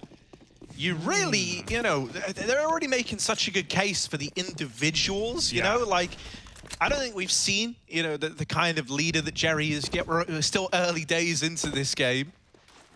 But they've certainly made a strong case for the individuals here, with so many clutches going their way. And that's crazy considering the tenure of, you know, whether you want to talk about this roster or these individuals inside of Cole, like the tenure and the ability that they've shown on big stages, on other rosters, on this team alone. That gives even more credit to Forza, who don't have that same thing to fall back on, that same experience on the majority of this roster. But they don't care. They're here with a statement win right now. They're looking to steal the first map. Forza, top 3 in the group. I'm just going to call it on day one. What, alongside Sinners and Sinners and G2. Oh, okay. That's spicy. Went a different way there. Is the Sinners pick real? Because I just gave that to you, obviously. But nah, it's real. It's real? You believing in it? Big underdog story. I can't blame you for getting attracted to this team, because right now, they're looking good. And right now, Cole are getting attracted to Bullets, or rather, Bullets are getting attracted to them, Harry.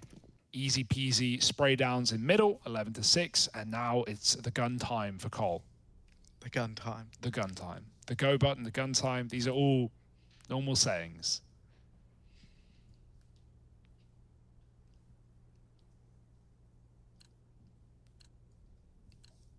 Well, it's gun o'clock right now in the server, Hugo.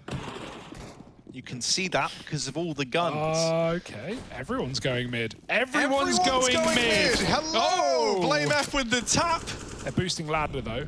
One's Will you dropped be ready for the sheer number of Fours boys over in middle? Sure, you've spotted Almeza, but now Kenzie emerges. Oh no, it is just a slaughter in middle. Everyone's gone middle. Everyone's died in middle. See you there. And just Flit left. You'll be surprised where he is.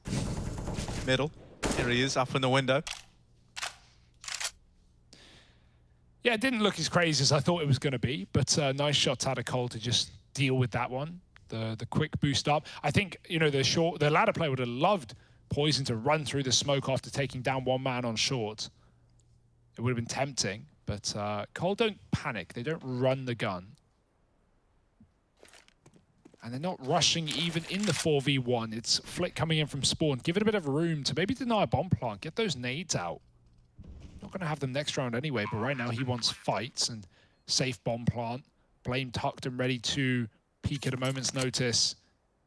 Flip might have to surrender. Well, they'll come to him. Nice round out of JKS. He's looking good today as well. Had a lot of aggressive Palace peaks in CT side, plus that mow down in the lost 2v1. Can Cole get back in, though?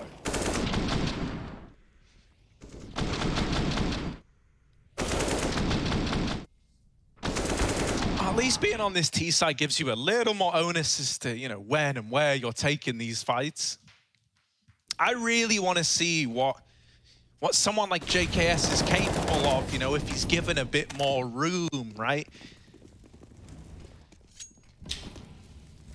That was something that was spoke about once again by the Jasons. Yeah, everyone loves Jasons. There's a lot of Jasons, actually, when you're talking about this matchup right now. There's the desk Jasons, there's the body of water Jason. Good one. And then there's some Jerrys in there as well, just for good measure. Right now, Kenzie is waiting in ladder for a peek that could come his way. He got flashed over, but he didn't go peeking on the back of it. Almeza lobbed one from the B-bomb site. Mid, for the most part, just being conceded here. And now Zorti about to get this info as to what lies in Con. He needs to hit this timing, really, or else him and Jerry could be in for a very rough time. There's no worse feeling than getting caught by this Con flank. Now they hear the smoke in jungle, so Fours should be prepared for what's coming their way. Jerry is being left to fend for himself in the site. Ooh. Good luck, Jerry. Do what you can, or it might not be much. And there's NATO dealing with him. The A-bomb site crumbles under this con pressure from Cole. And they disallow the save as well. This is a pretty convincing case for the T side. You know, it's still early days, and this was a pretty scuffed rifle round as far as they go for Forza. They were very limited in terms of the utility. You know, they had the rifles, but that's kind of where the story of this round begins and ends. Yeah, Cole have just done a lot of grouping in these last two rounds, right? Running 5 down middle and killing the mid stack there for Forza. Here, everyone moves up Con at the same time and overwhelms A. It's looking good right now for Cole in terms of the comeback potential. And it's more so just, you know, getting the rounds that need to be won here on this T side before we have more guns for Forza. Can you take out Almeza? No, he will save his A1S. That's something, and that's everything, really, in the next round for Fours. They should eco keep 2 and come back in with another gun round. That, again, sadly, will be lacking, you know, the AWP, lots of util, unless Almeza can, you know, double save or get some damage off here. Got a bit of a tech problem. Almeza's webcam has fallen off the desk. Okay. That's all the more reason. That's a pretty unique... Yeah, I mean, I'm all for seeing I want to see face. Almeza, yeah. But we're already back in. Not much waiting. No, I mean, it was just the camera falling off of a desk. Pick it so up. out of all the... You know, was even a pause necessary? Like... Maybe it's a very deep hole under his desk. Sorry, that's like the threat they have to play under, you know? Like, there's a big pit under you, and if you lose the series, the trap door just doesn't open 100%, but it does get looser, right? It might open. That would be quite the threat. Maybe it certainly would make you play well, yeah, though, wouldn't maybe, it? or maybe the pressure of the pit below would hold you back. I don't know which. I'll have to get someone to run that one. As Cole run right down middle, Blame F leading the charge, and he is already into ladder. Almeza, can he find impact off this saved rifle? Now Blame's calling, just wait. Wait the window smoke, let me work this pick. So he shall. Is he ready for Jerry right below? He might never check him out. Just split towards B instead. It's free real estate.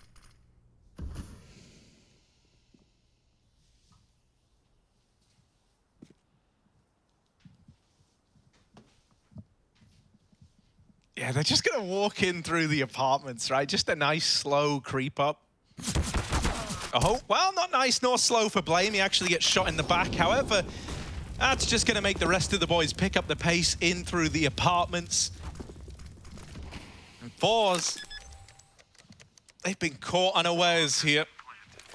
Snuck upon by Complexity.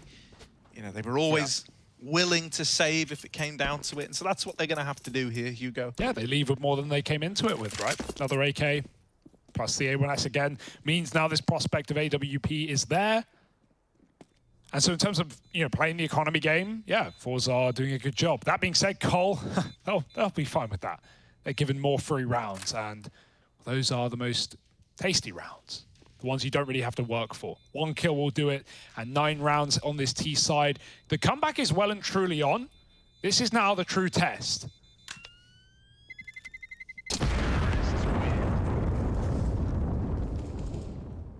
Because keep in mind, this was a 9-6 with a converted pistol for Forza. Those games rarely get out of control. But Cole are doing their best to keep us attentive. Yeah, I do think, though, like, the little caveat of the, like, after the bonus round, the buy that Fours fielded was really ugly. Like, the way I'm looking at this is like the first proper with all the little bells and whistles, you know, kit AWP. Whoa. Oh, my word. Double peek Nice. in middle. Kenzie and Jerry out in the open. And Cole might just go fast into B on the back of this. Almeza alone at the B site. He does have Kenzie over on short to give him a bit of a helping hand. And Kenzie's drawn the attention away. Will they be ready for Almeza now? He's just tucked in. Deals with JKS on the swing. The numbers are starting to dwindle now, and the grouping is in for Forza. They are all chasing this kill to Blame F, and he doesn't know where to look. Hey, that's like when you leave a jam jar out, or, you know, when you're camping, you leave a jam jar outside and you come back and it's filled with bees and flies. Or ants. Or ants, yeah, whatever little creepy crawlies you want. Everyone's there for Forza, jumping up on Cat. I love that double swing as well, right? Kenzie, like, yeets himself up on the short to start, and it looks like he's going to die. Nato's, like, holding him. Nato starts to spray, and then Kenzie not only fights, but Jerry swings out from under window. So, you know, Nato should be winning that gunfight. He gets double peaked, so he, you know, it's, you know, double damage. I mean, that was the story of their life in this Yeah. round. Just consistent double peaks, Yeah. consistent, like, misdirection of attention. And there we go. You wanted the first gun round. You wanted everything. You wanted bells. You wanted whistles. Well, this bike is padded out. It pimped my ride right now. 4's up to 12. Got a basket on the front, filled with jam jars. TV in the back. TV in the back. They love doing that on Pimp My Ride. Yeah. Every car, they would find a way to put a TV in it. It's just dangerous. Focus on the road, man. How many TVs can you fit in a Tesla? We'll find out after this. Oh, Zorti keen to take a fight in middle. Isn't able to reap the reward of it.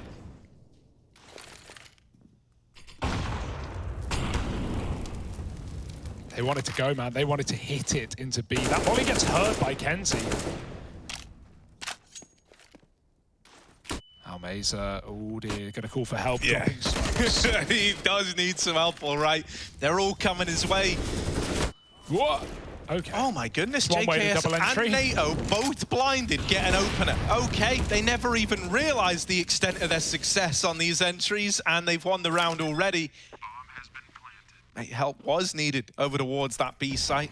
Yeah, it's a good round out of Cole, right? Considering that's a lot of what Fours were doing towards their T side. They're doing a lot of B splits and cat takes, executes of the sort. So, yeah, Cole just run right in to a very important gun round.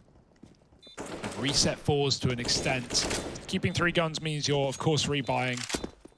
But This game is very close, Harry. And it didn't feel like that as much earlier with all the clutches coming out for Forza.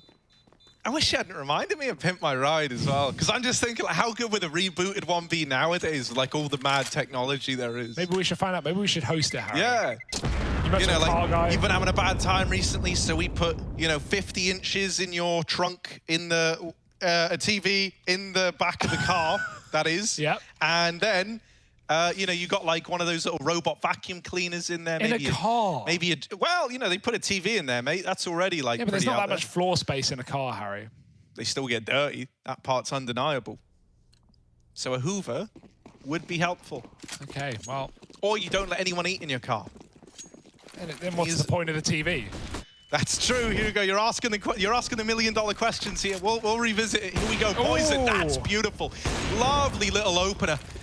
Jerry not ready for the pace on this AWP. They're going back to B. Hell yeah, it's been really kind to them. You can hardly blame them for this commitment into the B site. Zorty, his AWP, while it will ring out with one, there's Poison trading, and JKS has extended this advantage even further in favor of Complexity.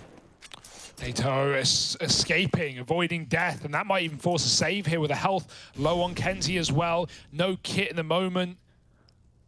And that might just be it. You would love that kill. That would have enticed you into the retake. So NATO just living there rather than taking that fight essentially wins the round in the 3-on-2 for Cole. No temptation for Forza as they once again scurry away. And Cole build up to 11. It's a good game plan right now. Mid is no match, and Poison's fast AWPing, taking his spawn.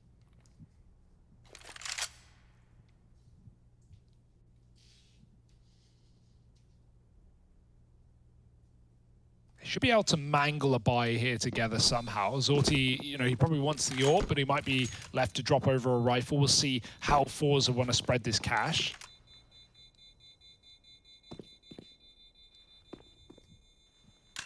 It's cool seeing Peacemaker behind Cole as well. Obviously, he's like the Fates of coaches, if you know what I mean by that statement, right? He's been all over the place. He's been in NA, played in Brazil, every continent. He's been in, Europe. He's been in Tyloo over in China. He's done it all, man. He's seen the world. And now here behind Complexity, leading them to victory, or at least helping them get there. One round behind. What will the buy be? Zorty's gone for the AWP. That limits the drops, but everyone else has enough loss to fend for themselves.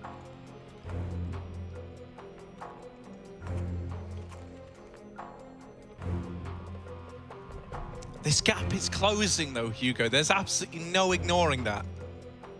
I want to see Zorty, to counteract this blistering pace we've been getting out of Cole. I think we need to see him take a bit more ownership of middle. And head-to-head of him and Poison would be cool to see as well.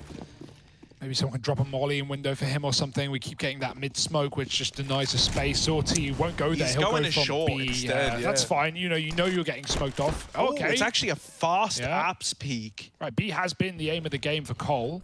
But of course, now that you pad it up with numbers, Cole change the game.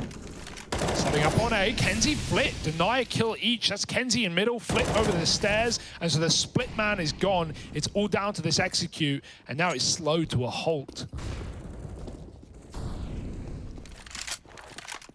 Forza actually fully rotated all 5 players over while Cole are going back through T-spawn. Eventually, they're going to have to go back to B.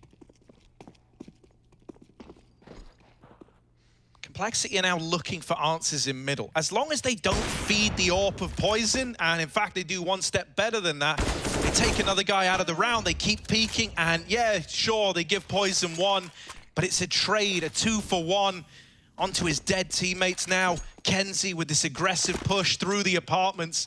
They hear Poison, they know what he's doing. He's seen the guy here. Poison with a double. And now maybe a chance in the 1-on-3. Who knows? Zorty is holding for this peek back into middle. Will Poison give it over? Oh, yes, he will. And Zorty's able to hold on. There was a world where that could have got out of hand. You killed the B player on an aggro push. There was a path opened up into that B site. So good that Zorty's able to put a stop to that before it gets out of hand. Yeah, really good time for a pause here, though, for Cole, right? They've made use of a lot of them. Third used in this round, and That's only the second rifle round that Forza picked up in the CT side, so Cole reset it last time. They can try and do it again. They've got all the money to do so. See if they try and move back to some of these earlier B takes, right? Back to the mid control that has yet to really been stopped by Forza.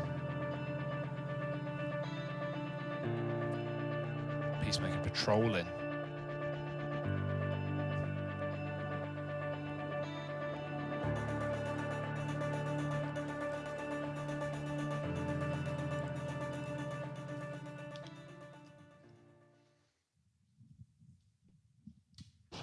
Back we go. Orbs are out.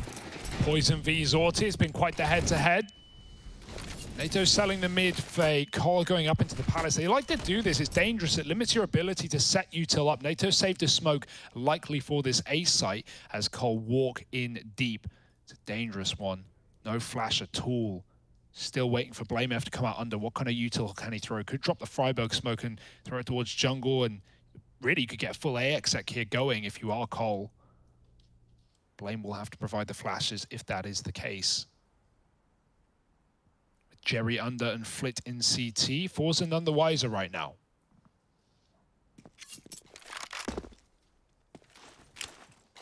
Top con. It's still one of these heavy B leans, right? Hopefully that smoke starts to draw players back over towards A for Forza, because this Palace pop is looking to come in. And even though Flit does so much damage, he doesn't get a kill out of it. That should just be a save immediately called for Forza. What a round out of JKS. He's had a really good game right here. Been paramount to getting complexity back into some of these rounds, like double entry, right out Palace.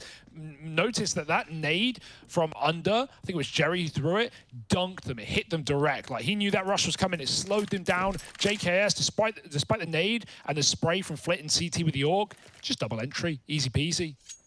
Get them in, force the save. Find another reset round onto the second rifle win for Forza. JKS was also like very, very low, and he's the only guy to have actually gotten out of the smoke that's like over towards the Palace position. So like if he doesn't get that kill to Flit and CT, the AUG probably gets away with an absolute mow down, right? They're running through a smoke at you. It feels like an ideal scenario. So yeah, not an easy fight for JKS to have won. The fact that he wins it twice to open up the A site is huge. It can't be understated enough. Look at this, never even sees Jerry. Then is one of two players to have made it out of that smoke. It could have gone very, very badly. But JKS keeps everything calm and composed. There he is. What a man. This is so close, man. This is so undecided. Anyone's game for the taking. Leaning B out of the gates here for Cole.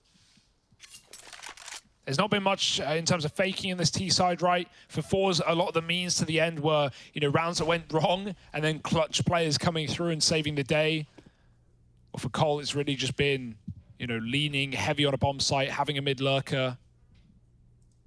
Standard Mirage stuff. This time it's a mid split from top and bottom. 2 players on either side. Maybe a run boost. Lob a player out there, try and get past that AWP. It doesn't go to plan.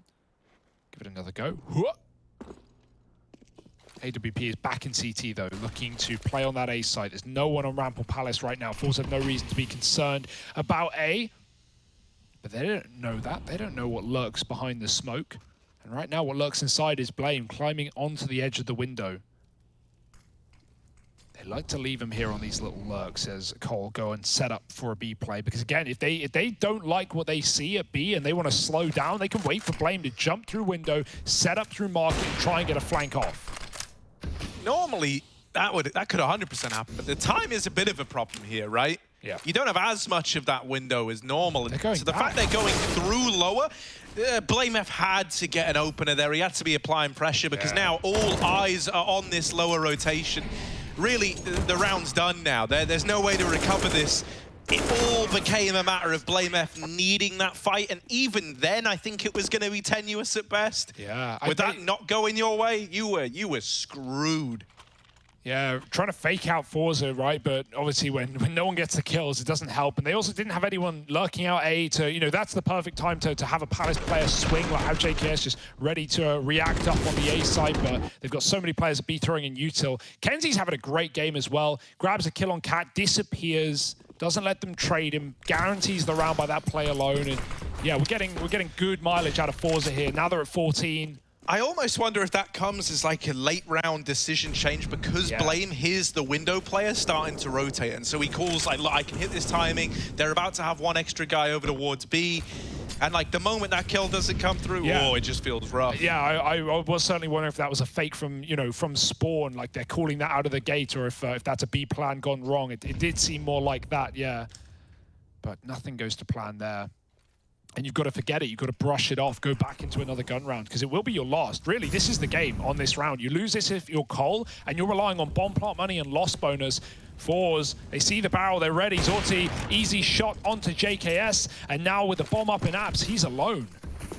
Yeah, everyone else is down here in lower. Once again, they're trying to help Blame F get into window. Okay. Can he get results from it? Yes, that's a lot better than last time around. Blame F is now really boxing these B players in. It's going to give these apartments guys a bit more of an easier time getting into the site, especially if he gets a kill on this lurk through the market. Oh, instead he's wiped out by Almaze, and now the AWP's firing off as well. Zorti taking matters into his own hands at this B site. He won the 1-on-3 last time. This time he's looking to put a stop to the 3v1. Oh, how the tables have turned. NATO will get to don his weapon of choice here. The AWP out, and there's Zorti dealt with. NATO Safix gonna start to plug in these numbers. NATO, my friend, what can you do? Show us what you got with the big green. They're running at him from short. Shots are missing, and oh no, he burns in the Molotov. The Mothman, NATO Safix, into the fire, had nowhere to go, pressured from the short side, and he knew that if one of those shots lands, you know, that can be an entirely different round. Yeah. When you're given a few opportunities and all of them miss, you are just in for a bad time. I can't believe Almazer even stops that B-lurk of Blame, right? And even when he died, it felt like they just weren't ready for Blame to die. Like, he's calling, I've got them. He really should have them. But, yeah, really good awareness from Almazer that they're waiting in apartments for that B flank. Comes in. The trade is so late. You know, the two-man short side hold gets a double kill in before NATO finally gets his trade. And Zorti's had enough of waiting around. I said the money was on the edge, and this is off the edge of the cliff for Cole. Just Eagles on a MAC-10. Single Tech 9. Zorti ready to explode. If you win with this 4-spot, you break Forza's money as well. I don't think so. It's not a good start. Zorti opens up, and he's looking to make his last stand in this A-bomb site. He's going to get out all the way back to CT. Jerry tries to fight ahead of the mollies. Flit goes running through a smoke as well, but the bomb plant can't get denied. This is something for Cole. They don't have any guns, it's just the pistols. They're caught out in the open, they're trying to cause chaos, and the flashes are doing a good job at that. Kenzie's dead as well. All three Cole players now down towards connector, over towards jungle. The bomb planted for them. Zorti's got the kit, he has to stick it. That means Almaze's got to cover him. He's got to watch his back. Tap on the bomb. Almaze out with the first. Oh, make it a double. The AWPs are making this happen. S-Tag needs the spam. So much damage, but it's not the right man. Fours grab the defuse in the smoke, and they lock in their map pick 1-0. Now we ask ourselves, this complexity, this wounded squad, can they bounce back? Or is this Fours looking for the 2-0?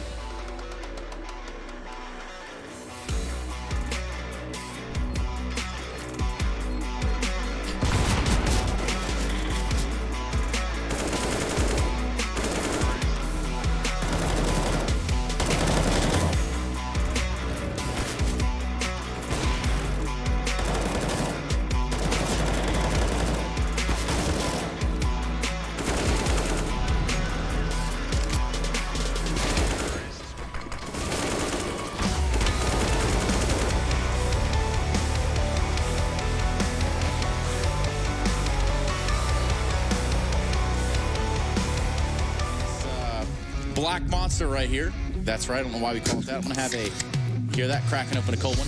Duncan, you got a problem? Okay. Do you like the taste of that Black Monster? Let's just go to the game. This is getting out of control. Not only the steal, you need to give him the first bomb steal. Come on. The cameraman. Green, what's your problem, Green? What is your problem? Missile alone ramp. Missile alone ramp.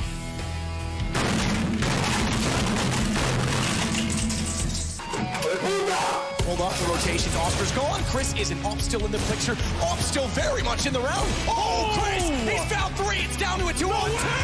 Chris, can he close this with an ace? Oh my God! Device just had a really rough game. Flashed. He's going to get that shot, and that has to feel a little bit going out middle of the air to take down Alex. And now they're pushing. Oh! You're going to be takes every single one. Looks like we got over here. It's going to be Zywoo that rings out first. No way. Seconds. He's had enough. He's going to keep going through it. He doesn't really care, does he? It's 4 here again. Oh! Get him out of here. Nitro's gone as well. And Twist in the corner. There should be no way out. My God. How has he done it? Picking up a quick triple. And he's going to win the round. Absolutely godlike. What is it like being in front of this amazing crowd? I don't know. You don't know? Okay. Zywoo, have you got anything to add? No. Nothing? Okay. Man, Zywoo, what do you think of Shazam just said? Trolling with Zeus's. I don't know. You don't know? Again? Zywoo, a man, a few words. What have you got to say about winning this game? No.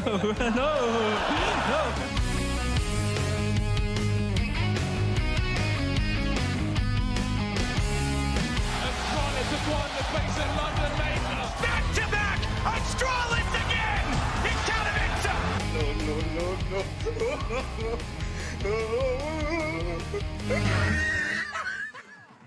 They can never do what I could do, cause they own the same stuff. If you doubt me, then I'm coming to show them what I'm made of. Yeah, always showing your integrity. Yeah, if you want it, I'ma let them see. No guts, no glory, not a part of my story. I'm going hard for that trophy, it's why they all been on me. No guts, no glory, there's no need to go begin. I don't comprehend it, I do not pretend, cause when I'm coming it's to win. No guts, no glory, not a part of my story. I'm going hard for that trophy, it's why they all been on me. No guts, no glory, there's no need to go begin. I don't comprehend it, I do not pretend, cause when I'm coming it's to win. Wake up, put the work in, it's the only way it's gonna work out. Hard work and dedication, no time for procrastination. Takes a lot of time, a lot of patience, a lot of heart mixed with motivation. On the days that you feeling down, looking up.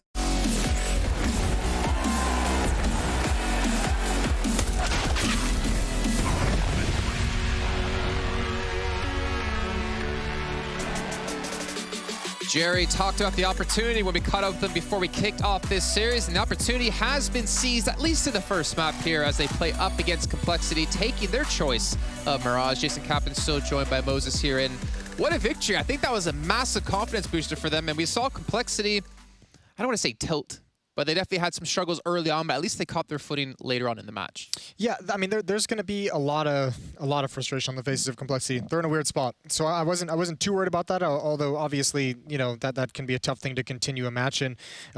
Really, for me, it was the story of, I guess, the CT sides tend to be a little bit more individual, just based off these two teams. We can get into that in a second. Yeah, our U.S. Air Force aim high head-to-head here between the newcomers for Complexity, ESL and Nato Safix. And ESL doing, you know, I guess fairly well here with the 74.4 ADR, but Nato Safix having a little bit of a tougher time.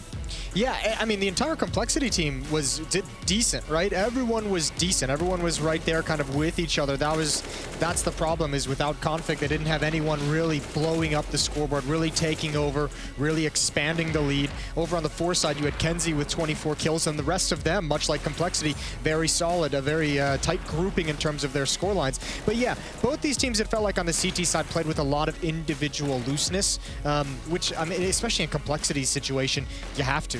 You've got a new player, you've got to stand and you've got 5 days practice. You have to loosen the reins a little bit and let some people play with their own intuition, let people play by themselves and just go off communication and improvisation.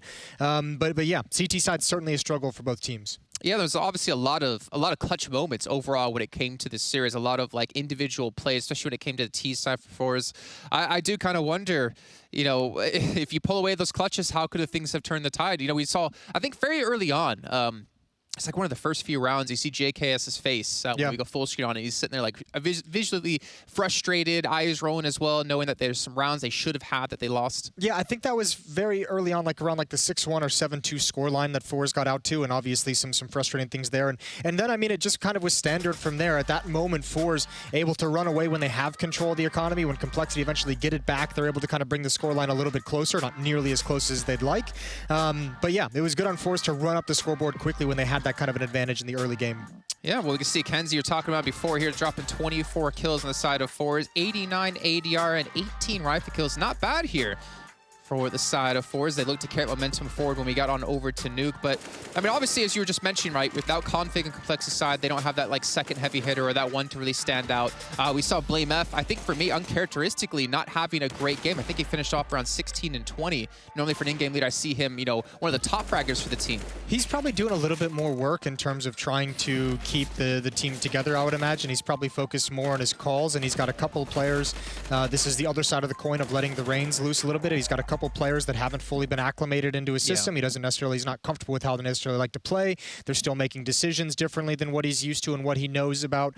So I think for him, this has got to be, you know, another weight on his shoulder of trying to marshal in two players who aren't part of the team quite yet and trying to make this work just enough to be able to kind of eke out some of these games. And unfortunately there, it didn't work. Now the benefit for Blame F is we're going on to Nuke, where Blame F has a huge individual impact. He's great outside on both sides of the map. On T side, he loves trying to force his way and take fights outside and work his way towards lockers and really messing with the defense in that fashion. And this, for me, just in terms of what I remember of watching Blame F, is this is the map where I normally see him having the biggest impact. Well, they do have a 57% win rate across 7 maps. Obviously, slightly different rosters in there, and Fours do have 33% over the 9 maps. And I kind of brought this topic up before, right? You have 5 days to play. How much have you been able to focus on every individual map? You said in general, like obviously the teams know how to play everything really well. But I'm curious, maybe I'm just thinking into it too much. Is Nuke being picked by them kind of a sign of, okay, that's a map they definitely wanted to make sure they were confident in coming into Pro League? Yeah, well, I mean, I'm sure they're confident on it. It's been a map that they've liked historically in the past. It is, in my mind, one of the more difficult maps to bring in new players and bring in stand-ins, so that might be the opposite side of the coin, right? So we'll see how they manage that one. But those rotations between the upper and lower bomb side and the CT side can be extremely difficult for untested and unpracticed teams. All right, well, it looks like we are about to load up onto Nuke here. Now, my question and last question to you here, Moses. Currently, Fours up 1-0. You talked about Blame F. You talked about Nuke for Complexity side. Do you see this realistically going 3 maps? Or do you think Fours just have it off the backing of the morale boost that first map's going to give them? I'll give Complexity Nuke just because I'm feeling real generous today. But it does look like they're missing something a little bit, and Fours is able to exploit that. Fours is a dangerous team, and this is a perfect setup for an upset. So yeah, we'll find out. Ancient's going to be tough regardless. All right, well, ladies and gentlemen, we're going to head to that short break where we do have Ancient potentially in the cards. But before we can get to that, we have to see how Nuke will set out here for the side of Complexity. We'll be back shortly here with Harry and Hugo to cover all the action.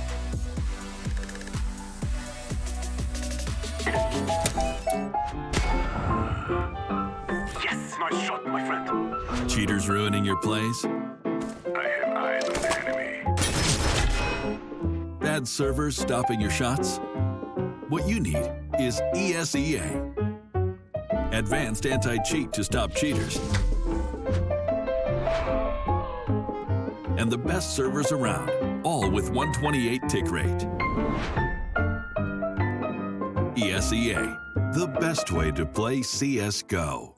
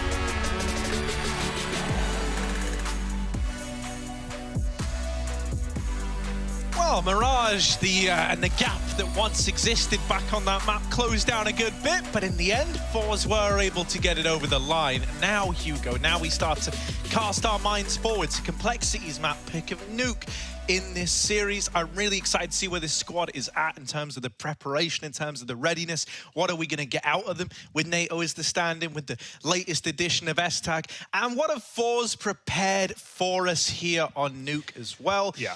I had a little look. I had a little walk down memory lane. I mentioned how we got to see Fours back at FunSpark Hall. Well, there, they had a close game versus Extra Salt, another close game versus Big. That's kind of a story of Fours on Nuke. A lot of close games, but not a lot of wins. So will today be any different? They're a map up at least. They've got the momentum. They've got the wind in their sails. So maybe there's a bit of faith for Fours. We'll have to see. This has always been a go-to map for Complexity, and for Fours, it's unknown territory. Let's find out. T-side start for Cole. Their map pick, of course. NATO's got the nades. And they're walking ramp room to outside, keeping up a bit of attention, ready to explode ramp whenever the call is made. Blame is trying to ascertain some information towards main. He's already crossed secret. He's going to walk rather than sell the fake to the garage player. Hugo, there's a triple ramp set up right now. Fours ain't falling for it, buddy. Oh, if Cole do commit to this ramp push, they are going to be in for a bad time. Almazer playing this horrible angle. Ooh. Poison will get the headshot off. That's impressive. In, but yeah, will they be ready for Flit? Yes, they clear him out. They break apart this triple ramp hold. And it is an explosive start to this one from Complexity. Not over and done with yet, though.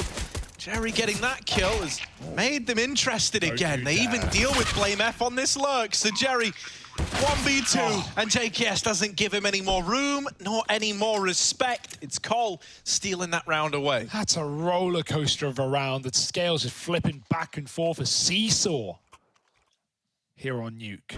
But Cole will win it out. Great round out of JKS and Poison. It's pretty much all them, right? Just all 5 kills between the two, the double entry. They don't fall for the triple ramp stack. They are so ready for that right swing, for that close clear. And, you know, there are still questions for Forza, right? Obviously, this map hasn't been great for them as of late. They took a player break. It's been a bit off. And so maybe they've done some work on it. Let's see if that shows. In that pistol, it was a good read, but even the read won't get them there. Down behind the smokes, lots of players crossing B. And no rotates yet. Jerry pokes his head down the vent, but S-Tag is not letting anyone in.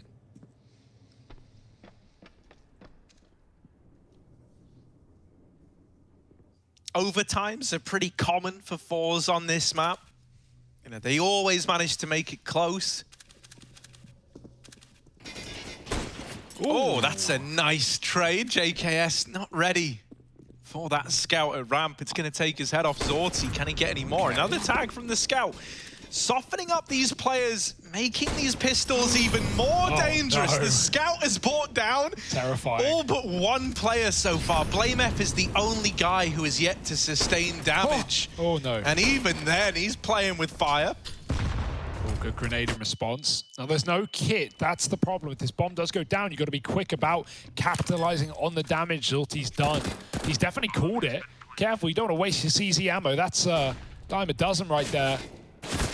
Ugh, dinked finally. Someone's got to make a move. Someone's eventually got to go through the choke point. There's no way they save this, right? They've done so much damage, and that's another scout shot. Everyone's slow. Anyone needs to die, and they just can't do it. Is that not temptation enough? They were getting so pressured, so trapped in at ramp there, couldn't get through a choke point, but like Zorti knows he's hit every single one of those tags, and still they give up the round. That's so sad for Zorti. I feel awful for the guy. If they had more map control, they would have gone for it. But the issue was, S-Tag had vent from the get-go, right? He didn't let Jerry go down. He forced them to regroup on ramp. They didn't have time to go anywhere else. And, you know, again, added to the fact that they don't have a kit, S-Tag stayed vent while all these tags are coming in. That's the sole reason. Ramp is not easy to retake from when Cole are quad peeking you. But even so, shame to see. Yeah, that's like a 350 damage round out of Zorti and his scout. And, you know, you only kill one player. That's pretty mental. He's He's back with it again, but this time no opener to be found. He's mollied off in main, so he's got to concede it. He's going to be here with the scout towards outside, but he doesn't look like he's hanging around. Leaving it instead to Flit and Kenzie. Slow approach here from Cole. They know that with that save coming in, you know, they can't just, they can't play this too fast and loose.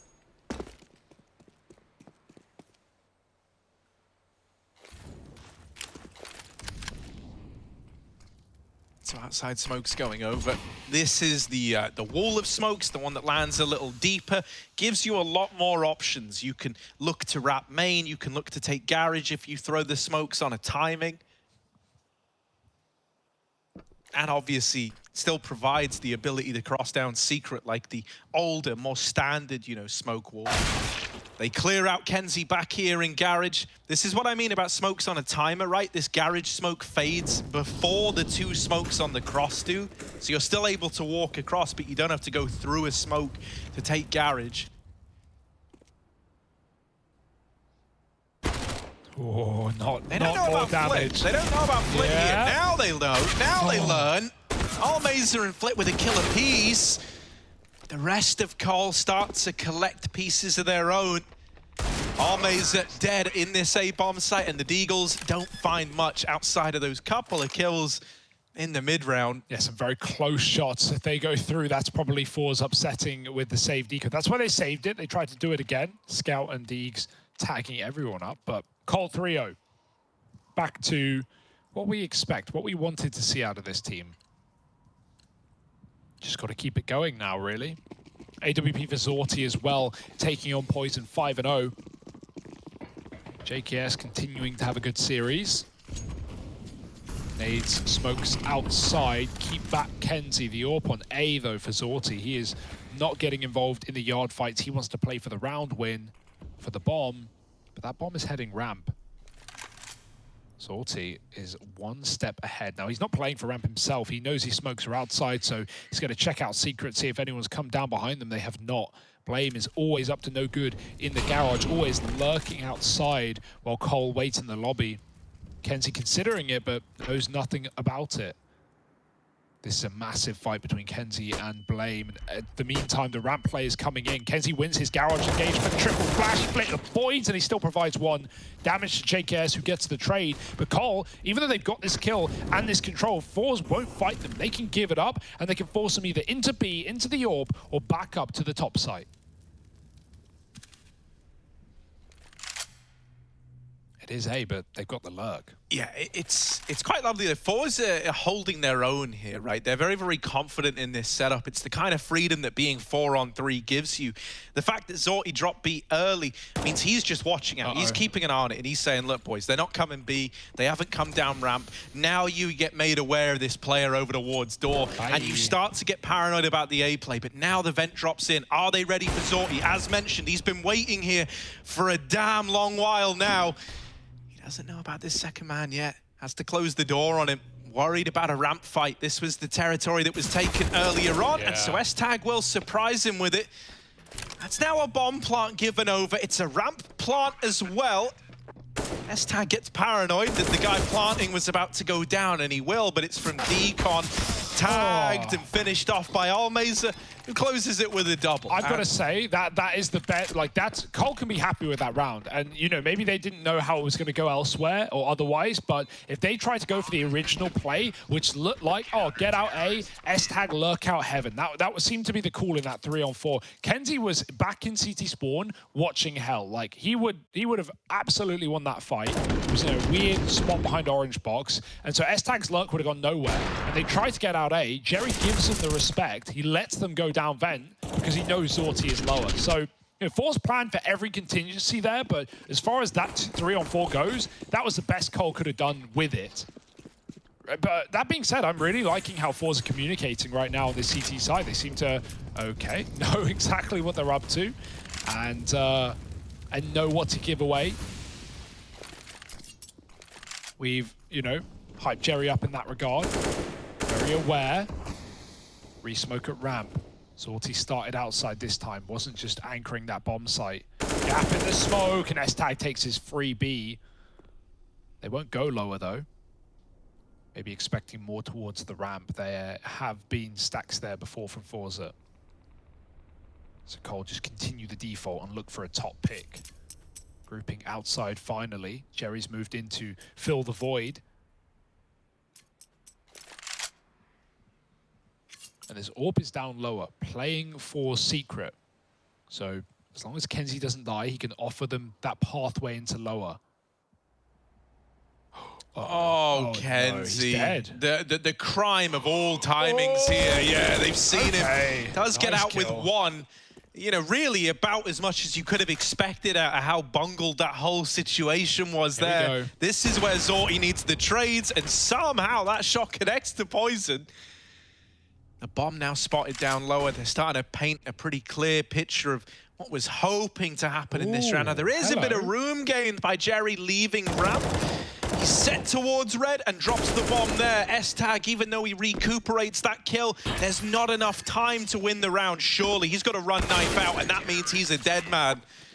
Yeah, I mean, Jerry was so aware, like, it may look silly, he's just jumping in there, but he gets the info off that play, and he was so aware of the possibility of this ramp look. That's now 2 rounds that S-Tag has done the same thing and locked himself behind ramp box and come out late to backstab. It's something that Forza is starting to cotton onto. It's something he even did in Astralis at times as well when he was playing on this T side. So it's interesting to see that continue. And yeah, I'm still liking what we're getting out of Forza. 2 rounds now. Zorti with the AWP, not missing his shots, and no one overplaying their hand, which is, you know, considering Cole playing these slow, methodical T rounds. You can hear him. Okay. Reload, bye-bye. S-Tag with a spam. He is traded, but this round can fall apart off that pick alone.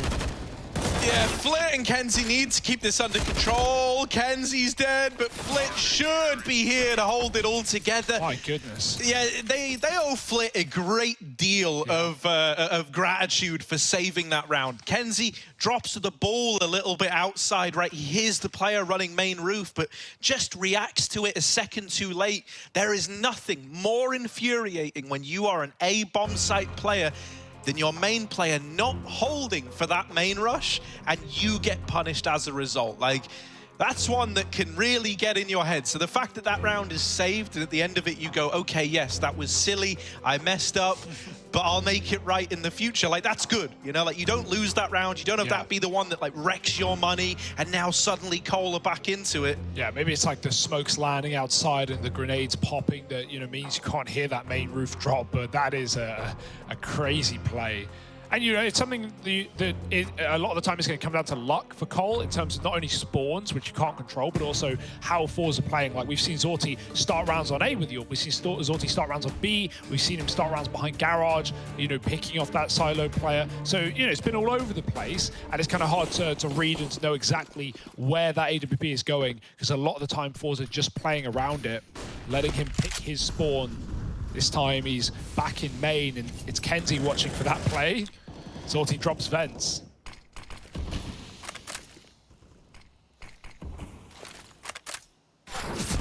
Oh my goodness, that's a dink and the nade to follow up. And now Kenzie's going to disappear just as quick as he made his presence known. And JKS peeking ahead of that Molotov. I love it. He hears the Molotov leave the hand of Flit, and he goes, well, I've killed him here. I've hit this timing to a T.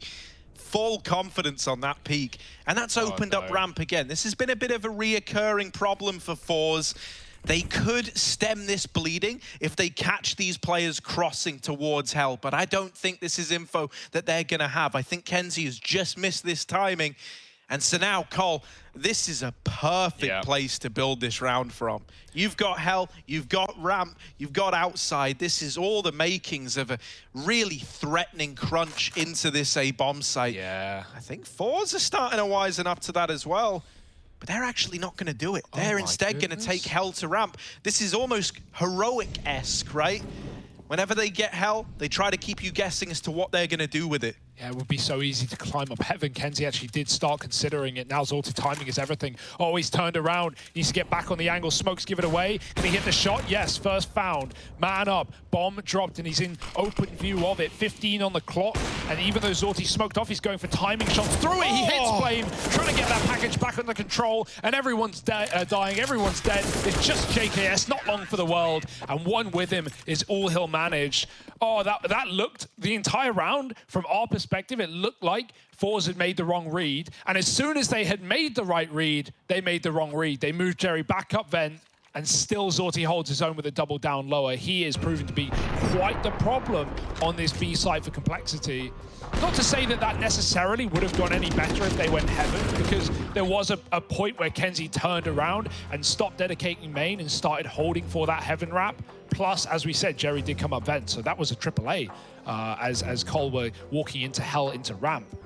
Quite a conundrum.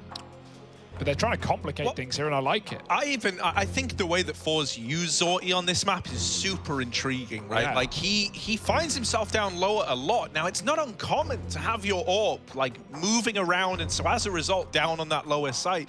But it's the consistency with which he's there, right? He might post for an outside fight or a door fight or a ramp fight in the opening of the round, but the moment that doesn't go his way, he's down lower. He's locking it in down towards that B bomb site. And he's got all these grimy angles up his sleeve to try and use.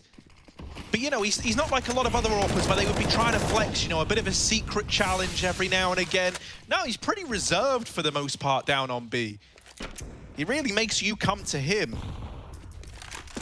This round Flit's the guy to drop, but this is because the pace needed to be picked up a bit. The outside smokes have already gone in, and players have already crossed behind them. So Flit went down out of necessity, leaving the ramp hold to Zorti's AWP.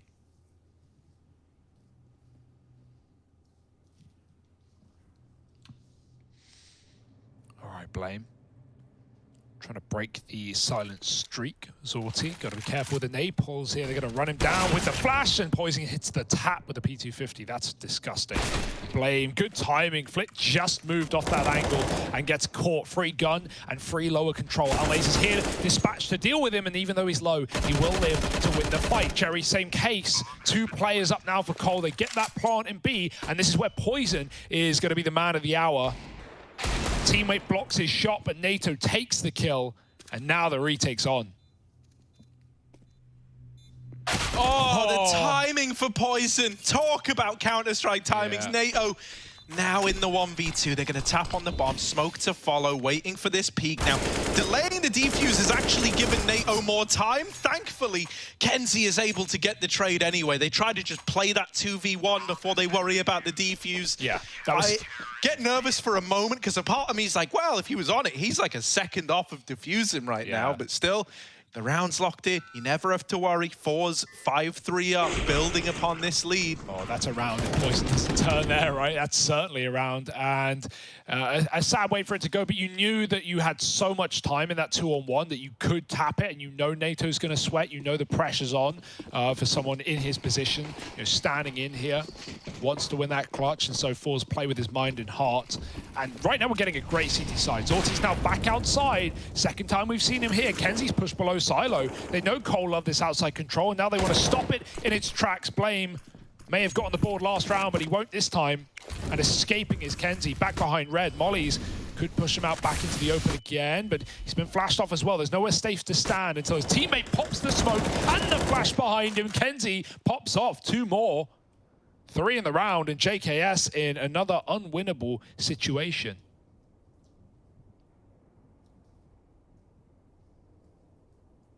Yeah, I mean, it's another round where you're saying, like, JKS, do what you can, but take a couple no one's going to be mad at you if you don't win this, and he doesn't.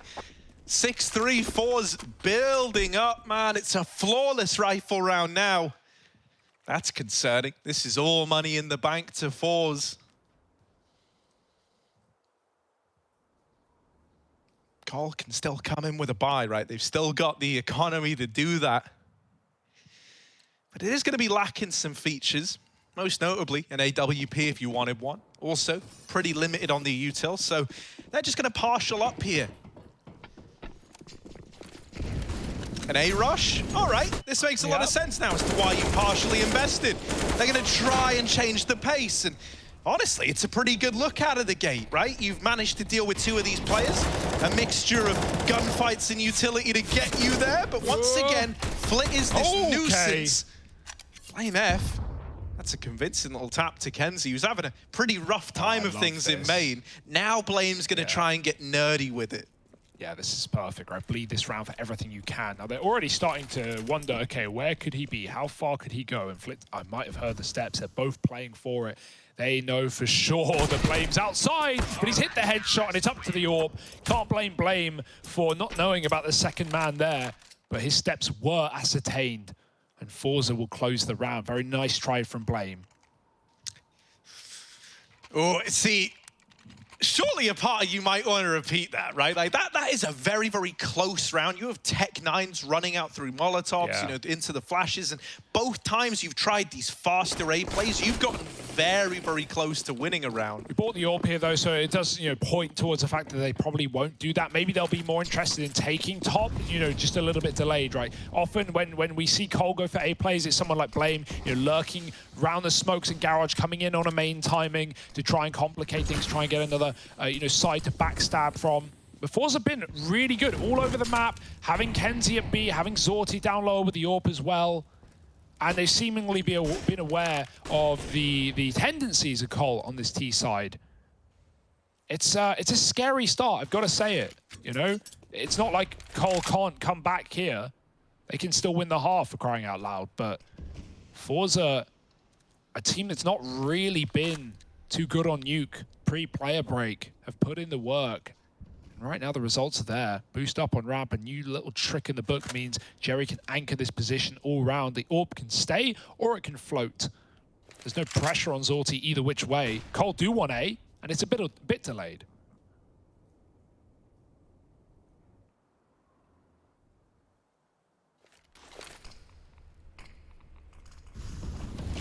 Oh, well, here does come the A play. Double entry for complexity.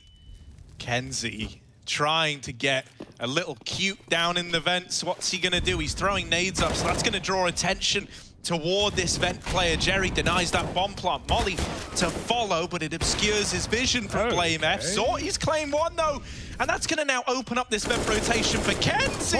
Blame not able to do the damage. NATO left in the clutch. 1v2. He's going to get the bomb down at least. But with Zorti and Kenzie left to go up against, these are the young, hungry players on fours.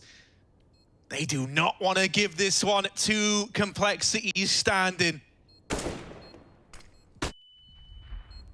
Oh, they're coming his way. They're out past the door now. They're in to the wildlands of this A-bomb site, and it is a fours round at the end of things. 8 on the board, defuse found. Kenzie and Zorti with a wonderful retake there. Yeah, there were so many opportunities to win that one for Cole as well. I think Blame is going to be the saddest of all, considering as he, you know, look at that movement for Kenzie. As he comes up here in this fight, Kenzie needs to be covered by the AWP, but Zorti's throwing utility, as no one's got the gun out, no one's ready for the fight, and Blame still misses the spray down. Even one would have set NATO up for the round there, but I love how long Forza take to go for that retake. They let him stew in it. They let the pressure get to him. And the more time it ticks down, the more scary it is. You know you're closer to a round win than ever before. But Cole just can't break the mold right now. They went 3-0 up to begin this map. Ever since the guns have come through for Forza, it's been flawless. The protocol's in place. Okay, not the smoke they wanted, sure. But Jerry goes over it, and he knows that no one's crept down vent. Hell, even Cole on that audacious right. It's not nice smoke for them either. And so a re-smoke comes in, and that's as good as a doorway here on Squeaky. Smoke set up outside. It's a fake, though. We know how good Forza have been at confirming or denying the fake factor in this side. This time they won't have anyone yard to deal with it. Some util goes out for Flit, and Kenzie drops vent, but that does leave the AWP still on ramp and a AAA setup.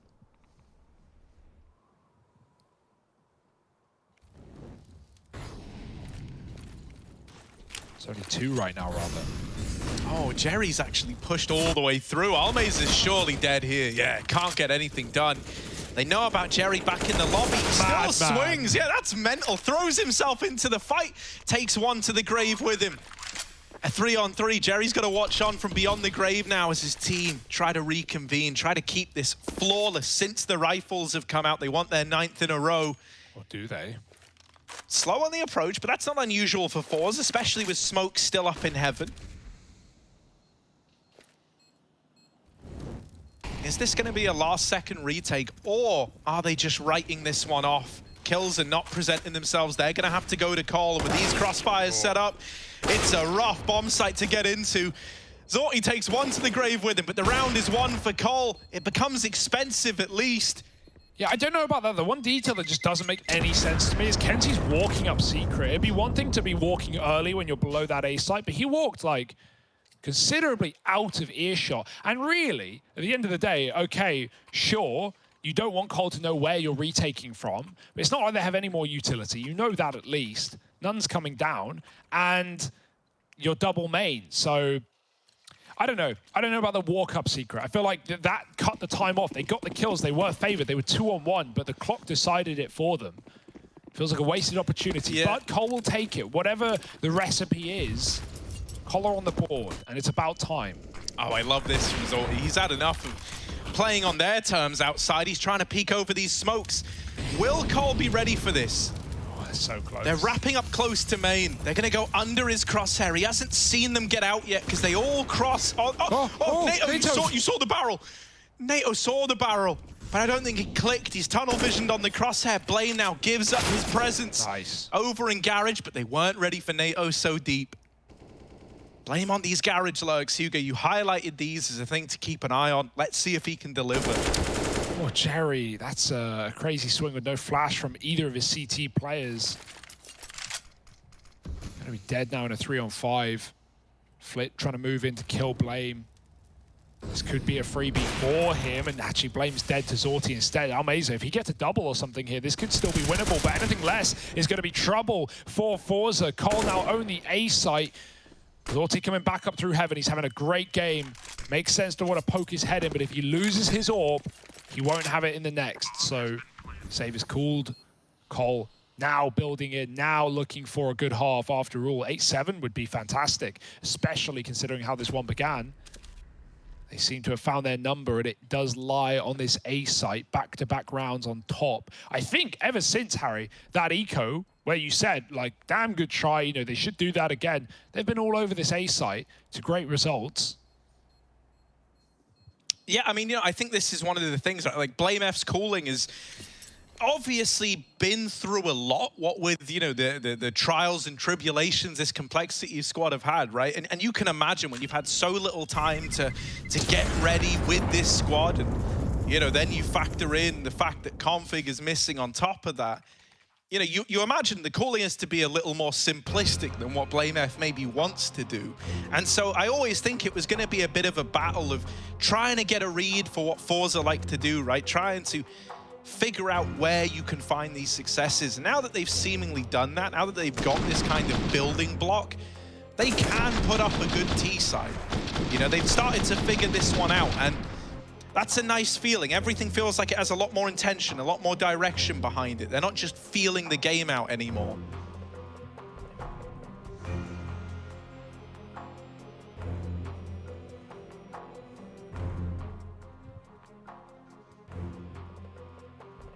I'm happy that Zorty's looking so good, though, if you want to look at fours, right? No, he's been the means to an end for so many of these rounds, right? Every time Cole, you know, Cole's game plan, the start was so many B-focused rounds, right? Vent dives or coming in on ramp splits, the secret smokes they've run so many times. And Zorty's always been there from the get-go often, right? Dropping vent or ramp early to answer the call. That's what sent Cole back into A and to great results, to better results. Yeah, I was a big fan of this Forza squad back in like 2019, right? That was with Z Power still in. That was with Face Crack as well, guy who Kenzie went on to replace.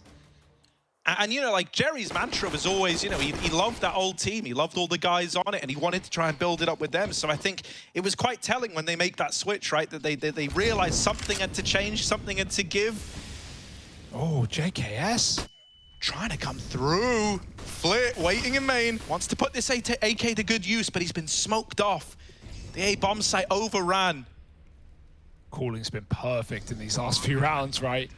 Fours don't even have skin in the game in this round. It would be likely you see the double save of these rifles.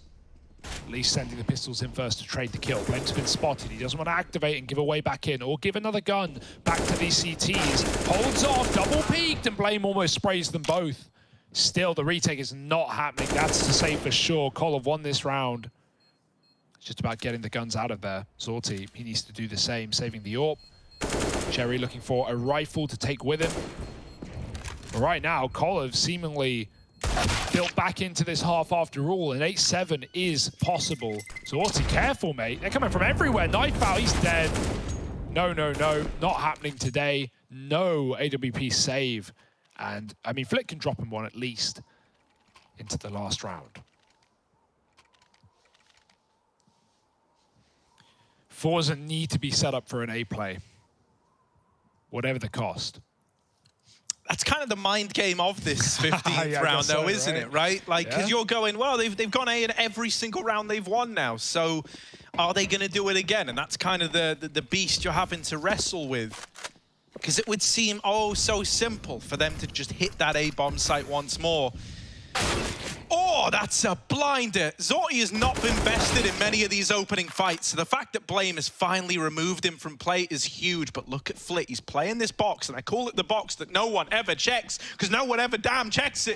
Oh, he's got one. There could have been so much more, and the bomb goes back. Bomb going back, and now Flit, oh, he's won it. 4's 9-6 at the end of that first half of play. They've still got their eyes fixated on the 2-0. Complexity are giving it everything they've got. Can they bounce back on the CT side?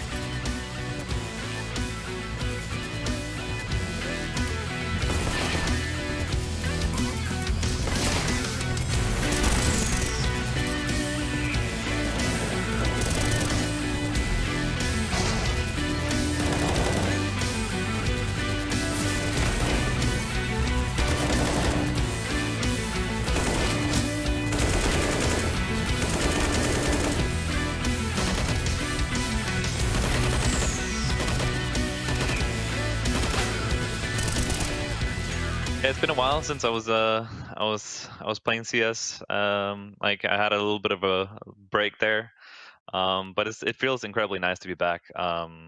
It's been too long in my opinion, and it's just really nice to come back and play some elevated CS where everyone knows how to flash stuff and like throw and communicate stuff. Like it's something I've been missing, and it's really nice to be back.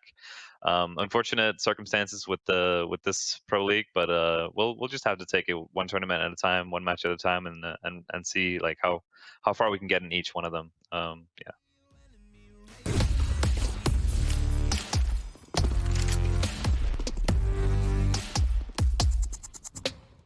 Hey Future Pros! Took the private jet to Nuke today to give you a flash for the A site. This flash will help your team greatly.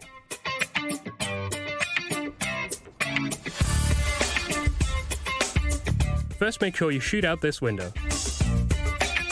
To do this flash, get into this corner just outside of T-spawn. Aim above the third window in the middle of the white metal cladding. Then run forwards and jump throw the flash as you get into the center of the window. A site is a complex site, so this flash won't blind everybody, but it certainly will help. Good luck, as you're gonna need it.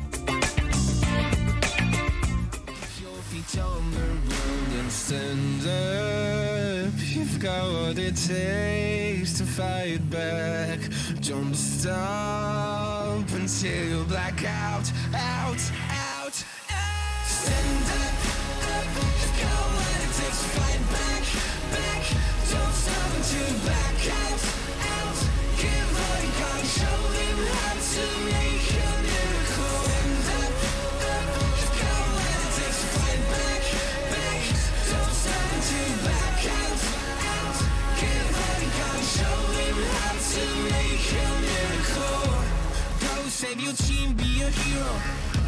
Take home the cup, be a star. They waiting for you, take aim, shoot your arrow. It's your time to shine, show them who you are. Stronger, gotta go faster, gotta get better, gotta work harder.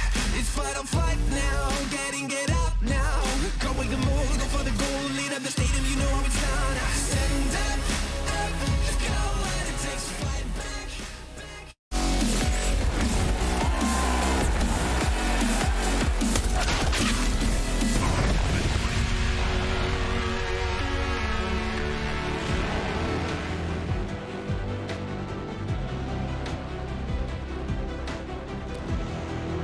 Intensity, they started to find success towards that A-bomb site right there at the end of this first half of play, right? It was 8 rounds in a row for Forza. Then we have Cole start to chip away at that towards the end of that first half.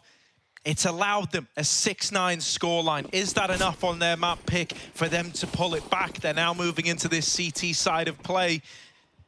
What have Jerry and the boys cooked up in the Forza kitchen? They're running over Silo. They're coming your way, S-Tag. And oh, that's a freebie. Jerry falls a little too shallow in this pistol round. Looking dominant for Cole to open up. That's the bomb dropped in secret. Almeza, yeah, may as well give it a go. Run out into the open. Everyone else died outside, so he's left in that one, 1v4. And Cole, they hit the ground running. That's one way back in. That's what they needed, right? A pistol round to propel them forward, maybe equal up the scoreline here. No bomb plant, but still the force buy out of Forza here in the second. That almost means certain 9-9 unless this one comes through for Forza, and really with no hero AK to drag them through, they better have something naughty to show us. This is a very risky buy. With risk comes reward, and into A come fours. 4 here on the CT side, and they will have no problem dispatching these pistols, dropping off the hut roof. JKS with a double. 3 in the round, and it's only Zorti. Could complicate matters by dropping Vent if he wants. But that's presuming they let you down. Look at the blood everywhere. Nowhere is safe, and certainly not Zorti.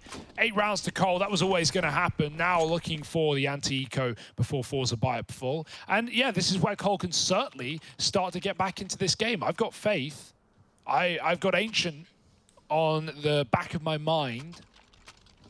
Obviously, I'm not calling GG here. We've yet to see a gun round out of Forza, but this has typically been a pretty terrifying map for them. It's one that Cole not only picked, but often lean into. And for Forza, it's one that hasn't really netted the best of results.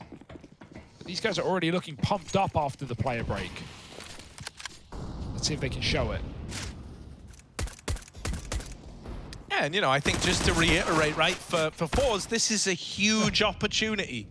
And so they want to seize it for everything it's worth. Poison running a flusher round here. USP armor. That's the extent of his investment.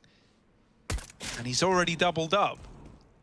The AWP's paradise, right? If you die, you lose nothing but armor. If you get a few kills, you make more money for the AWP. The danger is if your team don't manage to win the round for you, but you rarely see this come back to bite people. You only do it when you know the near full eco is in play. But the Eagles, Poison, looking for everyone in this round. All right, there's a third. Poison, don't you dare ace them with a USP flit. Nice Deeg shot. Pre-fire into the credit angle, and he's going to take down Poison. But in terms of getting much more out of this round, should be happening. Shadow seen, and S-Tag answers the call. One more is good damage here for Flit, but even without it, you're just thinking about the guns. Oh. NATO jumping around the bunny rabbit at Cole. And so now we have a tie game on our hands. Yeah, what have Forza been working on? That's the question, right? Because Cole, it took them quite a few gun rounds to figure out how to break through this CT side of Forza. So, you know, don't be surprised if you see Cole coming swinging into this first round. Nuke T side can be very dangerous, very difficult. Well, so something interesting here, right? Cole didn't don a single T side up. Now we've got Poison and NATO both pulling them out here. You're not shy on players who can AWP on the complexity side, and Blame F gonna continue running amok outside. That was the bomb. First guy trying to cross, holding on to it. You need to get this trade or get that bomb back. Before this becomes a problem, they're not ready for Blame F, even though he's still in this same spot. They don't expect he's gonna hang around, and he's ended this outside play single-handedly. There's no way back in. You're not even thinking about it. NATO somehow lives on ramp despite that missed shot, down to 30. And Blame, well, he's just as low. He's pushed up even further. you wouldn't be embarrassed to save in this position. There's just so much time. You want to look for kills. Hope someone can bail you out of this one. And, you know, even just start the breaking of the money here, right? Start doing the damage that later you can capitalize upon. No way. JKS flicks back for that frag, and S-Tag's baited them into Blame. Jerry checks it, but not enough. Nice pressure for S-Tag, but a big round from Blame. 4 kills in it, and that was all on his own. It's not like his team were even setting him up with flashes past the first kill. He was just fragging loose out behind Red. So double digits for Cole. And remember that 8-round streak that Fours found in the first half? Cole don't. They've already forgotten about it. They're moving on in their stride.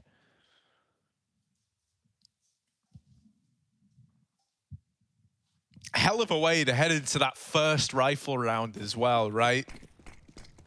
Like, you barely even break a sweat there. The scariest part of the round was NATO missing 1 shot at ramp, but not like he died or anything.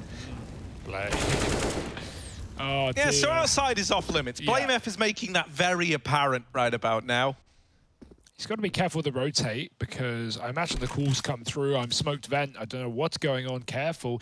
And if Blame hangs around looking at vent, well, now they're down secret. Now they're looking to chase him down. So Blame needs to be very aware. He's gone back up. He decides to evacuate the B-bomb site, not giving away guns. Instead, taking another fight outside. They're like, how's he here? He just killed me in secret. Now he's main.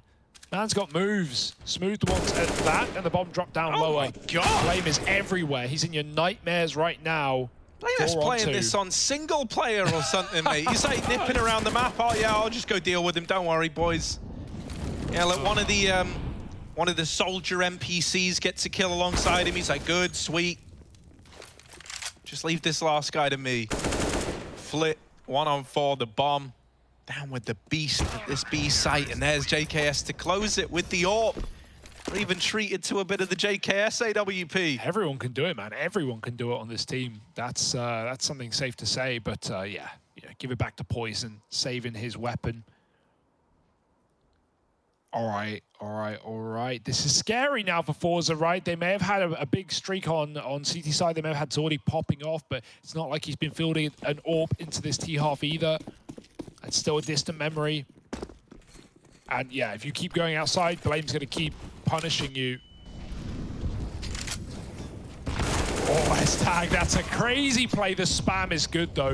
Through the wall of lobby, Zorti takes the trade. I like the move for S-Tag, the nade combo. But it's still a 4v4. Still one that now options are open to Forza, and they're using them well. Kenzie's moved outside all the way to secret. Blame is just checking the smokes after they fade. A control still there. Collar using their util to keep Fours back, and NATO's taking some serious space. But the missed flick, and Jerry denies that aggression off ramp. That's a big open piece of the map, and Poison's come up from B to fill it out. Blame, he's flanked Kenzie. Might not even take the shot, just stall this out, but eventually he's got to pull the trigger. It's kind of misinformation though, right? You've seen someone going towards B, you've had this ramp player die, you start to get paranoid, but oh no, the bomb is coming back into B. Late in the round, ramp exec, Blame F got to do it all again. He's playing it on hard mode, playing it on single player, and finally traded after just one down on these encroaching B site players. JKS has now got to step up. Oh, that's the lineup. Damage done. Oh, the first for JKS. Just Flit left to find. He can't get on that bomb yet either.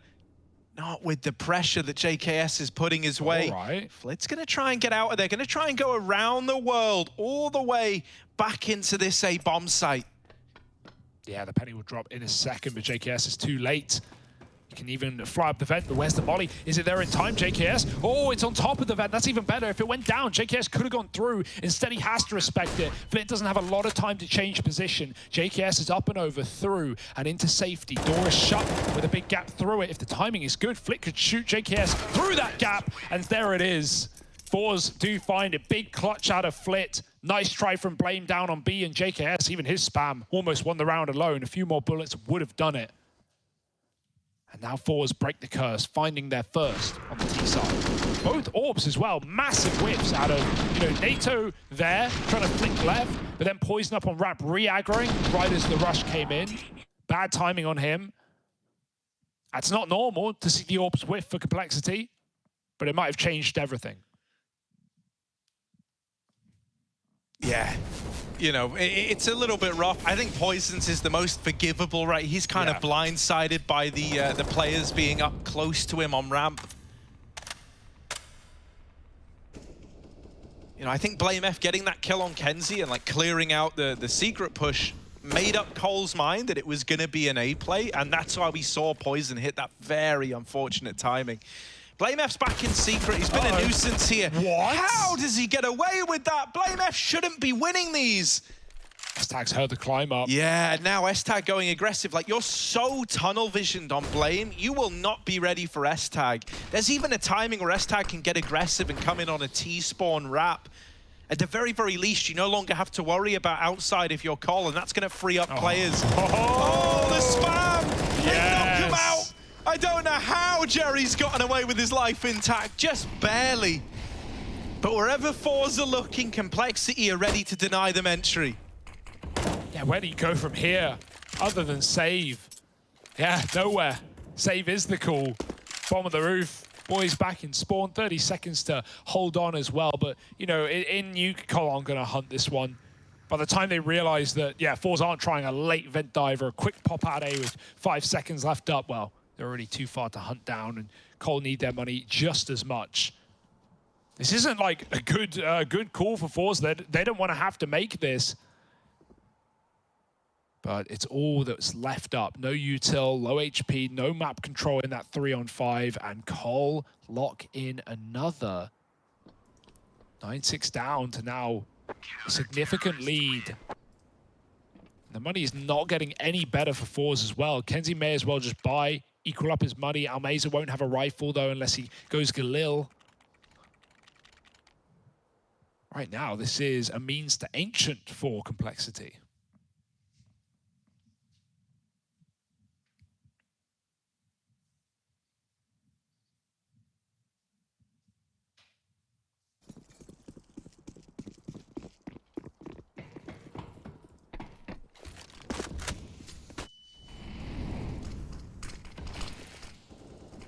And I think, you know, if you want to look at players to credit, BlameF has got to be high up on that list.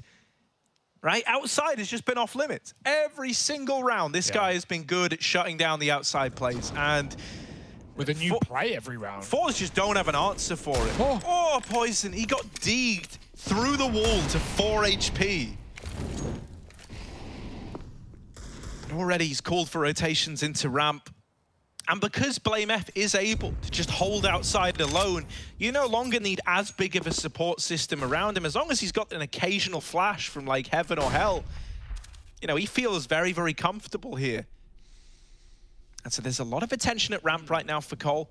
2 players in this A bomb site. There might be about to be dealt a pretty fast play out of fours here. Smoke in main, cuts off BlameF. S-Tag waiting at these CT vents. Gonna go unchecked for now. JKS has drawn the attention in, and S-Tag goes for the killing blow. Him and JKS play that to perfection. Kenzie dead to BlameF again. Yeah. This outside fight is not working at all for Kenzie. Not working for fours. Just feels like you're being read right on this T side. That's what fours must be wondering. Like, how are they in the perfect positions every time? Blame's been so aggro outside all of these rounds. He's been secret when we try and cross with the smokes. Now he's back, you know, Garage watching main when we split A. Ugh. And worth noting, fours, you know, we knew that was a bad buy for them. They had nothing left up from the save and no loss.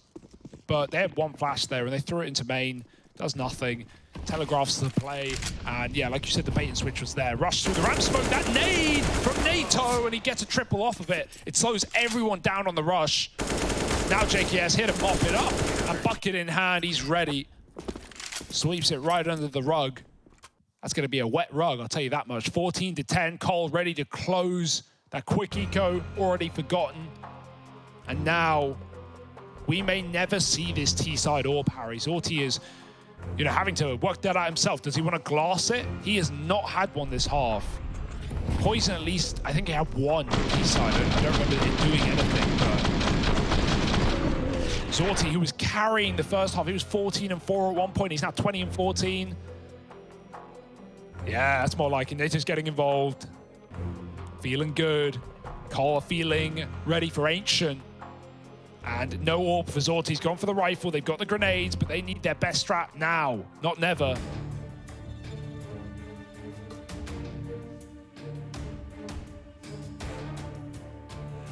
lovely seeing JKS and S-Tag anchored down A together as well. It's been a delight.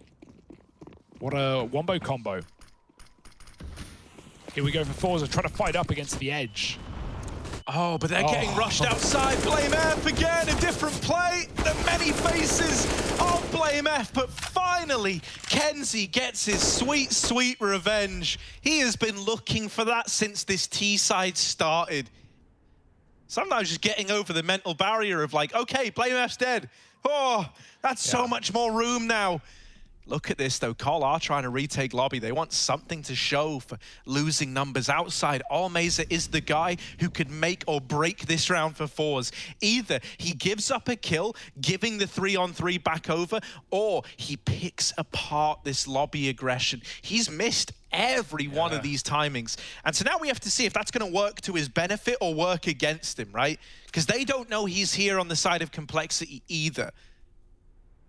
But they do know that fours have to be either outside or lower. Those are the only options left up. At this point, you gamble, you play together, you play for A, rather.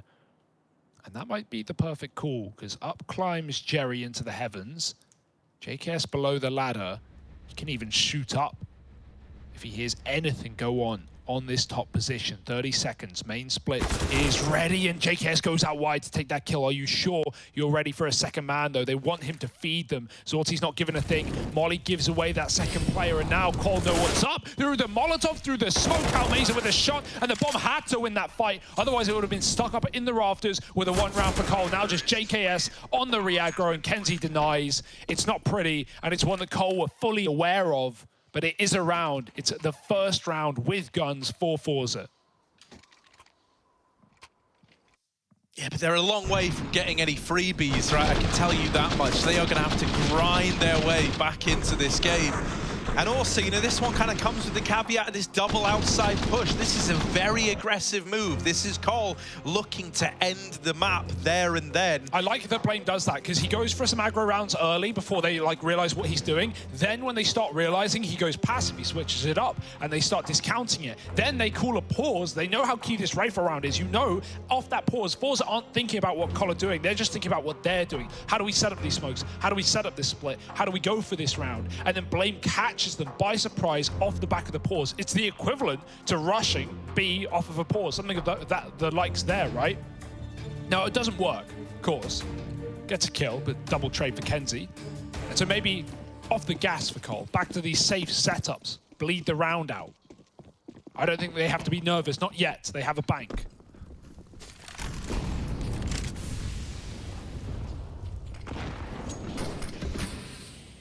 Oh, and Blame, mate, he's got 10 million ideas of the different things he can do outside, this time dropping through vents early. He's just on patrol down lower. They'll meet him there. This is probably the most room that Blame F has given you outside. So what are you going to be able to do with that poison? There's a smoke there.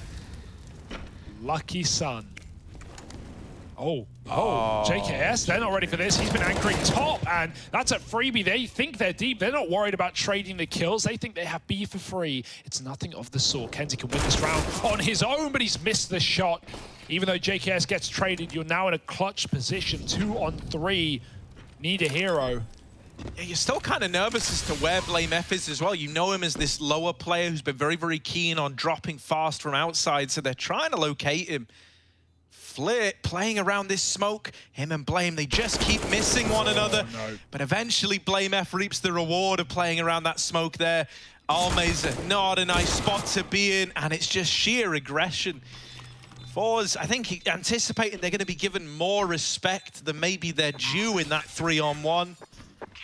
Not ready for the immediate swing at the double doors. Almeza thought he had more time. And so that's 15 on the board for Cole now. It sucks for Zorti as well. I got to say it because it just keeps coming to mind. He gets that ramp opener here on NATO. Great shot. He then takes the space really quick, drops the smoke, and, you know, respects it. He could have run out. He could have knifed out down to B. No one would have stopped him. But he waits for the repeat from Hell. And it's off the smoke timing that Poison shoots him through it. First open the T side, only good for a kill.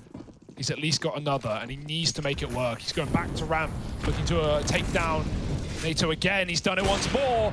Poison's outside this time, no trade towards Held. He's actually picked up from above the silo. They didn't think anyone could be there with a Molotov on top of the Marshmallow. S-Tag dropping vent, but he heard that door player. This is a bit of a mess now. This is a scary round for Cole, and it's going to get worse before it gets better.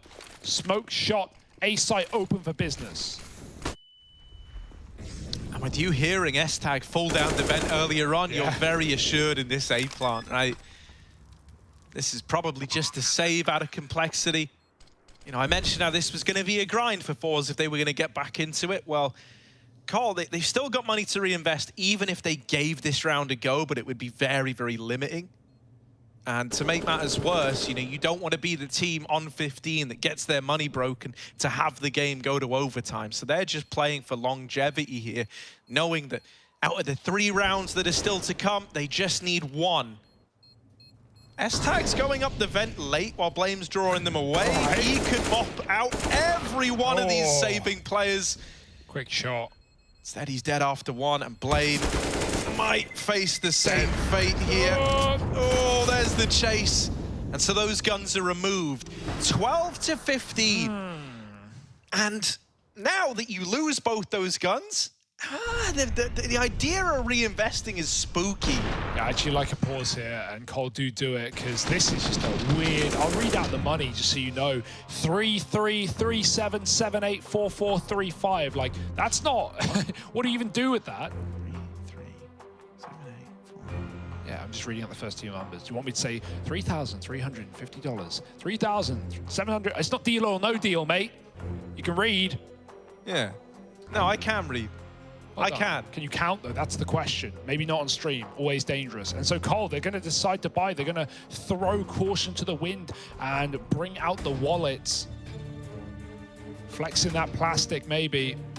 And that's fine. You know, 15-12, you're just trying to close. You're forgetting everything else. This also gives you buy. 2... Yeah, that's what I was going to say. 2 chances to close. It's just a weird buy. Look at it. Double FAMAS. Sorry, triple FAMAS. S-Tag's been using the FAMAS well today, but... I never like it. It's no Galil. It's no M4. It might even not be a Mag 7.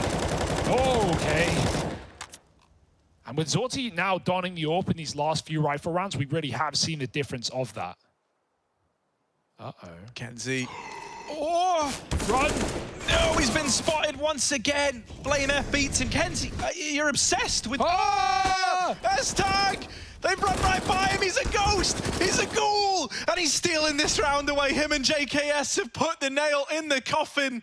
It's a straight up haunting in at this A-bomb site. Zorti all alone. The Crypt Keeper. The Exorcist. Can he get rid of these ghouls over in A? It doesn't feel like it. Proton packs at the ready, because Zorti's got to offer us up a 1v5 AWP clutch. Tagged on his attempt to peek in. All bang him. Do it. I mean, hell, you got nothing else to go off of. Oh, they're just spamming through. I've got motion You're sickness. so dead, bro. Yeah, Zorti, 9,000 sensitivity, and there's a fallen JKS, the drop bear of complexity to close it out. We're going to Ancient. We're going to a 3rd map. The battle rages on, and neither one of these teams want to let go. Who's going to take it? We'll find out soon.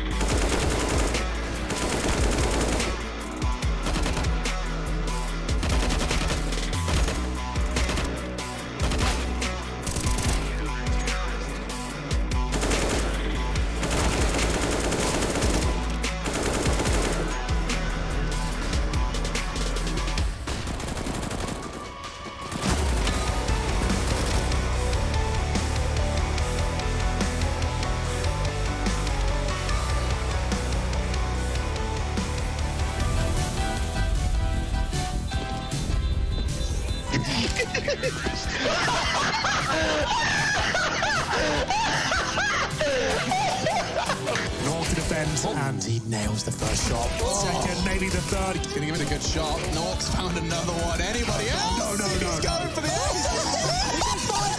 He's on the 6K. Yes, to me that's the storyline. Steve Everett just continue. Thank you so much, security. Virtus Pro the credit that they deserve. Hello, gentlemen. You can get higher than that, guys. He needs a multi-kill. First found. Twist aggressing. They have to double peek. He's getting a shot. He's hitting another one. Simple. No, Simple. That's unbelievable. He's going to do something insane here. 1, 2. There's more to be had for Santaris as they're challenging his position. There's another. Oh my goodness. At least 2 kills out of us. Chance in the round. There's the first. Not bad at all. There's the second. It's working out. Let's go, Nexa! Every single time, still winnable. Fallen needs the ace clutch. He's got 2. Oh, come on, Fallen. Yeah, the blood's flowing now. Fallen, another. Oh, he gets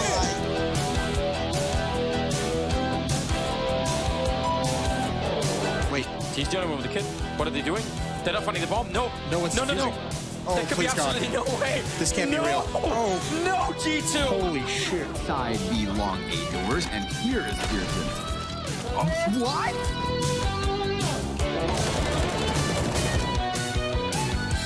Fight again, it's Green versus Orp, and precise as always. It was 6 in a row, and he's got 2 in a row. 4! Zach jumps into the jaws, and he's got 5! It doesn't matter where they come from. Does Breezy actually get a plant? Oh no, the Kriegs are coming. The Kriegs are coming. Oh, wait! Maybe more! No way. Oh my goodness. 1 versus 4, and ladies and gentlemen, they've done it for the 4th time! Astrans win the major in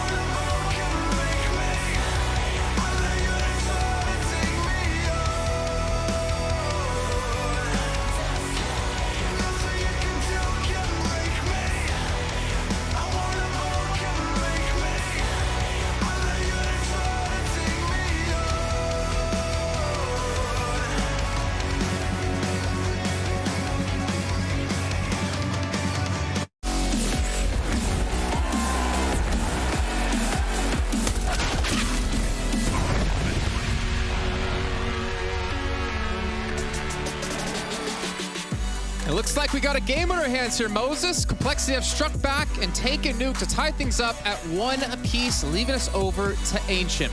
Now, watching that game with you, we were talking in the pre-match about how BlameMap's got to be the real standout player. We talked about him on Nuke. I did point out about 7 rounds in, I was like, well, he's like 0 and 7, but he struck back so damn hard that he was so pivotal to their comeback. Yeah, that's what I'm talking about. He's so good on both sides of the map here on Nuke, and in the second half, he took over in a big way, but so did JKS. He was obviously, I mean, you wanted to see JKS come up in the series, and you got that as well. 27 and 16 for him. BlameF 25 and 18 with 110 ADR. That's wild, but yeah, the impact Blame has on this map is incredible, and felt like, to me, a lot, he led the way getting started on that CT side, and I think that was the big thing. I think Complexity got out to that crazy start. I think it was 8-1 at one point on their CT side. They won the first 5 rounds.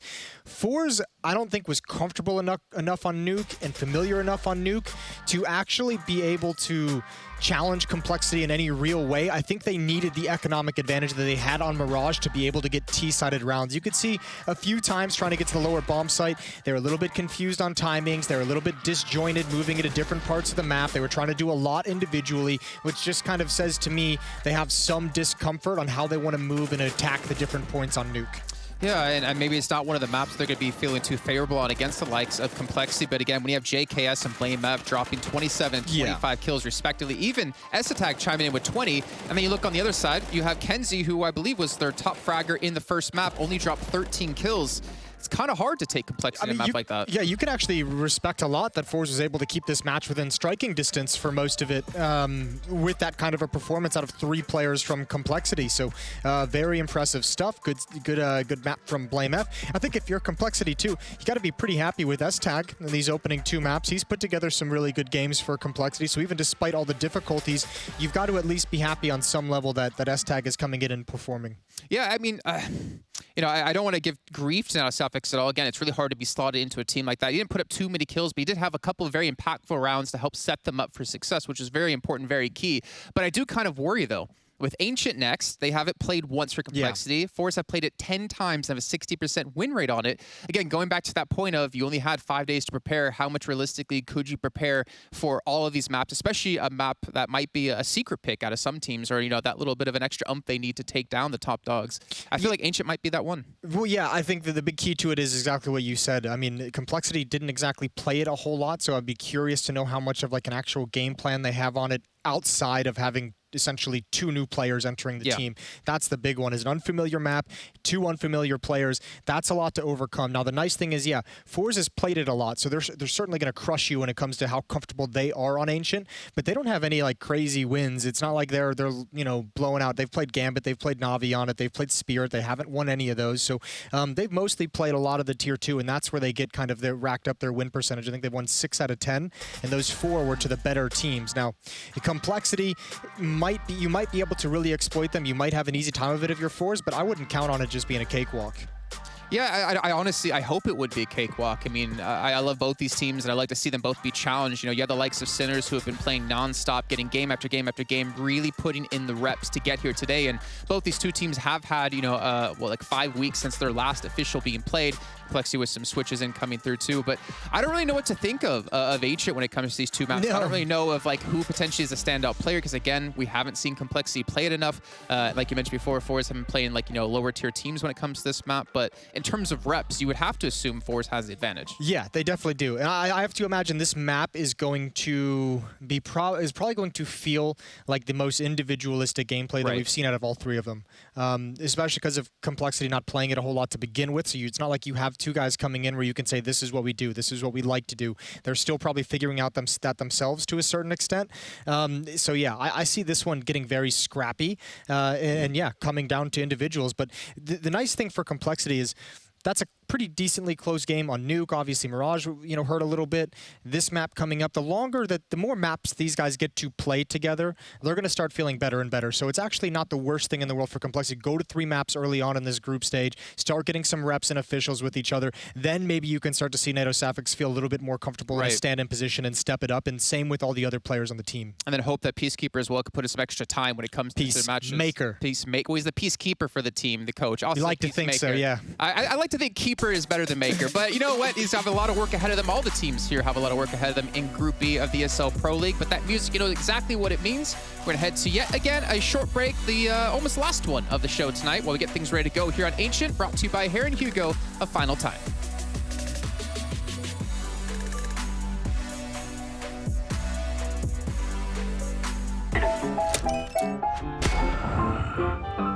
Yes, nice shot, my friend. Cheaters ruining your plays? I have eyes on the enemy. Bad servers stopping your shots? What you need is ESEA. Advanced anti-cheat to stop cheaters. And the best servers around, all with 128 tick rate. ESEA, the best way to play CSGO.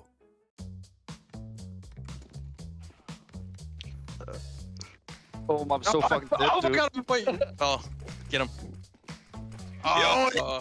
Yo! Yeah, baby! Oh, again, dude. I'm not going for anymore. Oh, you're next.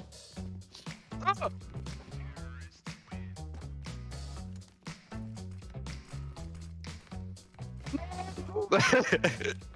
No, that was insane. Oh my lord. Because you're insane. Go again, dude. Why are you so good, Bell? What the? I just won.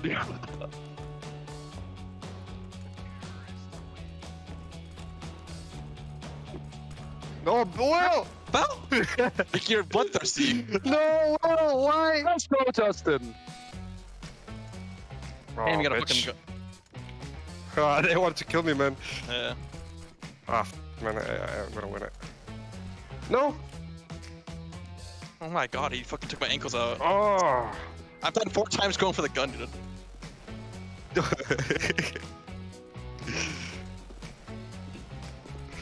That's fucking Neo, dude. Oh. Oh my god, he pre-fired it. Wait! You're so good! It's like a pre-fire. You gotta pre-fire that thing. No. Oh my god. No, Oh my. They're covering it, dude. Oh. Yes! Oh my god. Oh, 1 by 2. Oh my god. Ah, you got him. Yes!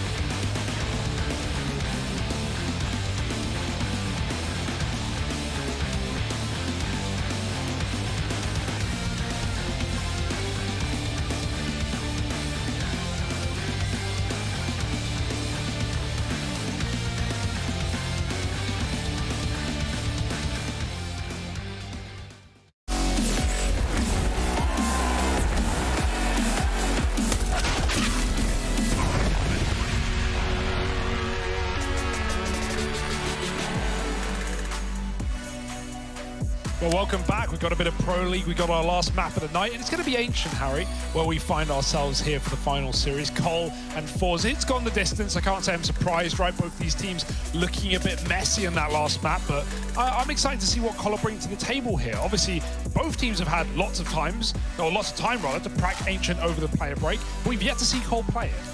Yeah, it's going to be cool as hell, right? And you know, I think thus far, considering the series had a potential to kind of disappoint us in some ways, right? I think it's kind of lived up to the hype.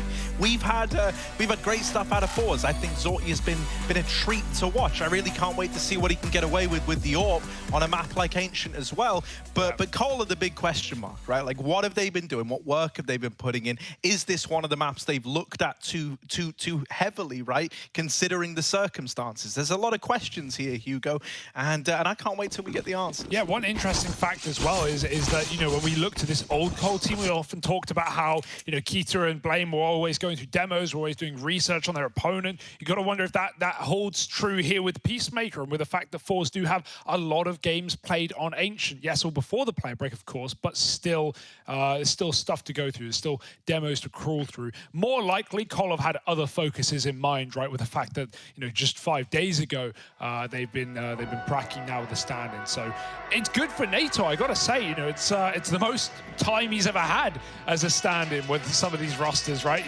These have always come through the barrel last minute. But forget the questions, forget the answers. We're about to jump in to Forza Complexity.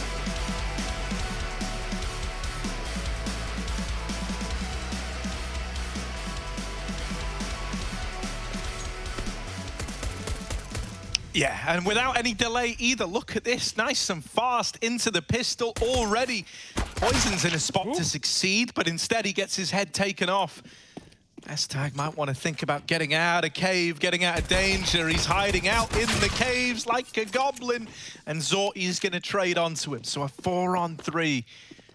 B-bomb site must feel tempting, but Complexity have already rotated accordingly. 2 players here to try and hold the line. Yeah, short smoke in. We got NATO blinded. JKS hiding out in the doldrums. They don't clear it. It's their biggest mistake, but it will be a trade at least. Both CTs in position.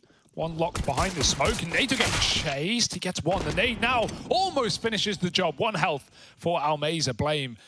Oh my goodness, still gonna go for it. The double peek is in, and they will trade Zorti with a huge 4K in that pistol round. The P250 comes in clutch. It's always the AWPers, man, wielding those weapons, and to great results.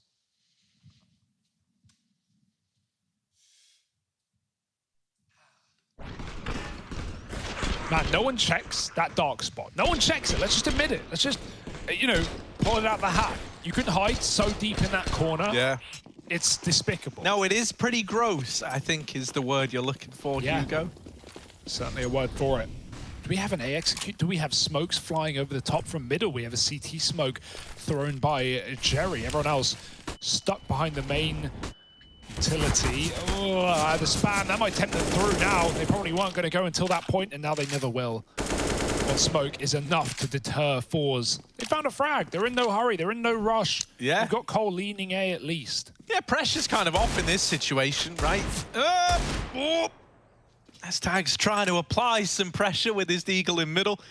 Give us one more guttural noise and maybe he'll hit it. Yeah, it may be. Hang on, that wasn't one. That wasn't one yet. That was at the build-up. Charging. Oh no, Cole.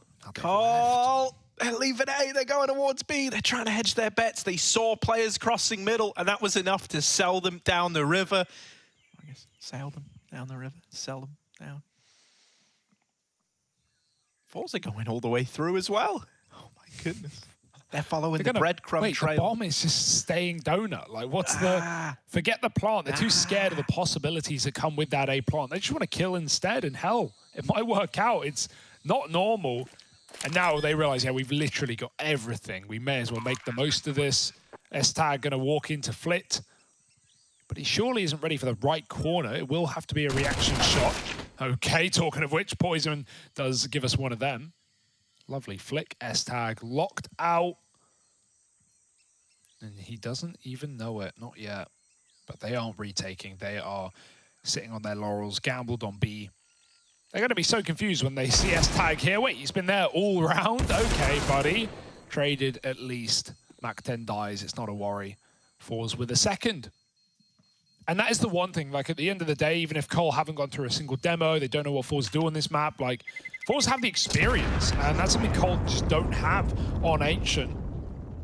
Can, of course, work both ways. It can be a benefit, it can be a detriment, but at the very least, Fours have things to fall back on that they know work. Tried, tested, and true. And now attack. Yeah, not what you want, but hey, man, bit of a time to collect your thoughts. No, but I think it's a very good point you raise, Hugo, right? Like nothing, everything can pale in comparison to actual experience in the server, right? We have seen teams where they've turned up to an event, maybe a map has been going really well in practice, right? Yeah. There's a few squads that spring to mind. There was the freshly formed Mouse Sports of old. I think it must have been 4 Pro Leagues ago now. That they show up there back when Carrigan had first moved in, and they've been putting in a lot of effort on Dust. And then whenever they played it, you know, they said in scrims it was great, in the servers for real, it was ugly. Another squad that maybe springs to mind was, you know, you look at like Renegades of older, I guess 100 Thieves back with Inferno used to be like one of their go-to maps, and then in Prax it started to slip off. So yeah, man, it's one of these things where, like, even if you've done all this research and all this homework and you're feeling good on it based on what you've seen on scrims, you don't have that real in-the-server experience to fall back on. And as you do a good job of highlighting, Fours have got plenty of real game in-the-server experience on this map. Even if it is versus lesser teams. That's not held them back today at all. You know, I think this is you're always going to have caveats when talking about Cole and the fact that they have, you know, a stand-in plus a new player. Not that I would ever say a new player is an excuse. They've had time to work in S-Tag until, obviously, the whole conflict situation. But, yeah, it's I lost the point I was going with there. Somewhere down the line. Well, they got the music in to bail you out. There we go.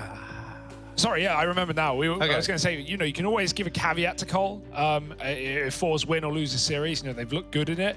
I want to see Fours against established rosters. I want to see Fours against G2. I want to see Fours against VP. And, well, we're going to get those matchups. You know, of course, Fours have beat VP in the past. But against a team like G2, who already fell to the underdogs of Sinners to start the day of Group B, I think Fours are up for the job, judging by what I've seen today. Not going to be easy, though. Pop flashes for middle. Hugo, have you and NATO casted together? Yeah, we have. Yeah. A while back. Yeah. Yeah, it was my first LAN, my first event. It was game show in Vilnius. I also casted with Striker there. I casted with Vince, who was known as Metas back in the day. Classic Metas. And yeah, we all love a meta. But yeah, that was fun. Me and NATO go way back. He's a G. That's pretty cool. You get to call him by his real name, or is that, did you not know him on that level? What, Niels? Yeah. I mean, I like calling him NATO. He calls me by my caster nick. Wow, yeah, I mean, I never thought about it like that. But look at this, Hugo. The Complexity Deagles have done some damage. Whether or not it's going to entice them to give this round a go, we'll have to wait and see. They're going to try and group up at the lane. This could have been the mowdown for Almeza, but it's not. Don't let it get out of hand. This is just Eagles. Luckily enough, Kenzie's alleviated a lot of your worries, a lot of the pressure. Doubling up has only further served to strengthen the cause of Fours here. And Blame F tapping the bomb, trying to take players out of the round. Nice. He's made it expensive, at least. Considering Cole were buying up in this next round anyway, you'll take that all day long. You get out of it with an AK and you force 5 reinvestments for your opponent. Yeah, obviously he was a talking point on the desk with the Jasons, but, you know, Blade started. Yeah, I've never stopped. Never stopped. And then when Trace and Moses are on the desk, we call them the Tracens, but that's for tomorrow. Yeah, and Blade was, you know, he was like 0-7 down, right? He was having trouble. Think about how much impact he provided on that CT side, some of the work he was doing in Yard. Like, he had a comeback story. And now, forget the comeback. He started strong, 5-1, good exits there, gets a gun. Now it's the rifle round for Cole.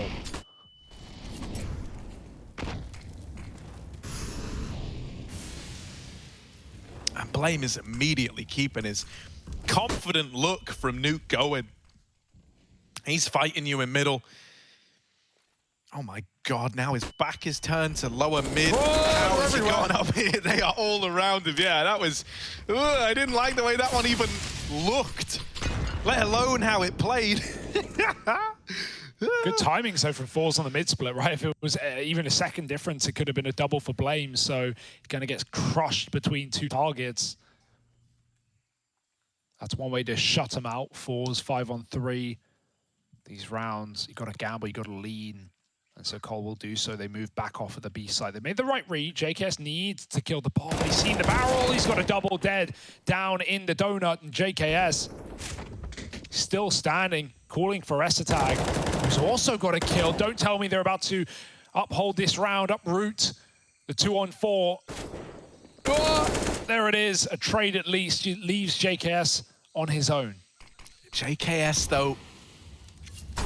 Oh, it's heating up for him. There's no secret what side he's on now. Oh my God. So much damage. Trading out into an AK. He's got more bullets to put down range, but they do get out. They just get out. How? How do they get out, Hugo? Don't know. JKS, is he going to give this a go? Come on, you kind of have to. It's too romantic. It's too much of a story. He's got to try and give this one a look in. 1v2, double AWPs, Fours retrieving both of them. But the reposition has left Fours guessing. Yeah, I think if you don't see the donut peak now, you either think save or the flank, and there it is. They realize very quickly what he's up to.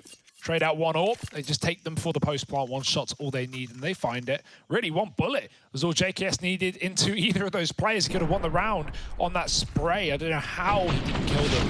Really nice try from JKS. Here was Blame, trying to pick a target. And as soon as he realized he was being swung, the smoke faded in middle.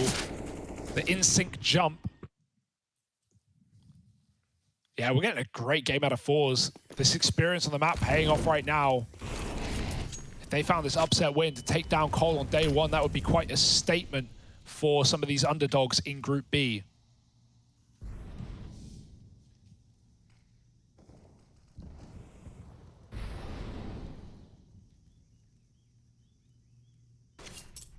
Oh, the timing for JKS. He will find Flit over here in main. The rest of Cole still 4 deep over towards that B-bomb site, Hugo. Fours are starting to move through red in towards CT. I love this. No one's even cottoning on. JKS is moving back, but those B players could get backstabbed very soon. JKS needs something massive here, and oh, it's a perfect kill for Almazen. Never even sees the entire pack of T's as they chase to the backline. A's clear. They're walking into the stack. They're walking in to the pistols, but a smoking cave will cut everyone out. It doesn't even matter at this point. You just get that plant in. Kenzie clears S-Tag. Poison's wrapped back to the ramp. But did they see him? Maybe so. They've at least spotted NATO. Trying to find that second man. Oh, Poison, oh, don't you dare. Hang on a second, Poison, this is just a P250, and oh, thankfully, Kenzie and Zorti are going to get it under control again. 1 HP on Kenzie, the difference between, you know, that being a 2v2 that they're able to kind of feel comfortable at least closing out, or that having to fall on an AWP clutch. Very fortunate that those P250s don't get away with more, considering the shots they hit. But we do keep it flawless for Forza.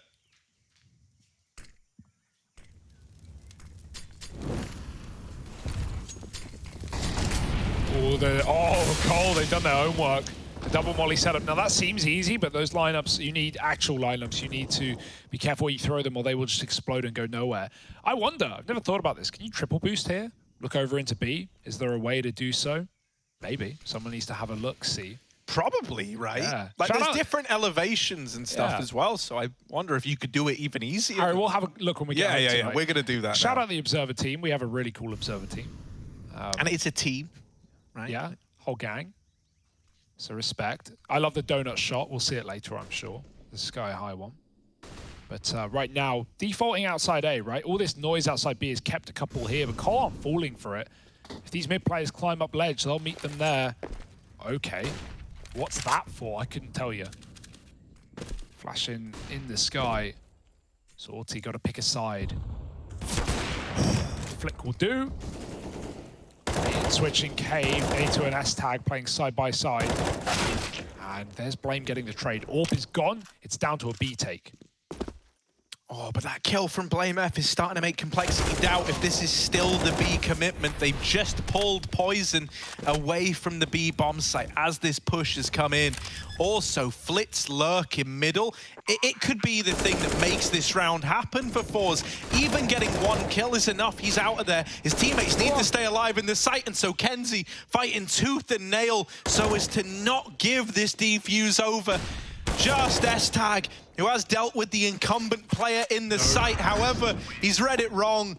Flick goes on the long rotation back through mid. I love it when lurks do that. Yeah. Just the pressure of knowing there could be someone CT, there could be someone pushing, is enough to disrupt that entire round. And in the end, he's left with a far safer spot to play that post plant as well. Yeah, really nice stuff.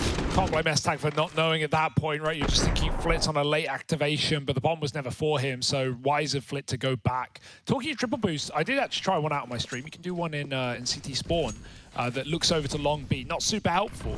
I just remember that. Oh, missed cave smoke. Gives a bit more room for Cole. Poison's going to try and couple mid, let Blame work it up from heaven with the rifle. Got Deagle inside a cave. Body shots potentially. Blame pokes his head out, but there's a nice refrag for Jerry. And Kenzie activating mid late as well. NATO getting the gun and getting out. All the guns are on B lane, and so Cole can actually retrieve these. S-Tag's going on like a big T-spawn wrap. NATO gets out of there with the other AK. Both the weapons now retrieved. And this gets a little bit weird. It's a mixture of timings. NATO wiped out over towards B. S-Tag, what's going to come of this wrap round? They're about to sandwich Flit. He's dealt with poison. Oh, and the follow-up. He's somehow ready for S-Tag all the way in T-spawn. Did he spot him on that? It was very close. It just looked like he turned away. It looked like he didn't see him, but maybe someone else caught it from spectator, right? Teammates are dead. They can watch it. They can see things you sometimes don't. You're so hyper-focused on your crosshair or other details. Nice round out of Forza again, just not getting panicked despite a couple of pistols pushing up on B and taking early kills. And this was our worry, I think. You're probably looking at this going, yeah, this is the danger, right? You just don't have the real world experience on this map. And the fact that you're fielding a stand-in on it as well, really less than ideal. Yeah, also, let's think about that, right? You have 5 days to practice 7 maps. Is Ancient one of the ones that you're putting in all the work in? Probably not. You're probably focused on the more standard maps that you know are going to appear your picks as well. They float this at least, so Cole actually picked this out of the last 2 maps. Can't remember what the final ban was, but they had that final ban. Was the overpass removal. They left Ancient in, so there's still room to get back in. It's not over by any means. 7-0 though, and the AWP does respond. Poison. It took 1, then gone to Kenzie, and now they want to execute onto B. Blame's here. They have a smoke for the long side. Short's cut off. This crossfire between Blame and NATO is pretty nasty. There's a lineup for long. Yoink. Blame going to try and set his teammate up with a bit more cover, but they're going to check this corner. No doubt about it. NATO dumped onto the nades, and Blame might have to save.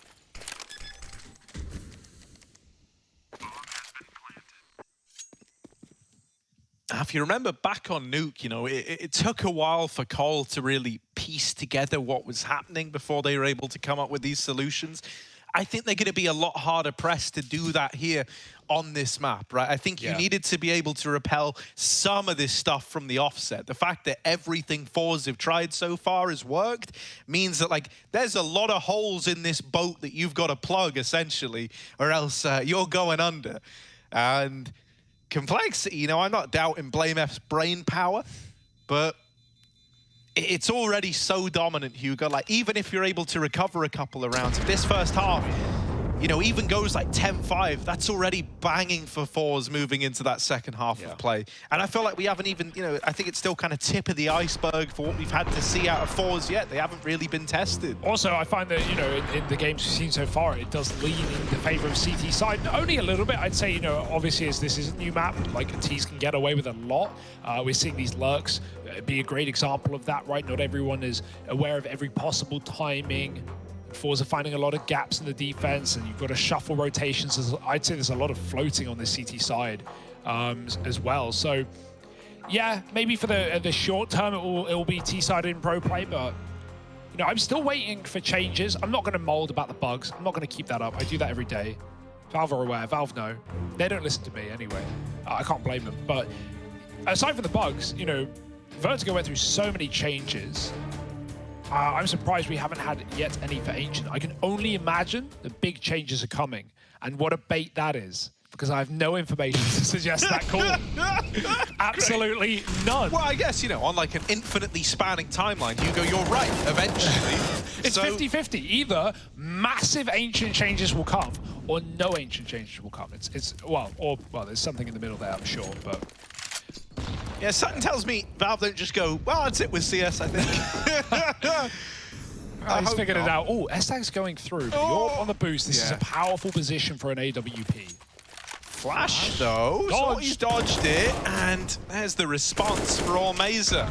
Oh, good nade. It's nice having a teammate there just waiting on the box to not only reboost you if you fall off, but also to re-peek if you get rushed, right? The AWP's not great if you're getting pressured, poison, smoke spam to respond. Jerry goes through with a flashbang, and he's traded places in the site. Somehow takes down, no way! Two players, headshot up close, and Jerry, the reckoning on this B bomb site. a force of nature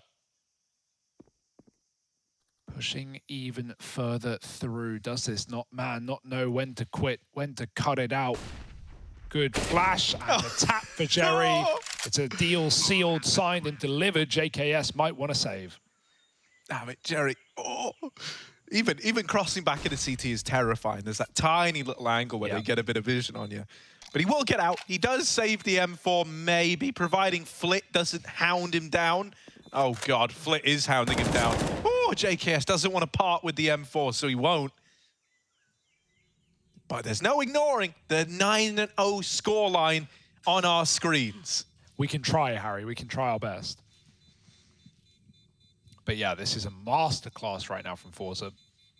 Seeing new lineups every day on this map, right? Not just obviously ones that are maybe meta, but also ones that teams come up with themselves to fill their own strats. One of the things I'm not mega keen on the idea of, with this ancient third map being the one that was swung to by Cole, is it feels like they've kind of shown that, yeah, our Ancient needs a lot of work, which scares me. True. And on top of that, they've kind of been like a little taste test for the other teams, right? That are maybe sleeping on fours somewhat to see like, okay, yeah, so their Ancient is strong, right? It gives you like a bit of a spirit level to try and judge this performance against. I see that, yeah. Will it force more bans out of Cole, or is it the Mega Brain where it's like, oh, this is just a bad game, we'll get better next time? Yeah, you know, those are the questions.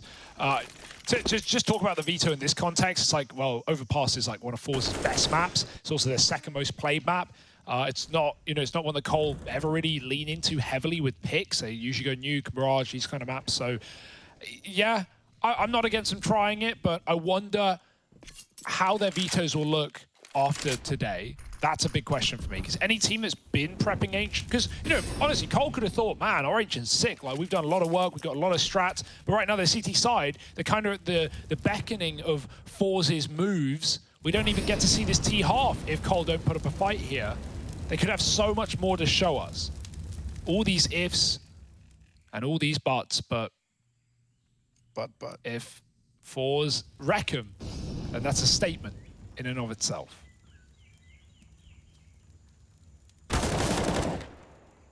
Maybe around now, though. Yeah, this is nice. NATO's had a bit of a rough start here, but he's dealt with the mid-lurk. A plays always make me nervous. It's just the nature of this A bomb site. This shot is lovely. As they start to creep through Donut, will they be ready? Two angles being held. It's a bit of a crossfire between Default and Big Box. No. Well, Poison's blindsided. I don't know if he thinks JKS can see deeper than he can, but he's not watching that at all. Just the inexperience, right? You just don't know the angles yet. You don't exactly like, oh, I have Donut, but you know, JKS doesn't think about where Poison's playing. He's just saying, I have the walkout. And this 3-on-5, Harry, this should have been around for Cole. Instead, they're getting rings run around them. It's terrifying as well, because you'll see teams launch a full exec into that A bomb site in a 5-on-5, and they will struggle to get in. The fact that that's a 3-on-5 walk up, no utility, nothing thrown out, two players actually in the A bomb site with a crossfire. In a 5-on-3, it's kind of concerning that it goes in favor of Forza so dominantly. Yeah, no, that's definitely just the inexperience and not knowing about the angles. Simply, if Poison is sitting that open, and JKS does not have him any more than he can hold. Look at this, complete unawareness. Those angles are deep, man. There are little gaps as well. So many, in tempo, so many little corners, cubbies you got to clear on both sides. It's really weird. Yeah, it is. Y'all okay over there? Yeah, man. There's just some bees in here or something. Bees in my ears. Okay. Bombs back in spawn. Zorti's late throwing smokes. Is this just a top mid smoke? Are they going to pop out lane into heaven? Certainly seems to be the case. There it goes, Molly. Oh, through the skylight as well. Forza have got some seriously nasty lineups. They have been nerding this map. Nice shot from NATO. He can't get two, but his teammate will trade as the Molly fades.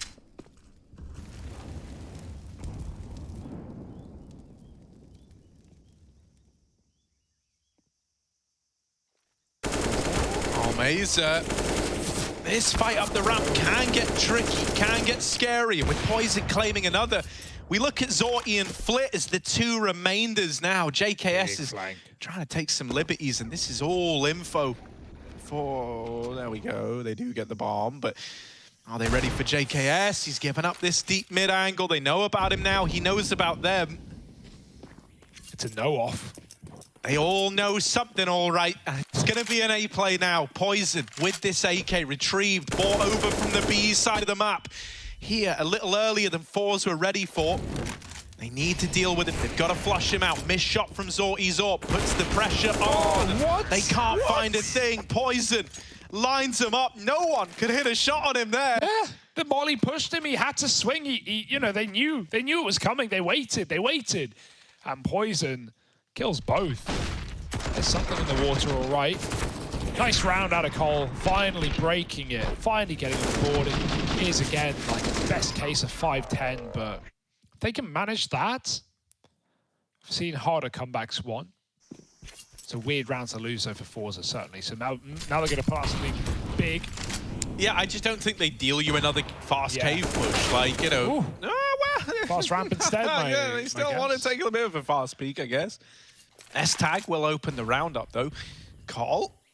They need to be able to convert these, right? They had that 5-on-3 last time that didn't go their way. This time it's a 5-on-4 delivered early. You need to be able to convert these rounds. JKS getting aggressive over towards main. He plays this like really fearless, and we've seen him just get spammed out doing this. Uh-oh. Got to force a smoke. Nade will do it as well. JKS knows. I don't know why he's waiting. Maybe looking for more than one. But if he knows he lobs it in the corner, he gets max damage there. Zorty was trapped. He just threw it shallow as well. I guess not wanting to peek and expose himself, but even so, Zorty is very lucky to be in good standing, good health. And no one needs to peek. 5-on-4, hidden behind the big box. JKS does not want to move, and Kenzie will just tap out Poison at the top middle. Now we talk about these mid timings, these lurks, and these fact that CTs have to float or look what opens up behind. Forza are expecting a rotate. There's no one there. He can walk all the way around into CT spawn, and in fact, that's exactly what he's doing. Maybe spotted by NATO. It's hard to tell, but he's on the angle nonetheless.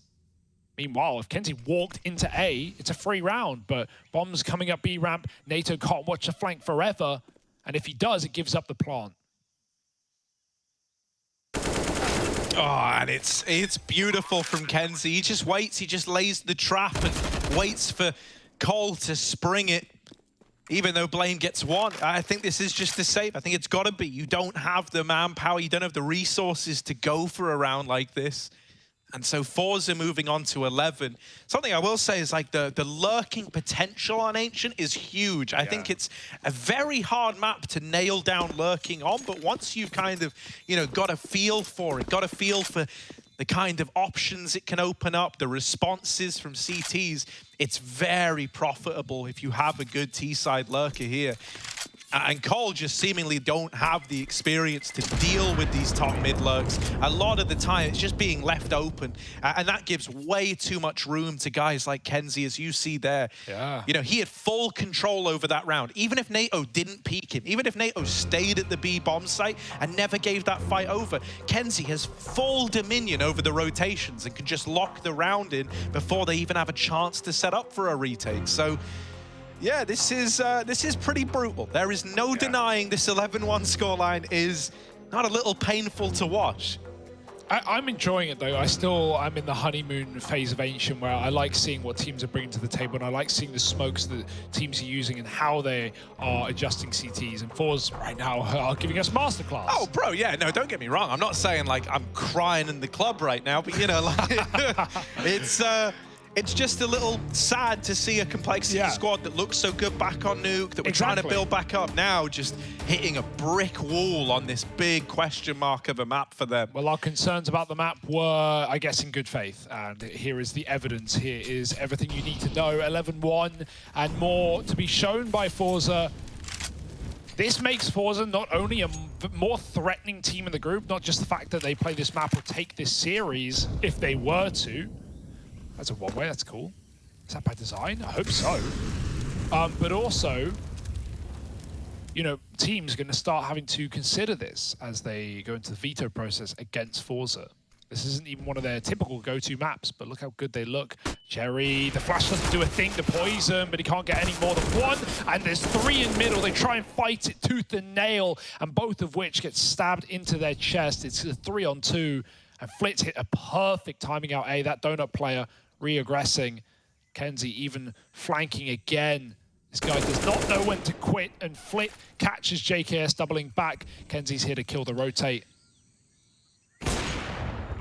That might actually spur S-Tag on to give this. Not? I think he was just fully committed to the idea of a save in the 1-on-3, but now he's like, well, look, I mean, if they've given me that, and there's a kit dropped right in my eye line, it kind of feels like I have to go for this. Yeah. Will he, though? Doesn't believe in fate, does S-Tag. I mean, it's just so sad. Like, you've got to play for rounds at this point, don't you? So something I was going to say is that, like, thus far, this Cole CT side has felt very stagnant. Like, there's not a lot of movement. And I look at CT setups on this map as something that have to be very, very fluid. Everyone has to know what they're doing. You have to be, you know, like, willing to kind of dynamically fit into the ebbs and flows and be actively challenging. Like that mid hold, I think, is a very good example, right? They were set up to hold mid, to anchor it as 3. A lot of the time, you know, it's more about chipping away at the mid push and then going through the motions of, you know, falling back into cave. Oh, we're giving up CT. Now I'm kind of holding it from a little gimpy angle in through the CT spawn. Yeah, poking and prodding. And that's why I was talking about floating earlier. Like, you need to be constantly switching up spots and keeping track of what your teammates are watching. I mean, we saw an example of that earlier in that A round where they walked through Donut in the 3-on-5, poisoning JKS, not covering. But yeah, at this point, you're just in your head at this point in the game. Forza 12-1 up. They can't do anything wrong, even if they were to try. A bit of aggro towards the lane. I like it from Blame. But will it wield results, or yield rather? Smoke is down, and they just don't care. They just don't respect you enough in the scoreline, but maybe they should. S-Tag holding strong with a double. Blame on the big flank, lining them up, and a third is found. It's good stuff right now for Cole with a bomb in the middle of the B bomb site. There's only so much Forza can do. You're not saving. And so you may as well give it a go.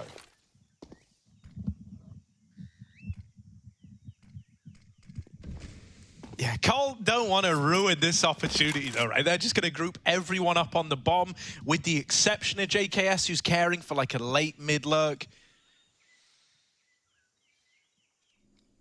If Forza get back into this, I don't want to, well, I was going to say I'll eat my hat, but don't do that. Yeah, Vince actually made a promise of that on live, you know, and I'm not repeating history's mistakes.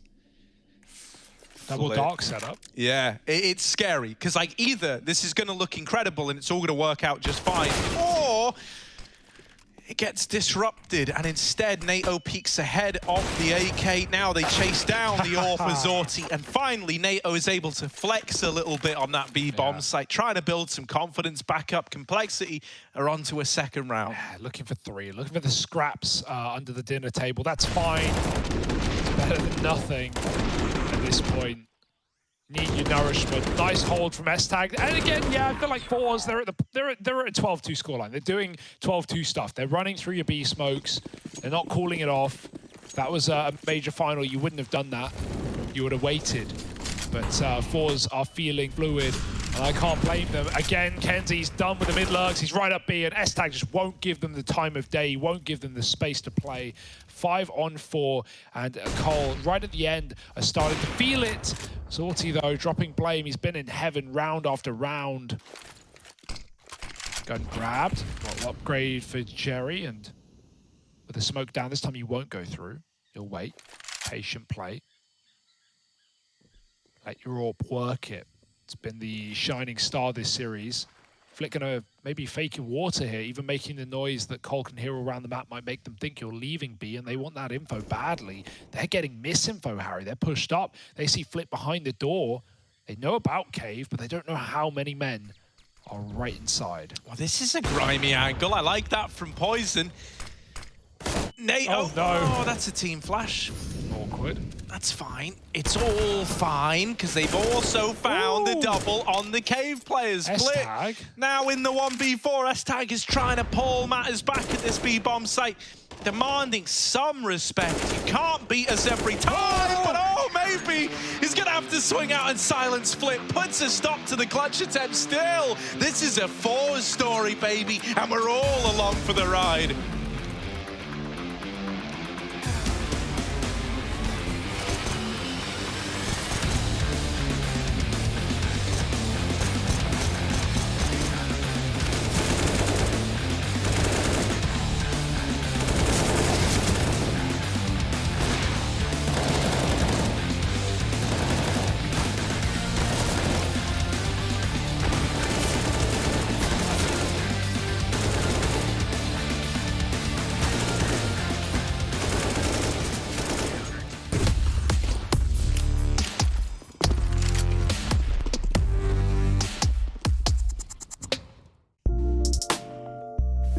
Hey Future Pros!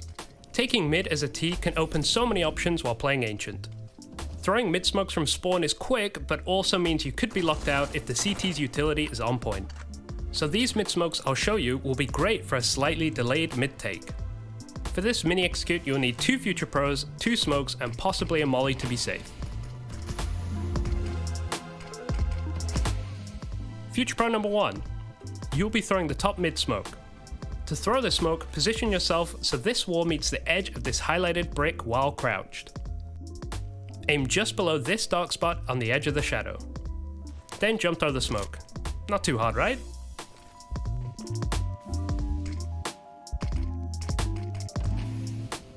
Future Pro number 2.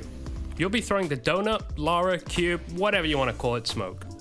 To throw this, stand against the wall in the middle of this window frame. Find this gap in the trees and aim just to the left of the center of the opening. Then simply throw the smoke. Just like that, mid doorway and donut will be blocked. A note for these nades, it helps greatly if you have a fellow T somewhat holding the B lane so you can't be peeked from the ledge area. Also, if you don't have early info on the cutout position, lob a basic molly in there as a sneaky CT could really ruin your day.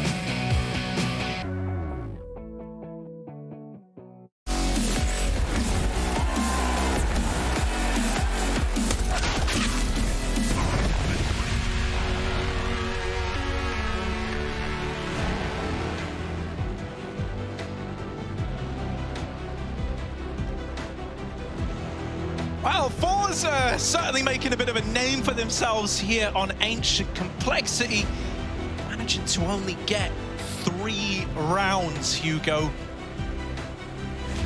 That's it, that's the set. Yeah. Oh, sorry. Light a candle, press F to pay respect, Complexity.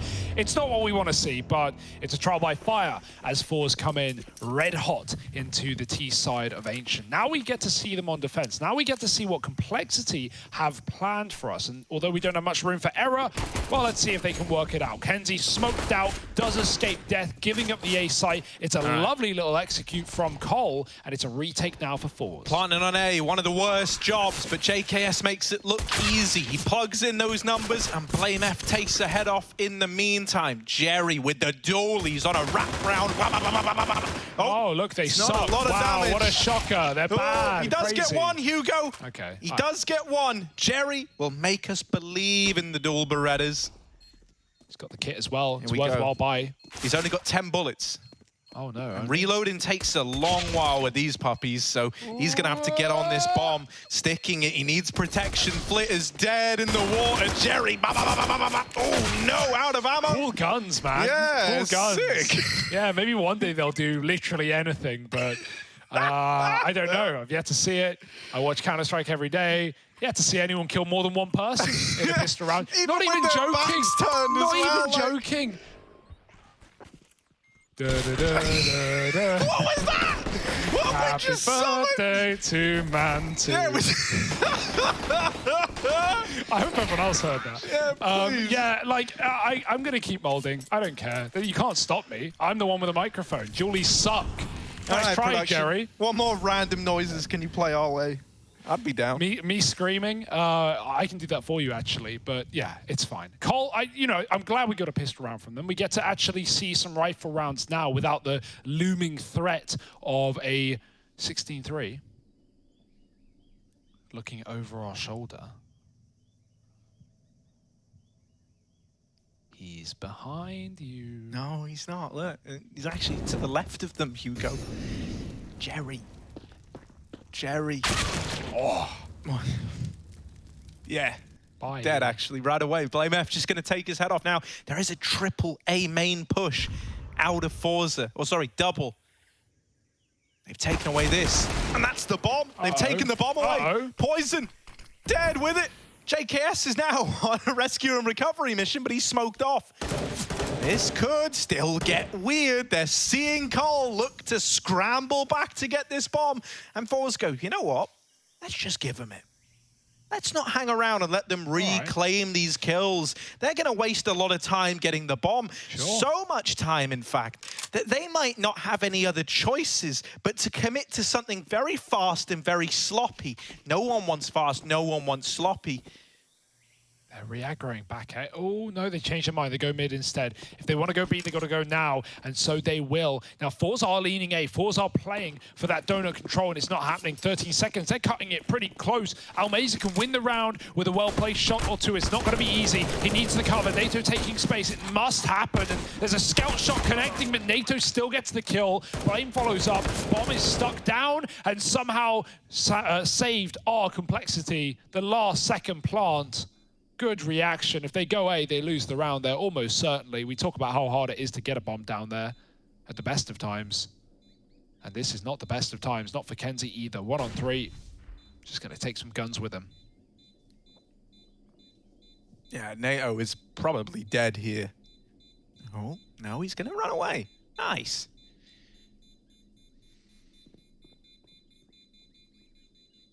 So in the end, all mates between Kenzie, JKS, Blame F, and NATO.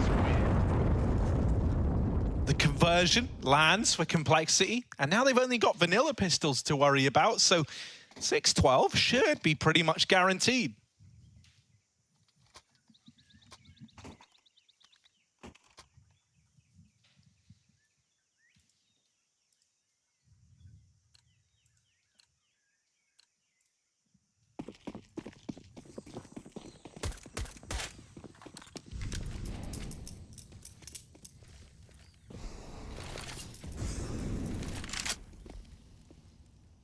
Yeah, Cole have got the smokes in, right? They have at least come in prepared, even if it may not have seemed like that in the first half. As I said, it didn't really come down to them on that CT side. Forces had so much to throw at them.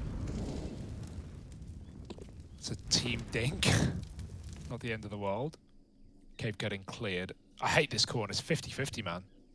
And even then, Jerry. Oh. It's not an easy kill for Blame, but he is doing the Lord's work. 2 kills. Oh, the running use takes him down, but no AK to grab. NATO's there to trade the frag, and now Flit running for the hills. Cole going through the motions, getting the rounds they need, but once we hit guns for 4s, I'm gonna be a little worried.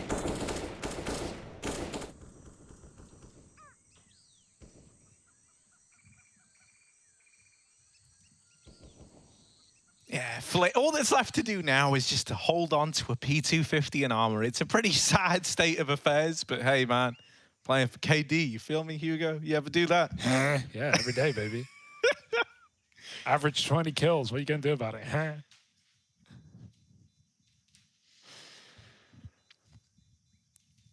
So could Blame F get you believing again, Hugo? If Blame F were here right now, and he looked you in the eye, and If he was here right now, I'd say, Blame, you got a game to play, mate. You need to get back in the server, back in the... Well, look, in a way, he is. Look at him. Yeah. He's right here. I'm next to him right now. Yeah, there's a big screen of Blame on the wall. And I'm stood near it. Yeah, it's the closest you'll ever get to Blame since the restraining order. What would you say if Blame F was trying to get you to believe in this one, Hugo? Are you a Blame F believer? Are you a Complexity believer? I am, but you know what I also am? What? A realist. Force have 12-6. They've done the work on the So 12 is bigger, is what you're 12 saying. is bigger. And Right. also, I was carrying on, but you did cut me off. Sorry. You know, Force, they've played this map, Harry. I think they have a lot to show us on the CT side. Already into a gun round. Let's see if I'm wrong. Force trying to take space. They threw players into middle to drop the util, but often in this T side, you're going to see late mid takes, right? Mollies are such an expectation out of the gate, so... After those fade, Cole start to move into position. Poison taking middle. Smoke is down. Fours having to give it up completely. They double donut instead. Making sure they can trade this kill. And they go, fine, you want mid? Have it. You're not going anywhere with it, though. Zorti needs a flick. And boy, is he up for the job. Nade is too late. He's already out of there like a light. Poison, he might find a timing. Can Flit see him? Yes. Oh, Flit. Oh, that's gross. Even with the X-ray, it looks like he can't have an angle there. But somehow, someway, Poison's like, man, mid's so free. No, it's not. Fours 5-on-3, forcing a B execute from Cole. Yeah, last-ditched B play attempt. Zorti's AWP on the angle, and JKS learns about it the hard way. Here come the mid-rotations. They're knocking on your door. Jerry and his merry band of men are going to cut through the attempt at the B play. First gun round, 5 alive. Yeah, flawless. 4-4s. And that's why, you know, no matter how motivating Blame is, Harry, it's hard to not believe in the Fours effect. Look at this triangle right there. How do you even... Mate, some of the donut angles, like, they don't even feel real. Ugh. Especially like what some of the angles you can take with AWPs, where like brickwork is a little questionable. Yeah. You know, I don't want to knock the whoever built this map. Mayans. Yeah. I mean, I don't know who inspires the architecture here, but I can tell you they didn't have precision stone cutting tools. Well, I'll be sure to leave my feedback at the door. And Zorti, that's a bait. Oh, what a flick. JKS, good shot, but Zorti is hanging around. He wants everyone. Finally gets out with 2. Good time to cut it off. No, it's not. 3 for Zorti. Get him out. Send him home. It's bedtime Complexity. He was meant to be the bait to the bait and switch, but he ends up doing everything himself. Blame F, last guy remaining, and he had to watch his team get slaughtered before his very eyes. The traumatized husk of Blame F, 1v4 over towards mid. And 1 trillion angles to check.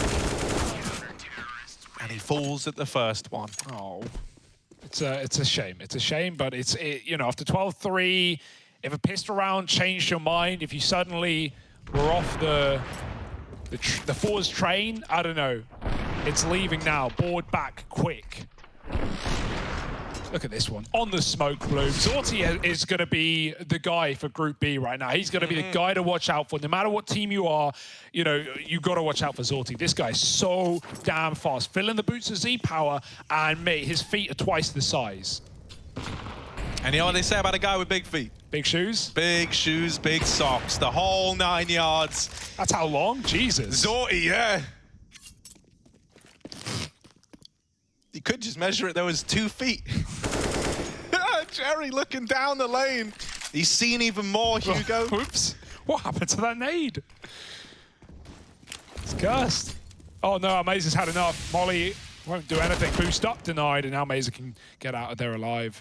5-on-3. Cave player's going to go. Jerry. And they're not even thinking about it. Nice trade, but it doesn't mean anything at this point in the game. 15-6. Swapping out AKs. Fours playing like quite the unit right now. An absolute unit. And I'm in awe of the size and the sheer number of rounds. 15-6. 4s through the group. They weren't even supposed to be here, Harry.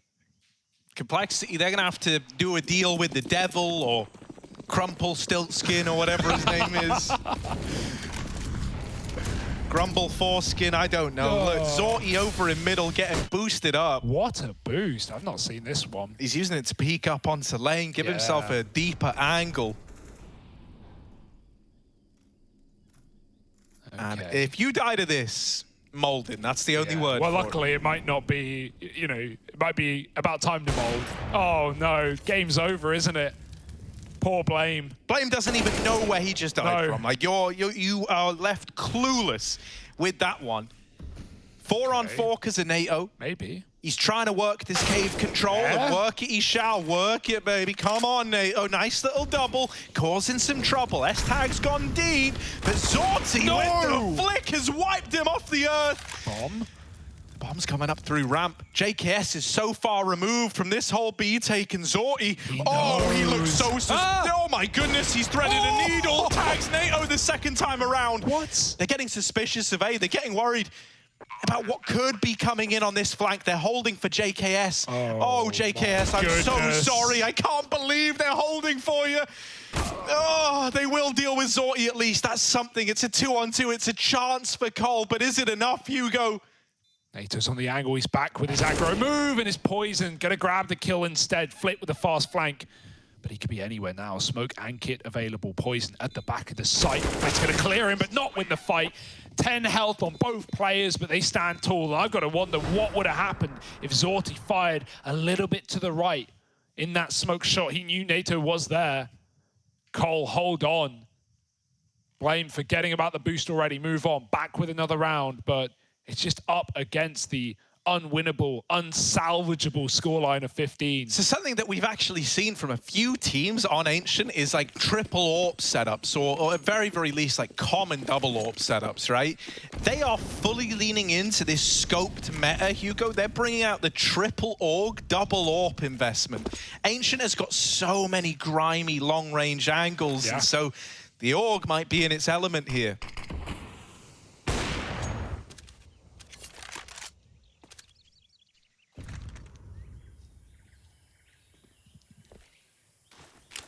Bit of an A-smoke situation. All right, third crack to the right, and then you see that leaf. Yeah, no, not that leaf, second leaf. Yeah, and then crouch, and then stand back up, and then crouch again. Yeah, JKS is this is not a map over. where you can teach your teammates on the fly. You've got to have done your homework. Poison's like, right, I'm looking for the big twiglet on the ground, and now I have to line that up with the lightest grey brick. Here we go. And here we go, Zorty. Not worried about lining up smokes. He's worried about smoking fools. He's good for the first. Poison on the receiving end of that. They're going to try and wrap Donut. They're going to try and move in. Not again. Donuts, they got something sweet in the middle, but this one might be mighty sour. Flit, traded after one. Zorty feeling the pressure, flashed off, and Kenzie dead to that swing. They are everywhere. That AWP rotating in is also made mincemeat of by JKS. They deal with Jerry wrapping around 8-15. Cole are giving this everything they've got. And this is kind of what I implied in the first half when we were down like, 10-2 or something. It's like, Cole might have got like loads of really cool ideas on this map, but a lot of them are going to come on the T side, right? You're not thinking about how to take space on CT. Sometimes it's more simple. Just throw a molly here, throw a flash over the top. It's kind of basic. It's kind of on the fly. You're reacting. But now on T side, now where they get to command the flow, we're seeing a lot more. Those are great timings out main and through Donut. Like Zorty didn't know where to look. So it's such a shame it's come off the back of a 12-3 half, because it just feels like Cole just don't have the room to show anything. They could be a great Ancient team for all we know, and we're starting to see signs of that. But it's just up against such insurmountable odds. This round at least is a 9th. And hey, suddenly, one more and you're at double digits. You're wondering, hey, this isn't so hard after all. Let's start believing. Let's keep believing. Because they're not far from that finish line, Harry.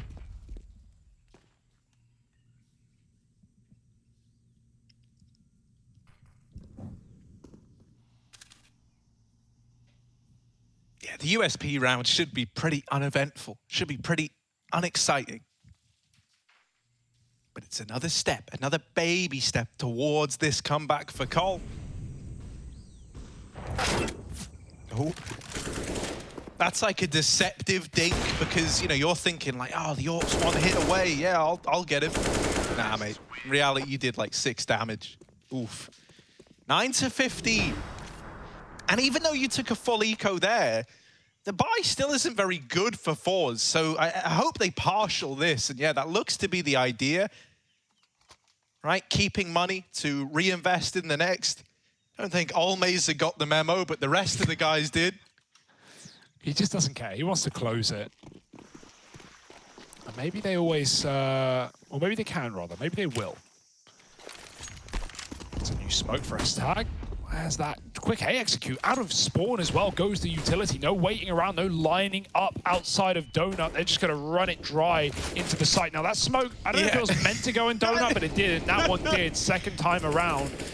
Cutting it off. I mean, hey, if there was ever a time to learn that smoke needs patching up, this is the round. Oh, planting on A. Planting on A is horrible, and they've got to learn that now. Smoke shot. This feels like, I don't know, it's like a killing field, mate. Like you are just in a big open area where you're open to everything. I feel like on A, you should just keep faking it and waiting for the re-peaks to come through. Although when the smoke shots start landing like that, they hit different. NATO cancels as he realized it's not going to go well. Oh my goodness, well for who? Well for who? No. Bomb dropped. Poison's on the angle. He's looking for everyone. This is a broken buy. This was one rifle. They've got a flank back coming back through spawn. No one's considering it. Poison's attention fixated on Kenzie. Tap. S-Tag walks back and Flit resets. It's all on Poison for the 4K to keep the game going up against Eagles. Yeah, Poison's in the temple, but he's not a praying man here. He wants to leave nothing to chance. He's looking for this bomb and for a shot at redemption. 1v2, the Eagles up against him. They haven't been able to retrieve these guns. And actually, Flit has left the A bomb site thinking that this is no longer the A play. Flit needs to start coming around because they've heard the bomb go down. They heard the tap. Like, just wants to kill, can't go anywhere else. Flit is still at B, and so Kenzie is 1v1 right now. Flit is so far away. He's having to run all the way through middle. This is giving time to Poison and gives a 1v1 over. A lot of question marks as to how this went from looking so pretty to so ugly for Forza. Flit is the last chance, the last opportunity, and never mind. Thing of beauty in the end as he comes in with the clutch, taking it over the line for Fours. They're ancient, not to be slept on. Complexity learned that the hard way. Fours take him down to open up Group B 2-1 over the Complexity boys.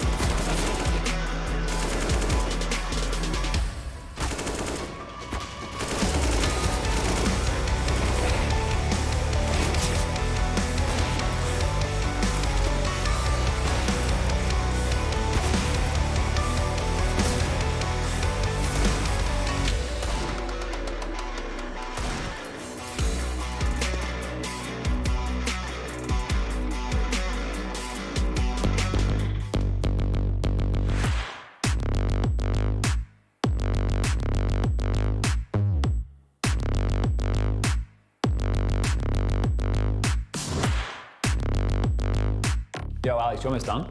Yeah, nearly. I just started a control point. It would be like I'll take a seat. 5 minutes or something. Wait, are you playing Mech Arena? Yeah, you heard about it. The team-based tactical shooter, 5v5 online. You're telling me the one that mixes that perfect blend of pick up and play fun with skill-based matchmaking? Yeah, yeah. Have you been customizing your mechs at all? I've been loving it in that bloody hangar. You should see it. It's decked out. That's the one. Yeah, yeah. You want to pick it up? You want to have a game? No, let's do it. I just won. MVP! MVP! Hey!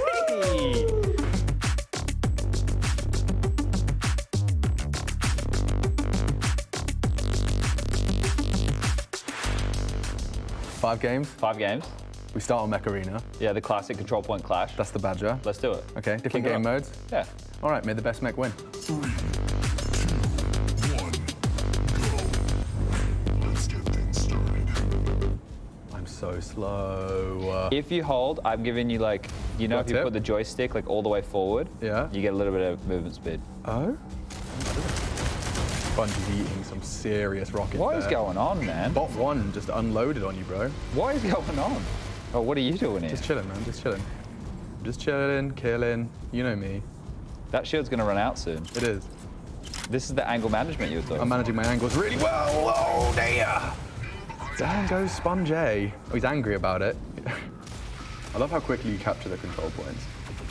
Well, that's not good. That's not good. Oh, that is stylish. I'm farming him. Laser beam. No. So am I going to sit on the sideline here and watch? I feel like that's what's going to happen. If you could leave me It's alone. just you versus 5 of them. 1v5 situation. If you could leave me alone. You're about to get headbutted, bro. I'm bringing the headbutt straight here. No, no, no. Bot free. My job. Oh, my kill. We talked about this. I've lost. Yeah. You got 100 points. I'm just headbutting my teammates. That's so. GG. Yes. I'm really disappointed. MVP, no Of course less. you did. Most valuable. I didn't even get on the podium. I got 6 frags, dude. Get it on HLTV. That's ridiculous. Anyway, good game. Good game.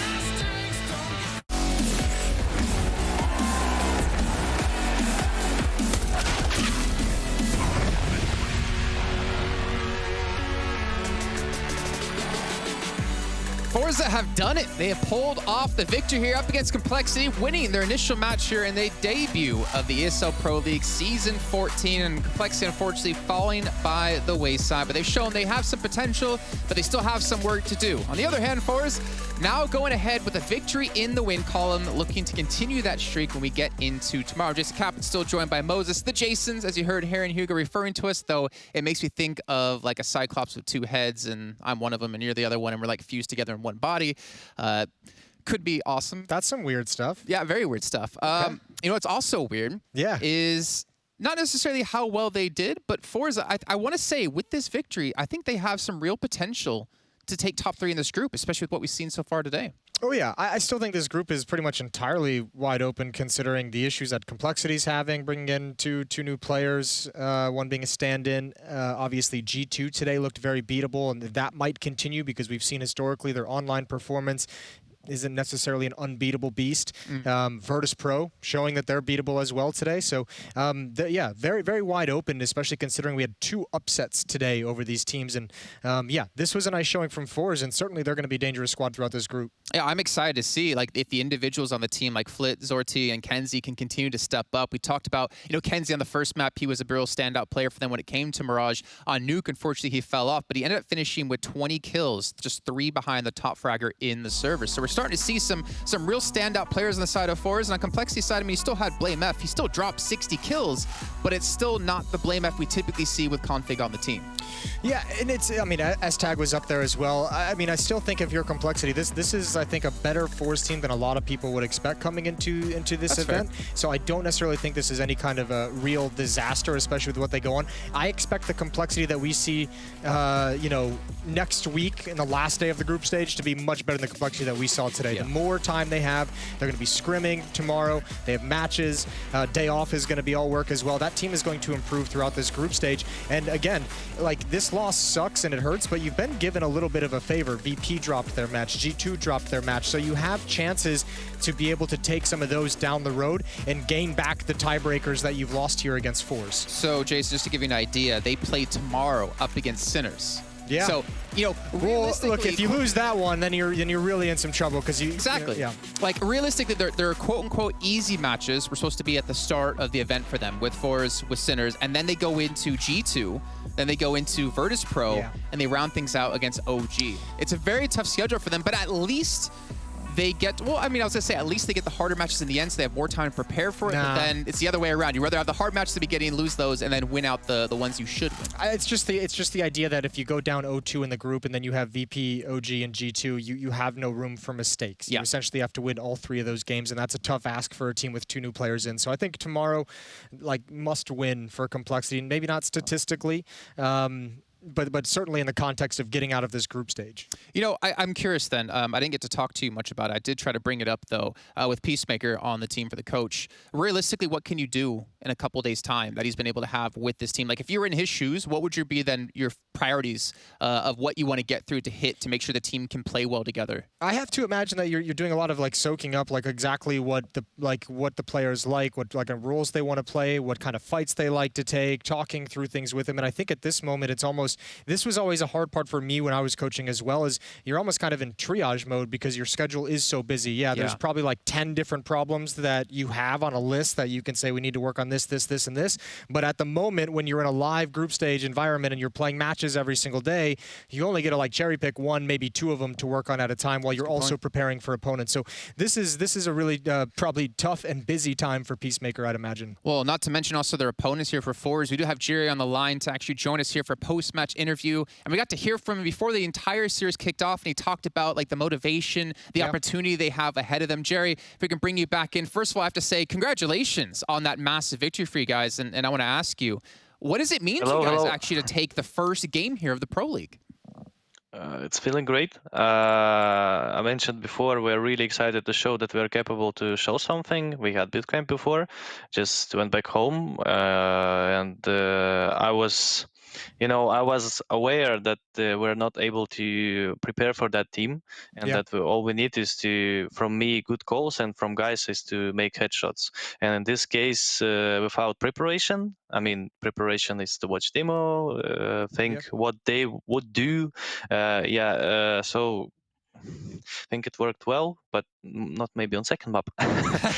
We'll ignore that one. Yeah. Well, We're feeling great. Yeah, certainly is. You talked about this as a big opportunity for you guys coming in for Pro League. I was just curious, when exactly did you find out that you'd be replacing Renegades within Pro League? Like, how long have you guys had to mentally say, okay, we're going to be playing Pro League at this week? Oh, okay, that's interesting question actually. We just went to the boot camp 2 weeks ago, and once we reach there, we always have the media day, and it's a day where no one playing, but everyone do something for the organization, photo, videos, and etc. And once we made our last video, exactly this timing, our manager Dmitry Veka just screamed at the all boot camp, so we can hear his scream from old house. And he said, guys, we are invited to ESL Pro League, but I think it's fake. Someone trying to fool us. I came up to him, looked at the mail he received, and I said, it's not fake. It's not fake. We're in ESL Pro League. And everyone said, oh man, we have one more tournament to play. I said, it's ESL Pro League, guys. You should never repeat this again. It's the best tournament ever. Awesome. And we started to prepare right after that day, so it was incredible timing actually. When you come into this group and you obviously get to start out against Complexity that has the config situation is standing there. They have a new player in Esatag. When you look over at some of the other teams, VP looking a little bit flat. When you see G2 coming out flat today, do your goals and expectations of what you guys can do change? Like, do you now all of a sudden look at this group and say it's wide open, we can actually take this? Like, were you coming in thinking that you could be a top 3 team, or? When we were coming up for this group stage, sorry, okay, go on. Yep. Yeah, our main goal is to take out of the group. That's the most important thing for this tournament for us. But as you mentioned, once we see the VP are not in a good shape, once we see that the G2 just went back from vacation like a week ago and they're not playing much, as I can see in FPL, and everything that happened, that config is not playing as well, I realized that we should not change our goals, because we were preparing for exactly for this one. Like we need to face every team with good preparation. We need to shoot good. I need to do good goals. Little should do some good analyze, and it changed nothing. So we know we're not the best team here, and we do everything we could to go out of the group stage, and it's not important for me if we go out from the first place or the third one, but of course I would like to go from the first one, and I will do everything I can for this. For sure. Oh, that's awesome, man. How do you feel, what's it been like being a, Russian team during the CIS era that kind of kicked off to start this year? You had VP looking good to start the year. Spirit had some good showings. You have Gambit, obviously became the best team in the world. Navi's now the best team in the world. You got a lot of regional competition, man.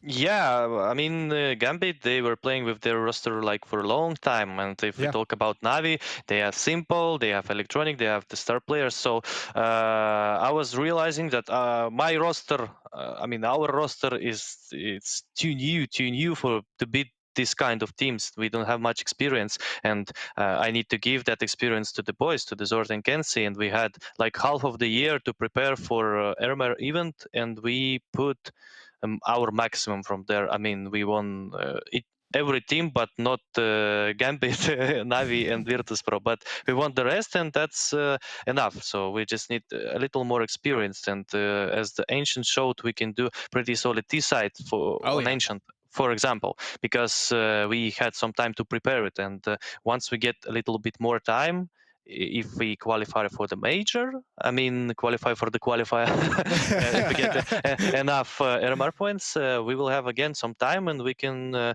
bring up old Nuke when we were really good there. And it's all about time, actually. It's about willing and time. And I have willing, but we don't have much time now. But still, it's possible for us to show that we're really good on some maps. Some maps, not everyone, not every map. So I'm actually curious then, because you did get to talk about some of the teams and like how well you think they're currently playing at the moment. If you were to rank the group then of like who's the strongest versus who's the weakest opponent in your eyes, could you maybe give that for us? Yeah, I think the strongest opponent now is OG, actually, because I saw Nico playing FPL from 2 weeks ago once we reached bootcamp, so I know that they had a lot of preparation. If we talk further, I should say the second place could take G2 or Virtus Pro, but the thing is, I will put G2. I'll put G2. They have Nico. The Nicos are really killing it for you. Yeah. Then I should say Virtus Pro or Sinners. Sinners and Complexity. I mean, the third one by power should be Virtus Pro, but I saw today's game against against G2 from Sinners, and I should say the Sinners are top 3 by the power of the group. And I will not put myself on this list, and I should say the Virtus Pro are pre-last, and the last is Complexity for sure, because they don't have their star player, the guy who is game changer. So exactly, for sure, they're out of competition here. Yep, I think naturally. Yeah, I mean, Jerry, honestly, it's been a treat to get to talk to you, and I wish you guys the best coming forward. And I want to not keep you too much longer. I want you to go celebrate a little bit, obviously get some rest and get ready for what's coming tomorrow, because I believe you play Virtus Pro tomorrow as well. So, Jerry, thank you again for joining us, man, and I hope you have a great night. Congrats, Jerry. Thank you, guys. Good night. Good luck. Lovely guy. Lovely interview. Yeah, it made a fan out of me. Probably going to make a fan out of plenty more people. Fun guy to talk to. Yeah, and to hear him rank Sinners so high, I think that's so interesting to me, because I feel like people come into this group just by name value, right? You're not going to rate Sinners so high. Well, I think players generally, obviously, will have a different perspective on it too, because, especially if you're a talent on like a tier 1 circuit of events, you don't normally see what Sinners has been doing. You're not casting them, you're not analyzing them, you're looking into the match scores, you're looking at, some of the statistics, but you're not actually getting any of the eye tests. So I think players generally probably have had more respect for Sinners over the past few months as they rise up than we've realized quite yet. And maybe this Group B of Pro League is going to be their coming out party, their wake up party. Yeah, I just wonder though if this grind they've been on is eventually going to run out of gas. Will this machine eventually collapse on itself? You heard Jerry talk, and we've heard every single player coming out of this break say, "Thank God we got a break." And you saw Jerry there saying, the number one thing that we need is time, and it's the number one thing that no team actually has at the moment. So yeah, it is a constant grind,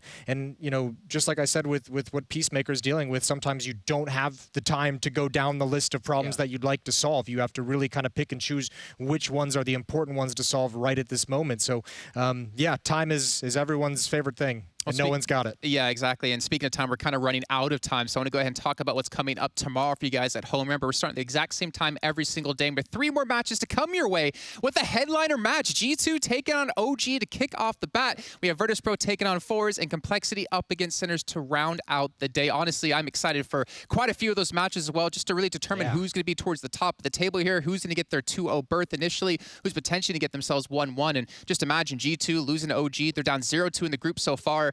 I mean, we're seeing a lot of reminiscence of Astralis in Group A again.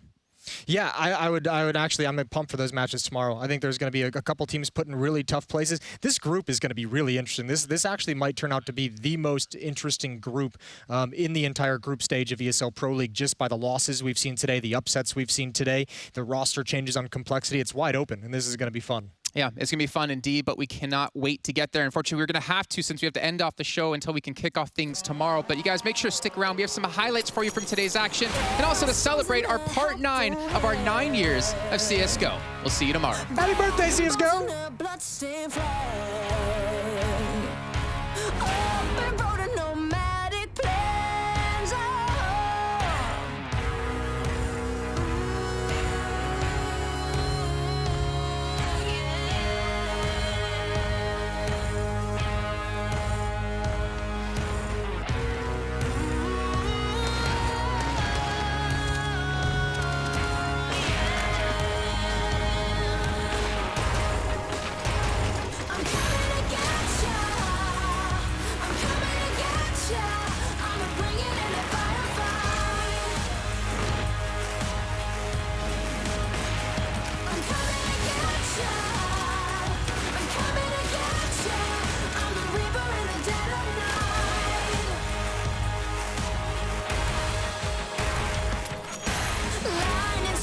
In a quiet town, bodies fall upon sacred ground. Burn a flag and a king is crowned.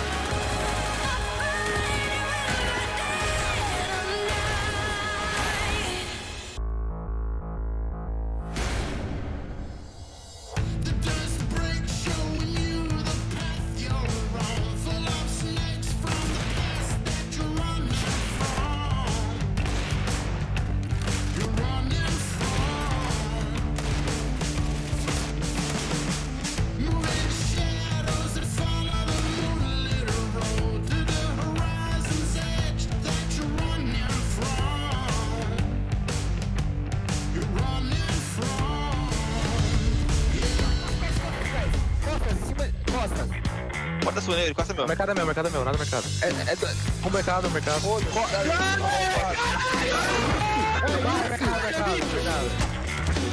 my god, he's knifed him, and he's gotten away with the AWP. I'm starting to get nervous. There's no way. Katie, you can't win Pro League like this. You can't win Pro League like this. Calling well above his years, clearing corners. Oh no! You're an animal. 1 versus 4, and he's going to get a headshot. Oh, what?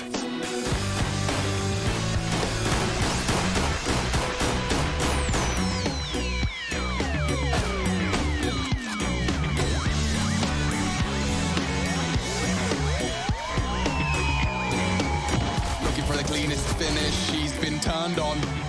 Zywoo, no help really, but he's still hitting shots. He's already got 3 and 4 and 5 and oh my god, Zywoo! Unbelievable!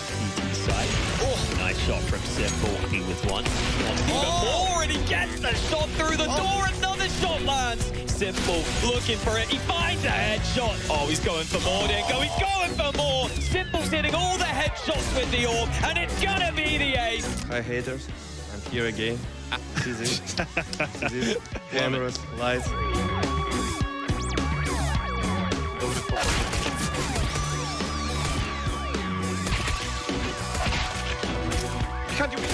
Oh, yes! This is the first, and that's Zywoo. Biggest scalp done. Oh, PK's knocking off scalps and handing out headshots. Finds a player completely blind in the form of Nico. Cadian's getting covered. 4K! Back to the sights, and he's got a chance here. Does hit 2 deeks, 3 deeks. Honda's got a force. AM Cologne champions. It's not just been steer.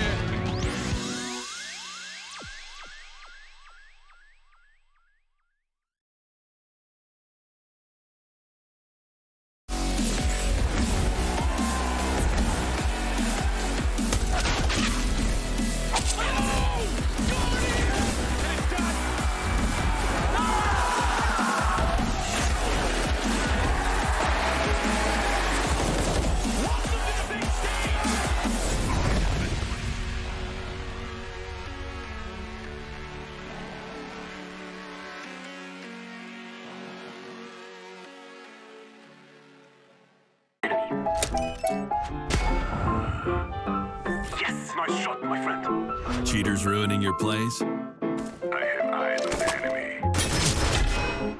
Bad servers stopping your shots? What you need is ESEA. Advanced anti-cheat to stop cheaters. And the best servers around, all with 128 tick rate. ESEA, the best way to play CSGO.